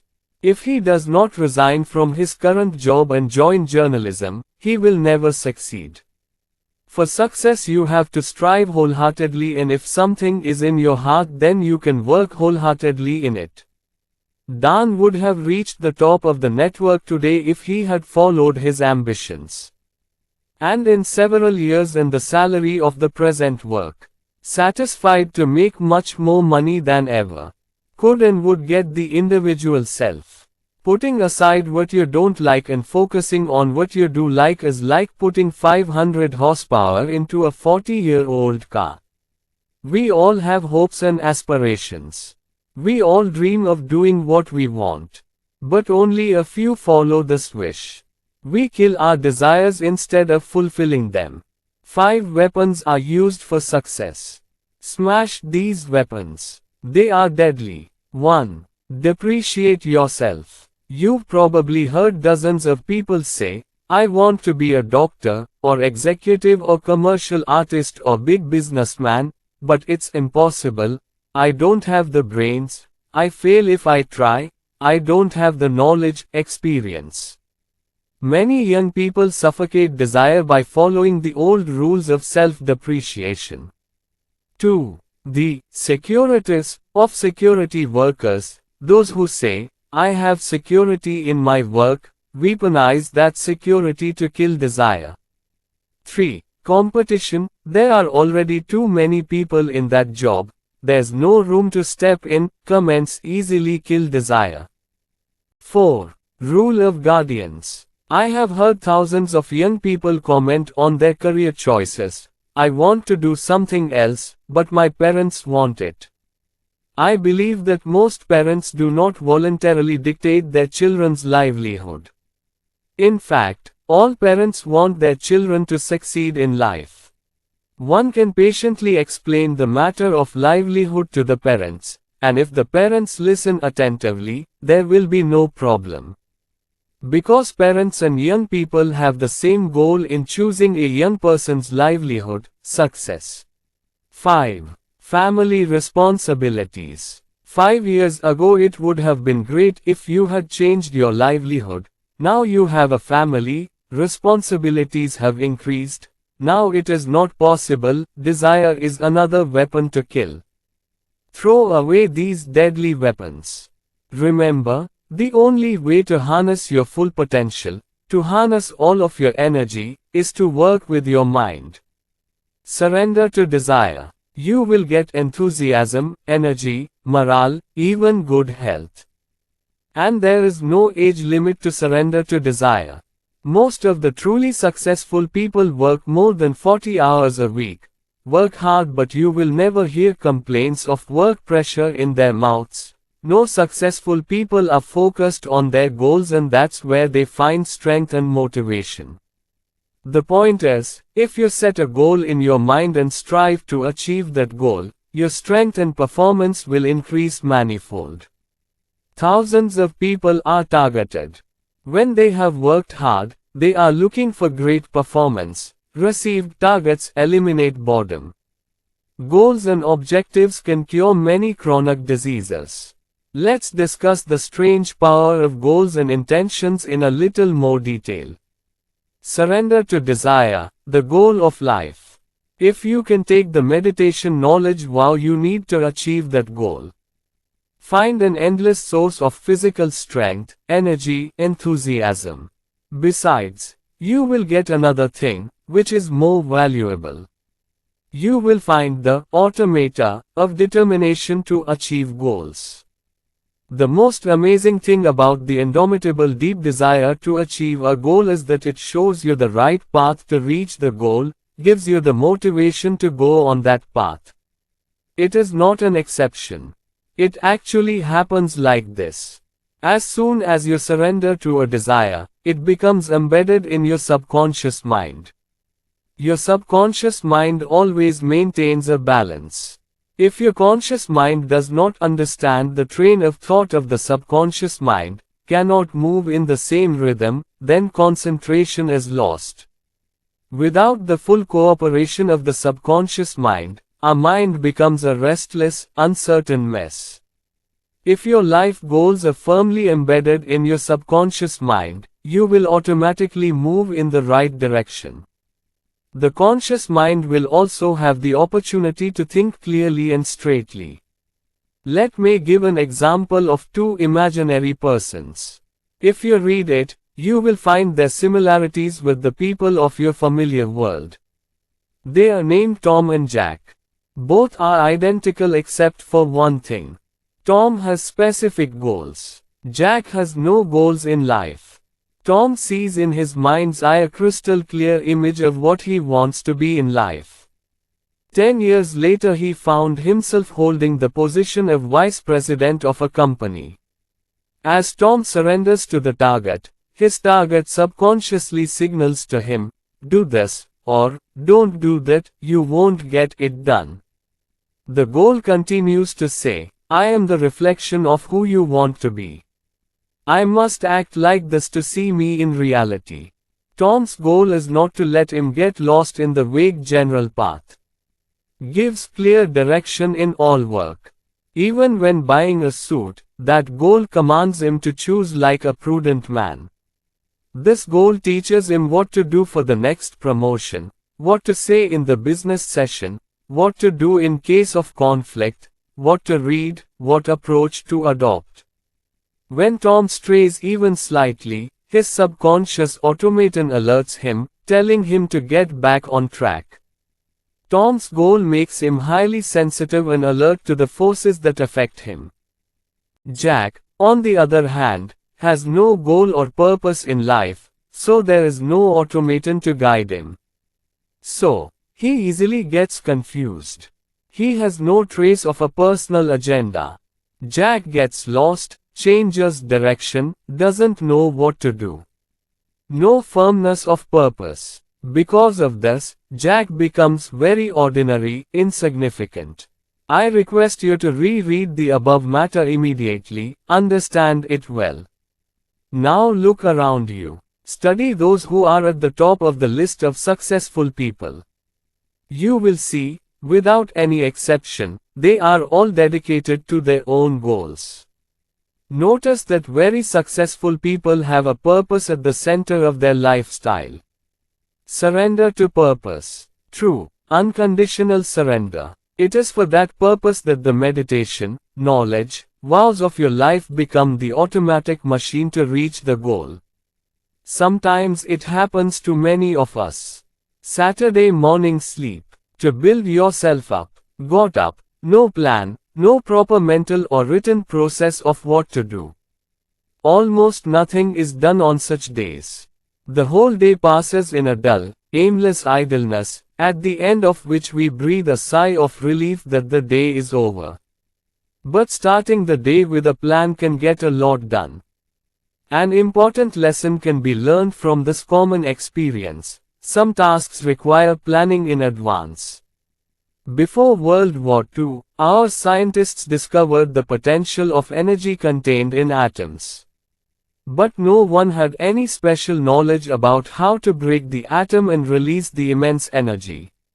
After the United States entered the war, progressive scientists realized the extraordinary power potential of the atomic bomb.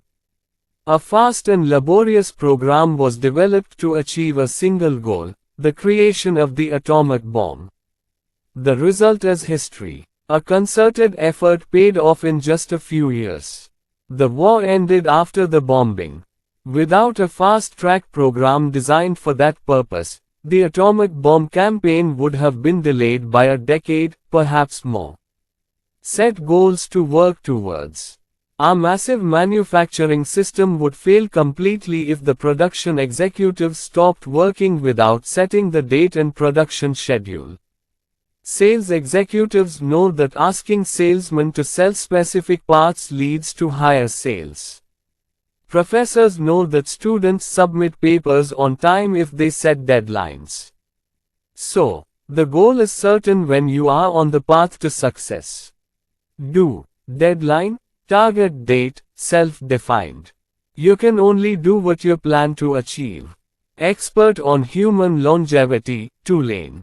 According to J. George E. Birch of Medicine, several things determine your life expectancy: weight, genetics, diet, mental concerns, personal work habits. But Dr. Birchbolen said, the quickest way to die is to retire. Nothing. Just to live is to encourage every person in life. Urgent. Choices are yours, mine, everyone's. Retirement can be a beginning or an end. The attitude of spending time, doing nothing but eating and sleeping, is a fast and toxic way to live a life of indolence. For those who see retirement as the end of life, retirement means life ends. A person's quick waste and waste in purposeless living is another consequence. The path to prudent retirement living is the get on the right track fast approach. A very dear friend of mine, Liu Gan, chose this retirement path. Several years ago, Liu retired as vice president of the largest bank in Atlanta. It was a festival of new beginnings for him. He established himself as a business consultant and progressed at an amazing pace. Having passed the age of 60, he now has several clients, and is also a renowned speaker at the state level. A special project of his multifaceted project is S of professional salesmen and sales executives. A young, fast-growing fraternity, the formation of Pi Sigma Epsilon. Every time you meet Liu, he seems to have aged even more. In exuberance, he is 30 years young. Among the very few people I know who saw the vitality of this senior citizen, he vowed to not eat grass. Liu Gordon isn't one of those boring, despondent old men who just hunker down in old age. When all else fails, only the goal, the pure goal, can keep people alive. A college friend of mine's mother, Mrs. D, was diagnosed with cancer when her son was just 2 years old. The whole situation became more depressingly bleak when her husband died just 3 months before her diagnosis. His doctors could not show much hope. But Mrs. D did not give up easily. She was determined to complete her son's college education by running her husband's small shop. He underwent surgery several times. Each time the doctors said, only a few months to live. Cancer is not completely cured. But those few months turned into 20 long years. He had seen his son pass college. He died just 6 weeks later. A goal, a burning desire, was so powerful that it defied death for 2 decades. Set goals in life to achieve longevity. Your doctor will also agree that no drug in the world is as powerful as the strong desire to live a long life. One who is determined to achieve maximum success knows at once. Only one step forward. To build a house, you have to put one brick at a time. To win one match at a time in football game. Department stores grow as new customers increase. Any major one has several small achievements. Author and correspondent Eric Severard wrote in Reader's Digest, April 1957, that the best advice he received in his life was the principle of the next mile. Part of his speech. During World War II, I and a few others had to parachute from a broken-down army plane into the hilly jungles of the Burma-India border. It would take several weeks for an army rescue team to find us. So we began this painful and arduous journey in search of a civilized India. Our 140-mile expedition began in Baridhara in August. In the first hour of departure I got a deep gash from a boot nail. By afternoon I had blisters the size of 50 cents on both feet, which bled constantly. Can I walk 140 miles? The rest, many are in my condition. Even worse. We were sure we could not, but we could reach the next village to spend the night. When I left the responsibilities and income of my job and sat down to write the 2.5 million word book, I didn't give myself a chance to think about the enormity of the project. I might have given up before completing what I am most proud of in my profession today. I just thought maybe. I didn't even think about the next paragraph, the next page, the next chapter was unthinkable. After 6 long months of hard work, I wrote only one paragraph after another. The book becomes complete on your own. Many years ago I used to write every day, announcing on the radio what is now more than 2,000 scripts. If I had been asked to sign a contract to write 2,000 scripts I might have turned down the enormity of the job. But I was asked to write just one script.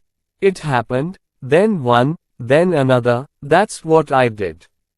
The next mile principle worked so well for Eric Severard, it could for you too. One step at a time is a smart way to achieve goals. The best quit smoking formula I've heard is the hour by hour formula, which has worked very well for most of my friends. Instead of trying to directly reach the ultimate goal of quitting, that is, vowing never to smoke again, a decision is made not to smoke for another hour.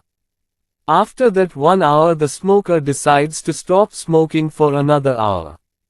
It reduces addiction, then increase the interval to 2 hours, then abstain from smoking for a day. In this way, the objective can be achieved at the end. A person who wants to quit is usually unable to bear the emotional pain and is unsuccessful in achieving the goal of breaking old habits. 1 hour easy, forever big hard. Success in any goal requires gradual progress. A single task may not be as important to a lower executive. Every task should be considered as a golden opportunity to take a step forward. A salesman is given responsibility only if he succeeds in one task at a time, management. Every sermon for the clergyman, every lecture of the professor, every experiment and study of the scientist, every session of the business executive is a step towards a greater goal, an opportunity. Sometimes it seems that one can become an overnight success. But if one examines the past history of these seemingly, suddenly successful people, one will see the foundation of much hard work. And the successful people whose fame and prestige disappeared overnight were fake, their foundations were never solid. The pieces of stone needed to build a beautiful building may not have much meaning in isolation, just like the pieces needed to build a successful life. Try this. Take the right steps towards your goals. Complete the next duty to advance, no matter how unimportant that duty may be. Remember this question and use it to evaluate your work. This will help me reach my life goals. What will happen? If the answer is no, then move on. If the answer is yes, then move on.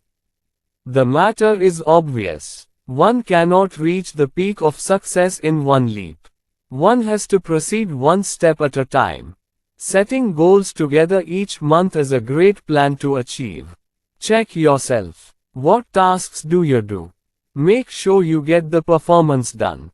Use the form below as a guide. Under each main heading, jot down notes of what you will do in the next 30 days. Then, check your progress after 30 days and set goals for the next 30 days. Always be proactive in doing small things to achieve bigger goals. 30-day improvement guide. From now on, until I give up these bad habits. Advice.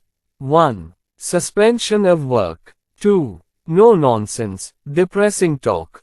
3. Watching more than 60 minutes of TV a day. 4. Gossip. B. Start these practices. Suggestion. 1. A thorough examination of your appearance every morning. 2. Making the next day's action plan the night before.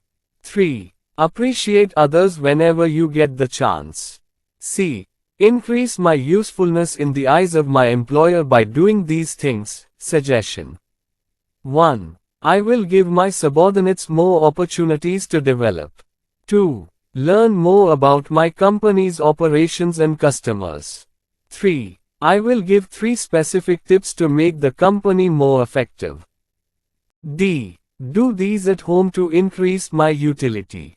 1. Appreciate my wife for her small contributions, which I have so far overlooked. 2. Once a week I will do something special with the whole family. 3. I will give full attention to family for 1 hour every day. In this way I will make my mind sharper, more discerning. Advice. 1. I will concentrate on reading magazines related to my profession for 2 hours every week. 2. Read a self-help book. 3. I will make 4 new friends. 4. I will meditate for 30 minutes a day in quiet, non-distracting thoughts. Then when you are a slow, steady, nimble, sneaky, clear thinker, come in contact with a good person, you will know that he was not born with these qualities. The person he has become today is behind him. Hard, conscious work every day. The old ungodly vices must be abandoned and new clear optimistic thinking habits and practices must be practiced every day. Get your first guide to 30-day improvement right away. Whenever I discuss goal setting, I often hear, I know it's important to move forward with goals, but things often happen that derail all plans. Granted, some things beyond your control affect your plans and destinations. Serious illness or death of someone in the family. Maybe the job you are applying for has been rejected, maybe you have had an accident yourself. So one more thing to always remember, always be ready to take a detour. You have set out on a path, and if you see that the path is blocked in the middle, you will not pitch your tent there, and you will not return home. Road closure means that the destination can no longer be reached by this route, for which another route must be taken. Notice what those who lead in the army do. Whenever they prepare a master plan, they also prepare an alternative plan to achieve the objective. If there is any difficulty in proceeding with plan A, they work with plan B. You are on a plane. You don't get upset if the destination airport is closed for some reason because you know the pilot has an alternative to land the plane, and the plane has enough fuel. It is rare for a successful person to achieve success by always moving in a straight line without taking any detours. Taking a detour doesn't mean missing the mark. Instead, follow a different path to reach the goal. You've probably heard people say, "I'd have a mountain of money if I'd bought a lot of stocks earlier." Generally speaking, people understand investing in stocks or bonds, real estate or any other asset. But, self-investment is the biggest and most profitable investment, in which efforts are made to increase morale and power. Any progressive business knows that how strong it will be 5 years from now depends not on its operations 5 years from now, but on one source of return on investment this year, investment on. There is a lesson for each of us. To make a profit, rather than the normal, ordinary income in the coming days. Let's talk about 2 ways to reap the rewards. Investing in yourself and investing in yourself that will result in you making more in the future. There will be a lot of profit. 1. Invest in education. The safest and most profitable investment in education is an investment in real education. Now then, you have to know the meaning of real education well. Many measure the extent of education by the number of years spent in school or the number of diplomas, certificates and they obtained. However, the amount of education acquired is not always what makes a successful person. General Electric Chairman Ralph J. regarding Cordina's education, expressed the attitude of top business management. 2 of our best presidents, Mr. Willison and Mr. Coffin, never attended college. Although many of our current officers hold doctorates, 12 out of 41 have no college degrees. Interested in skills, not diplomas. A diploma or degree may land you a job, but it cannot guarantee advancement. Business is interested in skills, not diplomas. For the rest, education is the calculation of how much information can be stored in the brain. But even this data collection method is unable to help you reach the goal. We have become dependent on books, files and machines to store information. If our ability is limited to the data collection capacity of the machine, then it is difficult. Real education, the kind of education that should be invested in, develops the mind and makes the brain fertile. A person's true education can be measured by how developed a person's mind is, in other words, how well he can think. The thing that can increase the ability to think is education. And this education is available in many ways. But for most people, the most effective form of education is college and university. Education is their profession. If you haven't attended college recently, there's amazing news for you. You will be delighted to see how many different subjects there are. You will be happy to know that many go to school after work. These are not fakes. They are all potential, highly responsible individuals at work. When I recently took an evening class of 25 students, I found there was an owner of a chain of 12 retail stores, 2 buyers of a state-level food chain, 4 engineering graduates, an Air Force employee and several other similarly situated people. Many people these days earn degrees through evening programs. But these degrees are really just a piece of paper.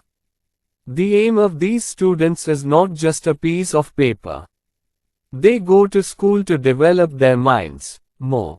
This is a surefire way to invest in a bright future.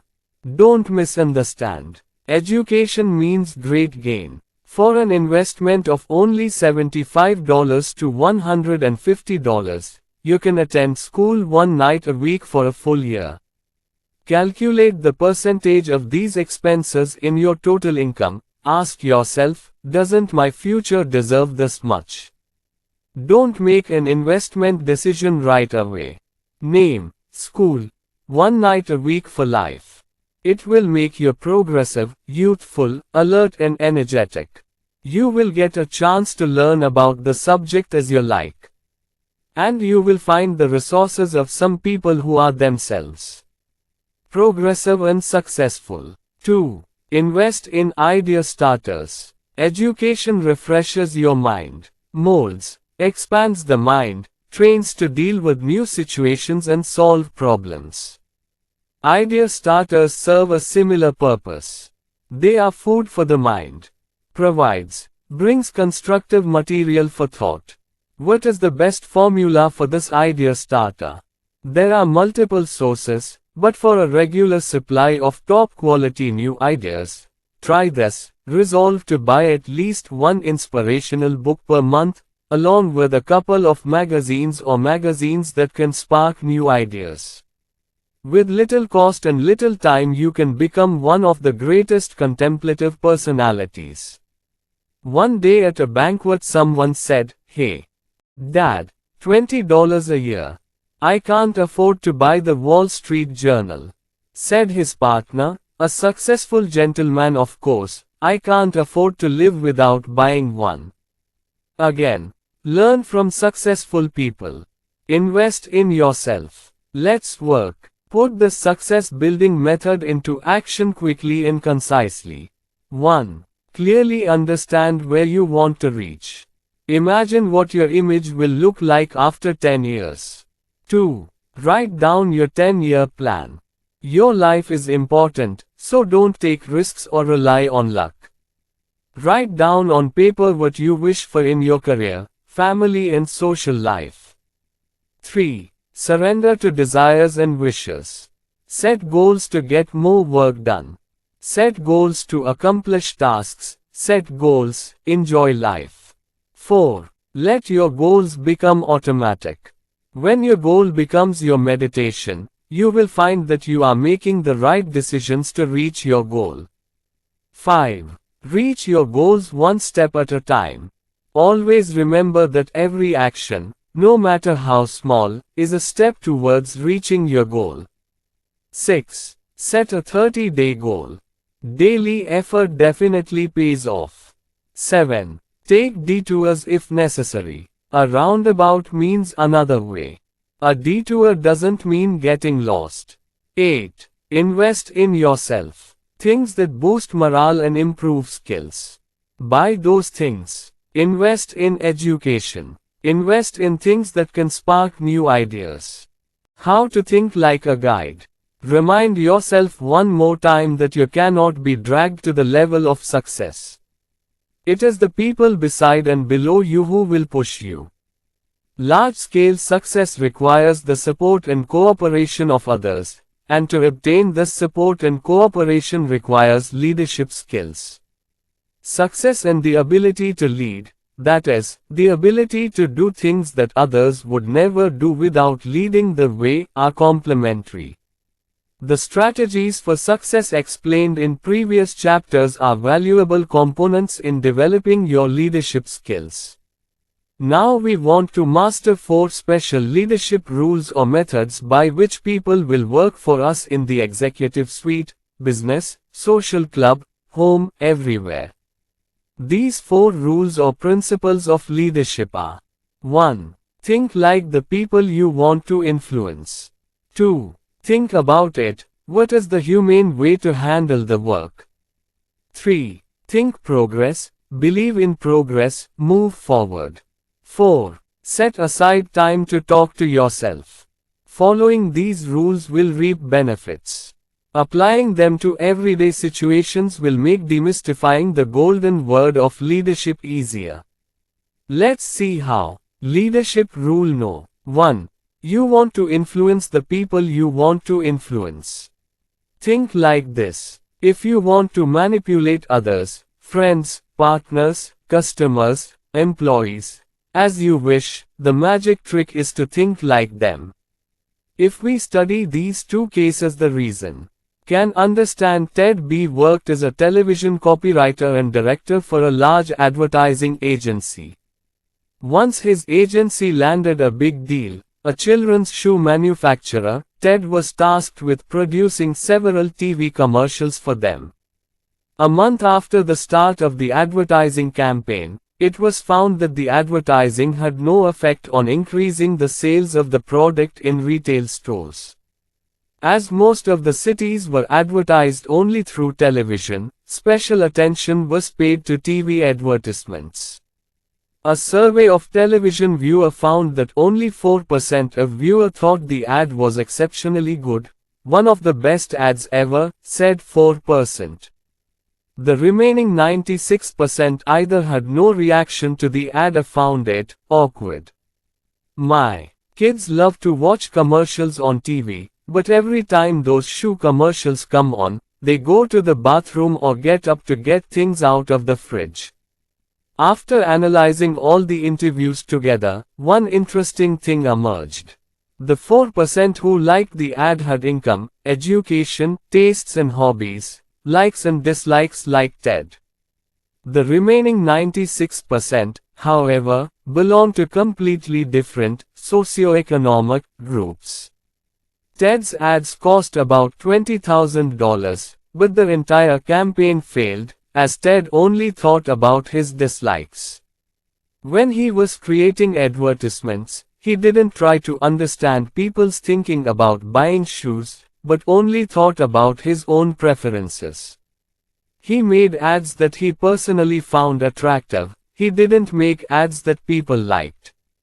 If Ted had thought like most people, he would have asked himself two questions. If I were a parent, what ad would make me want to buy shoes for my children?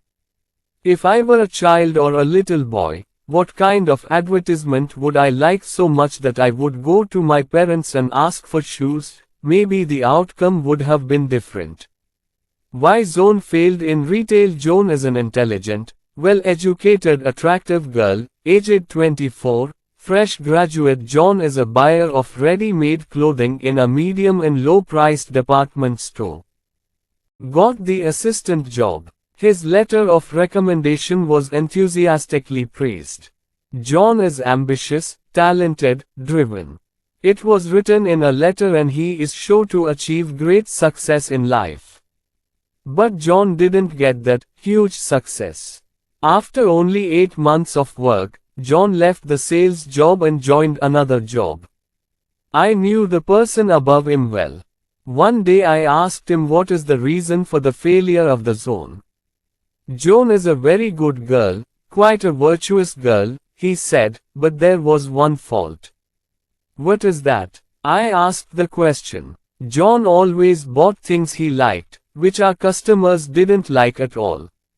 He always chose the style, color, fabric and price of the products that he liked, regardless of the preferences of the people who came here to market. That this kind of thing might not be suitable for us, he would say, oh. You will see that I feel so good that everything will be sold. John grew up in an affluent family. He was taught that the quality of things was the most important thing. Price was of no importance to him. A lower middle class family didn't think of clothes that John wanted. So what he bought would be completely inappropriate. The point is, if you want others to do things your way, see them from their point of view. Thinking like others will also make it easier to influence them. A successful salesman friend of mine said to consider in detail what the potential buyer's reaction might be before presenting a presentation. If you can think like a buyer, the speaker's speech becomes more interesting and powerful. A supervisor can give more acceptable and effective instructions if he thinks like an employer. A young credit executive explained the effectiveness of this approach beautifully. When I started working at this store, a medium-sized clothing store, as an assistant credit manager, I was assigned collection correspondence. I was dismayed by the letters the store sent. All harsh, insulting and even threatening letters. Read on. I thought, if someone had given me such a letter, I would have gone mad. I wouldn't give money anyway. So I took my pen and sat down to write a letter that I would gladly pay off all my debts if I read it. And it worked. Thinking like those whose bills were not paid led to a record amount of money raised. How many entrants to politics lose elections because they do not want to understand the mind of the voters? A politician running for state office, despite being equally qualified as his opponent, lost miserably because of only one reason. The language he used was understood by only a few of the voters. But his rival understood the interest of the voters. He spoke in their language while talking to the farmers, factory workers. He spoke with them in their familiar language. Again, when he came on TV, Mr. Chirchena spoke in the language of the common voter, not in the language of a college professor.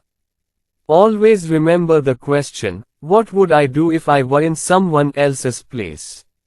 It can work successfully. A good rule of thumb is to keep in mind the interests, likes and dislikes of those we want to influence in any given situation.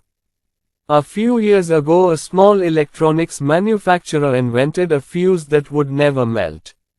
The manufacturer decided to sell the product for $1.25 and hired an advertising agency to market the product.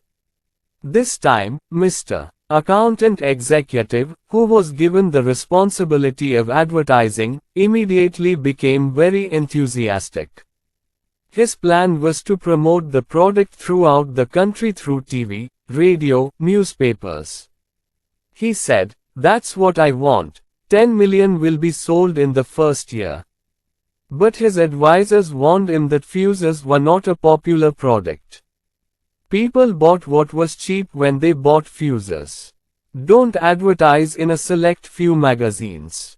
Quote, their advice was completely ignored and a massive publicity campaign was launched which had to be cancelled after only 6 weeks with disappointing results. The problem was, advertising executive gentlemen are expensive.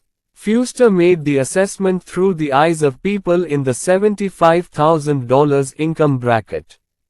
The larger market, i.e. people in the $19,000 to $15,000 a year income bracket, was completely ignored. If the gentleman had examined the attitude of the former, he might have thought it expedient to make advertisements for the upper income class. It would have been profitable. Think like the people you want to influence. The exercises given below may be helpful. Practice thinking like others. Situation. For best results, ask yourself. 1. To give instructions to work. Was it clear enough to explain the task to someone completely new? 2. Advertising writing. If I were a buyer, how would I react to an ad like this? 3. Talking on the phone. What would I think if I were on the other end hearing my voice and behavior? 4. Gift. Would I listen to someone who speaks to me as I dictate? The two are vastly different. 5. As I order. 6. Discipline children or young children. If I were that child, considering his age, experience, and feelings, how would I feel to be disciplined like this? 7. My face. How would I feel if my superiors dressed like me? 8. Making speech. What is the response to such a speech or comment given the environment and situation of the listener, his likes and dislikes? 9. Hospitality. What kind of food, music, and entertainment would I like if I were my own guest? Activate the mind by thinking like others. 1. Consider other people's situations. Put yourself in his place and think. Remember that his likes and dislikes, intellectual considerations, income and surroundings are probably completely different from yours. 2. Now ask yourself, how would I react if I were in his place? Whatever you expect from him. 3. Then do what you would do if you were someone else. Leadership rule number 2. Think, what is the humane, compassionate way to do the job? People take different paths in leadership situations. One way is to be sovereign. This sovereign takes all decisions alone without consulting others. He does not want to know the opinion of his subordinates, because, perhaps in his heart, he fears that the subordinates are speaking unfairly and will lose his respect as a result. These monopolies do not last long. For a while the workers showed hypocritical loyalty, but soon protests broke out. The best workers leave the job, those who remain start plotting against the tyrant. So the organization cannot function properly. As a result, the ruler proved a failure to his superiors. The second leadership style is the cold, mechanistic, irregulatory, activist approach. These practitioners literally work by the rule book. He does not understand that every rule or method is only a guide for general cases. These would-be leaders think of people as machines. And one of the things that people hate the most is being treated like a machine. Attempting to achieve mastery in a cold, dispassionate manner is not the right approach. The machines that work under the ruler do not exert themselves to their full potential. Those who can lead best are those with a third orientation, i.e. people with a humanistic sense. Many years ago my John S. He was an executive in the engineering department of a large aluminum producer. John became adept at following the humanist path and enjoyed its benefits. In small ways, John communicated through his actions, "You are a human being. I respect you. I am ready to help you in any way I can."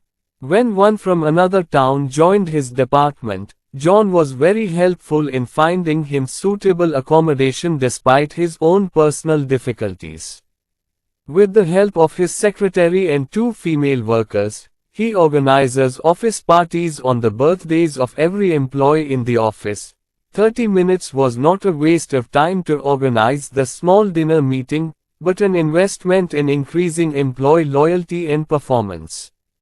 When he found out that one of his employees belonged to a religious minority, John immediately called him and told him to arrange a separate holiday for him on his religious festival, unlike the well-known religious festival.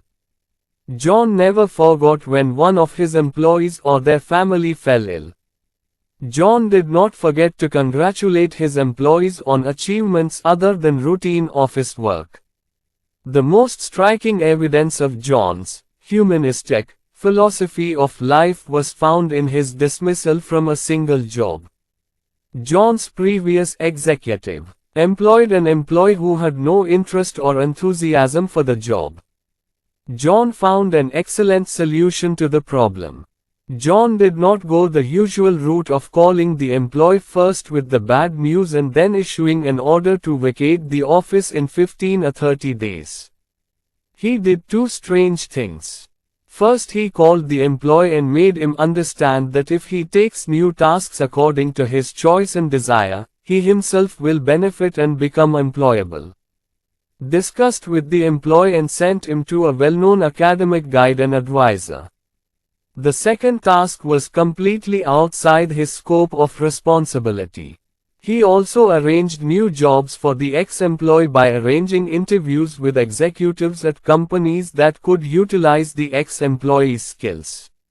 Within 18 days of being fired, the employee was placed in a prospective position.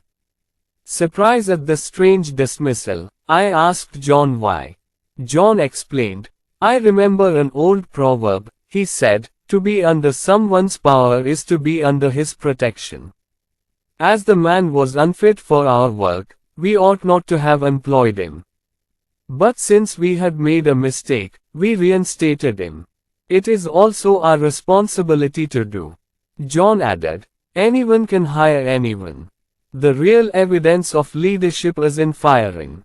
Helping to find a new job for that employee before they leave us creates a sense of security among everyone in our department."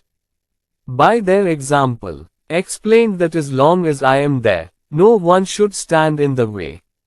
Make no mistake, the results of John's humanity were admirable. John was not censured in secret. He received full loyalty and support.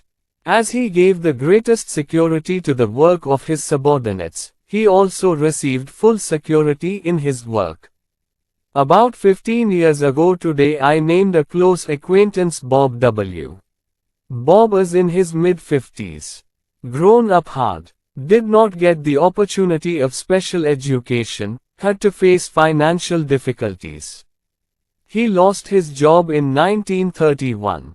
But Bob is always invincible. Not being lazy, Bob opened a furniture store in his garage. And with tireless work, the business has grown to become a state-of-the-art furniture manufacturing company with over 300 employees. Bob is a millionaire today. No more worries about money and material things. Now Bob is rich, wealthy in every way. He is rich in friends, complacency and contentment. One of Bob's many qualities is his willingness to help others. Bob has a sense of humanity, making him an expert at treating people as humanely as they expect. One day Bob was talking about criticizing others. The humanistic Bob's formula is novel. In his words, I think there is no one who is willing to call himself weak and incapable. I do business. If I see a mistake, correct it. But how to do it is very important. I am alert when employees make mistakes, not wanting to hurt them. I want to convince them in such a way that they do not feel inferior and humiliated. I follow 4 simple steps. First, I talk to them separately. Second, appreciate a job well done. Third, I explain the work that can be done better at that moment and also help to find out how to correct it. Fourth, praise again for good deeds. These 4 approaches have been very productive. Others are happy to be understood in this way, because they want to be understood in this way. When they leave the office, they realize that they are not only good, but can be better. Having gambled with people all my life, Bob says, I saw a worker come to work drunk. In no time the plant was in a frenzy. This employee was picking up a 5-gallon can of varnish and scattering it everywhere. The superintendent let him out after the rest of the staff took the can from him. I went outside and found him leaning against the building like a dazed man. I picked him up in my car and drove him home. His wife was furious. I told him there was nothing to worry about. Oh, you probably don't know, said his wife. Mr. W, meaning me, does not tolerate drunkenness at work. The gym job is gone, what should I do now? I explained to him that Jim's job was gone. He demanded, how did I know? I was forced to say, I am Mr. W. He almost fainted and what? I told him to help Jim as much as I could and expect him to cooperate fully at home. In the morning Jim was told to go to work. I went back to the plant, went to Jim's department, talked to his co-workers. I told them, it's a bit awkward today. But I hope you guys forget about it, Jim's coming to work tomorrow. Be nice to him. He's a long-time employee, I think. He should be given another chance. Jim went back to work, and never had a problem with his drinking. I completely forgot about it. But Jim didn't. 2 years ago, some people were sent from the local union headquarters. They came to negotiate the local union contract. Some of their demands were complete. Unfair. Jim, our quiet Jim, suddenly became the leader.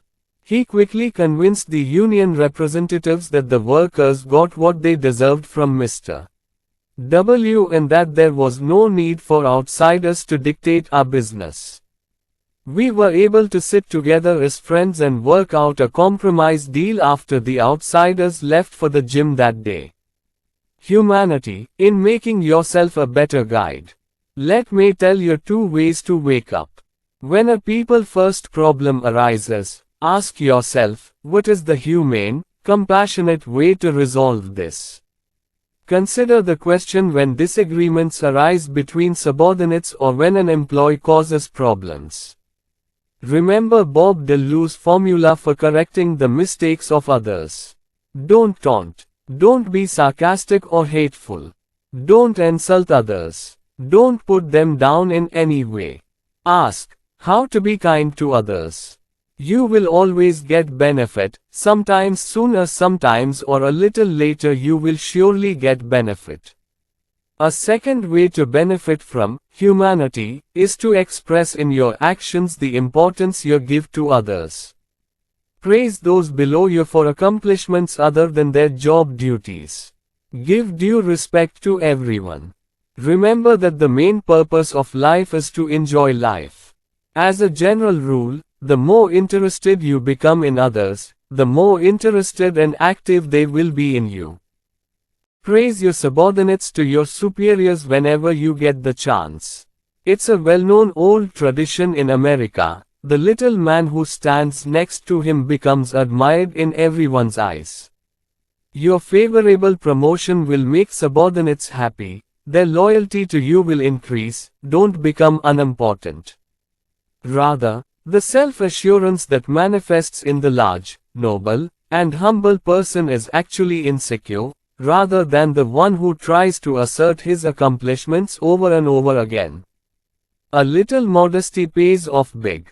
Praise subordinates personally whenever possible. Appreciate their cooperation. Praise them for every extra effort. Appreciation is the best motivator, but you pocket for it. It costs nothing. Moreover, many Marathi candidates were disqualified in polls. Only your subordinates can stand up for you. Practice appreciating others. Be kind to others. Be kind. Leadership rule number 3. Think of progress, believe in improvement, move forward in development. A truly complimentary commenters, he's a progressive, a man of work. In all cases, those who believe in progress, who are advancing in the path of progress, are promoted. True guides are rare in number. There are more people who believe in the status quo, good enough is going, what does something need to be done, than the progressive, there's more room for improvement, let's try a little more personality. Join the best leaders. Bring a positive attitude. There are 2 particular ways of bringing about a progressive attitude. 1. Try to improve in everything you do. 2. May every work you do be of high quality. Several months ago, the president of a medium-sized company asked for my help in making an important decision. This gentleman built the business on his own and handled the duties of sales manager himself.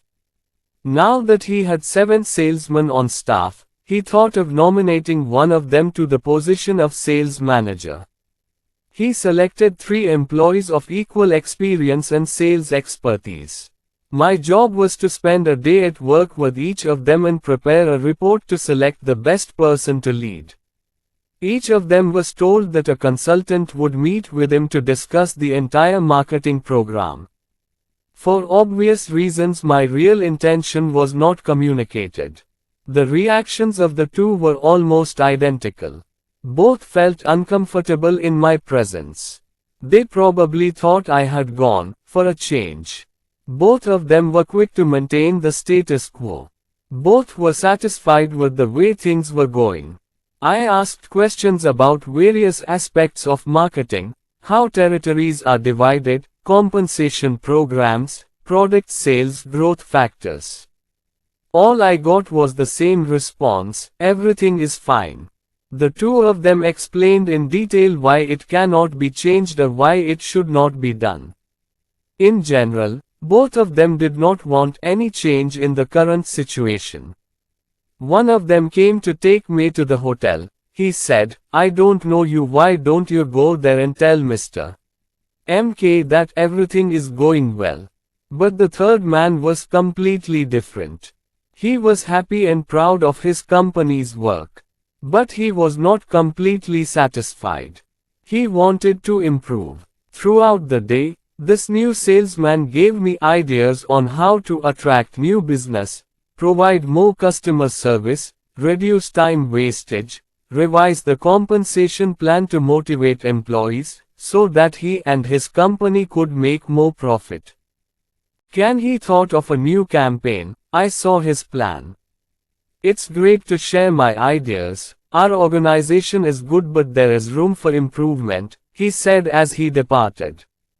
Obviously I ruled in favor of this third person. It turned out that my opinion was completely similar to the opinion of the company president. Expect expansion, efficiency, new products, new methods, better learning opportunities, more prosperity. Trust in progress, move forward, you'll find yourself leading the way. As a child I saw how differences in the thinking of two leaders can make a difference in the performance of followers. I studied elementary in a rural school, 8 grades, only one teacher and 40 students huddled together within 4 walls. Finding a new teacher is great fun. Led by the older students, the 7th and 8th grade boys, the rest of the students were constantly finding new ways to mischief. Once it was a bit excessive. Every day there were about a dozen incidents of mischief. Like throwing things, paper plane battles. Then there would be major incidents like the door being locked, the teacher being out of school for half a day or sometimes or vice versa, i.e. she was locked up in the school premises for hours. One day a high-class boy came to class with a dog. Let's say one thing, but these children were without sense of duty. No, they did not intend to commit theft, physical abuse or knowingly harm anyone. Growing up in the austere conditions of rural life, healthy youths needed a source of expression for their endless vitality and innovative skills. However, that teacher somehow survived a year at our school. No one was surprised when another new teacher appeared in September. This new teacher succeeded in getting the opposite reaction from the students. He was able to touch the self-esteem of small children. He instilled in them the power of consideration. Each student was assigned a specific task, such as clearing the blackboard or cleaning the erasers or practicing marking the papers of the lower grade students. The new teacher came up with new creative ways of harnessing the unbridled enthusiasm, energy that had been wasted and misapplied until a few months ago. The main focus of his curriculum was character building. Why did the little children act like bandits one year but became calm the next year? The reason for the difference was the leadership, the influence of the teacher. To be honest, you can't blame the little kids for the mischief they've been having all year. Every year the teacher led the way. The former may not have felt the need to concern himself with what these little children were doing in the depths of his heart, he had no purpose in front of them. Or didn't notice. Did not motivate them. He could not control his anger. He didn't want to teach the little children anything, so they didn't learn either. The second teacher had advanced thinking, constructive attitude. He really loved little children. He wanted to do something with them. He treated everyone as a different person. Since he used to follow discipline in every work, he easily got discipline from others. In each case the students followed in the guru's footsteps. A similar control is seen daily in adults. Military chiefs in World War II often observed that morale were low in units whose commanders were relaxed, and depressed. Units with high-quality officers who applied army regulations fairly and accurately were the most active units. Low-ranking officers are not respected at all in the army. College students learn from their professors. A professor's students may skip classes, cheat on tests, and try to pass without studying properly. But those same students study another professor's subject with great concentration. In business too, seeing superiors affects the thinking of others. Observe a group of employees closely. See their habits, behavior, attitude towards the company, sense of ethics and self-control. Now if you compare their behavior with the behavior of their superiors, you will find a strange similarity. Institutions that have become sluggish and declining are restructured every year. How? Some top executives were removed for this. Companies, colleges, churches, clubs, unions and other types of organizations can only be successfully reformed if they are reformed from the top down, not from the bottom up. A change in the thinking of those at the top is bound to change the thinking of the people below. Remember, when a group is led, everyone in that group immediately adheres to the standard of work that is set before them. This is especially evident in the first few weeks. Their main concern is that they want to get to know you, observe you thoroughly and know what you expect from them. They track your every move. How much do they think this guy will indulge me? How do you want to get to work? What makes you happy? What will you say if you do something like this? After knowing this, they act accordingly. Take a good look at the examples you are presenting. Use this old but apt poem as a guide. What kind of world would this world be if everyone here was like me? Test yourself by using the word company instead of the word world to make sense of this poem. What kind of company would this company be if everyone here was like me? Similarly, think how it would be if everyone in the club, society, church were like you. Become the way you expect your subordinates to think, talk, act, live, then they will become the same. After some time, subordinates follow their superiors. The easiest way to get the best work is to set an example that is truly imitable. Am I a progressive thinker? Checklist. A. Am I progressive in my work? 1. Do I have a how to improve attitude in my work? 2. Do I praise the company, its employees and its products every chance I get? 3. Has my personal quality improved today compared to the quality and quantity of my work 3 to 6 months ago? 4. Am I setting a good example for my subordinates, peers and colleagues? B. Do I have a progressive attitude towards my family? 1. Is my family happier today than it was 3 to 6 months ago? 2. Am I following any plan to improve the quality of my family? 3. Does my family have opportunities for stimulating activities outside the confines of the home? 4. I am an example of progressive to my children. What is progressive? C. Do I have a progressive attitude towards myself? 1. Honestly, has my utility increased now compared to the last 3 to 6 months? 2. Do I follow a structured self-improvement program to become more valuable in the eyes of others? Do you follow a self-improvement program? 3. Do I have any future goals in the next 5 years? 4. Can I increase effectiveness for organizations or groups I belong to? D. Am I progressive towards my society? 1. Have I done anything in the last 6 months, in the neighborhood, at church, at school, etc., that I have truly contributed to the betterment of my community? 2. Do I try to increase efficiency in necessary social projects? Or just object, condemn or complain? 3. Have I been a pioneer in making timely improvements in the community? 4. Do I appreciate my neighbors and fellow citizens? Leadership rule no. 4. Take some time to talk with yourself, harness your power of greater thinking. A leader usually means a very busy person. And so it is. Leaders should stand in the middle of the battle. But one thing that is usually overlooked is that these leaders spend quite a bit of time alone, when their only companion is their thoughts. Look at the biographies of the great men of different religions. You will see that each of them lived alone for some time. Moses spent most of his time alone. So is Jesus, Buddha, Confucius, Muhammad, Gandhiji. The greatest leaders of all history lived alone away from the hustle and bustle of life.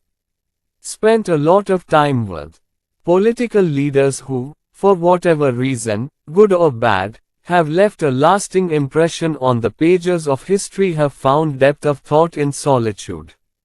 Franklin D. It is doubtful that Roosevelt would have developed his remarkable leadership skills at all if he had not been alone during his recovery from polio. Harry Truman spent much of his childhood and adulthood alone on a farm in Missouri.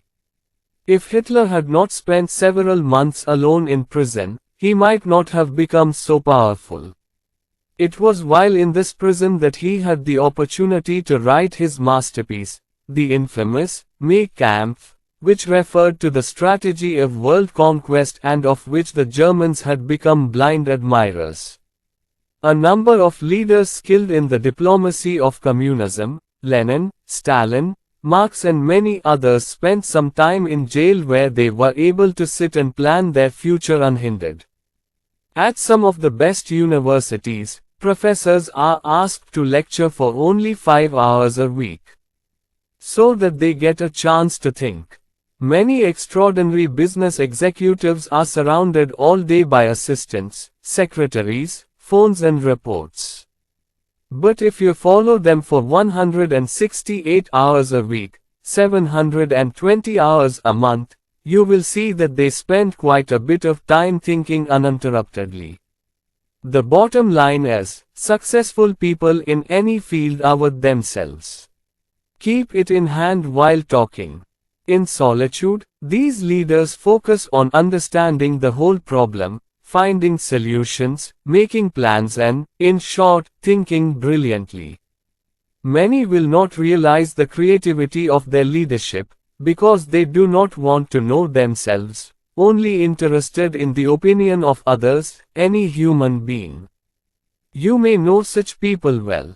They always want crowds. They cannot live alone, so seek out crowds.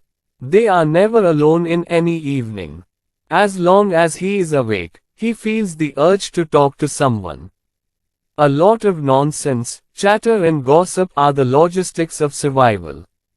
When such a person is forced to live alone due to circumstances, he seeks a way out of the loneliness of his mind.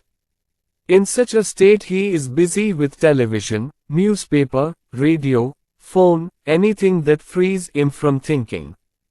As a result, he says, Mr. TV, Mr. Newspapers control my mind. I am afraid to occupy my mind with my own thoughts. This Mr. I can't be alone, I don't want to think independently. He wants to block his mind. Mentally he is afraid of his own thoughts. With time this Mr. I can't be alone becomes a progressively shallower personality. The intellect acts without consideration. There is no firmness of purpose in their lives, no personal stability.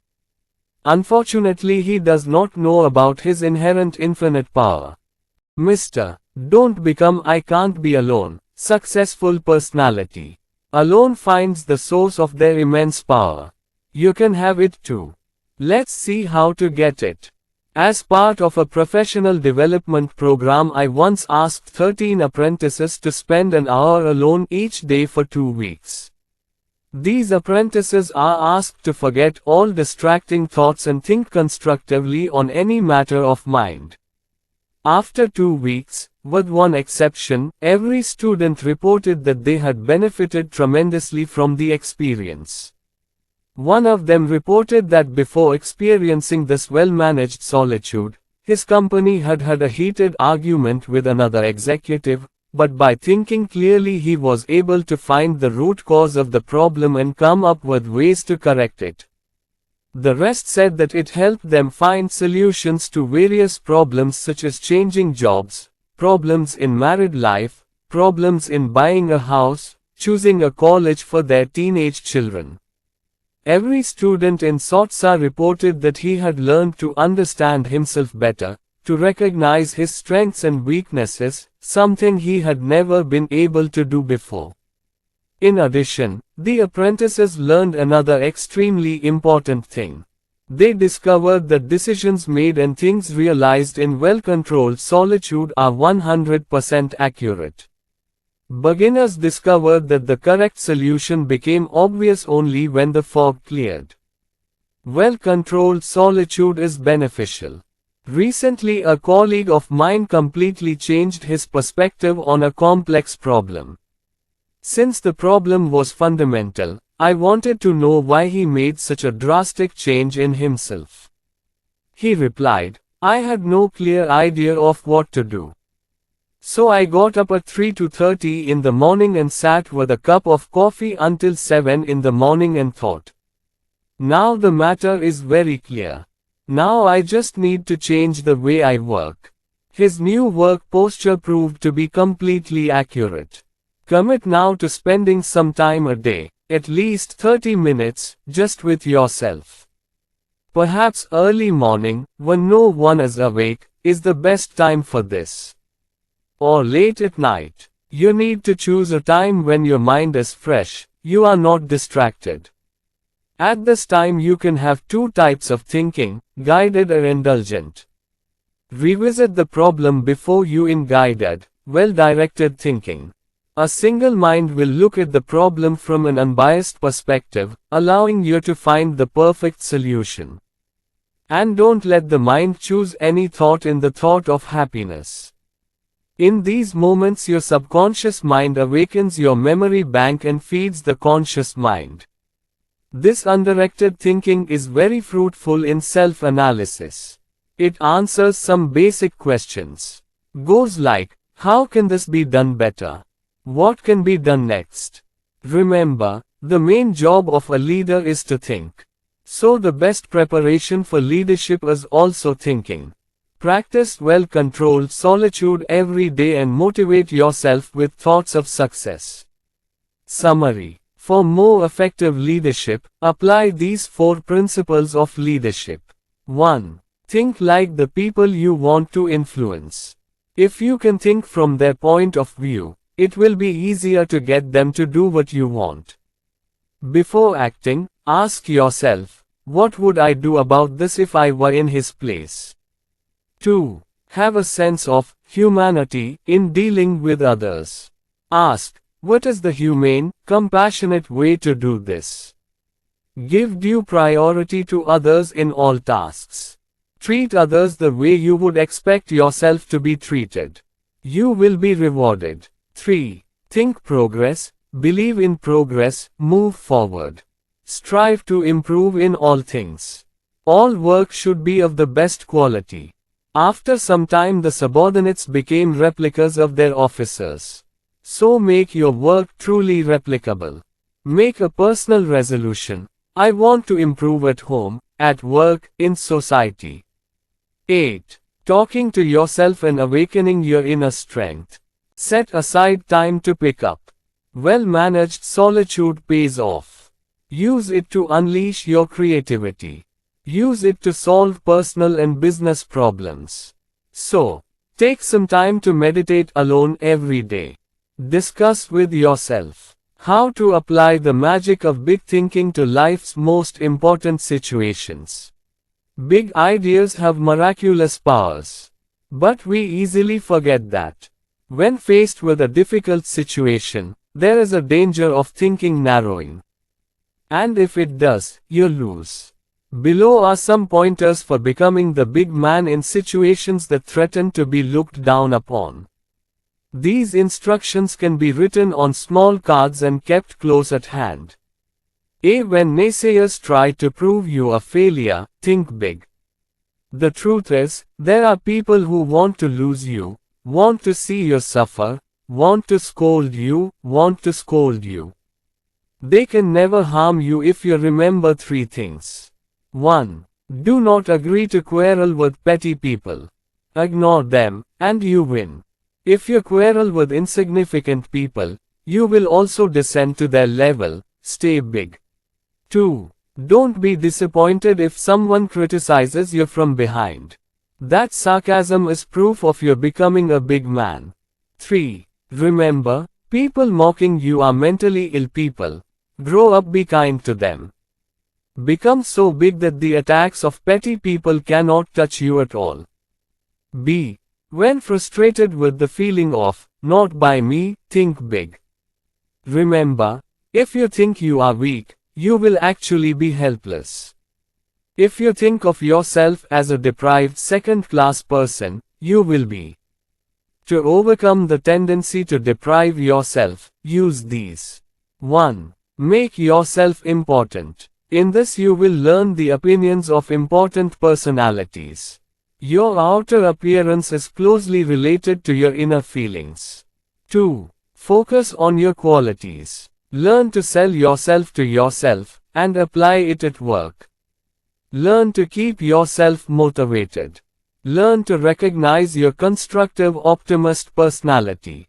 3. Consider the judgment of others in proper perspective. Others are only human, why be afraid of him? Think big to realize how good you are. C.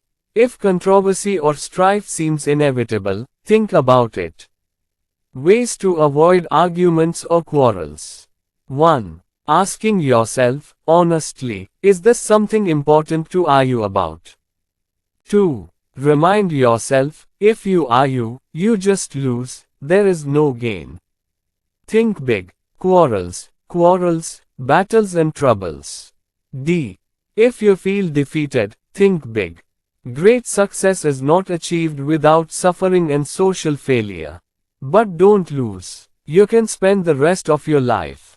Mindful personality in small failures. Learn from them in educational lessons. Study go ahead with his help. Each collective has some lessons collected from obstacles. Perseverance is important, but it requires new experiments. Go back a little and try with new enthusiasm. Doctor. When the love is on its way to the end, there is still optimism. The depressing touch, he my per injustice, doing, now, my turn, attitude ends love. If there is a disturbance in the prem love lesson, do these. 1. See the best qualities of the one you want to be loved. Don't give precedence to tricha things secondary. Do something special for your partner, do often. Optimist. Think. Enjoy the happiness of married life. F. When you feel that your work has slowed down, it is big. Think about, no matter what profession you do, promotion is the only way to increase salary. Increase the quantity and quality of your work. Think, more can be done.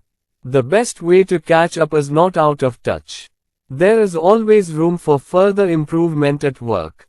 No job is perfect. When you believe in, can do better, find ways to do better. Can do better, sparks your creativity. Think so much that work comes first, meaning you will be the follower. In the words of Publius Cyrus, a wise man is master of his own mind, and the fool is a slave to his mind.